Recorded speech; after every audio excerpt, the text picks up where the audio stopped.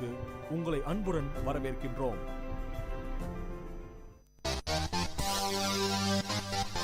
உங்கள் VIT பண்பலை 90.8 அன்று இன்று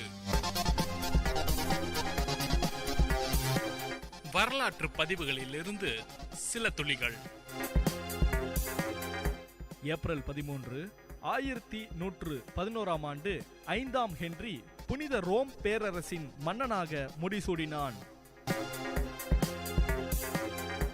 ஏப்ரல் 13, 1829 ஆண்டு பிரிட்டிஷ் நாடாளுமன்றம் ரோமன் கத்தோலிக்கர்களுக்கு மத உரிமை அளித்தது. ஏப்ரல் 13, 1849 ஆண்டு ஹங்கேரி நாடு குடியரசானது. ஏப்ரல் 13, 1919 ஆண்டு ஜாலியன் வாலாபாக் திடலில் கூடியிருந்த மக்களை நோக்கி பிரிட்டிஷ் படையினர் துப்பாக்கிச் சூடு நடத்தியதில் 379 பேர் உயிரிழந்தனர். ஏப்ரல் 13, 1930 ஆண்டு மகாத்மா காந்தியின் உப்பு சத்தியாகிரகத்திற்கு ஆதரவாக தென்னிந்தியாவில் ராஜாஜி தலைமையில் பாத யாத்திரை தொடங்கப்பட்டது. ஏப்ரல் 13, 1939 ஆண்டு இந்தியாவில் இந்திய செம்படை என்ற இராணுவ அமைப்பு பிரிட்டிஷுக்கு எதிரான ஆயுத போராட்ட அமைப்பு ஆரம்பிக்கப்பட்டது. ஏப்ரல் 13, 1941 ஆண்டு ஜப்பானுக்கும் சோவியத் ஒன்றியத்துக்கும் இடையில் அணிசேரா உடன்பாடு எட்டப்பட்டது. ஏப்ரல் 13, 1953 ஆண்டு இயன் ஃபிளமிங் தனது முதலாவது ஜேம்ஸ் பாண்ட் புதினத்தை வெளியிட்டார். ஏப்ரல் 13, 1954 ஆண்டு காமராசர் சென்னை மாகாணத்தின் முதல்வரானார். ஏப்ரல் 13, 1930 ஆண்டு தமிழ் திரைப்பட பாடலாசிரியர் மற்றும் கவிஞர் பட்டுக்கோட்டை கல்யாண சுந்தரம் பிறந்தார். உங்கள் VIT பண்பலை 90.8 அன்று இன்று வரலாற்று பதிவுகளிலிருந்து சில துளிகள். வணக்கம் நேயர்களே, இது VIT பண்பலை 90.8 VIT பல்கலைக்கழகத்தின் சமுதாய வானொலி. இந்த நிகழ்ச்சி தினம் ஒரு திறவுகோல்.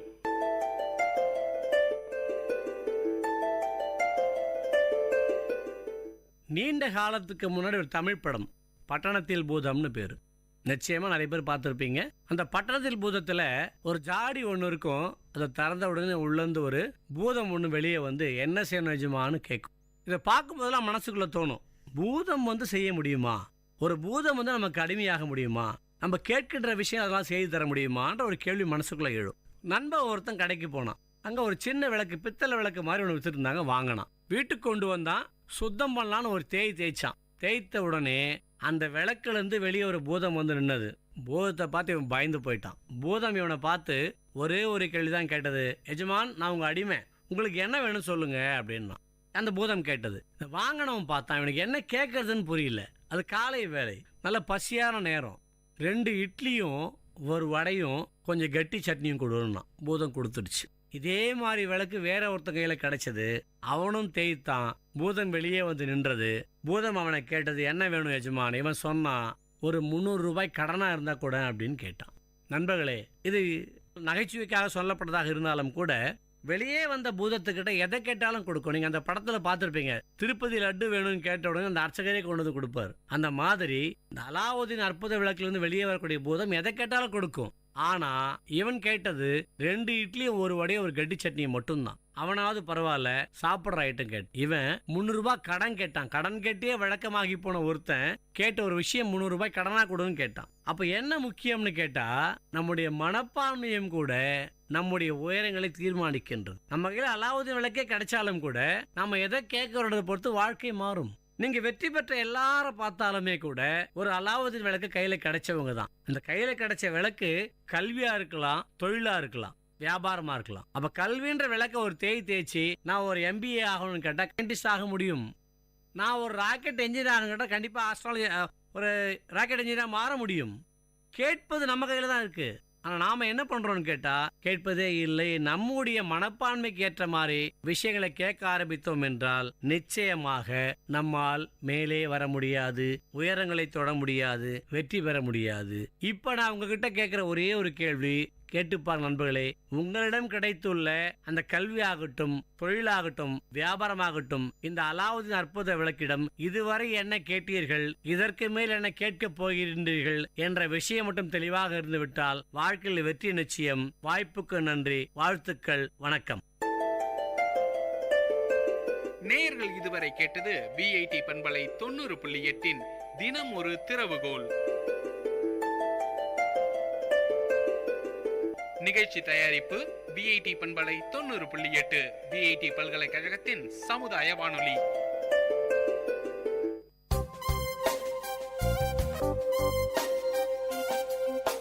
மண் வாசனை உங்கள் விஐடி பண்பலை 90.8 வேளாண்மை சார்ந்த தொழில்நுட்பம், பசுமை படரும் விவசாய தொழில்கள், பண்ணை முறைகள் என மானுடம் காக்கும் உழவு சார்ந்த நிகழ்ச்சி. வணக்கம் நேயர்களே, இது விஐடி பண்பலை 90.8 விஐடி பல்கலைக்கழகத்தின் சமுதாய வானொலியில் இந்த நிகழ்ச்சி உங்கள் அபிமான மண் வாசனை. நம்ம இந்த மண் வாசனை நிகழ்ச்சியின் மூலமா இயற்கை சார்ந்த விவசாயம், இன்னைக்கு இருக்கிற பருவமழை மாற்றத்திற்கு ஏற்ற மாதிரி நீர் பற்றாக்குறை அதிகமாயிடுச்சு, அதுக்கு ஏற்ற மாதிரியான விவசாய முறைகள் என்னென்ன மாதிரியான பண்ணணும், இன்னைக்கு வெப்பமயமாதல் அதிகமா இருக்கிறதுனால இன்னைக்கு இருக்கிற சூழ்நிலையில எந்த மாதிரியான உணவு முறைகள் நம்ம எடுத்துக்கணும், இந்த மாதிரியான விஷயங்கள் நிறையவே பார்த்துட்டு வரோம். இன்னைக்கு நிகழ்ச்சியில நம்ம எதை பத்தி பார்க்க போறோம்னா, கம்பு, சோளம், வரகு, பனிவரகு, சாமை, திணை, குதிரவாளி, கேழ்வரகு, இரும்புச்சோளம், நாட்டுச்சோளம் போன்றவை சிறுதானியங்கள். இவை அதிக ஆற்றலை தரக்கூடியது. இது எல்லாருக்கும் நமக்கு தெரிஞ்ச விஷயம் தான். ஆனா இன்னைக்கு இந்த மாதிரியான உணவுப் பொருட்கள் நமக்கு கிடைக்குதா அப்படின்ற விஷயங்கள் பார்த்தா கேள்விக்குறிதான். இத்தகைய தானியங்கள் மழை இல்லாவிட்டாலும் மானாவாரி நிலத்துல கூட சிறப்பா விளையக்கூடியது. இப்பொழுது நிலவும் உணவு பற்றாக்குறை, புவி வெப்பமயமாதல், விளைநிலங்கள் மழை பொய்ததால வறண்டு இருத்தல் போன்றவற்றுக்கெல்லாம் இதுவே மாற்று வழியா இருக்கும். இந்த மாதிரியான பயிரை நம்ம விளைவிக்கிறதுனால பிரபஞ்சம் செழிக்கும் என நம்பிக்கை கொள்ளலாம். இட்லி, தோசை, சாதம், முறுக்கு, பொங்கல் இது எல்லாமே இந்த மாதிரியான பொருட்கள் இருந்துதான் தயாரிக்கிறாங்க அப்படின்றது நமக்கு எல்லாருக்குமே தெரிஞ்ச ஒரு விஷயம். அதுல சில பொருளை மட்டும் இன்னைக்கு நம்ம பார்க்கலாம். முதல்ல நம்ம சோளத்தை பத்தி பார்ப்போம். சோளம் உடலுக்கு அவசியமான இரும்பு, கால்சியம், புரதம், கொழுப்பு, மாவுச்சத்து, தியாமின், நயாசின் சத்து அதிகமா இருக்கு. சோள உணவுகள் உடலுக்கு உறுதியே தரக்கூடியது. உடல் பருமனை குறைக்கும், வயிற்று புண்ணை ஒழிக்கும், வாய் நாற்றத்தை போக்கும், நீரிழிவு நோய், செரிமான குறைகள், இரத்த சோகை, சக்கரை நோய் குணப்படுத்துது.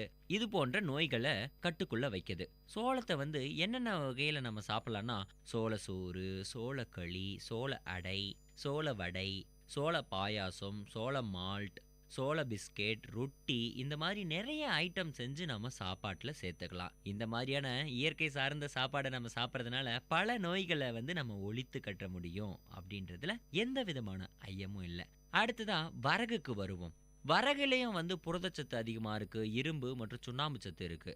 இது உடல் எடையை குறைக்கக்கூடியது. குறிப்பா பெண்கள் மாதவிடாய் கோளாறு கொண்ட பெண்கள் வரகை சமைச்சு சாப்பிட்றது ரொம்பவும் நல்லது. வரகுக்கு கல்லீரலில் செயல்பாடுகளை தூண்டி கண் நரம்பு நோய்களை தடுக்கும் குணம் இருப்பதோடு நிணநீர் சுரப்பிகளையும் சுரக்கும் குணம் உண்டு. சர்க்கரை அளவை குறைக்குது, மூட்டு வலியை குறைக்குது. இந்த மாதிரியான நோய்களை வரகு வரம்பு மீறி வரக்கூடாது அப்படின்னு ரொம்பவும் தடுத்து வைக்குது. வரகு நம்ம என்னென்னலாம் பண்ணி சாப்பிடலாம்? சீடை செய்யலாம், வரகு சோறு, வரகு மால்ட், இந்த மாதிரியான ஐட்டம் செஞ்சு நம்ம சாப்பாட்டுல சேர்த்துக்கலாம். அடுத்ததான் ரொம்ப முக்கியமான விஷயம், திணைக்கு வருவோம். பழங்காலத்துல முதலாவதா பயிரிடப்பட்ட ஒரு பயிர் எதுன்னு பார்த்தோம்னா அது திணையை தான் சொல்லுவாங்க நம்ம பெரியோர்கள். திணை என்ற உடனே தமிழ் கடவுள் முருகப்பெருமான் தான் நமக்கு ஞாபகத்துக்கு வருவாரு. அவர் வள்ளி கிட்ட சென்று தேனும் திணையும் வாங்கி சாப்பிட்டதாகவும் பின் வள்ளியை திருமணம் செஞ்சு கொண்டதாகவும் புராண கதைகள் சொல்லப்பட்டுள்ளது. இதிலிருந்தே திணை எவ்வளவு பழமை வாய்ந்தது என்பதை நம்ம உணரலாம். திணை மாவு அதிக சத்து கொண்டதா இருக்கு. இதுல புரதச்சத்து அதிகமா இருக்கிறதுனால ஆண் பெண் எல்லாருமே திணையை அதிக அளவு நம்ம எடுத்துக்கொண்டோம்னா இன்னைக்கு இருக்கிற உடல் பருமனை குறைச்சு நம்ம உடலை சீரா வைக்க முடியும். பல்வேறு நோய்களை நம்ம ஒழித்து கட்ட முடியும். திணை பசி உணர்வை அதிகமா நமக்கு தூண்டுறதால எனக்கு சாப்பாடு விஷயங்கள் எனக்கு பிடிக்கல அப்படின்னு நினைக்கிறவங்க திணையை கொஞ்சம் அதிகமா சேர்த்துக்கிட்டோம்னா நேரத்துக்கு கொஞ்சம் பசி எடுக்கும், டைஜஷன் ப்ராப்ளம் நமக்கு இருக்காது. இன்றைக்கி இருக்கிற ஃபாஸ்ட் வேர்ல்டில் வந்து நம்ம ஃபாஸ்ட் ஃபுட், அதாவது ஜங்க் ஃபுட்ஸை வந்து அதிகமாக சாப்பிட்டுட்டு இருக்கிறோம்.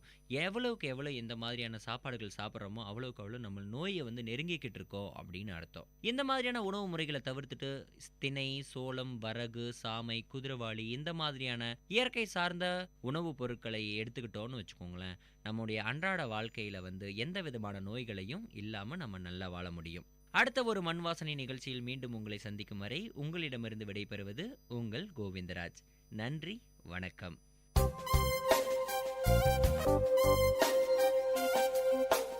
நேயர்கள் இதுவரை கேட்டது மண் வாசனை உங்கள் விஐடி பண்பலை 90.8. வேளாண்மை சார்ந்த தொழில்நுட்பம், பசுமை படரும் விவசாய தொழில்கள், பண்ணை முறைகள் என மானுடம் காக்கும் உழவு சார்ந்த நிகழ்ச்சி.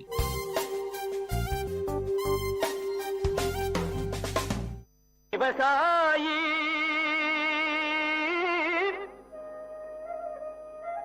விவசாயி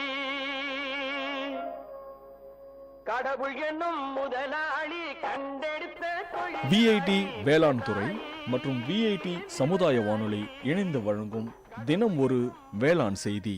வணக்கம் நேயர்களே, நீங்கள் கேட்டுக்கொண்டிருப்பது விஐடி பண்பலை 90.8. இது விஐடியின் சமுதாய வானொலி. தினமொரு வேளாண் செய்தியில் இன்று உங்களுடன் இணைந்திருப்பது உங்கள் ஹேமபிரியா, விஐடி வேளாண் துறை மாணவி. இன்றைய தினமொரு வேளாண் செய்தியில் மானாவரி சோளத்தை பற்றி பார்க்கலாம். இதன் விதை அளவு ஹெக்டருக்கு 15 கிலோ, இடைவேளி 45க்கு 15 சென்டிமீட்டர் அல்லது 45க்கு 10 சென்டிமீட்டர். விதை நேர்த்தி விவரங்கள். விதைகளை கடினப்படுத்துதல். வறட்சியை தாங்கி வளர விதைகளை கடினப்படுத்தி பின்பு விதைக்க வேண்டும்.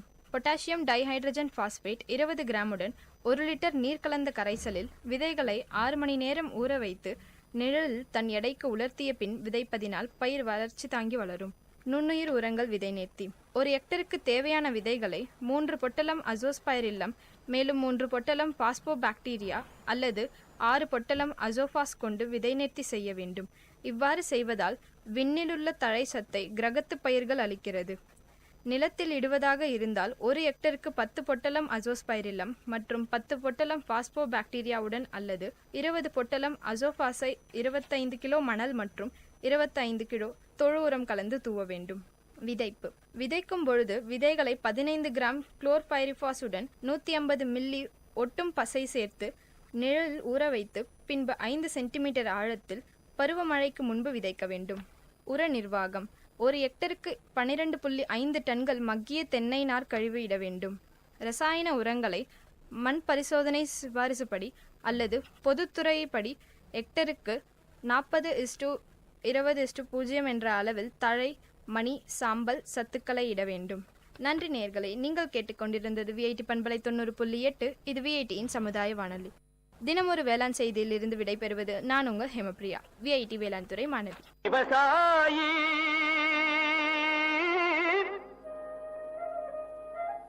விவசாயி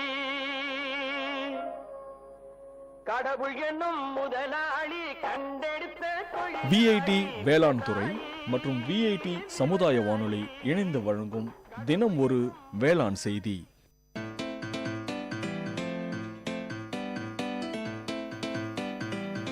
செவிச்செல்வம், விஐடி பண்பலையின் அறிவு களஞ்சியம். அகரம் முதல் ஆகாயம் வரை, தூரிகை முதல் தொழில்நுட்பம் வரை, அறிவுசார் தரவுகளின் பெட்டகம் செவிச்செல்வம்.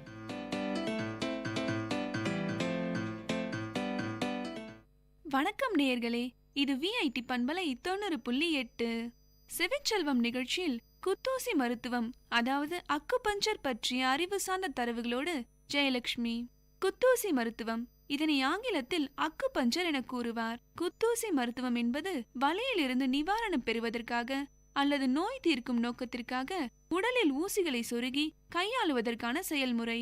இது வலி நிவாரணத்திற்கும் சிகிச்சைசார் உணர்வக ஆற்றலை தூண்டுவதற்கும் மற்றும் நோய் தீர்க்கும் நோக்கத்திற்காக நயமான ஊசிகளை வைத்து உடலில் உள்ள புறத்திய நரம்புகள் நெடுக்கிலும் குறிப்பிட்ட பகுதிகளில் துளையிடும் சீன நடைமுறை. உடலில் பல ஊசிகளை செலுத்தும் முறைக்கு சீன அக்குபஞ்சர் என்றும், ஒரே ஒரு ஊசியை செலுத்தும் அல்லது கைவிரலால் தொடும் அக்குபஞ்சர் முறைக்கு மரபு முறை அல்லது இந்திய அக்குபஞ்சர் என்று அழைக்கப்படுகிறது. குத்தூசி மருத்துவத்தின் ஆரம்பகால எழுத்துப்பதிவு சீன உரைநடை ஷீஜி ஆகும். அதன் வரலாற்றின் விரிவாக்கம் 2ஆம் நூற்றாண்டு BCE மருத்துவ உரைநடையான ஹீ வாண்டி நெக்லிங்கில் இருந்தது. குத்தூசி மருத்துவத்தின் மாறுபட்ட மாற்றங்கள் உலகம் முழுவதும் நடைமுறையில் இருக்கின்றன மற்றும் கற்பிக்கப்படுகின்றன. குத்தூசி மருத்துவமானது 20ஆம் நூற்றாண்டின் பிற்பகுதியில் இருந்து இயக்கத்தில் உள்ள அறிவியல்சார் ஆராய்ச்சியின் பொருளாக இருக்கிறது. குத்தூசி மருத்துவம் சீனாவிலிருந்து கொரியா, ஜப்பான், வியட்நாம் மற்றும் கிழக்கு ஆசியாவின் சில பகுதிகளில் பரவியிருந்தது.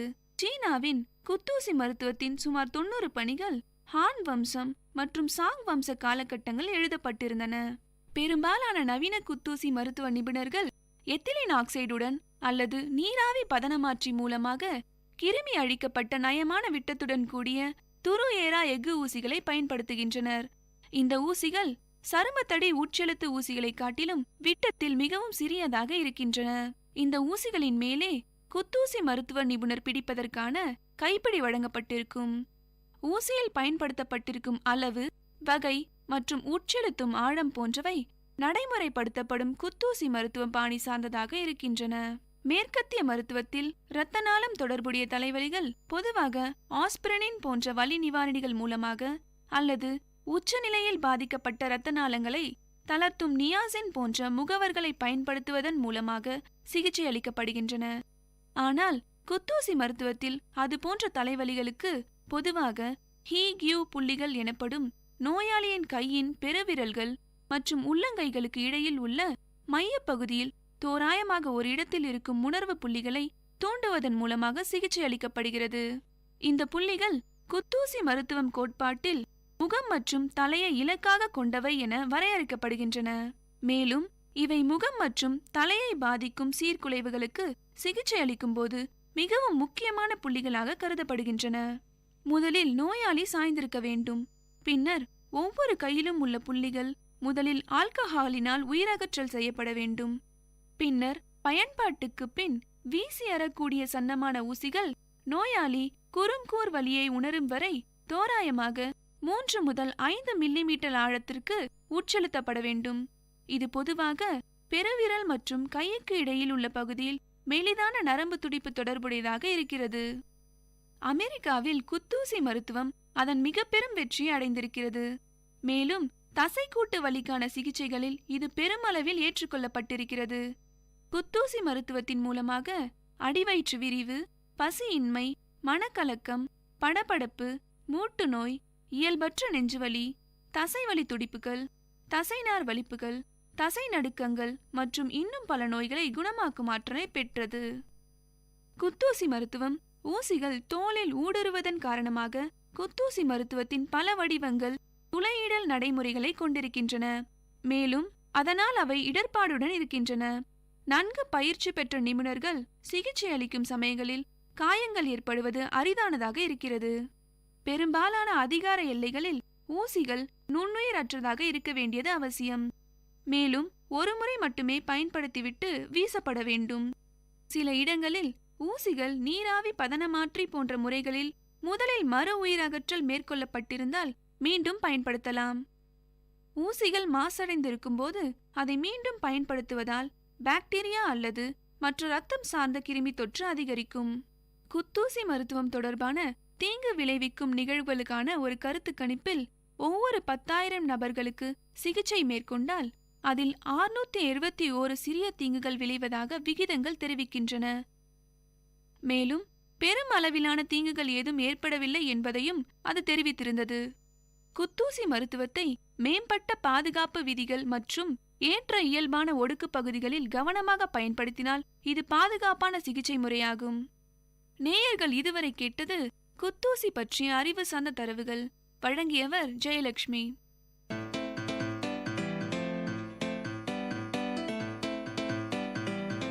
செவிச்செல்வம் VIT பண்பலையின் அறிவு களஞ்சியம். அகரம் முதல் ஆகாயம் வரை, தூரிகை முதல் தொழில்நுட்பம் வரை, அறிவுசார் தரவுகளின் பெட்டகம் செவிச்செல்வம்.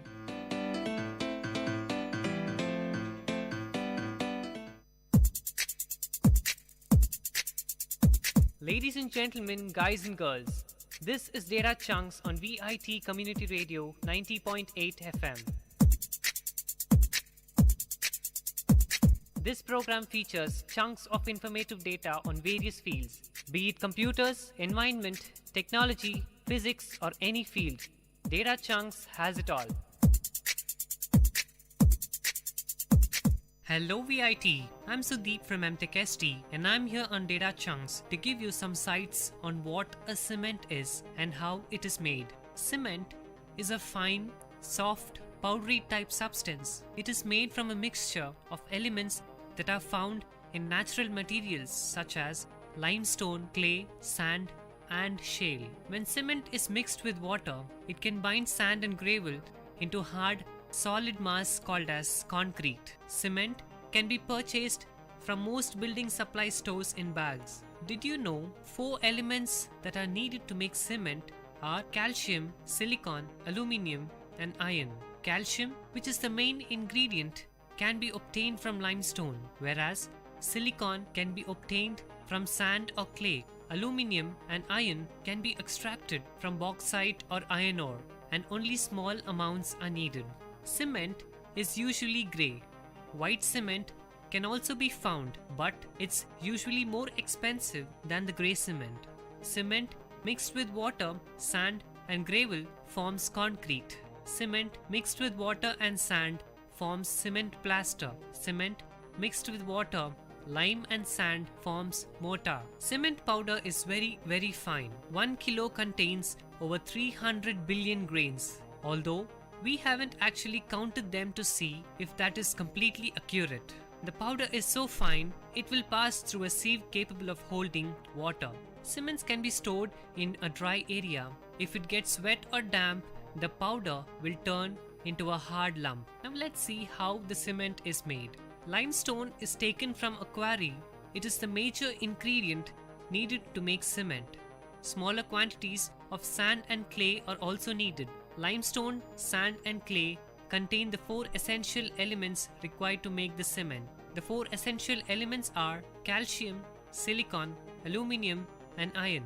Boulder-sized limestone rocks are transported from the quarry to the cement plant and fed into a crusher, which crushes the boulder into a marble-sized pieces. The limestone pieces then go through a blender where they are added to other raw materials in the right proportion. The raw materials are ground to a powder. This is sometimes done with rollers that crush the materials against a rotating platform.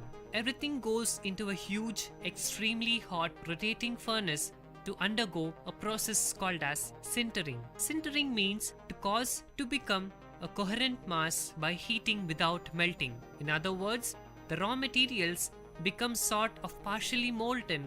The raw materials reach about 2700 Fahrenheit, that is 1480 degrees Celsius inside the furnace. This causes chemical and physical changes to the raw materials, and they come out of the furnace as large, glassy, red-hot cinders called clinker. The clinker is cooled and ground into a very fine grey powder. The small amount of gypsum is also added during final grinding. It is now finished product that is called as Portland cement.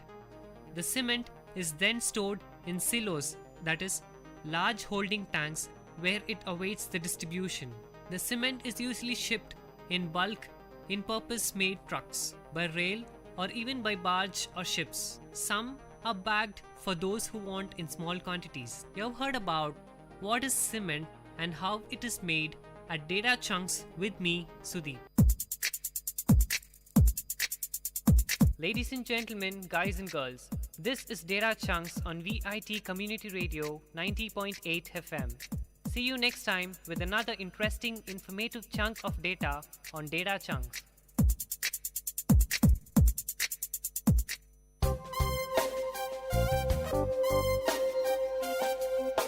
மண் வாசனை உங்கள் VIT பண்பலை 90.8 வேளாண்மை சார்ந்த தொழில்நுட்பம், பசுமை படரும் விவசாய தொழில்கள், பண்ணை முறைகள் என மானுடம் காக்கும் உழவு சார்ந்த நிகழ்ச்சி. வணக்கம். உணவே மருந்து எனும் உயரிய கோட்பாட்டில் இயங்குவது நமது சமூகம். உணவினை கட்டுப்படுத்துவதன் மூலமே நோய்களை கட்டுப்படுத்த முடியும் என்கின்ற உயரிய கோட்பாடு நமது சமூகத்தின் கோட்பாடு.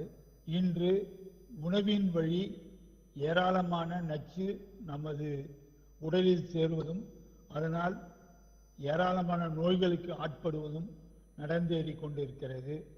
உச்சகட்டமாக கேள்விப்பட்டது அறிந்தது தாய்ப்பாலிலும் விஷம் கலந்திருக்கின்ற உண்மைதான். இதற்கு காரணம் அந்த தாய் எடுத்துக்கொண்ட உணவில் இருந்த நச்சுத்தன்மைதான் என்பதை ஆய்வுகள் தெளிவுபடுத்தின. இன்றைய காலகட்டத்தில் நச்சில்லாத உணவை மக்களுக்கு கிடைக்க வேண்டும் என்பதற்காக இயற்கை விவசாயிகள் பல சங்கடங்களுக்கு இடையில, பல கடுமையான உழைப்புக்கு இடையில உற்பத்தி செய்து கொண்டிருக்கின்றார்கள்.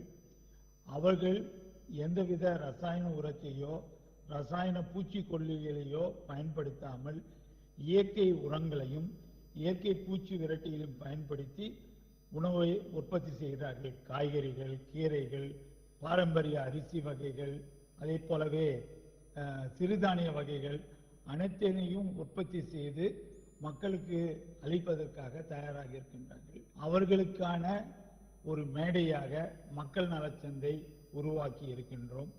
மக்கள் நலச்சந்தை வழியாக மக்களுக்கு நேரடியாக இந்த ரசாயன உரம் கலக்காத உணவுகள், குறிப்பாக காய்கறிகள், கீரைகள், பழங்கள், அதே போலவே சிறுதானியங்கள் கிடைப்பதற்காக மக்கள் நலச்சந்தை என்கின்ற ஒரு எளிய சந்தையினை உருவாக்கி இருக்கின்றோம்.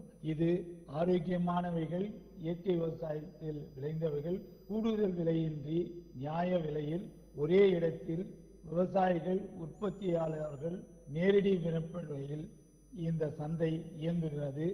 இது ஒரு தனித்துவமான சந்தை. இயற்கை விவசாயிகள் ஒருங்கிணைந்து நடத்தும் வாரச்சந்தை மற்றும் மாதச்சந்தை வழக்கமாக நடைபெற்று கொண்டிருக்கிறது. வாரச்சந்தையை பொறுத்தவரையில் ஒவ்வொரு வாரமும் புதன்கிழமைகளில் காலை 6 மணி முதல் 10 மணி வரை நடைபெறுகிறது. நடைபெறும் இடம் அசோக் பிளான் நர்சரி, நம்பர் 4, 4வது கிழக்கு மெயின் ரோடு, ஆக்சிலியம் கல்லூரி ரவுண்டானா அருகில், காந்தி நகர், வேலூர் 6. இதற்கான தொடர்பாளர் டி ராஜேஷ், 7092629395. இவரை தொடர்பு கொண்டு வாங்குவதாக இருந்தாலும் சரி, விற்பனை செய்யக்கூடிய விவசாயிகளாக இருந்தாலும் இவரை தொடர்பு கொள்ளலாம். இதை தவிர மாதம் ஒரு முறை சிறப்பு சந்தையாக மக்கள் நலச்சந்தை ஒவ்வொரு மாதமும் 2ஆம் சனிக்கிழமைகளில் காலை 6 மணி முதல் 2 மணி வரை நடைபெறுகிறது. இடம் திருமகள் திருமண மண்டபம், ஆக்சிலியம் கல்லூரி சாலை, காந்தி நகர், வேலூர் 6. இந்த சந்தையில் காய்கறிகள், பழங்கள், கீரைகள், பாரம்பரிய அரிசி வகைகள், எண்ணெய், தேன், சத்துமாவு, ஊறுகாய் மற்றும் பிற மதிப்பு கூட்டப்பட்டவைகள் விற்பனைக்கு கிடைக்கின்றன. உங்கள் குடும்பத்தின் ஆரோக்கியமான வாழ்விற்காக உங்கள் வீட்டின் அருகில் அவசியம் வாருங்கள். அன்புடன் அழைக்கும் மக்கள் நலச்சந்தை ஒருங்கிணைப்பு குழு. நன்றி.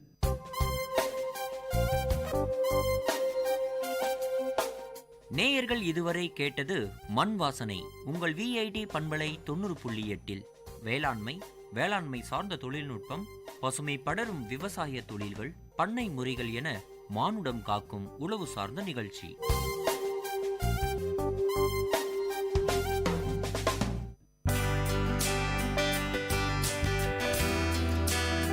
உங்கள் VIT பண்பலை 90.8 அனுபவ மேடை. மக்கள் தங்கள் வாழ்க்கை அனுபவங்களையும் முன்னேற்ற பாதைகளையும் விரிவாக கலந்துரையாடும் நிகழ்ச்சி.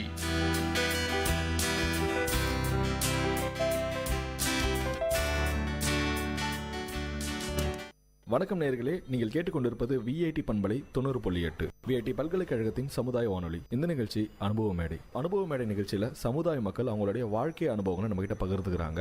அந்த வகையில் இன்னைக்கு நம்ம கூட ஒருத்தர் இருக்கிறாங்க. வாங்க நிகழ்ச்சி போகலாம். வணக்கம் சார், உங்களை அறிமுகப்படுத்திக்கோங்க. வணக்கம் சார், என் பேர் சரவணன். நான் வேலூரில் அன்னை டிஃபன் சென்டரில் மாஸ்டராக ஒர்க் பண்ணுறேன். எத்தனை வருஷமாக நீங்கள் மாஸ்டராக ஒர்க் பண்ணுறீங்க? நான் ஒரு 3 வருஷமாக மாஸ்டராக ஒர்க் பண்ணுறேன். சமையல் செய்யணுன்றது ஒரு கலையான ஒரு துறை. இந்த துறைக்கு நீங்கள் எதனால் வரணுன்ற மாதிரி உங்களுக்கு தோணுச்சு? சமையல் செய்யணுன்ட்டு அது ஒரு கலை. வரவங்களுக்கு வயிறார இது பண்ணுறது ஒரு இது கலை இருந்து பிடிச்சிருக்கு. அதுக்காக செய்ய பழகினேன்.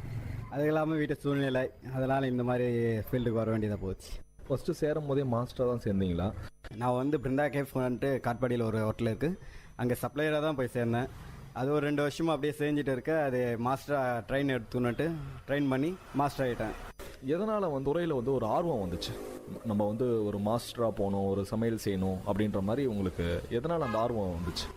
அது வந்து ஃபஸ்ட்டு சப்ளை தான் இருந்தேன். ஆனால் மாஸ்டர் சொன்னாங்க, இது சப்ளைலாம் நிரந்தரம் கிடையாது, மாஸ்டர் ஆகினா தான் கொஞ்சம் இதுவாக இருக்கும், அதனால் ஒர்க் பண்ணுங்க, அப்போ சேலரி ஒரு இதுவாக இருக்கும், நல்ல ஃபீல்டுக்கு போகலாம் அப்படின்னாங்க. சரி, அப்படியே மாஸ்டராக கற்றுக்கிட்டு தான் ஒர்க் இது. மாஸ்டராக சேர்ந்து முதல்ல நீங்கள் வந்து என்ன சமைச்சிங்க அதை சொல்லுங்கள். நான் டிஷ்ஷஸ் செஞ்சது வந்து ஃப்ரைட் ரைஸ் தான் செஞ்சேன். அது ஃப்ரைட் ரைஸ் போட்டு கொஞ்சம் நல்லா கொடுத்தது, எங்கள் ஓனருக்கும் பிடிச்சது, வர கஸ்டமருக்கு பிடிச்சது. அதுலேருந்து அப்படியே பிக்கப் பண்ணிவிட்டு ஃபாஸ்ட் ஃபுட்டில் சைனீஸ், அப்புறம் நார்த் இந்தியன், சவுத் இந்தியன் மாதிரி ட்ரை பண்ணி கற்றுக்கிட்டேன். எங்கள் ஓனருக்கும் ரொம்ப பிடிச்சது, அதனால் வந்து நான் மாஸ்டர் ஆகிட்டேன் அப்படின்ட்டு. எந்தெந்த ஐட்டம்ஸ்லாம் ஸ்பெஷலாக செய்வீங்க அதை சொல்லுங்கள். ஸ்பெஷலாக வந்து சிக்கன் கிரேவி ஐட்டம்ஸ் நல்லா செய்வேன், பிரியாணி செய்வேன், ஃப்ரைட் ரைஸ்லாம் ஐட்டம்ஸ் நல்லா வரும். தம் பிரியாணினா என்ன, அதை வந்து கொஞ்சம் டீட்டெயிலாக எக்ஸ்பிளைன் பண்ணுங்கள். தம் பிரியாணியை 2 ரகம் பண்ணலாம். ஒன்று வந்து ரைஸு பாயில் தனியாக பண்ணிவிட்டு மசாலா போட்டு அப்புறமேலே நெருப்பு போட்டு தம் போடுறது ஒரு வகை. இன்னொன்று வந்து வாட்டர்லேயே குக் பண்ணி தம் போடுறது ஒரு வகை. 2 வகையில் செய்யலாம் தம் பிரியாணின்றது. சிக்கன் செட்டிநாடு, சிக்கன் கிரேவி, அப்புறம் வந்து சிக்கன் மசாலா, அது மாதிரி சிக்கன் பெப்பர் மசாலா அப்படின்ற மாதிரி நிறையா ஐட்டங்கள் நாங்கள் பார்த்துட்ருக்குறோம். நாங்கள் ஹோட்டலில் போய் சாப்பிடும் போதெல்லாம் கூட லிஸ்ட்டு பார்த்தோன்னே இருக்குது. இதுக்கெல்லாம் என்ன வித்தியாசங்கள் அதை கொஞ்சம் சொல்கிறீங்களா? ஒவ்வொரு ஊருக்கு ஒவ்வொரு மசாலா இருக்குது, டேஸ்ட்டு இந்த ஃபேவரட். அதனால் அந்த செட்டிநாடு ஸ்டைலில் வரும்போது அந்த மசாலாவோட போடுற வாசி இந்த செட்டிநாடு சிக்கன் ஒரு ஸ்டைலாக இருக்கும். பெப்பர் சிக்கன் வரும்போது பெப்பரோட ஃப்ளேவர் வரும்போது பெப்பர் சிக்கன் ஒரு டேஸ்ட்டு கொடுக்கும். அந்த மாதிரி ஒவ்வொரு இடத்துக்கு ஒவ்வொரு டேஸ்ட்டு கொடுக்குறப்ப அந்த மசாலா வரும், சாப்பிடவும் நல்லா தெரியும். இப்போ வேலூரில் நம்ம எந்த டைப் ஆஃப் மசாலா நம்ம யூஸ் பண்ணுறோம்? ஏன்னா வேலூருன்றது பார்த்திங்கன்னா வந்து ரொம்ப ஒரு வெயிலான ஒரு ஊர் அப்படின்னு கூட சொல்லுவாங்க. இதில் வந்து கொஞ்சம் மசாலா சேர்த்துக்கிட்டோம் அப்படின்னா உடலுக்கும் கொஞ்சம் வந்து ஒரு ரொம்ப ஒரு கெடுதியான ஒரு விஷயமாக கூட இருக்கும். அந்த விஷயம்லாம் கூட நீங்கள் ஞாபகம் வச்சுக்கிட்டு தான் சமையல் செய்வீங்களா? அதாவது வந்து ஒரு சீதோஷண நிலைக்கு ஏற்ற மாதிரி, இன்றைக்கி வந்து மழை வருது, கொஞ்சம் காரம் போடலாம், இன்றைக்கி ரொம்ப வெயில் காலம், இந்த நேரத்தில் காரம் கம்மி பண்ணிக்கணும், அது மாதிரிலாம் ஏதாவது பண்ணுவீங்களா? அப்படி இல்லை, வரவங்க ஒவ்வொரு பாடி கண்டிஷன் பொறுத்து அவங்க டேஸ்ட் எப்படி, ஹாட்டாக சாப்பிட்றவங்க இருக்காங்க, அப்புறமேட்டு கோல்டாக சாப்பிட்றவங்க, அந்த மாதிரி ஸ்பைஸியாக சாப்பிட்றவங்களுக்கு ஸ்பைஸாக கொடுப்பேன். எங்கள் இதுகளுக்கு எப்படின்னாக்கா அவங்க டேஸ்ட்டு பொறுத்த மாதிரி தான் போடுவோம். அதுக்காக அவங்க கம் பண்ணுறதை ஏற்றதெல்லாம் இல்லை. இந்த ஊரில் எல்லாருமே இருக்காங்க, அவங்கவுங்க ஸ்டைலில் ஆந்திராஸ் இருக்காங்க, நார்த் இந்தியன்ஸ் இருக்காங்க, அதனால் அவங்களுக்கு கொடுக்குற மாதிரி நாங்கள் கொடுப்போம். நம்மளுடைய வேலூர் மக்கள் என்னென்ன உணவெல்லாம் வந்து ரொம்ப விரும்பி சாப்பிட்றாங்க அதை கொஞ்சம் சொல்லுங்கள். எல்லாம் வெரைட்டியாக கொண்டு வரதா, எந்த ஐட்டம்ஸ் இருந்தாலும் சாப்பிட்றதா இருக்காங்க. வெரைட்டியாக எதுன்னு இங்கே வேலூருக்குன்னு ஸ்பெஷலாக எதுவும் இல்லை அவ்வளோவா. ஆற்காடுக்கு சொன்னாக்கா நம்ம ஆற்காட்டில் பிரியாணி ஃபேமஸாக இருந்துச்சு. அந்த மாதிரி ஆற்காடு பிரியாணி கொடுத்தா இங்கே பிரியாணி எல்லாமே சாப்பிடுவாங்க. ஃப்ரைட் ரைஸ் ஐட்டம்ஸ், டிஃபன், இந்த மாதிரி தான் வெரைட்டியாக கொடுக்க நம்ம ஆளுங்க சாப்பிடுவோம். மார்னிங் வந்து உங்களுக்கு எத்தனை மணிலேருந்து எத்தனை மணி வரையும் டியூட்டி ஹவர்ஸ்?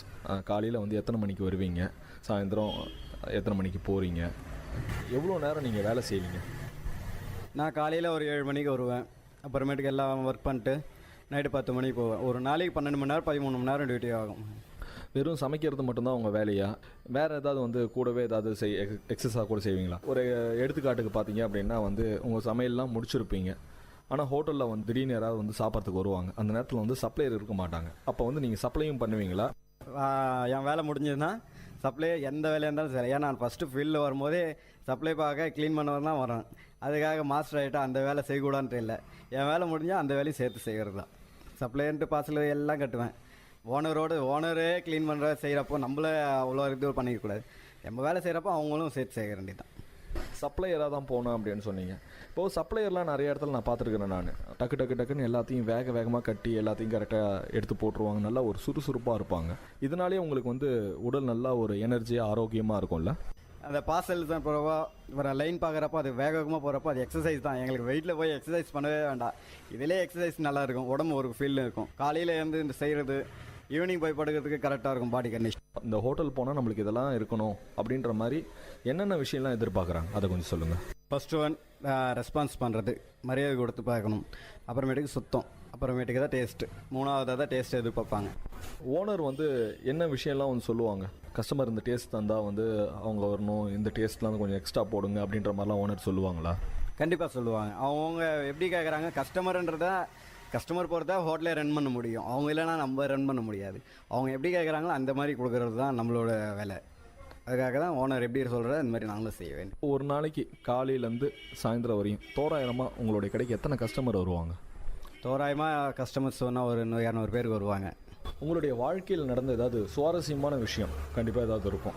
ஏன்னா நீங்கள் சொல்கிறீங்க இத்தனை வருஷமாக நான் வந்து இந்த ஹோட்டல் ஃபீல்டில் நான் இருக்கிறேன் அப்படின்ட்டு. அது மாதிரி உங்களுக்கு ஏதாவது வந்து ஒரு சுவாரஸ்யமான விஷயம் ஏதாவது இருக்குதுங்களா? அது சொல்லுங்கள்.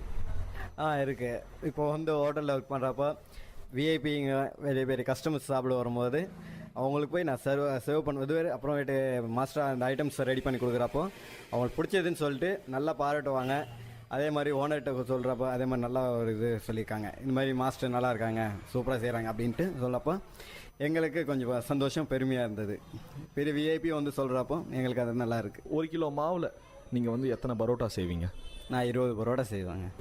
எல்லாருமே வந்து அந்த 1 கிலோ மாவில் 20 பரோட்டா தான் செய்ய முடியுமா? இல்லை வந்து ஒரு சில பேர் வந்து பார்த்தீங்கன்னா நான் பரோட்டா கொஞ்சம் சைஸ் பெருசாக போடுவேன், 15 தான் வரும் அப்படின்ற மாதிரி கூட சொல்லுவாங்கல்ல? கண்டிப்பாக சொல்லுவாங்க. அது ஒவ்வொரு இது ஹோட்டல் பொறுத்து தான். நாங்கள் ரெண்ட் கம்மியாக கொடுக்குற வச்சு அது சைஸ் கொஞ்சம் சின்னதாக இருக்கும், அதெல்லாம் 20 வரும். மீடியம் கொஞ்சம் பெரிய சைஸாக வரணும்னா கண்டிப்பாக 15, 18 இதுக்குள்ளே தான் வரும். 20 வர்றது கண்டிப்பாக வராது. சில பேர் கை பொறுத்து தான் வர்றது. நீங்கள் வந்து ஆனால் 1 கிலோ மாவில் வந்து 20 பரோட்டா செய்வீங்க. அதே மாதிரி வந்து இப்போ 1 கிலோ இட்லி மாவு அதை வச்சுக்கிட்டோம் அப்படின்னா எத்தனை இட்லி ஊற்றலாம்? ஒரு 40 இட்லி ஊற்றலாம். அது நம்ம ஹோட்டலில் பெரிய இட்லியும் வரும். 1 கிலோ ஊற்றுறப்ப நம்ம வந்து 40 இட்லி ஊற்றலாம். இதோடைய ரேட்டு வந்து கரெக்டாக கட்டுப்படி ஆகுங்களா ஓனருக்கு? ஏன்னா இப்போ வந்து நீங்கள் சொல்கிறீங்க 1 கிலோ மாவில் நாங்கள் 20 பரோட்டா பண்ணுறோம் அப்படின்ட்டு. இப்போ ஒரு பரோட்டாவுடைய விலை எவ்வளோ? ஒரு பரோட்டாவோட விலை 10 ரூபா ஆகுது. 1 கிலோ மாவோடைய விலை ப்ளஸ் வந்து உங்களுக்கு செய்கிறதெல்லாம் போக எவ்வளோ நிற்கும்? 200 300 நிற்குங்க. எல்லாம் மாவு அந்த கேஸ் ஐட்டம்ஸ் எல்லாம் கழிக்கிறப்போ 1 கிலோவுக்கு போடுறப்போ 200 வந்தாக்கா எங்கள் கைக்கு நிற்கிறப்போ வந்து அது வந்து 50 ரூபா நிற்கும். அதாவது 20 பரோட்டாவில் 50 ரூபா நிற்குங்களா? கண்டிப்பாக. மாஸ்டரு அப்புறம் மாஸ்டர் ஒரு சேலரி கேஸு இந்த ஐட்டம்லாம் போகிறப்போ அவங்களுக்கு 1 கிலோவுக்கு 50 ரூபா லாபம் கண்டிப்பாக வருங்க. அவங்க வந்து ஒரு நாளைக்கு எத்தனை கிலோ போடுவாங்க? அவங்க வந்து ஒரு 20 கிலோ மாவு போடுவாங்க. 20 கிலோ போடுவாங்க. இந்த 20 கிலோ மாவு வந்து நீங்கள் காலையிலேருந்தே பிசைஞ்சு எல்லாம் தட்ட ஆரம்பிச்சிருவீங்களா? இல்லை வந்து கொஞ்சம் கொஞ்சமாக தான் வந்து ரெடி பண்ணி வைப்பீங்களா? ஃபஸ்ட்டு ஒரு 5 கிலோ போட்டுப்பேன், அதுக்கப்புறம் ஒரு 5 கிலோ ஆட் பண்ணிப்பேன், அது மாதிரி பண்ணுவீங்களா? ஆமாங்க. ரெண்டு செக்ஷனாக போடுறப்போ ஒரு செக்ஷனில் போடுறப்போ 10 கிலோ போடுவோம், இல்லை 5 கிலோ போடுவோம். அப்புறம் ஈவினிங் செக்ஷன் போகிறப்போ அது ஒரு 10 கிலோ போடுவோம், 12 அந்த மாதிரி தேவைக்கு பொறுத்து போட்டு செய்கிறது. மார்னிங்லேருந்தே வந்து பரோட்டா ஐட்டம்ஸ்லாம் வந்து போதுங்களா? மார்னிங்லேருந்து போட மாட்டோம். மார்னிங்கில் டிஃபன் ஐட்டம்ஸ் போடுவோம், ஆஃப்டர்நூன் பரோட்டா இந்த மாதிரி ஐட்டம் போட்டு ஈவினிங்கிலும் பரோட்டா போடுவோம். 2 டைம் தான் போடுவோம். காலையில் வந்து இட்லி பரோட்டா, இந்த இட்லி பூரி இந்த மாதிரி ஐட்டம்ஸ் தான் போடுவோம். உங்கள் ஹோட்டலோடைய ஒரு ஃபுல் மெனு வச்சுருப்பீங்க. எங்கள் ஹோட்டலுக்கு வந்தீங்க அப்படின்னா வந்து திங்கக்கிழமை இது கிடைக்கும், செவ்வாய்க்கிழமை இது கிடைக்கும் அப்படின்ற மாதிரி. உங்களுடைய ஹோட்டலோடைய ஒரு ஃபுல் மெனு என்ன? இதுலேருந்து ஆரம்பித்து நைட் இது வரையும் முடிப்போம் அப்படின்ற மாதிரி உங்கள் ஹோட்டலோடைய ஒரு ஃபுல் மெனு என்ன, அதை கொஞ்சம் சொல்லுங்கள். எங்கள் ஹோட்டலோட ஃபுல் மெனு சொல்லணும்னா மார்னிங்கில் டிஃபன் ஐட்டம்ஸ் வந்து இட்லி போடுவோம். இட்லி, பொங்கல், பூரி, தோசை, வடா போடுவோம். மதியம் வந்து parotta, veg kushka, fried rice, noodles, gobi Manchurian, chicken items, chicken gravy எல்லாம் போடுவோம். ஈவினிங்கில் போடுறப்போ வந்து இட்லி, சப்பாத்தி, பரோட்டா, தோசை, அப்புறம் வந்து ஃப்ரைட் ரைஸ் ஐட்டம்ஸ் போடுவோங்க. ஒரு சில ஹோட்டல்ஸுக்கு போனால் வந்து எங்கள் ஹோட்டல் இது ஸ்பெஷல், நல்லாயிருக்கும், சாப்பிட்டா ரொம்ப அருமையாக இருக்கும் அப்படின்ற மாதிரி சொல்லுவாங்க. இப்போது உங்களுடைய ஹோட்டலுக்கு நாங்கள் வந்தோமா எந்த ஒரு மெனு வந்து இங்கே ரொம்ப ஸ்பெஷலாக இருக்கும்? எங்கள் ஹோட்டல் மெனு ஸ்பெஷல் பார்த்தா இட்லி தாங்க. இட்லியை வந்து செம்மையாக இருக்கும், நல்லா மதுரை மல்லி மாதிரி நல்லா மெத்தன்னு கொடுப்போம். அதுக்காகவே கஸ்டமர் விரும்பி வருவாங்க எங்ககிட்ட. இட்லிக்கு தாங்க ஃபேமஸ் என் கடை. நான் நிறைய ஊர்லலாம் கூட பார்த்துருக்குறேன். நான் காலையில் ஒரு என்வி ஐட்டம்ஸ் கிடைக்கும். காலையிலே வந்து ஒரு சிக்கன் குழம்பு இருக்கும், மட்டன் குழம்பு இருக்கும். அது மாதிரி காலைல 6:30 மணிக்கெலாம் கூட நிறைய ஊரில் நான் பார்த்துருக்குறேன். இதெல்லாம் ரெடியாக இருக்குது அப்படின்ற மாதிரி. நம்ம ஊரில் அது மாதிரி எங்கேயாவது வந்து காலையில் 6:30 மணிக்கு போனால் இந்த இடத்துல வந்து ஒரு என்வியோட ஸ்பெஷலாக சாப்பிட்லாம் அப்படின்ற மாதிரி ஏதாவது ஹோட்டல்ஸ் இருக்குதுங்களா? கண்டிப்பாக நிறைய இருக்குங்க. வேலூர் சைடும் நிறைய இருக்குது, அதே மாதிரி காட்பாடி சைடும் நிறைய இருக்குது. இது வந்து தமிழ்நாட்டு இந்த சைடு வட சைடு இருக்கிறவங்க யாரும் போகிறது கிடையாது. இந்த மதுரை பக்கம் காரைக்குடி பக்கத்தில் வந்தவங்க கண்டிப்பாக வந்து இட்லிக்கு வந்து மீன் குழம்பு, இந்த பாயா, இந்த மாதிரி ஐட்டம்ஸ், சிக்கன் கிரேவி வைக்கிறது உண்டு, இங்கே வழக்கம் உண்டு. வேறு ஏதாவது ஹோட்டலுக்கு போனீங்க அப்படின்னா அந்த ஹோட்டலில் வந்து அந்த டிஷ் வந்து ரொம்ப நல்லாயிருக்கும், நீங்கள் சமைச்சு பார்த்துட்டு சாப்பிட்டு சரி இதை நம்ம ட்ரை பண்ணலாம் அப்படின்ற மாதிரி நீங்கள் ஏதாவது ட்ரை பண்ணியிருக்கீங்களா? கண்டிப்பாக ட்ரை பண்ணியிருக்கேங்க. எனக்கு போனால் ஒரு சிக்கன் கிரேவி ஐட்டம்ஸ் ஸ்பெஷலாக கொடுத்தாங்க. இந்த கொரியாண்டர் லீஃபில் ஒரு சிக்கன் கிரேவி செஞ்சு கொடுத்தாங்க, எனக்கு ரொம்ப பிடிச்சது. நானும் வீட்டில் வந்து ட்ரை பண்ணணும்னு சொல்லிட்டு அந்த சிக்கன் கிரேவும் ட்ரை பண்ணேன். அதே மாதிரி நல்லா வந்தது. ஹோட்டல்லையும் அது மெனுவாக போட்டேன். அப்புறம் வந்து வெரைட்டி இட்லி ஐட்டம்ஸ் போட்டாங்க.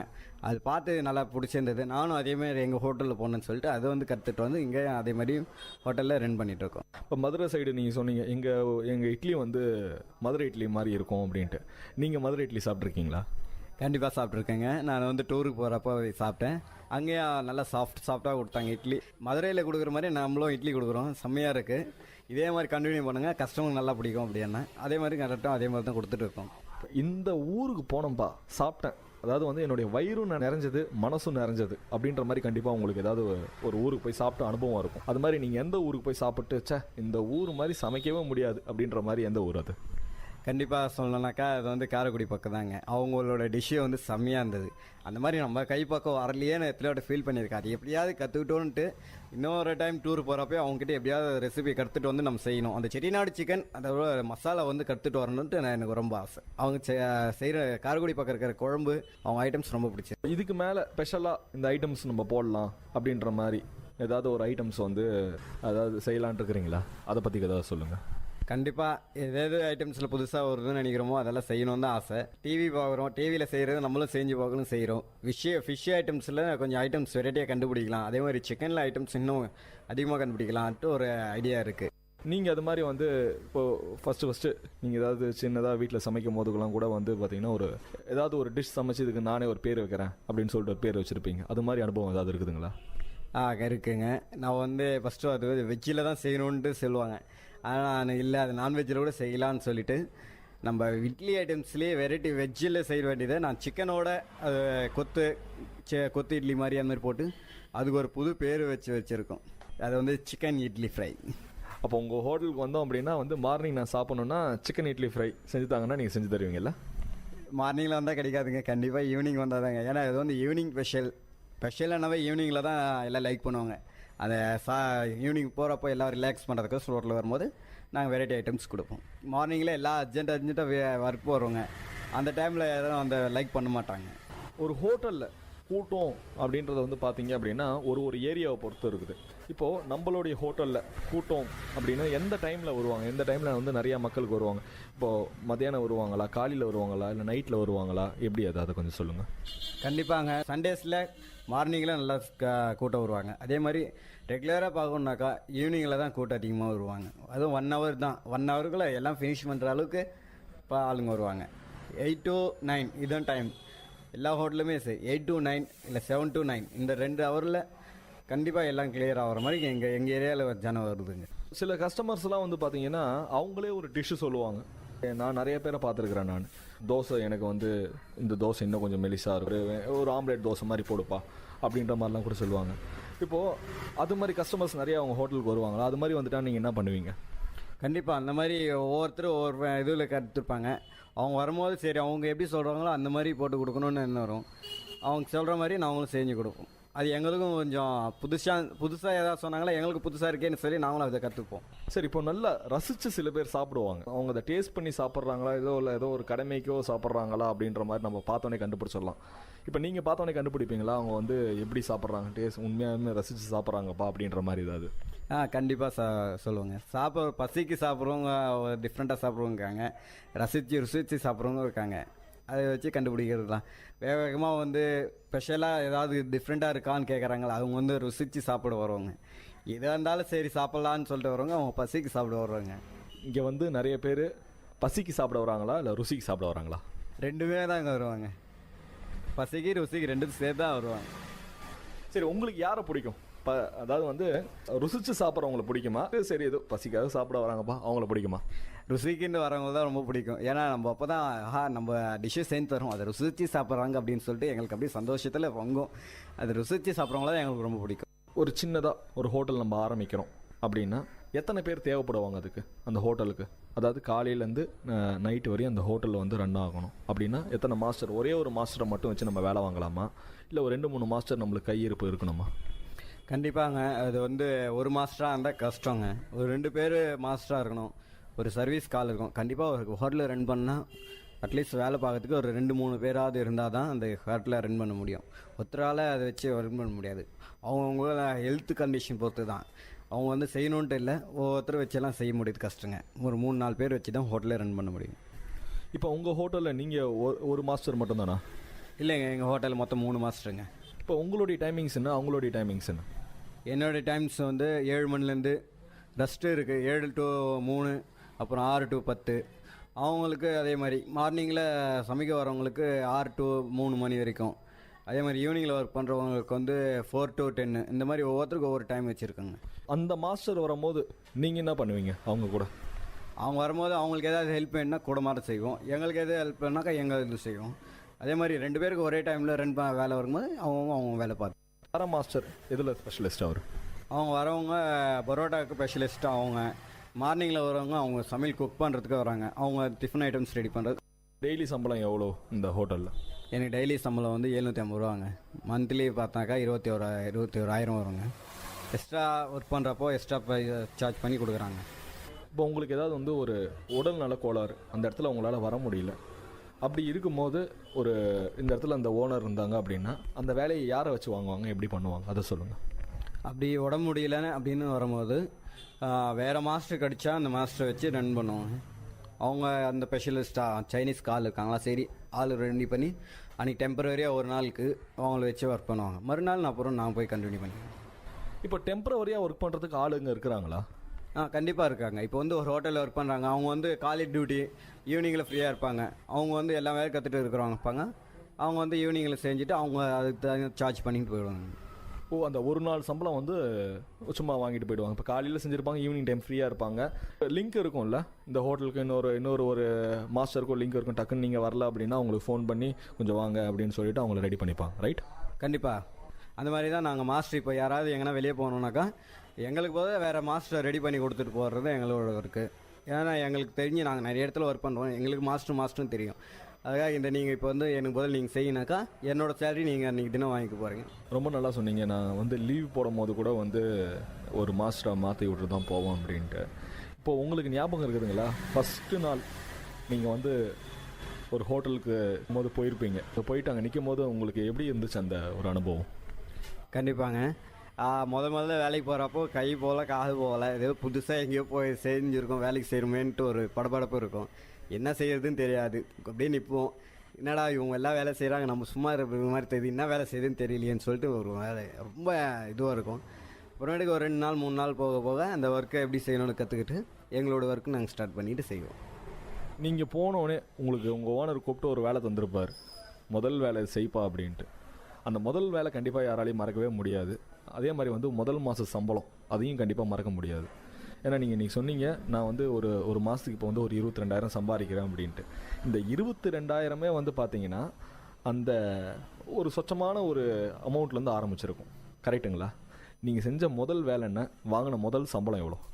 நான் முதல்ல ஹோட்டலுக்கு போயிருந்தேன். எனக்கு முதல் கொடுத்த வேலையை சாம்பார் கட்டுறதா தாங்க கொடுத்தாங்க. அது சாம்பார் கட்டி கொடுத்து இது பார்சல் கட்டுன்னு சொன்னாங்க. நான் முதல்ல சேலரி வாங்கிட்டு வந்து 3,000 ரூபா சேலரி வாங்கினாங்க. அந்த 3,000 ரூபா சேலரி வந்து மாதத்துக்கு ஒரு முறை வாங்குவீங்களா, இல்லை வந்து டெய்லியும் வந்து அன்றைக்கி வந்தால் இவ்வளோ அப்படின்ற மாதிரி தந்துடுவாங்களா? அப்போ வந்து டெய்லி வாங்குறது பெட்டராக இருந்தது. தினமும் செய்கிறதுக்கான சம்பளமாக வாங்கிட்டு போயிடுவாங்க. தினமும் வாங்குறது நம்ம வீட்டு செலவுக்கு இந்த மாதிரி கரெக்டாக இருக்கும், அதுக்காக தினமும் வாங்கிக்கிறது. காலையிலேருந்து நைட்டு வரையும் வேலை பார்க்குறேன் அப்படின்ற மாதிரி நீங்கள் சொன்னீங்க. இப்போ உங்களுக்கு லீவ் அப்படின்னா எப்படி அதை கொஞ்சம் சொல்லுங்கள். லீவுனா எங்களுக்கு எத்தனை நாள் தேவை வருதோ நாங்களே தான் லீவ் எடுத்துக்கணும். எங்களுக்கு வந்து கடை லீவ் ஒரு பழக்கம் இல்லை உடம்பு முடியல இல்லை எப்போயாவது வெளியே போகணும் அப்படின்னா எங்கள் தேவைக்கு லீவ் முன்னாடியே சொல்லிட்டுனாக்கா லீவ் எடுத்துக்கிட்டு அன்றைக்கி தினம் அந்த செக்ஷன் க்ளோஸ் பண்ணிப்போம். அப்படி இல்லைனா வேறு ஆளை வச்சு ரன் பண்ணுவோம். சரி, இப்போ பொங்கல், தீபாவளி அது மாதிரி வந்து ஒரு சிறப்பு நிகழ்ச்சியெல்லாம் கூட நம்மளுடைய நாட்டில் நிறையா இருக்குது. இப்போது அது மாதிரி நேரத்தில் வந்து நீங்கள் என்ன பண்ணுவீங்க? கண்டிப்பாக லீவ் விடுங்க. ஒவ்வொரு டைம் அந்த ஃபெஸ்டிவல் டே வரும்போது கண்டிப்பாக லீவ் விடுறது உண்டு. கஸ்டமர் வந்து எதிர்பார்த்தாங்கன்னா அன்றைக்கி தினம் வந்து வைக்கணுன்ட்டு இருந்தால் ஆஃப் டே 1 டே வச்சுப்போம். அன்றைக்கி தினம் தான் எங்களுக்கு டபுள் சேலரி மாதிரி நல்லா ஒரு ரன் ஆகும். இப்போ வேலைலாம் முடிஞ்சு உட்காடுறீங்க, திடீர்னு வந்து உங்கள் ஓனர் வந்து ஒரு ஆர்டர் எடுத்துன்னு தராரு. அந்த ஆர்டர் வந்து எப்படி நீங்கள் பார்ப்பீங்க? வேலைக்கு வந்துருச்சா சரி செய்யலாம் அப்படின்னு சொல்லிட்டு கண்டிப்பாக அந்த ஆர்டர் எடுத்து தான் செய்வோம். எந்த ஆர்டரையும் நாங்கள் இல்லைன்னு சொல்ல மாட்டோம். ரொம்ப கஷ்டமாக இருந்ததா அப்போ தான் முடியாதுன்னு சொல்லுவோம். வேலை வந்து வரது ஆர்டர் ஏதாவது வந்தால் கண்டிப்பாக செஞ்சு தருவோம். அந்த ஆர்டரை வந்து நீங்கள் எடுத்து செய்கிறீங்க அப்படின்னா அதுக்கு ஏதாவது வந்து தனியாக ஏதாவது கூலி ஏதாவது வாங்குவீங்களா? கண்டிப்பாக எங்கள் ஒர்க்கு முடிஞ்சது இருக்குனாக்கா இது ஆர்டர்னு வரும்போது எக்ஸ்ட்ரா வேலை அதுக்கான தனி சார்ஜ் ஓனர் நாங்கள் கேட்குறதுக்கு முன்னே எங்கள் ஓனருக்கு எங்களுக்கு பணம் கொடுத்துருவார். ஏன்னா நீங்களே ஒரு மாஸ்டர், இந்த கேள்வி வந்து ரொம்ப ஒரு சுவாரஸ்யமான ஒரு கேள்வியும் கூட. இப்போ உங்களுக்கு ஒருத்தரோட சமையல் பிடிக்கும், யாரோடைய சமையல் பிடிக்கும்? அம்மாவோட சமையல் தாங்க பிடிக்கும். ஏன்னா மாஸ்டராக இருந்தாலும் சரி, யாராக இருந்தாலும் சரி, வீட்டில் ஃபஸ்ட்டு செய்கிறது அம்மாவோட சமையல் தான் ருசிச்சிருக்கும். நம்ம எவ்வளோ தான் டேஸ்ட்டாக சமைச்சாலும் நம்ம வீட்டில் போய் அம்மா கையில் சாப்பிட்றது தாங்க தனி சுவை. ரொம்ப நல்லா சொன்னீங்க. இப்போது அம்மா கிட்ட நீங்கள் சொல்லுவீங்களா, எனக்கு வந்து இது என்னம்மா செய்கிற, நீ இப்படிலாம் செஞ்சுருக்கிற, நான் ஏதோ உன்னோட சூப்பராக செய்வேன் நான் அப்படின்ற வந்து ஒரு நம்மளுக்குள்ளேயே ஒரு கர்வம் இருக்கும், ஓகேங்களா? அந்த கர்வம் உங்களுக்கு இருக்குதுங்களா? கர்வன்ட்டு இல்லை, அதை வந்து வேணுத்தே கலாய்க்கணும்னு சொல்லிட்டு அந்த மாதிரி செய்யும் சொல்லிட்டு பிடிக்கல, நல்லா டிஷ்ஷு நல்லா இல்லை அப்படின்னாக்கா, நல்லா செய்யலையா அன்றைக்கி வந்து கேட்போம், ஏன் இந்த மாதிரி செய்கிறீங்க, நான் எப்படி செய்கிறேன் நீங்கள் எப்படி செய்கிறீங்க அப்படின்னு சொல்லிட்டு கண்டிப்பாக கேட்குறது. இதெல்லாம் செய்கிறது எவ்வளோ கஷ்டப்பட்டு நான் செய்கிறேன்னு தெரியுமா அப்படின்ற மாதிரி உங்கள் அம்மாலாம் கூட நிறைய தடவை சொல்லியிருப்பாங்க. இதெல்லாம் செய்யறதுக்குன்னா ஒரு சாதாரணமான ஒரு விஷயம் தானே, நான் செய்கிறேன் நூறு அப்படின்ற மாதிரி நீங்கள் செஞ்சுருக்கீங்களா ஏதாவது? கண்டிப்பாங்க. ஹாலிடேஸும் வந்தாக்கா என் தலையில் தான் எல்லாத்தையும் கட்டுவாங்க. வீட்டில் யாரும் இந்த அடுப்பக்கம் போக மாட்டாங்க. இப்போ ஹோட்டலில் செய்கிறேன்ல, வீட்லேயும் செய்யுன்னு சொல்லிட்டு நான்வெஜ் ஐட்டம்ஸ் வந்தாக்கா நான்வெஜ் எல்லாம் என் தலை தான் கட்டுவாங்க. நான் தான் அதெல்லாம் செய்யணும். என்னடா ஒரு லீவ் நாளையும் நம்ம வந்து திருப்பியும் வந்து ஒரு வேலை பார்க்குறோமே, திருப்பியும் அதே மாதிரி செஞ்சுட்டு இருக்கிறமேன்ற மாதிரி ஏதாவது ஒரு ஃபீல் ஏதாவது இருக்குமா, இல்லை சந்தோஷமாக இருக்குமா? ஏன்னா மற்றவங்களுக்கு வந்து நீங்கள் செஞ்சு பார்த்து சந்தோஷப்பட்டிருப்பீங்க. சமைச்சு நம்ம போடும் போது வந்து நம்மளுடைய அண்ணனோ இல்லை தம்பியோ இல்லை அம்மாவோ சாப்பிடும் போது வந்து எப்படி இருக்கும் அந்த உணர்வு? நிச்சயமாங்க. ஹோட்டலில் செய்கிறது வந்து ஒரு கடமைக்கோசம் செய்கிறோம். ஆனால் அது வீட்டில் செய்கிறப்போ ஒரு சந்தோஷமாக இருக்கும். நம்ம வீட்டில் இருக்கவங்க எல்லோரும் செய்கிறாங்க அப்படின்ட்டு நல்லா செஞ்சணும், எல்லாம் நல்லா சாப்பிட்ணுன்னு சொல்லிட்டு கண்டிப்பாக ஸ்பெஷலாக எடுத்து செய்வோம். கஷ்டம் பட மாட்டோம். லீவு நாளில் எப்படி செய்கிற சொல்கிறாங்க நெட்லாம் பார்க்க மாட்டோம். கண்டிப்பாக வீட்டில் எப்படி சொல்கிறாங்களோ அந்த மாதிரி செஞ்சு அவங்க திருப்திப்படுத்த தான் எங்களோட இது. உங்கள் அம்மா நீங்கள் சமைச்சதில் எது சூப்பராக இருக்குது அப்படின்னு சொல்லி பாராட்டியிருப்பாங்க கண்டிப்பாக. ஐயோ என்னுடைய பையன் இதை வந்து ரொம்ப அருமையாக செஞ்சுருக்கிறான் அப்படின்ட்டு. எந்த டிஷ்ஷு செஞ்சு உங்கள் அம்மா அதை மாதிரி பாராட்டினாங்க? கண்டிப்பாக பாராட்டியிருக்காங்க. நான் வந்து சிக்கன் கிரேவியும் பிரியாணியும் செஞ்சு கொடுத்து ரொம்ப பாராட்டியிருக்காங்க. சிக்கன் வந்து அப்படியே ஆந்திரா ஸ்டைலில், நான் வந்து ஆந்திரா, நேட்டிவ் ஆஃப் ஆந்திரா, அந்த ஆந்திரா ஸ்டைலில் செஞ்சு கொடுத்ததுக்கு ரொம்ப நல்லா இருக்குது அப்படின்னு சொல்லிட்டு வீட்டில் எல்லாருமே சொன்னாங்க. நீங்கள் உங்கள் ஃப்ரெண்ட்ஸுக்கு ஏதாவது சமைச்சு தந்துருப்பீங்க, கண்டிப்பாக வந்து கலாய்ச்சிருப்பாங்க, ஏதாவது சொல்லியிருப்பாங்க. உங்களுடைய ஃப்ரெண்ட்ஸ் என்ன சொன்னாங்க நீங்கள் சமைச்சு தந்த ஒரு டிஷ்ஷை சாப்பிட்டு? நான் முதல்ல என் ஃப்ரெண்டுக்கு சமைச்சு கொடுத்துருந்தது கொத்து பரோட்டா போட்டு கொடுத்தேங்க. அது நல்லா தான் இருந்தது. ஆனால் எனக்கு இது பண்ணணும்னு சொல்லிட்டு அது நல்லாலன்னு சொன்னேன். ஆனால் கடைசியில் அது வந்து நல்லா தான் இருந்தது. அவரே திரும்ப அதை பாராட்டி எனக்கு ஒரு கிஃப்ட்டு கூட வாங்கி கொடுத்துருக்காரு. எனக்கு ரொம்ப சந்தோஷமாக இருந்தது. நம்ம ஃப்ரெண்டு இவ்வளோ நல்லா கிஃப்டெல்லாம் வாங்கி கொடுக்குற அளவுக்கு நல்லா சமைச்சு கொடுத்துருக்கேன்ட்டு சொல்லிட்டு சந்தோஷப்பட்டேங்க. என்ன கிஃப்ட் அது? உங்களுடைய ஃப்ரெண்டுடைய பேர் என்ன? என்னோடய ஃப்ரெண்டுங்க பேர் பார்த்தா ஒரு 5 பேர் இருக்காங்க. அந்த கிஃப்ட் வாங்கி கொடுத்த பேர் வந்து சொந்த. அவர் வந்து போலீஸ் கான்ஸ்டபிளாக இருக்கார். அவர் வந்து எனக்கு ஃபஸ்ட்டு கிஃப்டாக வந்து ஒரு ஃப்ரெண்ட்ஷிப் இது மாதிரி ஒரு ஹார்ட்டின் போட்டு வாங்கி கொடுத்துருக்காரு. உண்மையுமே நட்பில் ரொம்ப ஒரு சந்தோஷமான ஒரு விஷயம் அது. அதை உங்களுக்கு தந்திருக்கிறாங்க. இவ்வளோ நேரம் கண்டிப்பாக வந்து நாங்கள் கேட்ட கேள்விக்கெலாம் ரொம்ப அருமையான ஒரு பதில் சொன்னீங்க. அதுவும் இல்லாமல் இன்னொரு விஷயம் சொன்னீங்க, ஒரு ருசித்து சாப்பிட்றவங்கள எங்களுக்கு ரொம்ப பிடிக்கும் அப்படின்ற மாதிரி சொன்னீங்க. அதுக்கப்புறம் வந்து உங்கள் அம்மா ரொம்ப ஸ்பெஷலாக சொன்னது வந்து பார்த்தீங்கன்னா அந்த ஆந்திரா சிக்கன் எல்லாமே ரொம்ப ஒரு சுவாரஸ்யமான ஒரு விஷயமா இருந்துச்சு. எங்கள் கூட வந்து இந்த நிகழ்ச்சியில் பங்கேற்றுக்கிட்டதுக்காக ரொம்ப நாங்கள் நன்றியை தெரிவிச்சுக்கிறோம். நன்றிங்க. இன்றைக்கி அனுபவ மேடை நிகழ்ச்சியில் சரவணன் செஃப் மாஸ்டர் வந்து நம்மக்கிட்ட நிறைய விஷயங்களில் பகிர்ந்துக்கிட்டாரு. மீண்டும் ஒரு அனுபவ மேடை நிகழ்ச்சியில் உங்களை சந்திக்கும் வரை உங்களிடமிருந்து விடைபெறுவது நான் சரவண கார்த்திக். நீங்கள் கேட்டுக்கொண்டிருப்பது விஐடி பண்பலை 90.8 விஐடி பல்கலைக்கழகத்தின் சமுதாய வானொலி.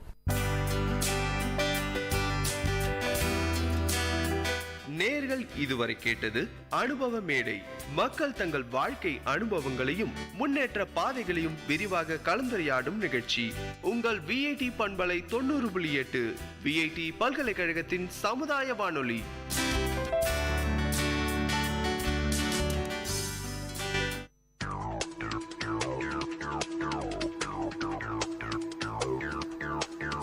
நேர்களை இது விஐடி பண்பலை 90.8. இந்த நிகழ்ச்சி திரைக்கடலோடி கண்டங்களை இணைக்கும் ஒரு புரிதல் தொடர்.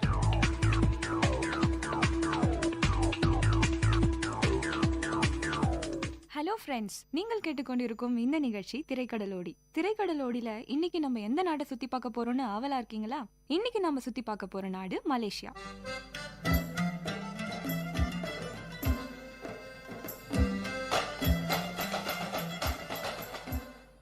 மலேசியா தென்கிழக்கு ஆசியாவில் உள்ள ஒரு முடியாட்சி நாடு. முடியாட்சியா அப்படின்னு என்னன்னு யோசிக்கிறீங்களா? முடியாட்சிய ஆங்கிலத்துல மொனார்கின்னு சொல்றாங்க. பரம்பரையா ஒரு அரச குடும்பமோ அல்லது குருமார்களோ நாட்டை ஆட்சி புரிவதுதான் முடியாட்சின்னு சொல்றாங்க.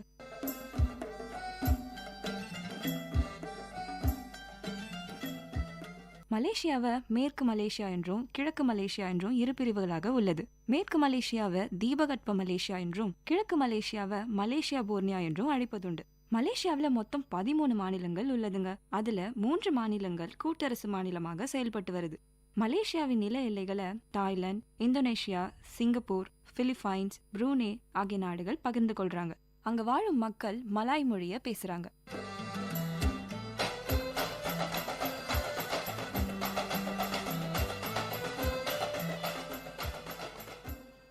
மலாய் மொழி அல்லாத மலேசியாவில் மொத்தம் 137 மொழிகள் பேசப்படுகிறது. அதுல தென் மலேசியாவில் மட்டும் 41 மொழிகளை பேசுறாங்க. கிழக்கு மலேசியாவில் பெரும்பாலும் பழங்குடி மக்களே வாழறாங்க. இதனால இந்த பழங்குடி மக்கள் மலாய் மொழி அல்லாத தங்கள் பழங்குடி மொழிகளையும் பேசுறாங்க. இதுல குறிப்பிடத்தக்க மொழியாக சீன மொழி, ஆங்கிலம், தமிழ் மொழியும் பேசப்படுகிறது. மலேசியாவில் உள்ள பெரும்பாலான இந்தியர்களில் தமிழர் தாங்க. அதனாலேயே இங்க தமிழ் மொழிக்கு ஒரு தனி சிறப்பம்சம் இருக்குது. அங்கு வாழும் மக்கள் இஸ்லாமியம், ஹிந்துவிசம், புத்திசம், தாவோயிசம், கிறிஸ்தவம்னு பல மதங்களை பின்பற்றாங்க. மலேசியாவோட தேசிய விலங்காக மலேசிய புலி விளங்குகிறது. அங்கு பயன்படுத்த வரும் நாணயத்தை ரிங்கட்னு சொல்றாங்க. அது முதல்ல மலேசியா டாலர் என்றே அழைக்கப்பட்டது. இப்பொழுது அது மலேசியா ரிங்கட்னு சொல்றாங்க.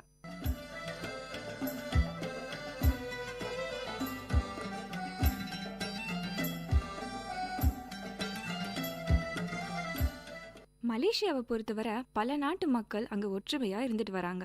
இதனாலேயே பல நாட்டு பண்பாடுகளும் அங்க பின்பற்றப்படுகிறது. இதன் காரணமா அவங்களோட உணவு முறையும் ரொம்பவே வித்தியாசமானது. உணவு முறைன்னு சொன்னோடனே லைட்டா பசிக்குதா? கேளுங்க. மலேசியாவோட உணவுகள்ல மிகவும் ஃபேமஸ் நாசி தகாங், பகுத்தேக், ஹொக்கெயின் மீ, சாங்கார் நூடுல்ஸ், சட்டாய், நாசி கண்டான்னு பலவிதமான உணவு முறைகள் அங்க ஃபேமஸா இருக்குங்க. மலேசியாவுக்கு போகும்போது இதுல ஏதாவது ஒன்று டேஸ்ட் பண்ணாம வந்துடாதீங்க. 1957ஆம் ஆண்டு ஐக்கிய ராச்சியத்திடமிருந்து விடுதலை பெற்றது மலேசியா. மலேசியாவின் பிரதமராக நஜீப் துன் ரசாக் பதவி வகிக்கின்றார். இவர்களோட ஆட்சியினாலும் அங்கு வாழும் மக்களின் கடின உழைப்பினாலும் 20ஆம் நூற்றாண்டின் பொருளாதார வளர்ச்சியில் உலகத்திலேயே 2ஆம் இடம் பிடித்தது மலேசியா. மேலும் ஒரு மலேசிய குடிமகனின் தனிநபர் வருமானமாக $15,568 கணக்கிடப்பட்டிருக்கு.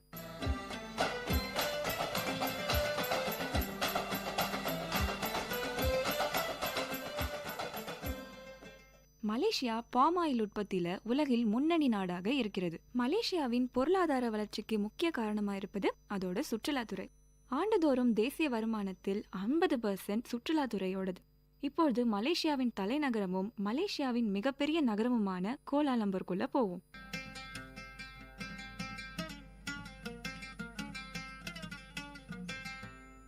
கோலாலம்பூர் மலேசியாவின் 3 நடுவணரசு பிரதேசங்களில் ஒன்று. மலேசிய தீபகற்பத்தின் மத்திய மேற்கு கடலோரத்தில் அமைந்துள்ளது கோலாலம்பூர். இது சிலாங்கூர் என்ற மாநிலத்தால சூழப்பட்டுள்ளது. கோலாலம்பூர்ல பல வணிக வளாகங்களும் கண்கவரும் கட்டிடங்களும் அமைந்துள்ளது. அங்கு வாழும் மக்களை கேலட்ஸுகள் என்று அழைக்கிறாங்க. இதற்கு கேஎல், ஒலிமிக்க பூங்கா நகரம் என்று பல சிறப்பு பெயர்கள் இருக்கு. இங்குள்ள பெட்ரோனாஸ் ட்வின் டவர்ஸ், அதாவது பெட்ரோனாஸ் இரட்டை கோபுரம் 452 மீட்டர் உயரத்தோட உலகின் அதி உயரமான இரட்டை கோபுரங்களில் ஒன்றாக இருந்து வருகிறது. மேலும் 20ஆம் நூற்றாண்டின் அதி உயர்ந்த கட்டிடமாகவும் பதிவு பெற்றுள்ளது. இந்த மாதிரி பல சிறப்பம்சங்கள் கொண்டதாலேயே மலேசியர்கள் பெட்ரோனாஸ் ட்வின் டவர்ஸை மிகவும் பெருமையா நினைக்கிறாங்க. அதனால இந்த பெட்ரோனாஸ் ட்வின் டவர்ஸோட மாதிரி அமைப்புல பென் ஸ்டாண்ட், பேப்பர் வெயிட், சின்ன சின்ன மொமெண்டோஸ் போன்ற பல பொருட்கள் விற்பனைக்காக வைக்கப்பட்டிருக்கும். ஸோ மலேசியா போயிட்டு வரும்போது அதுல ஒன்றை வாங்கிடாம வந்துடாதீங்க. இதே கோலாலம்பூர்ல தான் உலகினோட பல ஃபேமஸ் ஹோட்டல் லிங்க்ஸ் தங்களோட கிளைகளை வச்சிருக்காங்க. நகரத்தோட பன்முக பண்பாடு, ஒப்பீட்டளவில் குறைந்த செலவினங்கள், பலதரப்பட்ட உணவகங்கள் மற்றும் ஆகாயத்தை உரசர அளவில் இருக்க உயரமான கட்டிடங்கள் சுற்றுலா பயணிகளை பெரிதும் ஈர்க்கின்றன.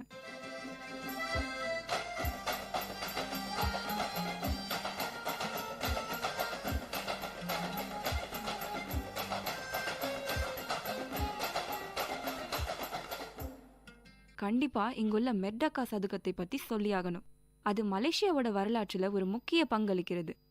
ஏன்னா 1957ஆம் வருடம் ஆகஸ்ட் 31ஆம் தேதி மலேசியா விடுதலை பெற்ற போது இங்குதான் ஐக்கிய ராஜ்யத்தோட கொடி இறக்கப்பட்டு மலேசியாவோட கொடி ஏற்றப்பட்டது.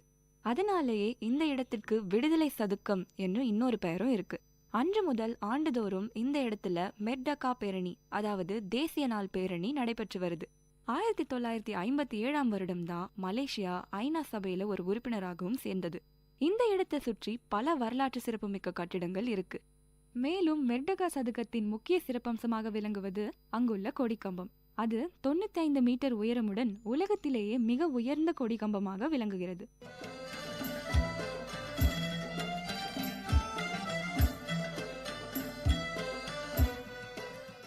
அந்த கொடிக்கம்பத்துல தான் 1957 வருடம் ஆகஸ்ட் 31 ஐக்கிய ராஜ்யத்தோட கொடி இறக்கப்பட்டு மலேசியாவோட கொடி ஏற்றப்பட்டது. இந்த மெர்டகா சதுக்கத்தை சுற்றிதான் வரலாற்று சிறப்புமிக்க பல கட்டிடங்கள் உள்ளது.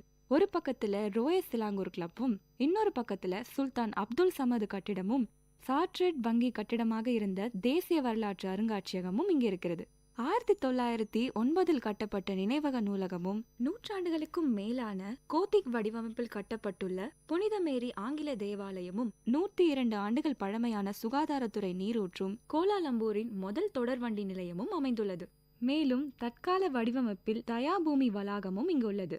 நேஷனல் மியூசியம் அதாவது தேசிய அருங்காட்சியகமும், தேசிய நினைவு சின்னமும், மத்திய சந்தையும், இஸ்லாமியர்களின் புனித இடமான ஜாமி பள்ளிவாசலும், மலேசியா நாடாளுமன்ற கட்டிடமும் இங்கதான் உள்ளது.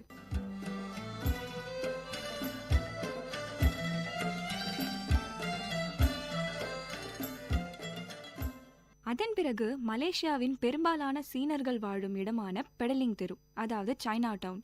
சீன கலாச்சாரத்தோட மலேசியாவில் ஒரு குட்டி சைனாவாகவே இருந்து வருது இந்த சைனா டவுன். பின்பு கேஎல் டவர்ஸ். இந்த கேஎல் டவர்ஸ்ல இருந்து பார்த்தா மொத்த மலேசியாவையும் பார்க்கலாம். அதன் பிறகு இஸ்தானா நெகரா. மலேசியாவோட மன்னர் வாழற இடம்தான் இந்த இஸ்தானா நெகரா. பின்பு மலேசிய தமிழர்களின் மிகப்பெரிய சொத்தும் பெருமையான அம்சமுமாக விளங்குகிற 10 மலை முருகன் கோவில். ஆண்டுதோறும் இங்கு நடக்கும் தைப்பூசம் மிகவும் பிரசித்தி பெற்றது. அந்த தைப்பூசத்தை காணவே பல்வேறு இடங்களிலிருந்து பல லட்சம் பக்தர்கள் அங்கு குவிவாங்க. 10 மலை முருகன் கோயிலை மாதிரி தான் கிறிஸ்டல் மாஸ்க். பிப்ரவரி 8 2008 வருடம் வான் மேன் என்பவரால் திறக்கப்பட்டது கிறிஸ்டல் மாஸ்க். நாள்தோறும் நூற்றுக்கணக்கான இஸ்லாமியர்கள் இங்கு தொழுகை நடத்தி வராங்க. இதுவரைக்கும் மலேசியாவில் உள்ள வழிபாட்டு தலங்களை பற்றி பார்த்தோம். இப்போ கொஞ்சம் என்டர்டைன்மெண்ட் பக்கமும் வருவோம். மலேசியால என்டர்டைன்மெண்ட்றதும் முதல்ல ஞாபகத்துக்கு வர்றது ஜென்டிங் ஹைலண்ட்ஸும் சன்வே லகூனும் தாங்க. மலேசியாவை பத்தி சொல்லும்போது ஜென்டிங் ஹைலண்ட்ஸ் பத்தி சொல்லியே ஆகணும். இந்த ஜென்டிங் ஹைலாண்ட்ஸை ரிசார்ட் வால் ஜென்டிங்னு சொல்லுவாங்க. ஜென்டிங் ஹைலாண்ட்ஸ்ன்றது மலை மேல இருக்க ஒரு கேளிக்கை பூங்கா. கோலாலம்பூர்ல இருந்து 1 மணி நேர பயணத்துல ஜென்டிங் ஹைலாண்ட்ஸுக்கு போயிடலாம். அங்கிருந்து 3.38 கிலோமீட்டர் தூரம் கேபிள் கார் மூலமா ஜென்டிங் மலையை சென்று சேரலாம். இந்த கேபிள் கார் சேவை உலகிலேயே மிக வேகமாக செயல்படுவதோடு தென்கிழக்கு ஆசியாவிலே மிகவும் நீளமானதாக கருதப்படுகிறது. அப்படி இந்த ஜென்டிங் ஹைலாண்ட்ஸ்ல என்னதான் இருக்கு? ஜென்டிங் ஹைலாண்ட்ஸ்ல பல கிளப்ஸும், தியேட்டர்ஸும், உணவகங்கள், கேளிக்கை விளையாட்டு பொழுதுபோக்குகள்னு பல விஷயங்கள் இருக்கு. இரவு நேரத்துல ஜென்டிங் ஹைலாண்ட்ஸ் மலை மீது கண்கவர் விளக்குகளோட ஒரு சொர்க்கம் போலவே காட்சியளிக்கும். இதனாலேயே அதை பார்க்க போறவங்களுக்கு திரும்பி வர மனசே இருக்காதுங்க. அதன் பிறகு சன்வே லகூன். இது மலேசியாவில் உள்ள ஒரு அம்யூஸ்மெண்ட் பார்க். இதை சுத்தி பார்க்கவே ஒரு நாள் கண்டிப்பா போதாது. ஏப்ரல் 23 1993 வருடம் 1,39,800 சதுரடியோட கட்டப்பட்டது சன்வே லகூன். அப்படி இந்த சன்வே லகூன்ல என்ன இருக்கு? சன்வே லகூன்ல பல விஷயங்கள் இருக்குங்க. அதாவது largest wave pool, interactive zoo, மலேசியாவோட முதல் interactive zoo, world's largest manmade sandy surf beach, world's largest pedestrian suspension beach, ஆசியாவில் உயரமான ஸ்லிங் ஷாட் ரைடுன்னு நிறைய சிறப்பம்சங்கள் இருக்கு. இதனாலேயே மலேசியர்கள் மட்டுமின்றி உலகில் உள்ள பல்வேறு இடங்களிலிருந்து பலதரப்பட்ட வயதினரும் இதை பெரிதும் விரும்புறாங்க. நாள்தோறும் நூற்றுக்கணக்கான சுற்றுலா பயணிகள் இங்க வந்துட்டு போறாங்க. அடுத்து பறவைகள் சரணாலயம் பத்தி பார்ப்போம். கோலாலம்பூர் பேர்ட்ஸ் பார்க் அதாவது பறவைகள் சரணாலயம் 1991 வருடம் 20.9 ஏக்கரில் 8.5 ஹெக்டேர் பரப்பளவில் 3000க்கும் அதிகமான பறவைகளோடு ஆரம்பிச்சது இந்த பறவைகள் சரணாலயம். 90% பறவைகள் உள்நாட்டு பறவைகள். உலகில் பல்வேறு இடங்களில் இருந்து வரும் பறவைகள் இங்கு சரண் புகுந்து வருகிறது. இதன் இயற்கையான அழகு ஆண்டுதோறும் ஆயிரக்கணக்கான மக்களை கவர்ந்திருக்கிறது. அதன் பிறகு அக்வாரியா அதாவது ஓஷனேரியம். கோலாலம்பூர் கன்வென்ஷன் சென்டர்ல இருக்கிற இந்த அக்வாரியா ஆகஸ்ட் 2005 வருடம் திறக்கப்பட்டது. 60,000 சதுரடியோடு இருக்கிற இந்த அக்வாரியா ஒரு அண்டர் வாட்டர் டனல். இதுக்குள்ள 5000க்கும் அதிகமான மீன் வகைகள் இருக்குது. அதுல குறிப்பிடத்தக்க வகையில் ஸ்டிங்ரே மற்றும் பல அரிய வகை கடல் குதிரைகள்னு விதவிதமான மீன்கள் இருக்கு. இது இல்லாத மலேசியாவில் நிறைய ஐலேண்ட்ஸும் பீச்சும் சின்ன சின்ன நகரங்களும் இருக்குங்க. இது எல்லாமே தங்கள் இயற்கையான அழகினாலும் எப்பொழுதும் மென்மையான வானிலையினாலும் வருஷத்துல எல்லா சீசன்லயுமே தன்னை பார்க்க வரும் சுற்றுலா பயணிகளை வரவேற்கிறது. அதுல குறிப்பிடத்தக்க வகையில் மலாக்கா, பெனாங் ஐலண்ட்ஸ், பெட்டாலிங் ஜயான்னு சொல்லிக்கிட்டே போகலாம். இது எல்லாத்தோட மலேசியான்னு சொன்னதும் ஃபார்முலா 1 கார் ரேசிங் ரொம்பவே ஃபேமஸ் ஆனது. மலேசியால இருந்து இது வரைக்கும் 4 விளையாட்டு வீரர்கள் ஒலிம்பிக் போட்டிகள்ல கோப்பைகளை வென்றிருக்காங்க.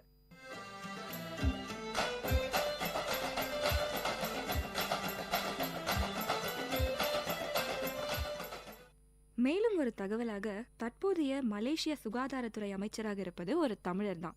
அவர்தான் டாக்டர் எஸ் சுப்பிரமணியம். மேலும் வேர்ல்ட் டூரிசம்ல 9வது இடத்துல இருக்க மலேசியாவை சுத்தி பார்க்க பல இடங்கள் இருக்குதுங்க. அதை பத்தி பேசினா பேசிக்கிட்டே போகலாம். ஸோ மலேசியாவுக்கு போனா தவறாம சுத்தி பார்க்க என்னென்ன இடங்கள் இருக்குன்னு நல்லாவே தெரிஞ்சிருப்பீங்க. அடுத்த நிகழ்ச்சியில இன்னொரு நாட்டுக்கு பறக்க ரெடியா இருங்க.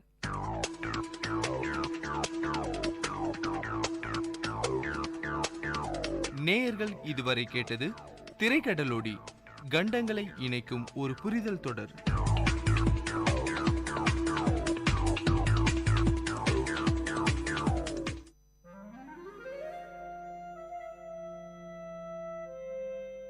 It's story time.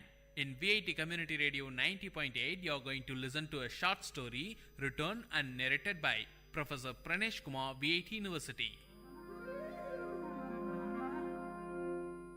Title of the story: Padma. A land traditionally endued with myths and spirituality, India still pertains to its belief and notions, which sometimes are ridiculed as superstitious. Fortune tellers, tantris and sannyasis are welcomed, and their service is sought by an ordinary man, irrespective of whether he is an urban or rural dweller. The beginning of 1980s was a period in South India, especially in South Tamil Nadu, when most of the homes in villages were electrified, and God said, "Let there be light," and there was light.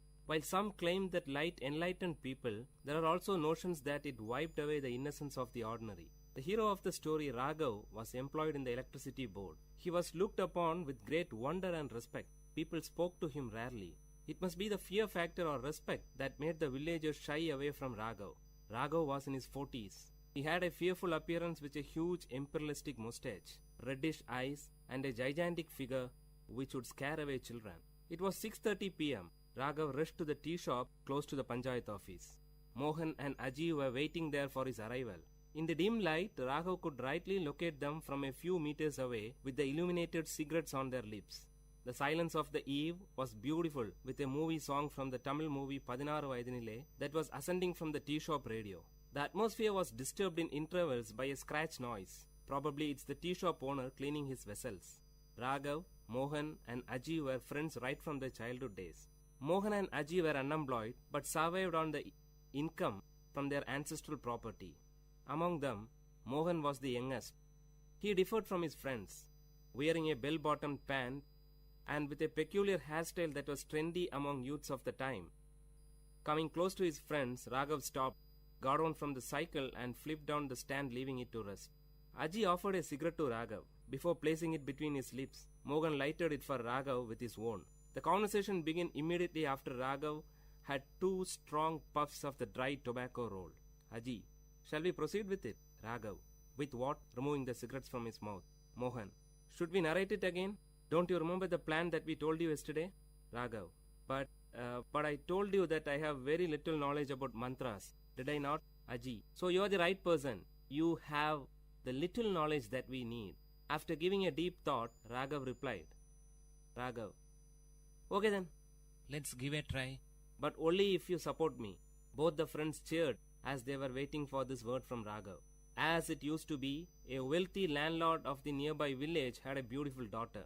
The fairy girl was possessed by the evil spirit Rektarashas, a bloodthirsty evil spirit. The landlord was much worried since it was the time when he was almost successful in fixing a bridegroom for his daughter Padma. Padma was then alienated. She sat at the corner of a dark room, staring at the window with wet eyes.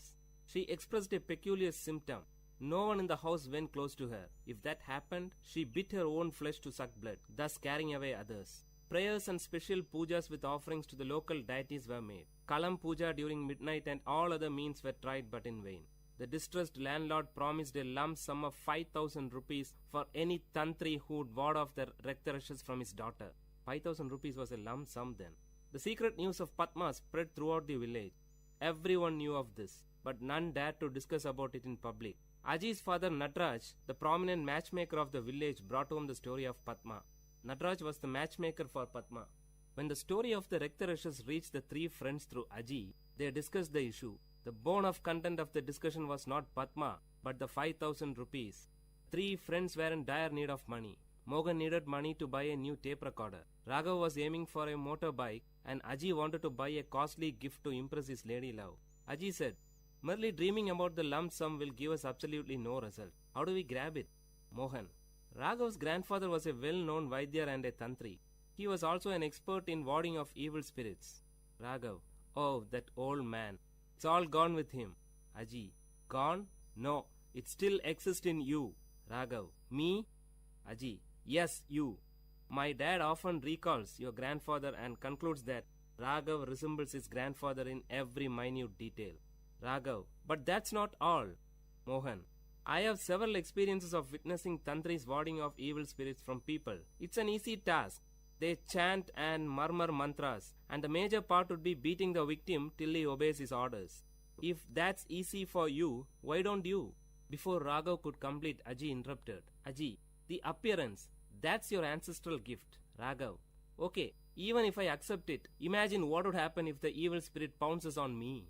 Mohan. Raghav, na? Wasn't it you who preached us Periyar thoughts and rational thinking? And now it's time to prove your dedication to Tandai Periyar. The conversation came to a halt. All the three lighted their cigarettes, which they shared from the same pack. Before departing, Raghav promised his friends that he would give a reply the next day evening. That night, Raghav could continuously listen to the hooting sound of an owl, for he with the owl had a sleepless night. The search for his grandfather's personal records in the old granary began early in the morning before his wife woke up. A few worn-out, hardly readable palm leaf inscriptions were the only record, but he could find a little solace in it. He decided not to back off the challenge. Soon, the news about the arrival of an expert Tantri was sent to the landlord with a detailed list of the puja materials. Aji acted as a messenger between the Tantri and the landlord. A Paurnami, full moon day Friday, was fixed for the puja. Raghav dressed himself in such a manner that his true identity will not be revealed. The three boarded a bus to a particular destination in the village, from where they were fetched by the landlord's car. The driver of the car bowed before Raghav as a sign of respect. This made Mohan and Aji breathe a sigh of relief, but Raghav's heart was pounding heavily. Before descending from the car, Raghav closed his eyes for a few seconds and pretended as if he is drawing energy. In reality, he prayed to his long-dead grandfather seeking guidance. The landlord and his wife warmly welcomed Raghav to their home. Seated majestically, Raghav uttered, I could feel the presence of an evil as soon as I stepped into your home. She has posed a challenge to me. Don't worry, I'll take her away with me. Meanwhile, Mohan and Aji were busy in the backyard creating the ambience for the puja, which was scheduled to begin soon. Raghav was taken to the isolated room where Padma was held captive. As soon as he stepped in, the light was switched on by the landlord. Raghav's red eyes opened widely and he fixed his gaze on Padma, who was seated on the floor in a corner. Padma did not react immediately at the presence of Raghav, probably because she had had enough experience with Tantris quite often by then. Raghav's eyes were still set strong on Padma. Actually, he was stunned by the unblemished beauty of Padma, a beauty that makes one speechless. When Raghav moved close to her, she screamed violently, and in the peak of her fits, she bit her arm close to the elbow along with her garment. Immediately, blood gushed from her mouth and arm. Seeing this, Raghav was taken aback, but did not react. Padma now fainted and threw herself on the floor. She wore a half sari. The visible portions of her body showed red scars, which must have been the result of the beatings she received from the earlier Tantris. She lay down like a white hibiscus with red marks. Coming back, Raghav sat before the holy fire and started chanting few mantras as Tantris do. He wore a red-colored dhoti and tied a red-colored scarf around his forehead. Flowers and herbs were dropped into the sacred fire with closed eyes and lip chanting mantras. It was midnight. The landlord and his wife witnessed the scene with utmost dedication. After a few minutes, Raghav ordered Aji and Mohan to bring Padma. They both disappeared into the house. Soon a scream was heard. The noise increased as Padma was brought to the backyard. She was screaming violently, trying to free herself from the clutches of the two. The highest form of compassion and concern was expressive on the face of Padma's mother. Padma sat helplessly staring at the fire. The blood stains on her face were now clearly visible through the flames. After a few moments, Raghav stretched his arm towards Aji to get a stick from him. Standing up, Raghav started beating Padma violently. Padma did not react. She sat still. No one would ever dare to harm such an innocent beauty. It was as if beating a tender baby for no reason. Probably this feeling must have stopped Raghav from proceeding further. With his reddish burning eyes, he looked ferociously at Aji and handed the stick to him, cueing him to continue with beating. While Aji continued, Raghav shouted, "Will you leave this body?" For which Padma gave a loud cry, "No." Not able to witness the scene, Padma's mother left the place with panic, followed by her father. Second expanded to minutes, and minutes to hours. In another couple of hours it would be dawn. The voice of Padma became faint. She hardly opened her mouth, but shook her head rhythmically to convey the message, "No, no." Padma was wet with sweat and blood. She lay down like a wet flag on the roadside, unattended by party cadres after a meeting. Now Padma was partially dragged to her room. After leaving her alone, the three looked at each other. Raghav gave a tight-lipped expression and nodded his head to admit his failure. He rubbed the kumkum from his forehead and descended down the stairs. He sat on the first step. After giving a second thought, Raghav took a piece of electric wire which was lying on the floor and rushed towards Padma. Padma was cornered. Holding the folded wire in his arm, he raised it to beat Padma, but to his shock, she grabbed his feet, fell on it and pleaded. She cried with a sweet voice, "Please, leave me." Raghav was moved. Raghav closely watched her lips for more words. She paused. A drop of water would fall from a melting ice only when the required amount gets collected. Now the drop fell. "I am normal. I don't have any illness," Padma said in a soft voice. Raghav, "But you?" "Padma, can you help me?" Before Raghav could give an answer, Padma continued, "I am in love with my cousin, but our families are not in good terms. My parents will never accept him as my pair. If I reveal it, Chandran may be in trouble. He is serving in the Indian army. He'll be back by the end of this month. I have to wait just for 15 days more to postpone this marriage that my parents have arranged for me." "Raghav, you tortured yourself by biting?" Raghav paused when Padma took out few packets of kumkum hidden under her garment. That was the secret behind their blood-sucking act. Raghav was stunned. Padma continued, "I know you are not a tantri." Hearing this, Raghav touched his face and dress with his fingers to make sure if his makeup hasn't deceived him. "You never uttered a correct mantra." Raghav expressed a surrendered look of a child in front of his mother. Padma continued, "My parents will not let me out of the house." Those were the days when women were denied freedom to move about, especially after the marriage is being fixed. In most of the communities, women did not have any freedom in choosing their life partners too. It was considered wrong for a woman to express her opinion about the choice of her parents. Some women considered that pretension of being possessed by an evil spirit was the only way by which they could get an outlet to express their views. Whatever she uttered in this form was considered as a word of the spirit which possessed her. Padma was one such victim. Raghav was deeply moved by the depth of love that Padma had for Chandran. She had withstood all the humiliations of the tantri for her love. Padma carefully stood up, stretched her hand towards the picture of goddess Lakshmi, and took a piece of paper which was hidden behind it. She carefully handed the paper to Raghav. "Can you inform Chandran that my parents are busy in getting me married to another man? Please?" Raghav took the paper and looked into the contact details. Nodding his head as a sign of acceptance, he moved out. Just as he stepped out of the room, he could hear the murmuring sound of his friends outside. Then something struck him. He swiftly turned back to Padma. Holding the paper in one arm and the other arm holding the door, Raghav uttered to Padma in a feeble sound, "Can you do us a favor?" Padma looked at Raghav with an expression that signaled proceed. "Raghav, I assure you that we will unite you with Chandran. But till then, can you stop this self-punishing at least for our sake?" Hearing this, like streams of water in a dry place, Padma's lips started to smile after a long time. "Padma, don't worry, you will get your reward."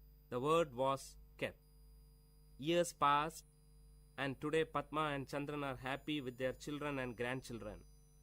Today, as the opinion of women is being sought by their parents for all the factors that concern their life, the cases of women possessed by evil spirit in the society has declined.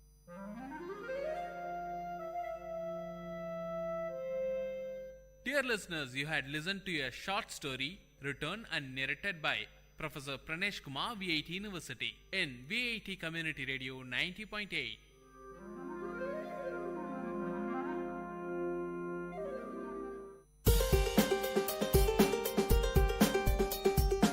வல்லுனர் பார்வை. பல்துறை பகிர்வுகள், வல்லுனர் தரவுகள், மக்களின் சந்தேகங்களுக்கான சான்றுகளோடு VIT பண்பலை 90.8 வல்லுனர் பார்வை.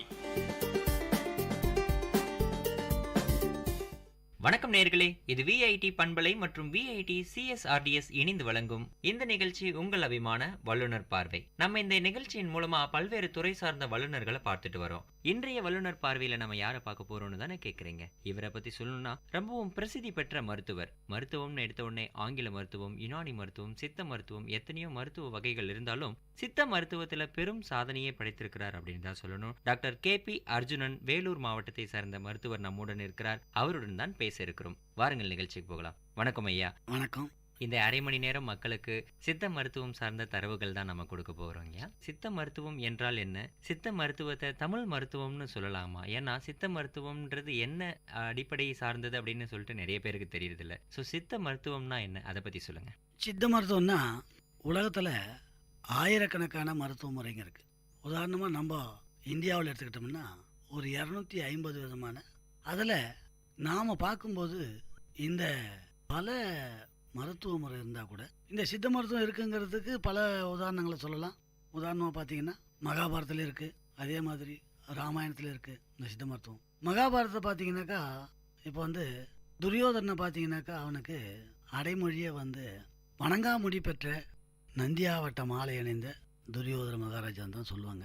அவனுக்கு அவங்க அப்பா குருடுங்கிறதுனால கண்ணு போயிடுமோ அப்படிங்கிற அந்த நோக்கத்தில் அவன் டெய்லி நந்தியாவட்ட மலரை கண்ணில் ஒத்திக்கிறதா பாலபாரத்தில் இருக்குது. அப்படி பார்க்கும்போது நமக்கு பாரத காலத்துக்கு முன்னாடி இருந்து இந்த சித்த மருத்துவம் இருக்குதுங்கிறதுக்கு உறுதிப்படுத்துறதுக்கு இது ஒரு உதாரணமாக தான் உங்களுக்கு நான் சொல்லிக்கிட்டு இருக்கிறேன். இப்போது உலகத்தில் இருக்கிற இந்த ஆயிரக்கணக்கான மருத்துவ முறைகளில் சித்த மருத்துவம் என்ன மாறுபடுது அப்படின்னு பார்த்தீங்கன்னா, ஒரு நோய் வந்ததுன்னா அந்த நோய் எப்படி வருது, எப்படி வாழுது, அது எப்படி போகுது அப்படிங்கிறத பற்றி தான் உலகத்தில் இருக்கிற எல்லா மருத்துவ முறைகளும் சொல்லியிருக்கு. இப்போ அதில் இன்றைக்கி நவீன மருத்துவத்தை பார்த்திங்கன்னா ஒரு கட்டி ஒரு மூளையில் இருக்குது அப்படின்னு சொன்னால் அந்த கட்டி எப்படி இருக்குது, என்னவா இருக்குது, என்ன மாதிரி செயல்படுது அப்படிங்கிறத விலைக்கு சொல்கிற அளவுக்கும் அதுவும் துல்லியமாக காட்டக்கூடிய அளவுக்கும் இன்றைக்கி விஞ்ஞானம் முன்னேறி இருக்குது. விஞ்ஞானத்தில் பல்வேறுபட்ட மாறுபாடுகள் வந்திருக்குது.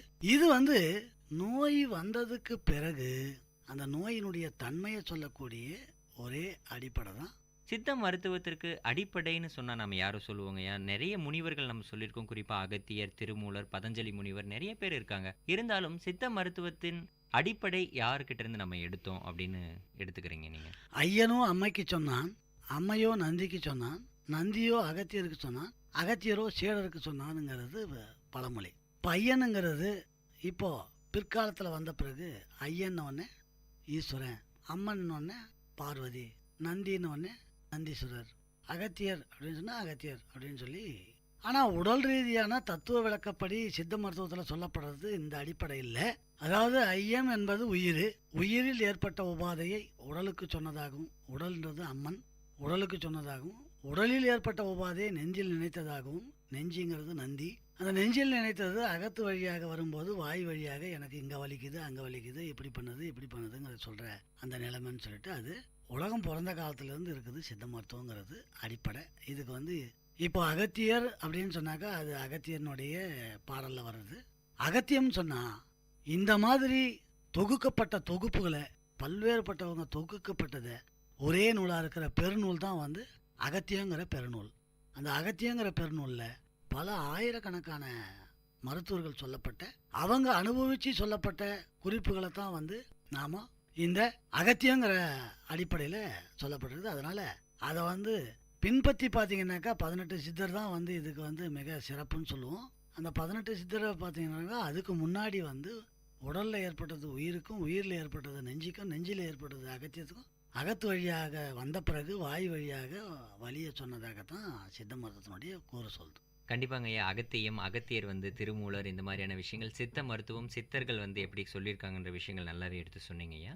இன்னொரு தரப்புல வந்து என்னன்னா, பரவலா மக்களிடையே நினைச்சுக்கிட்டு இருக்கிறது, வர்ம கலைக்கும் அதாவது சித்த மருத்துவக்கும் தொடர்பு இருக்கு அப்படின்னு சொல்லிட்டு நிறைய பேர் சொல்றாங்க. ஸோ அது வதந்தி தானா, இல்லை சித்த மருத்துவத்துக்கும் வர்ம கலைக்கும் தொடர்பு இருக்குங்களா? அதாவது தன்னை காத்துக்கிறதுக்கு வர்மம் வந்து மிக துல்லியம். சித்த மருத்துவத்தில் பாரம்பரியமாக வரக்கூடிய மருத்துவருங்க அதாவது வருமத்தை 4.5 வயசுலேயே இந்த வருமத்தை சொல்லி கொடுப்பாங்க. இது சித்த மருத்துவத்தில் முழு தொடர்பு உள்ளது வருமம். ஒரு வருமம் மட்டும் இல்லை, மணிக்கடை நூல், ஜோதிடம், மாந்திரிகம், மனையடி, இது மாதிரி ஒரு 13க்கும் மேற்பட்ட பிரிவுங்க. வர்மத்துக்கும் சித்த மருத்துவத்துக்கும் என்ன தொடர்புகள் இருக்குன்ற விஷயங்கள் சொன்னீங்க. சித்த மருத்துவத்தை என்னென்ன வகையாக பிரிக்கலாம், இதுக்கு வந்து மருத்துவ சிகிச்சைகள் எப்படி வந்து செய்யப்படுதுங்கய்யா? அதாவது சித்த மருத்துவத்தை பல்வேறு பிரிவாக பிரிக்கலாம். இயற்கை மருத்துவம், பாட்டி மருத்துவம், வீட்டு மருத்துவம், மூலிகை மருத்துவம், சித்த மருத்துவம், பரம்பரை மருத்துவம். அதாவது ஒரு நாய்க்கடிக்கு வரைக்கும் மருந்து கொடுக்குறவங்க, வெறும் ஒரு வாரத்துக்கு மட்டும் மருந்து தரவங்க, அதே மாதிரி ஒரு மஞ்சக்காமாலைக்கு மட்டும் மருந்து தரவங்க. இந்த மாதிரி பல்வேறுபட்ட பிரிவு இந்த சித்த மருத்துவத்தில் இருக்குது. எல்லாமே உள்ளடக்கந்து. இது அகமருந்து 32, புறமருந்து 32ன்னு சித்த மருத்துவத்தில் அடிப்படை இருக்குது. அந்த அகமருந்து 32, புறமருந்து 32ன்னு எடுக்கும்போது எல்லா மருத்துவமும் இதில் இணைஞ்சு தான் இருக்கும். அதனால ஒவ்வொரு மருத்துவத்துக்கும் ஒரு விதமான தொடர்பு இருந்து கொண்டு தான். அதுக்கு வந்து செயல்பாடு வந்து ஒன்றுத்துக்கு ஒரு தனித்தன்மை.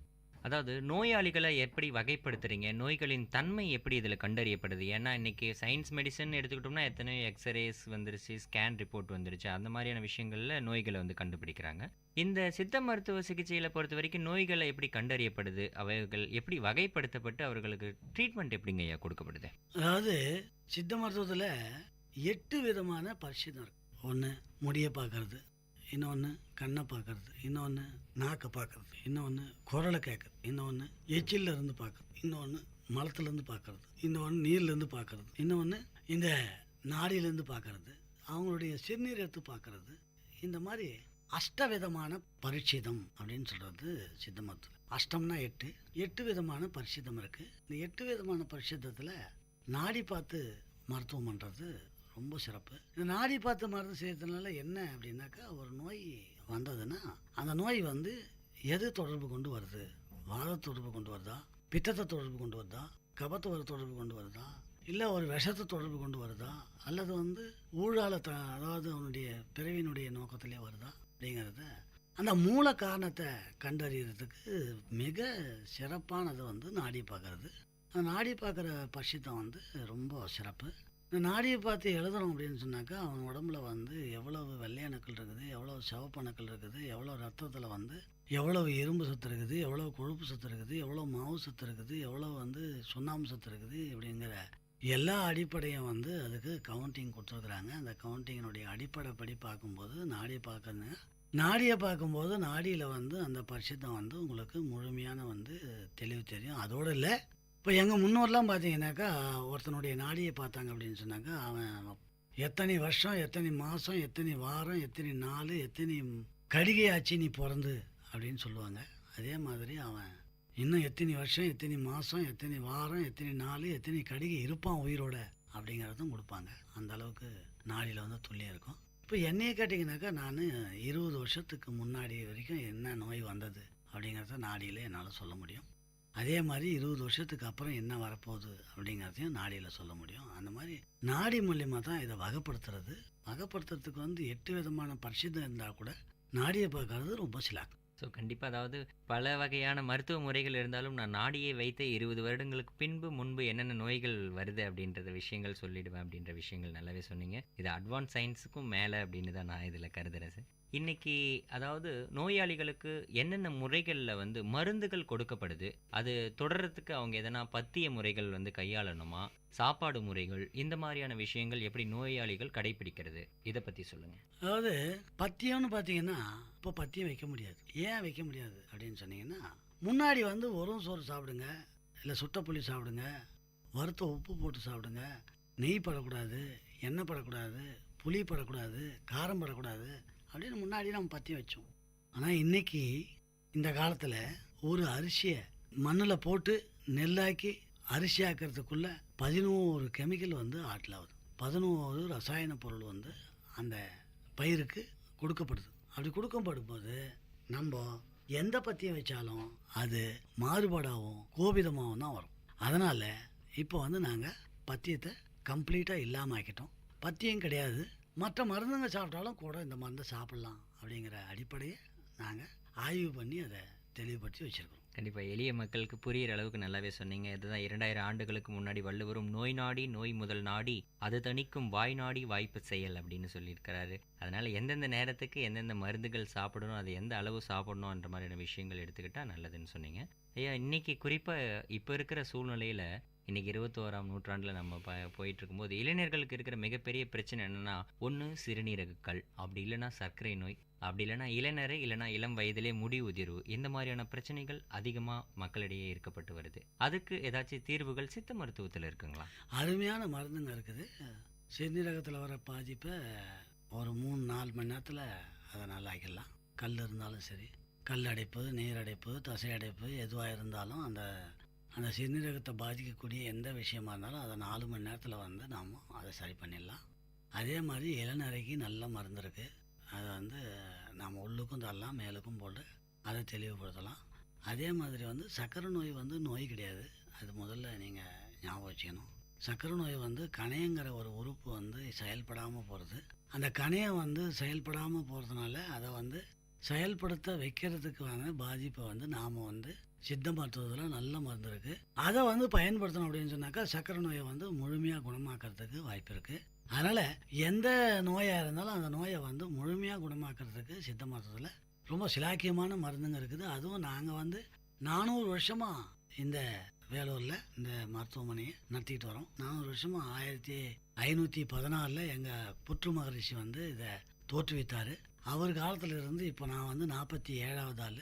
இது வரைக்கும் நாங்கள் இந்த வேலூர் மக்களை இந்த முறையில் தான் நாங்கள் வந்து நோய்களை நீக்கிட்டு வரோம். அந்த நோய்களை இருக்கிறவங்க வந்து நேராக வந்து பார்த்தாங்கன்னா, காலையில் சாப்பிடாம காலையில் வந்து கையை காமிச்சாங்கனாக்கா நாடியை பார்த்துட்டு அவங்களுக்கு தேவையான மருந்தை கொடுத்து அந்த நோயை வந்து முழுமையாக குணமாக்கிறதுக்கு வாய்ப்பு இருக்குது. கண்டிப்பாக இதை கேட்டுட்டு இருக்கிற நேயர்களே, உங்களுக்கு சர்க்கரை இருக்குது, சிறுநீரகத்தில் கல் இருக்குது, இளைநீரை வருதுன்னு சொல்லிட்டு யாருமே பயப்பட வேண்டாம். நம்ம அர்ஜுன் சாரை வந்து காண்டாக்ட் பண்ணாவே போதும். சித்த மருத்துவத்தில் அருமையான சிகிச்சையின் மூலமாக இதுக்கு நிவர்த்தி பண்ணிடலாம். என்னென்ன மருந்துகள் நோயாளிகளுக்கு, பல்வேறு விதமான நோய்கள் இருக்குது, அவங்களுக்கு மருந்துகள் எந்த வகையில் கொடுக்கப்படுது? ஏன்னா ஆங்கில மருந்துகள்னு எடுத்துக்கணும், நவீன மயத்தால் வந்து பல்வேறு விதமான மருந்துகள் வருது. ஆனால் சித்த மருத்துவத்தில் மருந்துகள் எதிலிருந்து எடுக்கப்படுகிறது, அவங்களுக்கு எப்படி கொடுக்கப்படுகிறது? அதாவது சாதாரணமாக ஒரு சூர்ணம், ஒரு கஷாயம், ஒரு பர்ப்பம், ஒரு செந்தூரம், ஒரு சுண்ணம், இதுங்கெல்லாம் இலைகள்ல இருந்தும் மூலப்பொருளுங்கள் இருந்தும் வேறு, பட்டை, பூ, காய், பழம், விதை இதுங்கள்லேருந்து எடுக்குது. இதுங்கள்லேருந்து எடுத்து செய்யறதுனால அவங்களுக்கு எந்த விதமான பத்தியம் இல்லை. அவங்களுக்கு அதாவது முதல்ல கஷாயமாக கொடுக்குறோம், அல்லது இலையாக கொடுக்குறோம், அல்லது லேகியமாக கொடுக்குறோம், அல்லது எண்ணெயாக கொடுக்குறோம், அல்லது தைலமாக கொடுக்குறோம்.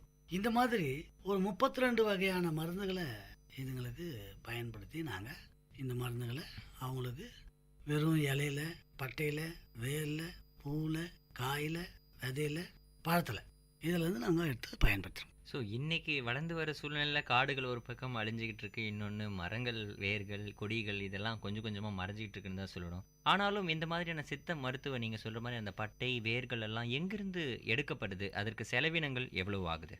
நாடு முழுக்க இருந்து எடுக்கப்படுது, இந்தியா முழுக்க இருந்து. அதை வந்து இங்கே தான் நம்ம எதையும் அறுதிட்டு சொல்ல முடியாது. ஏன்னா சில இடத்துங்களில் விளையிற மூலிகை இன்னொரு இடத்துல விளையாது. சில மூலிகைங்க வந்து எல்லா இடத்துலையும் விளையும், சில மூலிகைங்க வந்து சில இடத்துல தான் விளையும், மற்ற இடத்துல விளையாது.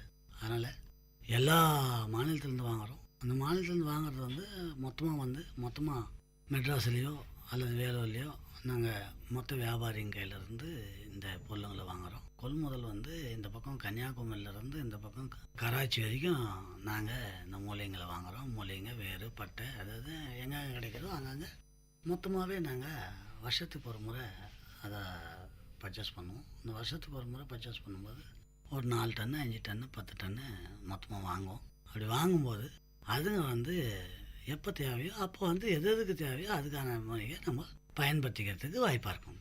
அதாவது இதிலிருந்து இந்த மூலிகை பொருட்கள்லேருந்து அதுக்கான மருந்துகளை நீங்களே தயாரிக்கிறீங்களா இல்லை மருந்துகளும் மருந்து வந்து எதுவுமே வந்து நாடியை பார்த்த பிறகு அந்த நாடிப்படி அவங்களுக்கு மருந்து நாங்கள் தான் தயாரிப்போம். அதை வந்து யாருக்கிட்டையும் ஒரு மருந்து கம்பெனிலையோ மருந்து கடையிலையோ இருந்து மொத்த மருந்தாக வாங்க மாட்டோம்.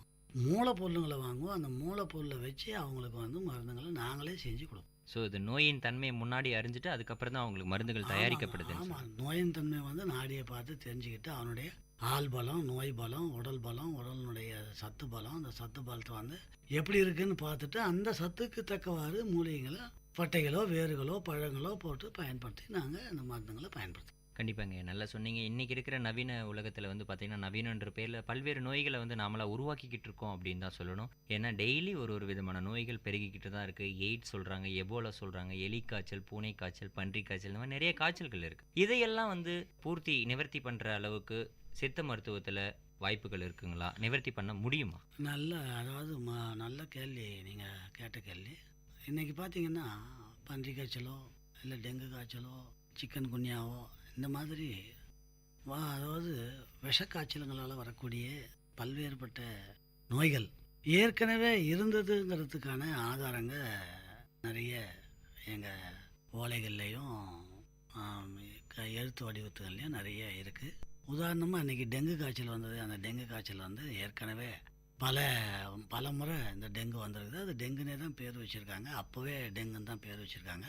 அந்த டெங்கு காய்ச்சல் வந்து நீங்கள் பார்த்தீங்கன்னாக்கா ஒரு 2 நாட்டுக்கு இடையே சண்டை வரும்போது அந்த 2 நாட்டில் யார் ஜெயிக்கிறானோ அந்த ஜெயிச்ச பிறகு தோத்தவனை வந்து அவன் வந்து புதைக்க மாட்டான். அவனை வந்து எதுவும் பண்ண மாட்டான். அவனுடைய காலாட்படை, அவனுடைய எல்லா படையும் வந்து அவனை அப்படியே விட்டுடுவான். ஏன்னா வந்து அவனை இம்சப்படுத்துறதுனால அவன் அப்படியே விட்டுடுவான். அப்படி விட்டுட்ட பிறகு வெற்றி பெற்றவனுடைய அந்த மக்களையும் அந்த மிருகங்களையும் புதைச்சி அதுக்கு வேரக்கல் நடுவான்.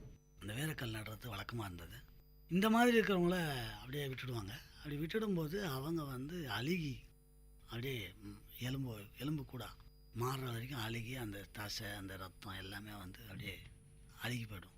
அப்படி அழுகி போன இடத்துல இருந்து வரக்கூடிய மகசூல், தண்ணி, காற்று, அதிலேருந்து வரக்கூடிய விளைபொருளுங்க, இந்த பொருளுங்களை சாப்பிட்றதுனால இந்த டெங்கு வந்தது அப்படிங்கிறதுக்கான ஆதாரங்க ஏராளமாக இருக்குது. அந்த டெங்கு காய்ச்சலுக்கு என்ன காரணம் தான் இது அப்படின்றது இருக்குது. இப்போ அதை வந்து நாங்கள் வந்து அந்த ஓலையிலையும் கையில் எழுதப்பட்ட கல்வெட்டுகள்லையும் ஓலைச்சுவடிகள்லையும் கையில் எழுதப்பட்ட எழுத்து வடிவங்கள்லையும் நிறைய அந்த சாத்தியக்கூறுங்க இருக்குது. அந்த சாத்தியக்கூறுங்களில் இது வரைக்கும் சொல்லப்பட்ட பன்றி காய்ச்சல்லேருந்து டெங்கு காய்ச்சல்லேருந்து பிளேக்கிலேருந்து மொத்தம் பார்த்திங்கன்னா எல்லாமே வந்து ஏற்கனவே வந்ததே தவிர புதுசாக எதுவும் வந்ததாக சித்த மருத்துவ அடிப்படைப்படி இல்லை.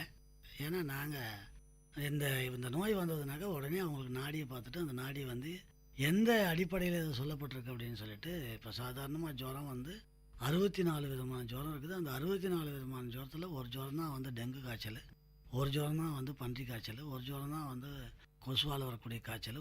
இந்த மாதிரி ஒவ்வொரு காய்ச்சலுக்கும் அடிப்படை இருக்குது. அந்த அடிப்படை வந்து நாடியில் சொல்லியிருக்கு. அந்த நாடியில் சொல்லப்படும் போது அதுக்கான மூல காரணங்க, அதனுடைய வேர் எப்படி வந்ததுங்கிறத வந்து தெளிவாக வந்து சொல்லப்பட்டிருக்குது. அந்த தெளிவாக சொல்லப்பட்டதை பார்த்து செய்கிறதுனால இந்த காய்ச்சலாம் நம்மளை ஒன்றும் பண்ணாது, நமக்கு ஒன்றும் அது ஆகாது.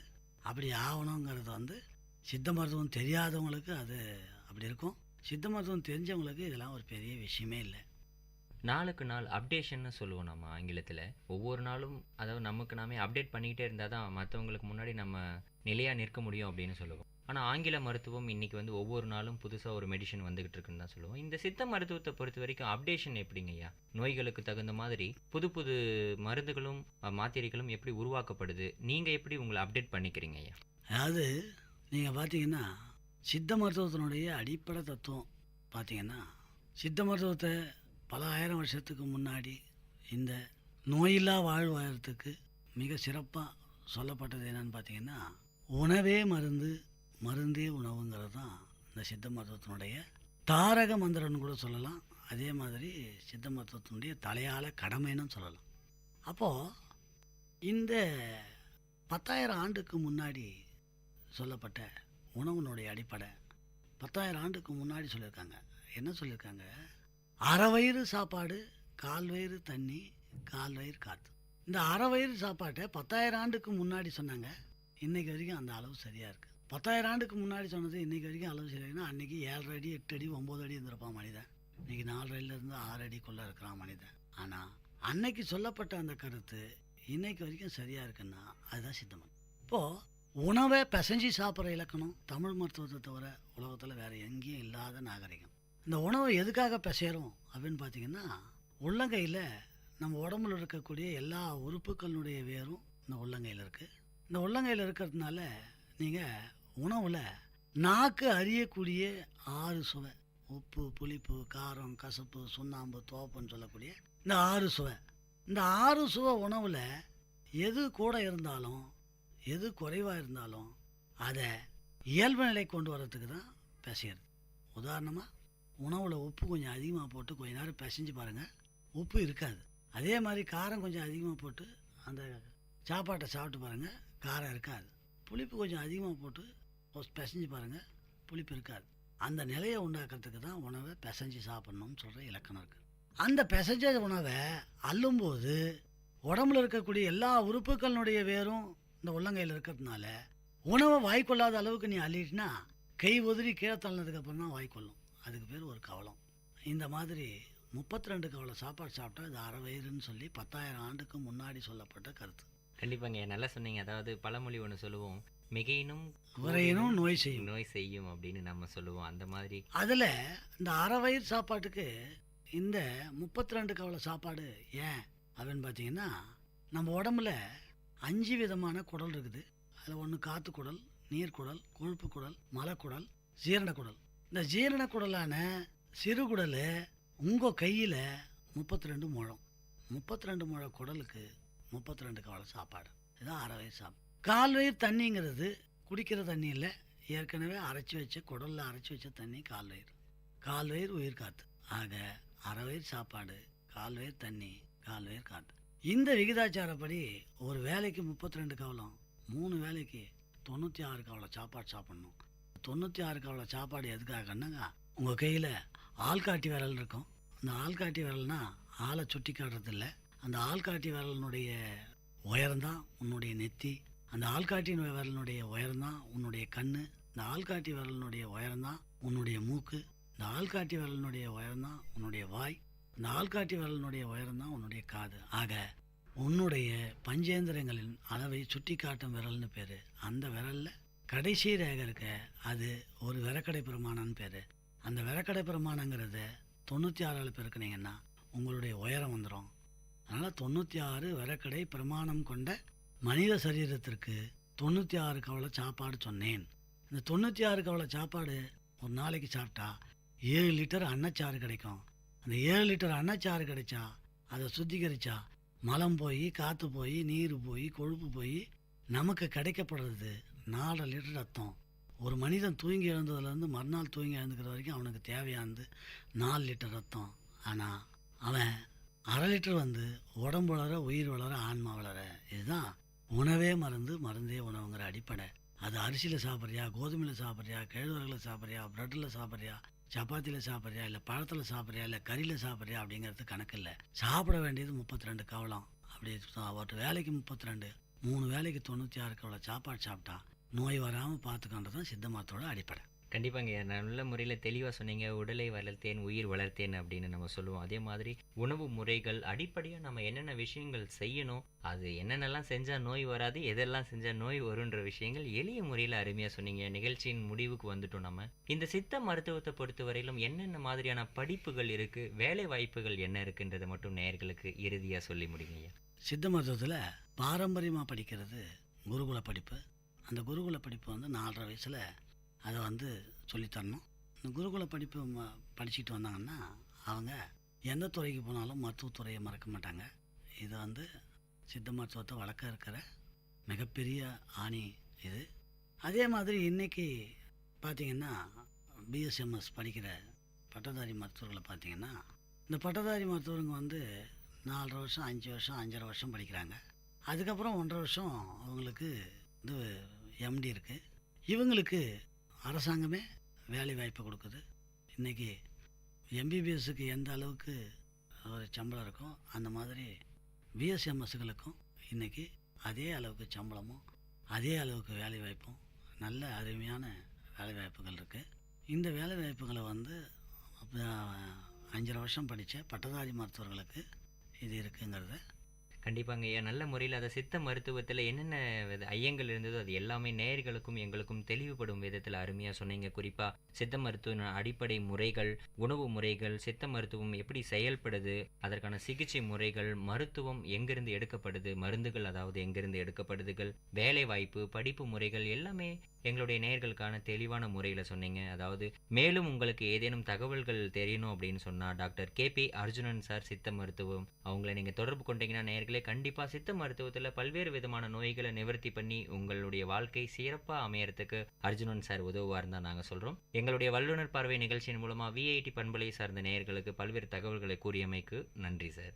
நன்றி, வணக்கம். என்ன நேயர்களே, இன்றைய வல்லுநர் பார்வை நிகழ்ச்சியில் சித்த மருத்துவம் சார்ந்த குறிப்புகள், அதனுடைய அடிப்படை தத்துவம், உணவு முறைகள், மருந்துகள் இந்த மாதிரியான பல்வேறு தகவல்களை KP அர்ஜுனன் சார் நமக்கு சொன்னார். VIT பண்பலையில் அடுத்த ஒரு வல்லுநர் பார்வை நிகழ்ச்சியில் உங்களை சந்திக்கும் வரை உங்களிடமிருந்து விடைபெறுவது உங்கள் கோவிந்தராஜ். இது VIT பண்பலை மற்றும் VIT CSRDS இணைந்து வழங்கும் வல்லுநர் பார்வை. நன்றி, வணக்கம். நேயர்கள் இதுவரை கேட்டது பல்துறை பகிர்வுகள், வல்லுநர் தரவுகள், மக்களின் சந்தேகங்களுக்கான சான்றுகளோடு VIT பண்பலை 90.8 வல்லுநர் பார்வை. நன்றி, வணக்கம்.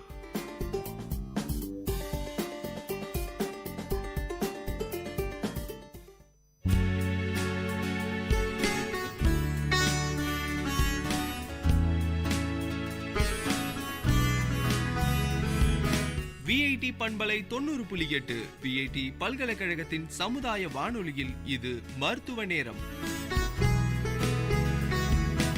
பல்வேறு மருத்துவ துறைகளிலிருந்து தேர்ச்சி பெற்ற மருத்துவர்களுடன் கலந்துரையாடும் நேரம் இது.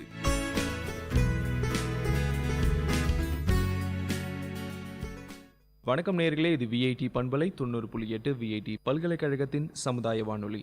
இந்த நிகழ்ச்சி மருத்துவ நேரம். மருத்துவ நேரம் நிகழ்ச்சியில் ஒவ்வொரு முறையும் ஒரு மருத்துவர்கிட்ட நம்ம பேசிகிட்டு இருக்கோம். பொதுமக்கள் கிட்ட இருக்கக்கூடிய கேள்விகளை நம் மூலமாக மருத்துவர்கள்கிட்ட கேட்டுட்டு இருக்கோம். பல சந்தேகங்களை அவங்களும் நிவர்த்தி பண்ணி வச்சுட்டு இருக்காங்க.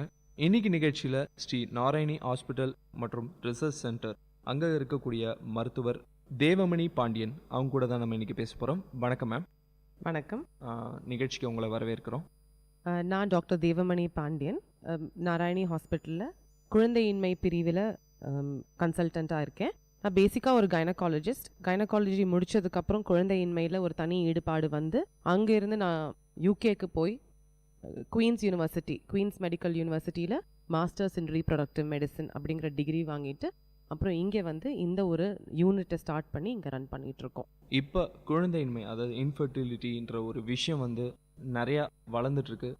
அதை பற்றிய விழிப்புணர்வு மக்களிடம் இருக்கா? விழிப்புணர்வுன்னு பார்த்தீங்கன்னா இப்போ ரொம்ப ரொம்ப கம்மியாக தான் இருக்குது. ஒரு கப்பல் டாக்டரை அணுகிறதுக்கு ஒரு 100 தடவை யோசிக்கிற மாதிரி ஒரு சிச்சுவேஷன் இருக்குது. அவங்க வந்து தனக்கு ஓகே நம்மளுக்கு அப்பாவுக்கு 5 இயர்ஸ் கழிச்சு தான் குழந்தை பிறந்தது, அதனால் நம்மளுக்கும் ஒரு 5 வருஷம் வெயிட் பண்ணலாம், எங்கள் பாட்டிக்கு 10 இயர்ஸ் ஆச்சு ஆனால் நம்மளுக்கும் 10 வருஷம் ஆகும் அப்படிங்கிற மாதிரி அவங்க நினைக்கிறாங்க. ஸோ அவங்க வந்து இதனால ஒரு ப்ராப்ளம்னால தான் நம்மளுக்கு குழந்தை நிற்கலை, ஹஸ்பண்டுக்கு ஒரு ப்ராப்ளமோ இல்லை என் ஒய்ஃபில் ஏதாவது ஒரு சின்ன ப்ராப்ளம் இருக்கோ அப்படிங்கிறத அவங்க யோசிக்காமல் நம்மளுக்கு தானாக என்றைக்கோ ஒரு நாள் குழந்தை நிற்கும், அப்படி இல்லைனா நம்மளுக்கு குழந்தை பாக்கியம் கடவுள் கொடுக்கல அப்படிங்கிற மாதிரி தான் அவங்க ஏற்றுக்கிற மனநிலையில் இப்போவும் இன்னமும் இருக்காங்க. அஃப்கோர்ஸ் சிட்டியில் வந்து கொஞ்சம் அவேர்னஸ் நல்லாயிருக்கு. பட் வெள்ளூருங்கிறது வந்து it's a new city and வெள்ளூரை சுற்றி இருக்கிறது எல்லாமே ஸ்மாலர் செக்ஷன்ஸ். ஸோ இங்கெல்லாம் நீங்கள் பார்த்தீங்கன்னா அவங்களுக்கு அந்த அவேர்னஸ்ங்கிறதே இல்லை. இன்ஃபேக்ட் எங்கள் யூனிட்லேயே எங்கள் ரீப்ரொடக்டிவ் மெடிசன் யூனிட்டில் நான் ஒரு பைலட் ஸ்டடி ஒன்று நான் பண்ணேன். இது ரீசெண்டாக இப்போ பண்ணி நான் பப்ளிஷ் பண்ண போகிறேன். அந்த ஸ்டடியில் வந்து ஒரு கப்பல் என்னோட ஓபிக்கு வராங்க அப்படின்னா அந்த 2 பேரையும் நாங்கள் ஒரு கொஸ்டினர் கொடுத்து இதை பற்றியெல்லாம் உங்களுக்கு தெரியுமா, அதாவது என்ன காரணங்களால் உங்களுக்கு குழந்தை நிற்கல, ஹஸ்பண்டுக்கு ஏன் நிற்கல, ஒய்ஃப்க்கு ஏன் நிற்கல, என்னென்ன காரணங்கள் இருக்கலாம், என்னென்ன நம்ம செய்யணும், இந்த மாதிரி உங்களுக்கு ட்ரீட்மெண்ட்ஸ் அவைலபிள் ஆப்ஷன்ஸ் இருக்கா இல்லையா அப்படிங்கிறது ஒரு நிறைய பாயிண்ட்ஸ் போட்டு ஒரு ப்ரொஃபார்மா ஒன்று ப்ரொடியூஸ் பண்ணி அதை நாங்கள் அந்த பேஷண்ட் கப்பலுக்கு கொடுத்துருக்கோம். அதை கொடுத்து அவங்க டிக் பண்ணதுக்கப்புறம் நம்ம ஸ்டாட்டிஸ்டிக்கல் அனாலிசிஸ் பண்ணதுக்கப்புறம் பார்த்தா அதில் awareness was less than 30%. So டெஃபினட்டாக வந்து எங்களை வெள்ளூரை சுற்றி மட்டும் நாங்கள் இதை பார்த்துருக்கோம். அதுலேயே நம்மளுக்கு அவேர்னஸ் ரொம்ப கம்மியாக இருக்கிறதுனால நாங்கள் இப்போ அவேர்னஸ் ப்ரோக்ராம்ஸே இப்போ பண்ண ஆரம்பிச்சிருக்கோம். So awareness is very important. அப்போ தான் அவங்களால திரும்ப நம்மக்கிட்ட ட்ரீட்மெண்ட்டுக்கே வர முடியும். இப்போ இருக்கிற காலகட்டத்தில் இந்த இன்ஃபெர்டிலிட்டி பற்றிய அட்வான்ஸ் டெக்னாலஜிஸ் நிறையா வளர்ந்துட்டு இருக்கு. ஸோ எந்த மாதிரியான அட்வான்ஸ் டெக்னாலஜிஸ் வந்து இந்த ஃபீல்டில் வந்து வளர்ந்துட்டு இருக்கு மேம்?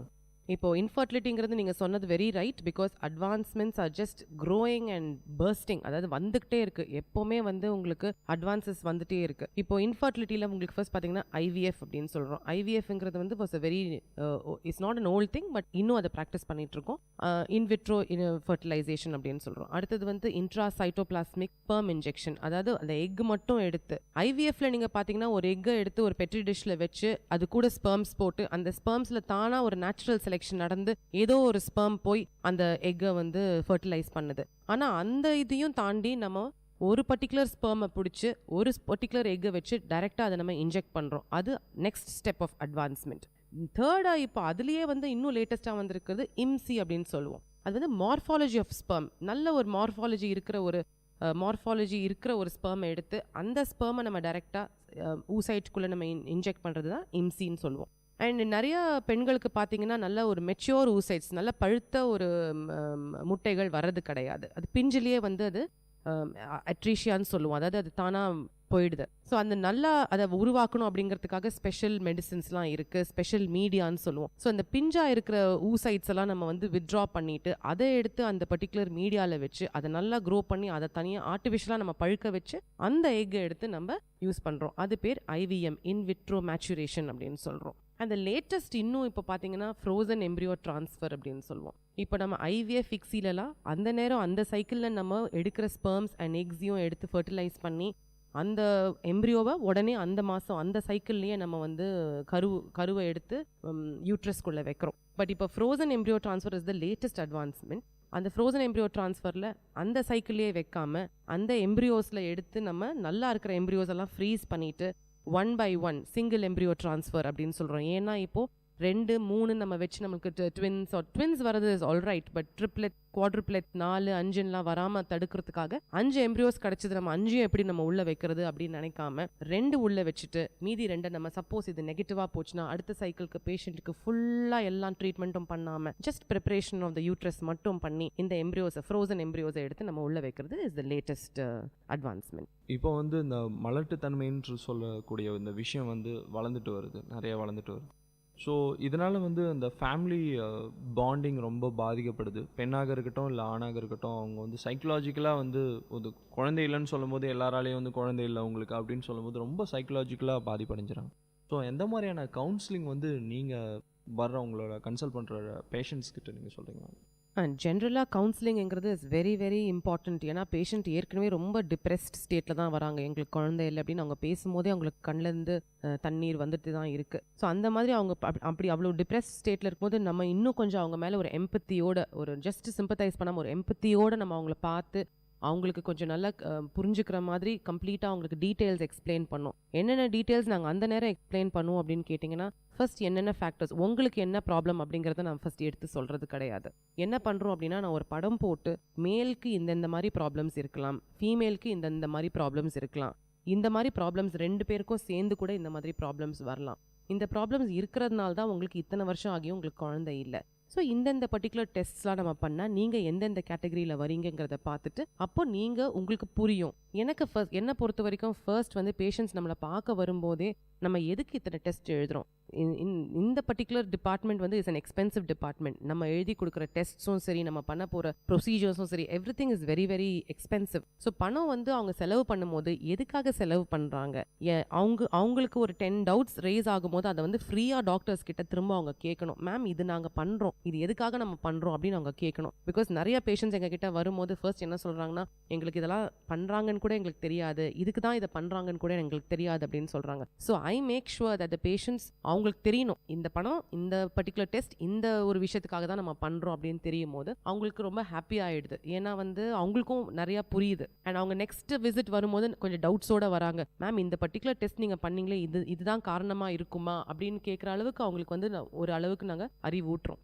அண்ட் அது தெரிஞ்சதுக்கப்புறம் அந்த கவுன்சிலிங் பண்ணி முடிச்சதுக்கப்புறம் அவங்க ட்ரீட்மெண்ட் பண்ணும்போது அவங்களோட டோட்டல் அவுட்லுக்கே வேற மாதிரி ஆகி அவங்களோட இன்வால்மெண்ட் இன் ட்ரீட்மெண்ட் ஆல்சோ எங்களுக்கு ரொம்ப ஹெல்ப்ஃபுல்லாக இருக்குது. அண்ட் செகண்ட் திங் வந்து இது வந்து ஒய்ஃப்க்கு தான் ப்ராப்ளம் இருக்குது, இல்லை என் மேலே ப்ராப்ளம் இல்லை மேடம், ஹஸ்பண்டுக்கு எங்கேயோ போய் ஸ்பெர்ம் கவுண்ட் ரொம்ப கம்மின்னு சொல்லிட்டாங்க, அதனால அவர் மேலே தான் ப்ராப்ளம் அப்படின்னு சில பேருக்கு மெரைட்டல் டிஸ்ஹார்மனி வந்துடுது. ஸோ அது வந்து எந்த லெவலுக்கு போகுதுன்னா mother in law problems or family problems, social problems இருக்கிறதுனால அவங்க வந்து பிரிஞ்சு போகிற அளவுக்கு கூட ப்ராப்ளம்ஸ் வருது. ஸோ முதல்ல அவங்க நீங்கள் ரெண்டு பேரும் அந்யூன்யமாக இருந்து நீங்கள் இந்த ட்ரீட்மெண்ட் பண்ணாதான் உங்களுக்கு குழந்தை நிற்கும். நீங்கள் உங்கள் ஃபேமிலி பீப்புளையோ இல்லை உங்களோட சோஷியல் ஃப்ரெண்ட்ஸ் யாரையுமே நீங்கள் வந்து இன்வால்வ் பண்ணாமல் தனியாக நீங்கள் ரெண்டு பேருமே எல்லா டிசிஷன்ஸும் நீங்கள் எடுக்கணும் அப்படிங்கிறத நான் ரொம்ப வலியுறுத்தி சொல்லுவேன். குழந்தையின்மைன்றது வந்து ஒரு பரம்பரை வியாதியா மேம்? பல பேருக்கு வந்து அதை நினச்சிட்டு இருக்காங்க. சிட்டி பீப்புள் கூட நம்பிட்டு இருக்காங்க. சில கிராமப்புற பீப்புளுக்கு வந்து சுத்தமாக வந்து அதை பற்றி ஒரு விழிப்புணர்வே கிடையாது. ஸோ எங்கேயோ வந்து அவங்க ஃபேமிலியில் யாரோ ஒரு ஆளுக்கு வந்து குழந்தை இல்லாமல் இருக்கும்போது ஸோ நம்மளுக்கும் அதே இதுதான் போல நினச்சிட்டு இருக்காங்க. ஸோ அதை பற்றி கொஞ்சம் டீட்டெயில். அதாவது ஜெனட்டிக்காக இது வந்து பரம்பரையாக ஒரு ஃபாதருக்கு குழந்தை இல்லைன்னா அஃப்கோர்ஸ் ஃபாதருக்கு குழந்தை இல்லைன்ற சுச்சுவேஷன் வராது. பட் ஃபேமிலியில் யாருக்கோ குழந்தை இல்லைன்னா அதனால தான் இவங்களுக்கு குழந்தை இல்லை அப்படிங்கிற மாதிரி இட் cannot be taken. ஏன் அப்படின்னு கேட்டிங்கன்னா ஜெனட்டிக்காக வந்து there are certain disorders, அது ஜெனட்டிக் டிசார்டர்ஸ் இருக்குது, certain syndromes இருக்குது. அந்த பர்டிகுலர் சிண்ட்ரோம்ஸ் இருக்கிறவங்களுக்கு குழந்தை நிற்காது. ஸோ அவங்களுக்கு நம்ம ஜெனட்டிக் டெஸ்டிங் பண்ணுவோம். அதுக்கு வந்து கேரியோடைப் அப்படின்னு சொல்லுவோம். கேரியோடைப்பிங் நம்ம பண்ணும்போது இந்த கேரியோடைப் அந்த குரோமோசோம்ஸ் அப்பியரன்ஸ்லேருந்து அந்த டிலீஷன்ஸ், ஒய் டிலீஷன்ஸ் அப்படின்லாம் சொல்லுவோம். அதெல்லாம் பார்த்து எல்லாம் நார்மலாக இருக்கா அப்படின்னு நம்ம பார்ப்போம். அது நார்மலாக இருந்துச்சு அப்படின்னா மற்ற ஃபேக்டர்ஸ், ஃபிசிக்கல் ஃபேக்டர்ஸ் தான், ஸ்பெர்ம் கவுண்ட் பார்ப்போம், சிமெண்ட்லேயே என்னென்ன பேராமீட்டர்ஸ் ப்ராப்ளம் கொடுக்கும் அப்படிங்கிறத நம்ம பார்த்துடுறோம். ஸோ இது ஆக்சுவலாக ஜெனட்டிக்காக அப்படின்னு நம்ம சொல்ல முடியாது. ஆனால் அதே மாதிரி ஃபீமேல்ஸில் வந்து ஜெனட்டிக் டிசார்டர்ஸ் டெஃபினட்டாக இருக்கும். சில பேருக்கு வந்து யூட்ரஸே ரொம்ப நார்மல் சைஸ் வரைக்கும் வளராமல் போயிடும். சில பேருக்கு ஸ்ட்ரீக் ஓவரிஸ்ன்னு சொல்லுவோம். அதுவும் சர்டன் ஜெனட்டிக் டிசார்டர்ஸில் தான் வர ப்ராப்ளம். அந்த ஸ்ட்ரீக் ஓவரிஸ் இருந்துச்சுன்னா அதுக்கு முட்டையே வளர முடியாது அந்த பேஷண்ட்க்கு. ஸோ அந்த மாதிரி பேஷண்ட்ஸ்க்கு நம்ம வந்து தானம் தான் கொடுக்க வேண்டியது இருக்கும், எக் டோனர்ஸ் வச்சு நம்ம பண்ண வேண்டியது இருக்கும். ஸோ ஜெனட்டிக் ஃபேக்டர்ஸ் இருக்கு. ஆனால் இது பரம்பரையா அவங்களுக்கு இல்லை அதனால தான் நம்மளுக்கு இல்லை அப்படிங்கிறத நினைச்சிட்டு அதை வந்து உதாசீனப்படுத்திடக்கூடாது. இப்போ அதாவது தானம் பற்றி சொன்னீங்க. இப்போ வந்து அதிகமாக அந்த டோனர், அதாவது ஸ்பெர்மாக இருக்கட்டும், இல்லை எக்காக இருக்கட்டும், இல்லை எம்பிரியோவாக இருக்கட்டும், இது வந்து நிறைய பேர் இப்போ வந்து தானம் பண்ணிட்டு இருக்காங்க. பிளட் பேங்க் மாதிரி, அதாவது ஒரு ரத்த தானம் அளவுக்கு இந்த அளவு வந்து ஒரு அவேர்னஸ் கிடையாது. எந்த மாதிரியான விஷயம் இந்த பேங்க்கில் இருக்குது, அதை பற்றி கொஞ்சம் டீட்டெயிலாக சொல்ல முடியுமா? நீங்கள் ரொம்ப சரியாக சொன்னீங்க. இந்த மாதிரி பிளட் பேங்க் அளவுக்கு ஸ்பெர்ம் பேங்க் இருக்கா அப்படின்னு. நான் பேஷண்ட்ஸ்க்கு donor eggs or donor sperms programme பற்றி சொல்லும் போதே பேஷண்ட் வந்து என்னடா வெளியாளோட ஸ்பெர்ம்ஸ் நம்மளுக்கு வைக்க போகிறாங்களா அப்படிங்கிற உடனே அவங்களுக்கு வந்து அந்த மாதிரி ஒரு நினைப்பு தான் போகும். அதனால நான் ஸ்டார்ட் பண்ணும்போதே நம்ம எப்படி ஒரு ஆக்சிடென்ட் ஆச்சுன்னா ஒரு அவசரத்துக்கு நம்ம வந்து ஒரு பிளட் பேங்க்லேருந்து பிளட் எடுத்து நம்ம உடம்புல செலுத்திக்கிறோமோ அதே மாதிரி தான் ப்ராப்பராக ரெஜிஸ்டரான ஸ்பெர்ம் பேங்க்ஸ் தான் வச்சு அங்கேருந்து நம்மளுக்கு ப்ராப்பராக ரெஜிஸ்டர்ட் டோனர்ஸ் தான் வந்து ஸ்பெர்ம்ஸ் கொடுக்குறாங்க. அந்த ஸ்பெர்ம்ஸ் டோனர்ஸ்க்கு கூட நம்ம வந்து ஹெச்ஐவி, ஹெச்பிஎஸ்ஏஜி, ஆல் த டிசீசஸ் அவங்களுக்கு ஸ்க்ரீன் பண்ணி நார்மலாக இருக்கிற ஒரு ஆணோட சிமெண்ட் தான் நம்ம வந்து ஸ்பெர்ம் பேங்க்ல இருக்குது அப்படிங்கிறத நான் ரீஎன்ஃபோர்ஸ் பண்ணி பேஷண்ட்டுக்கு நல்லா புரிய வச்சதுக்கப்புறம் தான் இந்த ஸ்பெர்ம் பேங்கிங் பற்றியே பேசுறது. ஸோ நிறைய பேஷண்ட்ஸ் பார்த்தீங்கன்னா இப்போது அவங்களுக்கு வந்து ஸ்பெர்ம் கவுண்டே இல்லாமல் இருக்கும். இப்போ நான் நிறைய மேல் இன்ஃபர்டிலிட்டி தான் ஜாஸ்தி. ஸோ அந்த மேல்ஸ்க்கெலாம் நீங்கள் வந்து அசோஸ்பெர்மியா அப்படின்னு சொன்னால் அவங்களுக்கு ஸ்பெர்ம் அவங்களோட இஜாக்குலேட்டில் இல்லை. ஸோ அந்த மாதிரி பேஷண்ட்ஸ்க்கு நம்ம ஸ்பெர்ம் டொனேஷனுக்கு போகிறோம். So we encourage the wife, நீ வந்து இதில் ஒரு தப்பும் கிடையாதுமா, this is government approved programme. And அந்த மாதிரி ஒரு ப்ரோக்ராமில் உன்னோட எக்ஸ் கூட ஸ்பெர்ம் டோனரோட ஸ்பெர்ம் பேங்க்லேருந்து எடுத்த ஒரு சாம்பிளை யூஸ் பண்ணி அதை நம்ம ஃபர்டிலைஸ் பண்ணி உனக்கு ஒரு குழந்தையா ஒரு கருவாக உண்டாக்க முடியும்.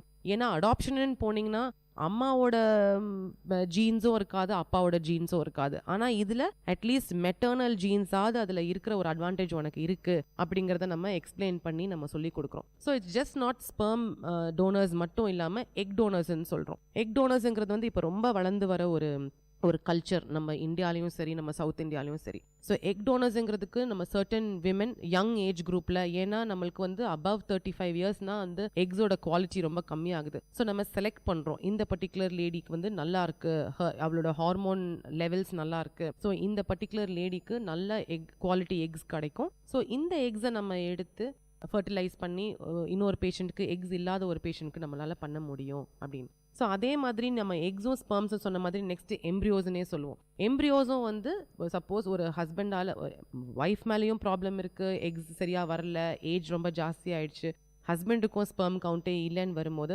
ஆனாலும் அவங்களுக்கு வந்து எங்களுக்கு அடாப்ஷன் வேண்டாம், என்னோட ஓம்லேருந்து எனக்கு ஒரு பேபி வேணும் அப்படின்னு நினைக்கும் போது நம்ம வந்து எம்ப்ரியோஸ் ஏற்கனவே நான் சொன்ன ஃப்ரோசன் எம்ப்ரியோஸ்ன்னு சொல்லியிருந்தேன், அந்த மாதிரி ஃப்ரோசன் எம்ப்ரியோஸ் எடுத்து உங்களுக்கு நாங்கள் ட்ரான்ஸ்ஃபர் பண்ணி அந்த பேஷண்ட்டுக்கும் நம்ம எம்ப்ரியோ ட்ரான்ஸ்ஃபரும் பண்ணுறோம். So it's just not sperms and eggs, but we also do embryo donation. Embryo டொனேஷனும் very very much in vogue now. இந்த டொனேஷன்ஸ் பற்றிய அவேர்னஸ் வெளி மக்களுக்கு இருக்கா? யாரை அப்ரோச் பண்ணணும்? இப்போ வந்து ஒருத்தர் இந்த விஷயம் தெரிஞ்சு கேட்கணும்னு நினைக்கிறாரு, யாரை அப்ரோச் பண்ணாங்க? மோஸ்ட்லி வந்து நம்ம வெளியில் யாருக்கிட்டையும் பேசுகிறத விட உங்களோட பர்டிகுலர் டாக்டர்ஸ்கிட்டயே நீங்கள் போய் அந்த டாக்டர்ஸ் உங்களுக்கு ப்ராப்பர் கவுன்சிலிங் கொடுத்து, because doctors liars with all the agents, because there are many agents. இந்த மாதிரி பிளட் பேங்க் மாதிரி உங்களுக்கு sperm banks, egg bank, embryo, every IVF சென்டரில் உங்களுக்கு ஒரு டெஃபினட்டாக பேங்கிங் ஃபெசிலிட்டிஸ் இல்லாமல் இருக்காது. ஸோ நீங்கள் உங்களோட டாக்டர்ஸை நீங்கள் அணுகும் போதே அவங்களே உங்களுக்கு எல்லாம் எக்ஸ்பிளைன் பண்ணுவாங்க. வெளியாள்கிட்ட நீங்கள் போகும்போது தேவையில்லாமல் பேஷண்ட்ஸை எக்ஸ்ப்ளாய்ட் பண்ணி, நான் உங்களுக்கு டோனர் கொண்டுட்டு வந்து கொடுக்குறேன், நீங்கள் இது உங்களோட ரிலேட்டிவ்னு சொல்லிடுங்கன்னு சொல்லி எக்ஸ்ட்ராவாக பே பண்ண வச்சு பேஷண்ட்ஸ் நிறைய பேரை எக்ஸ்ப்ளாய்ட் பண்ணுறாங்க. ஸோ பெஸ்ட் இஸ் உங்களோட டாக்டர்ஸ்கிட்டயே நீங்கள் டிசைட் பண்ணி பேசி அவங்களோட கவுன்சிலிங் படியே நீங்கள் போன அட்வைஸ் படியே நீங்கள் போகிறது பெட்டர். இப்போ வந்து விந்த அணுக்களுடைய குறைவுகள் இருக்க ஒரு மனுஷனுக்கு இருக்குன்னா, உணவு எடுத்துக்கிறது முறையாக வந்து எடுத்துக்கிறது மூலமாக வந்து அதை குணப்படுத்த முடியுமா, இல்லை மருந்துகள் மூலமாக மட்டும்தான் வந்து அதை க்யூர் பண்ண முடியுமா மேம்? இல்லை, அந்த மருந்துகள் சாப்பிட்றதுக்கு முன்னாடி, இந்த மாதிரி ஒரு கண்டிஷன் வரத்துக்கு முன்னாடியே அவங்க வந்து நல்ல காய்கறிகள், நல்ல பழ வகைகள் நல்லா சாப்பிட்டு, அதுக்கப்புறம் அவங்களோட டெய்லி லைஃப் ஸ்டைல் ஹேபிட்ஸ் எல்லாம் நல்லா சேஞ்ச் பண்ணி, no smoking, no drinking, drugs இதெல்லாம் இல்லாமல் ஓரளவுக்கு அவங்களால வந்து அவங்கள கட்டுப்படுத்தி அவங்களால வளர முடியும் அப்படின்னா, அது மாதிரி ஒரு பெஸ்ட் ட்ரீட்மெண்ட் எதுவுமே கிடையாது. அஃப்கோர்ஸ் இந்த இப்போ இருக்கிற காலகட்டத்தில் ஒரு ஆண் வந்து அவ்வளோத்தையும் தாண்டி தனியாக ஒரு மீறி வர்றது ஒரு பெரிய விஷயம். ஸோ அப்படி வரும்போது நம்ம ஸ்பெர்ம்ஸ் தான் நம்ம செக் பண்ணுறோம். First we do for the husband வந்து நம்ம or for any male. In fact sometimes I know, கல்யாணம் பண்ண போகிறோம் மேடம், எங்களுக்கு வந்து என்னோட ஸ்பெர்ம் கவுண்ட் நல்லா இருக்கான்னு கூட எங்ககிட்ட செக் பண்ணுறதுக்கு சில யங் பாய்ஸ் வராங்க. ஸோ அவங்க அப்படி வரும்போது நான் ஃபர்ஸ்டே சொல்லிடுவேன், உனக்கு வந்து கொஞ்சம் பார்டர் லைனுக்கு வர ஆரம்பிச்சிருக்கோ தம்பி, நீ வந்து இனிமேல் யூ ஹேவ் டு நல்ல டயட் ஃபாலோ பண்ணு, இந்த ஏரேட்டட் ட்ரிங்க்ஸ் குடிக்காத, ஸ்மோக்கிங் அண்ட் ட்ரிங்கிங்கை ஸ்டாப் பண்ணு அப்படின்னு சில life style changes and diet changes எல்லாம் நம்ம சொல்லுவோம். ப்ராப்பர் எக்ஸசைஸ் பண்ணி நல்ல ஒரு உடல் ஆரோக்கியத்தோட நீ இருந்தனா இது இம்ப்ரூவ் ஆகும் அப்படின்னு சொல்லலாம். பட் அஃப்கோர்ஸ் இப்போ லேட்டஸ்ட்டாக நம்ம விட்டமின் இ கொடுக்குறோம், ஆன்டி ஆக்சிடென்ட்ஸ் கொடுக்குறோம். ஸோ இதெல்லாம் வந்து கொஞ்சம் இட் வில் எய்ட். இதுதான் டைரெக்டாக ட்ரீட் ஆகிரும், உடனே ஸ்பெர்ம்ஸ் நல்லா வந்துடும் அப்படிங்கிறது கிடையாது. ஆனால் இதெல்லாம் ஹெல்ப் பண்ணும், அவ்வளோதான். இப்போ இருக்கிற காலகட்டத்தில் வந்து இந்த டிசைனர் பேபிஸ்ன்ற ஒரு விஷயம் வளர்ந்துட்டு இருக்கு. அதை பற்றி பல பேருக்கு வந்து ஒரு நாலேஜ் இல்லை. அந்த டிசைனர்ஸ் பேபினா என்ன மேம், அதை பற்றி கொஞ்சம் சொல்ல முடியுமா? டிசைனர் பேபிஸுங்கிறது வந்து மோஸ்ட்லி இந்த யூகேல கூட இன்னும் அது அந்த அளவுக்கு அப்ரூவ் பண்ணலை. யூஎஸில் வந்து designer babies are the most expensive babies. Designer பேபிஸ்னால் என்ன அப்படின்னு கேட்டிங்கன்னா, எனக்கு வந்து ஐஸ்வர்யா ராயோட கண்ணு மாதிரி எனக்கு இருக்கணும், இவரோட கலர் இருக்கணும், இன்னொரு பர்சனை காமிச்சு அவங்கள மாதிரி ஹேர் இருக்கணும் அப்படின்னு நினச்சி, நம்மளே certain characteristics of the embryo இருக்கணும் அப்படின்னு நம்ம நினச்சி அந்த பர்டிகுலர் டோனர்ஸ் கிட்டேருந்து சர்டன் கேமீட்ஸை நம்ம எடுத்து யூஸ் பண்ணி பண்ணுறது பேர் தான் டிசைனர் பேபிஸ். பட் நம்ம ஊரை பொறுத்த வரைக்கும், இந்தியாவை பொறுத்த வரைக்கும் இன்னும் அந்த மாதிரி எந்த ஒரு சட்டமும் நம்மளுக்கு வரலை. அது மாதிரி பண்ணுறதும் நல்லதில்லைன்ற மாதிரி தான் இப்போ இந்த காலகட்டத்தில் இருக்குது. பட் நீங்கள் டோனர் ப்ரோக்ராம்ஸ் போகும்போது ஒரு ஐயுஐஓ இல்லை ஐவிஎஃப்ஓ பண்ணும்போது பேஷண்ட்டுக்கு வந்து, மேடம் கொஞ்சம் என்னோட ஹஸ்பண்ட் மாதிரியாவது கொஞ்சம் இருக்கணும், என் ஹஸ்பண்ட் கொஞ்சம் டார்க்காக இருக்காரு, so baby should be dark, அது ரொம்ப வெள்ளையாக இருந்ததுன்னா எங்கள் பேபின்னு கூட யாரும் நம்ப மாட்டாங்க அப்படின்னு அஃப்கோர்ஸ் சில ஹஸ்பண்ட்ஸும் ஒய்ஃப்ஸும் பேசுவாங்க. ஸோ அந்த மாதிரி இருக்கும்போது ஸ்பெர்ம் பேங்க்லேயே எங்களுக்கு வந்து ஒரு ஃபார்ம் கொடுப்பாங்க. இந்த டோனர் வந்து அவரோட ஹேர் கலர் இந்த மாதிரி இருந்துச்சு, அவரோட ஐ கலர் இப்படி இருக்குது, அவரோட ஹைட் இப்படி இருக்குது, அண்ட் அவரோட ஃபேஸ் கம்ப்ளெக்ஷன் இப்படி இருக்குது அப்படின்னு அவங்க கொடுப்பாங்க. ஸோ நாங்கள் ஓரளவுக்கு அதை வந்து ஹஸ்பண்ட் கூடயோ கூடயோ இல்லை ஒய்ஃப் கூடயோ நாங்கள் மேட்ச் பண்ணி தான் அதை நம்ம செலுத்துகிறோம். தட் இஸ் நாட் இது டிசைனர் பேபி கிடையாது. பட் கூடிய மாட்டுக்கு எப்படியும் நம்ம டோனர் கொடுக்கணும். அந்த டோனர் வந்து நம்ம பேஷண்ட்க்கு ஏற்ற மாதிரி நம்ம கொடுக்கணும் அப்படின்னு நினச்சி நம்ம செய்கிறோம். அவ்வளோதான். இப்போ வந்து ஒர்க்கிங் ஃபீல்டில் வந்து ஏகப்பட்ட ப்ரெஷர் இருக்குது, பயங்கர ஸ்ட்ரெஸ் இருக்குது. அந்த மன உளைச்சலுக்கு வந்து எல்லாருமே ஆள்றாங்க, ஆணாக இருக்கட்டும் இல்லை பெண்ணாக இருக்கட்டும். இதன் காரணமாக வந்து குழந்தையின்மை வருவதற்கு ரீசன்ஸ் இருக்கா ma'am? Stress very very important factor. Infertility, இந்த மலட்டுத்தன்மைங்கிறதுல வந்து உங்களுக்கு ஸ்ட்ரெஸ் வெரி இம்பார்ட்டன்ட். ஒன்று, இந்த இன்ஃபர்டிலிட்டின்னு தெரியறதுக்கு முன்னாடியே அவங்க படிக்கும் போதோ அவங்க வேலை செய்யும் போதோ நிறைய ஸ்ட்ரெஸ்ஸுங்கிறது வருது. ஸோ அந்த ஸ்ட்ரெஸ் வரும்போது நிறைய hormones, all the good hormones எல்லாம் சப்ரெஸ் ஆகி கொஞ்சம் அந்த ஸ்ட்ரெஸ் ஹார்மோன்ஸ் ஜாஸ்தி ஆகும்போது உங்களோட டோட்டல் ஹார்மோனல் இம்பேலன்ஸ் வர ஆரம்பிச்சிருது. அண்ட் நிறைய அந்த மாதிரி ஹார்மோனல் இம்பேலன்ஸ் வரும்போது மூட் டிசார்டர்ஸ் வருது. மூட் டிசார்டர்ஸ் வரும்போது your life style habits and your food and your diet எல்லாமே சேஞ்ச் ஆயிடுது. ஸோ அந்த மாதிரி பண்ணும்போது நம்ம BMI, body mass index, weight ஜாஸ்தி ஆக நம்மளோட உடம்புல வந்து இந்த இன்ஃபர்டிலிட்டிங்கிறது இன்னும் ஜாஸ்தியாக தான் ஆகுது. ஸோ டைரக்ட் இம்பாக்ட் இல்லைனாலும் இத்தனை விஷயங்கள் மூலமாக போய் நம்ம ஃபைனலாக நம்மளுக்கு ப்ராப்ளம்னு வந்து சேரும்போது அது இன்ஃபர்டிலிட்டின்னு தான் வந்து சேருது. அடுத்ததாக நீங்கள் இதுக்கு முன்னாடி நான் வந்து இந்த டிசைனர் பேபி பற்றி பேசணும் இல்லையா, அது ஆராய்ச்சி லெவலில் இருந்து ஆராய்ச்சி முடிஞ்சு அது மூலயமா டிசைனர்ஸ் பேபிஸ் கொஞ்சம் ரிசல்ட்ஸ் வந்திருக்கும். என்னென்ன ப்ராப்ளம்ஸ் வருது மேம் அதை பற்றி?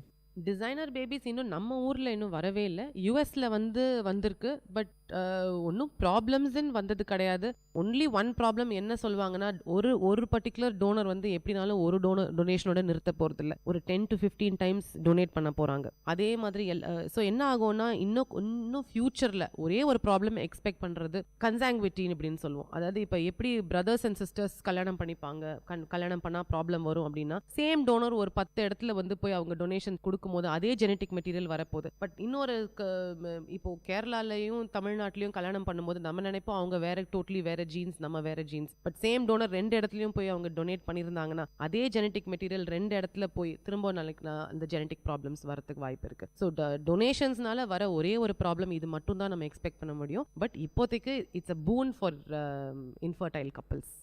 ஓகே மேம், இப்போ இந்த உறவு முறை திருமணம் இருக்கு இல்லையா, அதனால வரக்கூடிய விளைவுகள் அதை எப்படி மேம் தடுக்க முடியுமா? முன்னாடியே வந்து தடுக்கிறதுக்கான வாய்ப்புகள், இப்போ வந்து ஒரு மேரேஜ் ஆயிடுச்சு, உறவு முறையில் கல்யாணம் பண்ணிக்கிறாங்க, சரி எங்களுக்கு வந்து நல்லபடியாக குழந்தை பிறக்கணும், ஏன்னா வாய்ப்புகள் அதிகமாக இருக்குது, குழந்தை பிறக்காதற்கும் இல்லை குழந்தை ஊனமாக பிறப்பதற்கும் வாய்ப்புகள் அதிகமாக இருக்குது. இன்கேஸ் வந்து ஒரு உறவு முறையில் திருமணம் நடந்துருச்சு, ஸோ அவங்க வந்து உங்களை வந்து கன்சல்ட் பண்ணாங்க, எப்படி தடுக்க முடியுமா, ஏதாவது தடுக்கிறதுக்கான வாய்ப்புகள் இருக்கானு அப்படின்னு கேட்கறதுக்கு கன்சல்ட் பண்ணுறதுக்கு உங்ககிட்ட. இது வந்து ரொம்ப முக்கியமான ஒரு விஷயம். இது ஆன்டினேட்டல் ஸ்க்ரீனிங் அப்படின்னு சொல்லுவோம். அதாவது குழந்தை வந்து உருவானதுக்கு அப்புறமா வந்து நம்மளை பார்த்து, மேம் நாங்கள் 2 பேரும் உறவு தான், ஆனால் எங்களுக்கு ப்ராப்ளம் இருக்கான்னு பார்க்கணும் அப்படின்னு சொல்லும் போது அதுக்கு பர்டிகுலர் ஸ்கேன்ஸ் இருக்குது, ஸ்க்ரீனிங்க்கு நம்ம வந்து டிஃப்ரெண்ட் மெத்தட்ஸ் இருக்குது. பட் நம்ம கருவறையிலேயே அதை நம்ம கண்டுபிடிக்கிறதுக்கும் வாய்ப்பு இருக்குது. இது வந்து pre implantation genetic diagnosis. Implant ஆனதுக்கப்புறம் வரது தான் ஆன்டினேட்டல்னு சொல்கிறோம். ஸோ அந்த கருவை வந்து கர்ப்பப்பைக்குள்ளே செலுத்துறதுக்கு முன்னாடியே இந்த ஜெனட்டிக் டயக்னோசிஸ் நம்ம பண்ணி, there are different techniques like FISH, அந்த மாதிரி நிறைய டெக்னிக்ஸ் இருக்கு. ஸோ அந்த டெக்னிக்ஸ் பண்ணி இந்த பர்டிகுலர் எம்ப்ரியோவில் ஜெனட்டிக் டிசார்டர் இருக்கா இல்லையா அப்படிங்கிறத நம்ம பார்க்குறோம். ஜெனட்டிக் டிசார்டர் இருந்தது அப்படின்னா அந்த எம்ப்ரியோவை நம்ம டிஸ்கார்ட் பண்ணிடணும். நல்ல எம்ப்ரியோஸை மட்டும் நம்ம எடுத்து கர்ப்பப்பையில் செலுத்திடலாம். ஸோ ரிலேட்டிவ்ஸாக இருந்தால் கட்டாயம் நாளைக்கு அவங்களுக்கு இந்த ப்ராப்ளம் வருது அப்படின்னு நம்ம நினைக்க தேவையில்லை. ஏன்னா இப்போ அட்வான்ஸ்மெண்ட்ஸ் இருக்கு. Pre implantation genetic diagnosis which is பிஜிடின்னு சொல்லுவோம். பிஜிடி பண்ண முடியும். சிகிச்சை முறைகள் வந்து நீங்கள் பேஷண்ட்ஸ்க்கு தரீங்க, அதாவது இந்த மலட்டுத்தன்மை, குழந்தையின்மை இந்த விஷயத்துக்காக வர்ற பேஷண்ட்ஸ் கிட்ட எந்த மாதிரியான ஃபெசிலிட்டிஸ் வந்து அவங்க யூஸ் பண்ணிக்கிறாங்க, மக்கள் யூஸ் பண்ணிக்கிறாங்க? ஓகே, இங்கே வந்து நம்மளுக்கு ஐயுஐ இருக்குது, டோனர் ப்ரோக்ராம்ஸ் இருக்குது, IVF, ICSI, IMSI, embryo transfer and frozen embryo transfer, இது எல்லாமே நம்ம நாராயணியில் பண்ணுறோம். அண்ட் நல்ல விஷயம் என்ன அப்படின்னு கேட்டிங்கன்னா, மற்ற ஹாஸ்பிட்டல்ஸை விட நம்ம ஹாஸ்பிட்டலில் வந்து definitely the charges are less. Because இங்கே சக்தி அம்மாவோட ஸ்பெஷாலிட்டியேவே இங்கே வந்து you must reach the poor and give them the best. இதுதான் அவங்களோட மோட்டோவே. அதனால வந்து இப்போ இவங்க நிறைய வில்லேஜஸ் அடாப்ட் பண்ணியிருக்காங்க. ஸோ நம்ம நிறைய கேம்ப்ஸ் பண்ணுறோம், ஃப்ரீ கேம்ப்ஸ் பண்ணுறோம். ஃபர்ஸ்ட்டு அவேர்னஸ் ஸ்ப்ரெட் பண்ணுறதுக்காக நம்ம ஃப்ரீ கேம்ப்ஸ் பண்ணி அந்த மாதிரி பர்டிகுலர் பேஷண்ட்ஸை நம்ம இங்கே கூட்டிகிட்டு வந்து என்னென்ன ட்ரீட்மெண்ட் இருக்குன்னு அவங்களுக்கு எக்ஸ்பிளைன் பண்ணிவிட்டு அவங்க எந்த ட்ரீட்மெண்ட்டுக்கு அவங்க ஆப்ஷன்ஸ் நம்ம ரொம்ப கொடுக்கறது இல்லை. பிகாஸ் அவங்களால எது அவங்களுக்கு பெஸ்ட்டுன்னு தேர்ந்தெடுக்க முடியாது. ஸோ அந்த மாதிரி ஒரு டைமில் நம்ம அவங்களுக்கு எது பெஸ்ட்டுன்றதை நம்ம சஜஸ்ட் பண்ணி அதை நம்ம எவ்வளோ லோ காஸ்ட்டில் பண்ண முடியுமோ அவங்களுக்கு லோ காஸ்ட்டில் பண்ணி, அட் த சேம் டைம் அவங்களுக்கு அவங்களுக்கு எந்த விதமான மெடிசின்ஸை கொஞ்சம் கம்மி விலையில் கொடுத்து வாட் எவர் ஹெல்ப் நம்ம பண்ண முடியுமோ அதை பண்ணி நம்ம வந்து பேஷண்ட்ஸ் கொடுக்குறோம். சில பேருக்கு இப்போ ஒரு சந்தேகங்கள் வருது. அதாவது குழந்தை பிறப்பதற்கு முன்னாடியே வந்து ஸ்கேன் பண்ணி பார்க்குற ஒரு விஷயம், நம்ம குழந்தை நல்லா இருக்கா, இல்லை ஆண் குழந்தையா பெண் குழந்தையா, இதை பற்றி உங்களுடைய கருத்து என்னங்க?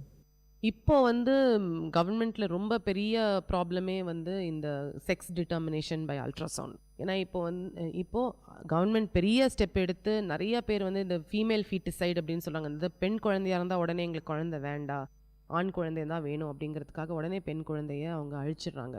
ஸோ இந்த மாதிரி நம்ம இந்தியாவில் டெவலப்டுன்னு சொல்லியும் நம்மளோட இந்தியாவில் இன்னும் ஃபீமேல் ஃபீட்டிசைடு இருக்கிறனால கவர்மெண்ட் ஒரு பெரிய ஸ்டெப் எடுத்து இனிமேல் அல்ட்ராசவுண்ட்ஸ்க்கு சர்டன் ஃபார்ம்ஸ் ஃபில் பண்ணணும், இதை பண்ணணும், நம்ம பேஷண்ட்ஸ் கிட்ட இதை ரிவீல் பண்ணக்கூடாது அப்படிங்கிறதுக்காக ஸ்ட்ரிக்ட் நார்ம்ஸ் கொண்டு வந்திருக்காங்க. But which is very good. Most of the consultants, most of the doctors இதை பண்ணுறது கிடையாது. வெரி ஃபியூ டாக்டர்ஸ் இதை ஒரு கமர்ஷியலாக இதை பண்ணி அவங்க பண்ணுறதுனால இந்த ஹோல் கம்யூனிட்டி வந்து இது சஃபர் ஆகுது. இது வந்து அல்ட்ராசவுண்ட் பண்ணி பார்க்குறது. பட் அதே மாதிரி நான் முன்னாடியே உங்ககிட்ட சொல்லியிருக்கேன், ப்ரீ இம்ப்ளான்டேஷன் ஜெனட்டிக் டயக்னோசிஸில் நம்மளுக்கு எந்த எம்ப்ரியோ ஃபீமேல் எந்த எம்ப்ரியோ மேல் அப்படிங்கிறத நம்மளால் பார்க்க முடியும். எப்போ நம்ம ஒரு எம்ப்ரியாலஜிஸ்டாக பார்க்குறோம் அப்படின்னு கேட்டிங்கன்னா, சர்டன் டிசீசஸ் மட்டும் X linked which is the female link டிஸார்டர்ஸாக இருக்கும். இந்த பர்டிகுலர் ஜெனட்டிக் டிஸார்டர் ஃபீமேல் எம்ப்ரியோஸ்க்கு மட்டும்தான் வரும், இந்த பர்டிகுலர் டிஸார்டர்ஸ் மேல் எம்ப்ரியோஸ்க்கு மட்டும்தான் வரும் அப்படிங்கிறது நம்மளுக்கு தெரியும். ஸோ அவங்க குடும்பத்தில் அதே மாதிரி ஒரு ஜெனட்டிக் டிஸார்டர் இருந்தது அப்படின்னா அந்த பர்டிகுலர் எம்ப்ரியோஸ் மேலா ஃபீமேலான்னு பார்த்து அந்த எம்ப்ரியோ அஃபெக்ட் ஆயிருக்கான்னு நம்ம செக் பண்ணிவிட்டு உள்ளே வைக்கிறதுக்கு மட்டும்தான் இப்போதைக்கு நம்மளுக்கு அது அனுமதி உண்டு. ஸோ அதை நம்ம பண்ண முடியும். அது நம்ம நல்ல விதமாக அதை நம்ம பண்ணி, ஏன்னா அது ஒரு அஃபெக்டட் எம்ப்ரியோவை தூக்கி நம்ம உள்ளே வச்சு நாளைக்கு அந்த பிள்ளை ஒரு ஜெனட்டிக் டிஸார்டரோட பிறக்கிறத விட அதை நம்ம டிஸ்கார்ட் பண்ணுறது பெட்டர் அப்படிங்கிறதுக்காக நம்ம அதை பண்ணுறோம். அது அவேர்னஸ்ன்னு நம்ம சொல்லிக் கொடுக்கும்போது கவுன்சிலிங்க்கு பேஷண்ட்ஸ் வருவாங்க.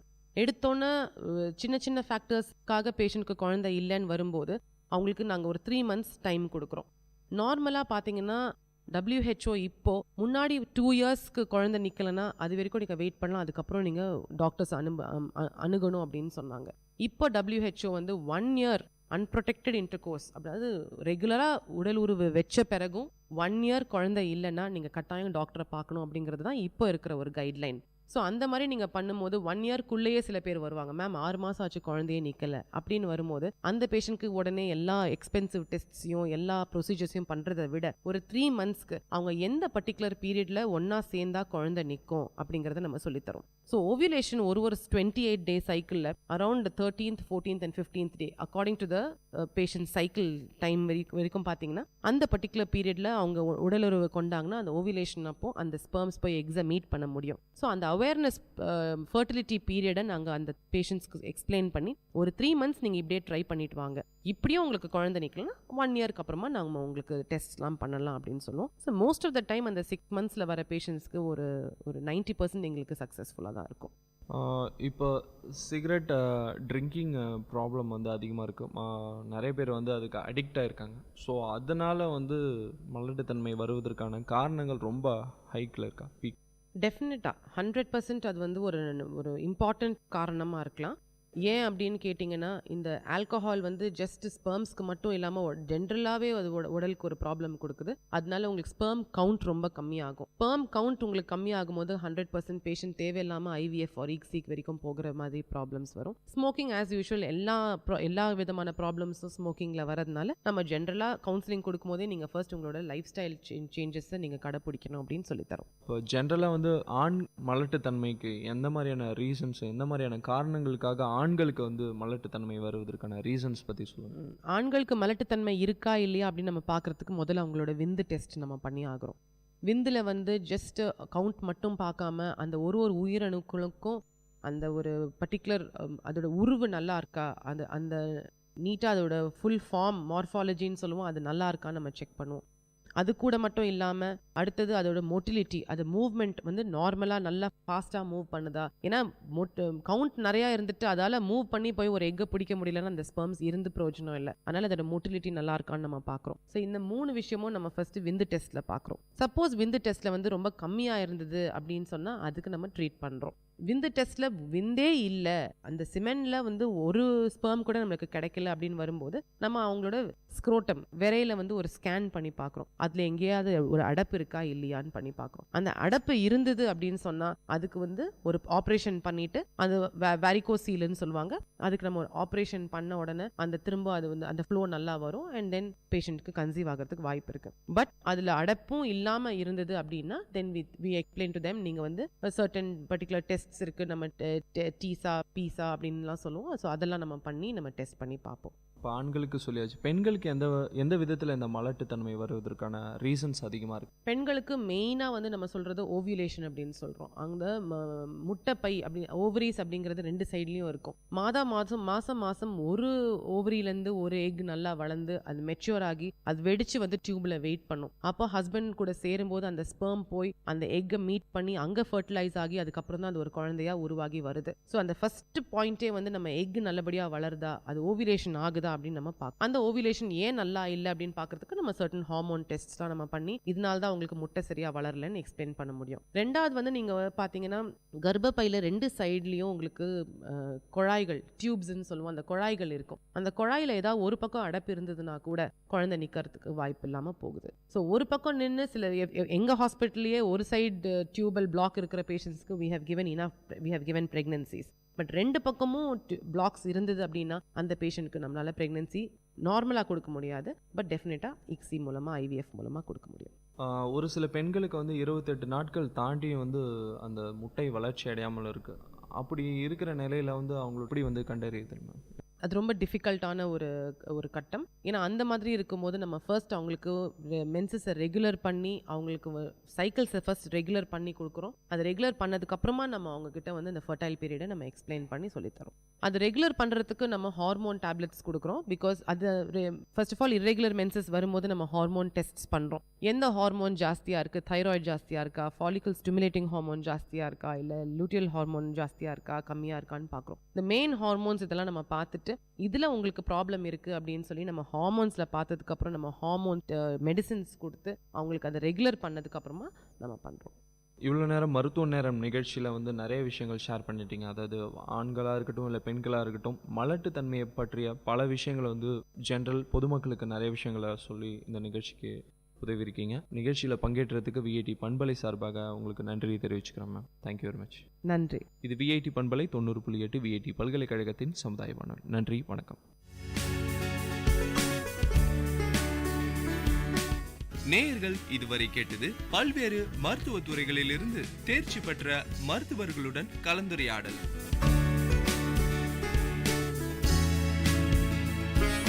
மருத்துவ நேரம் VIT பண்பலை 90.8. நன்றி, வணக்கம்.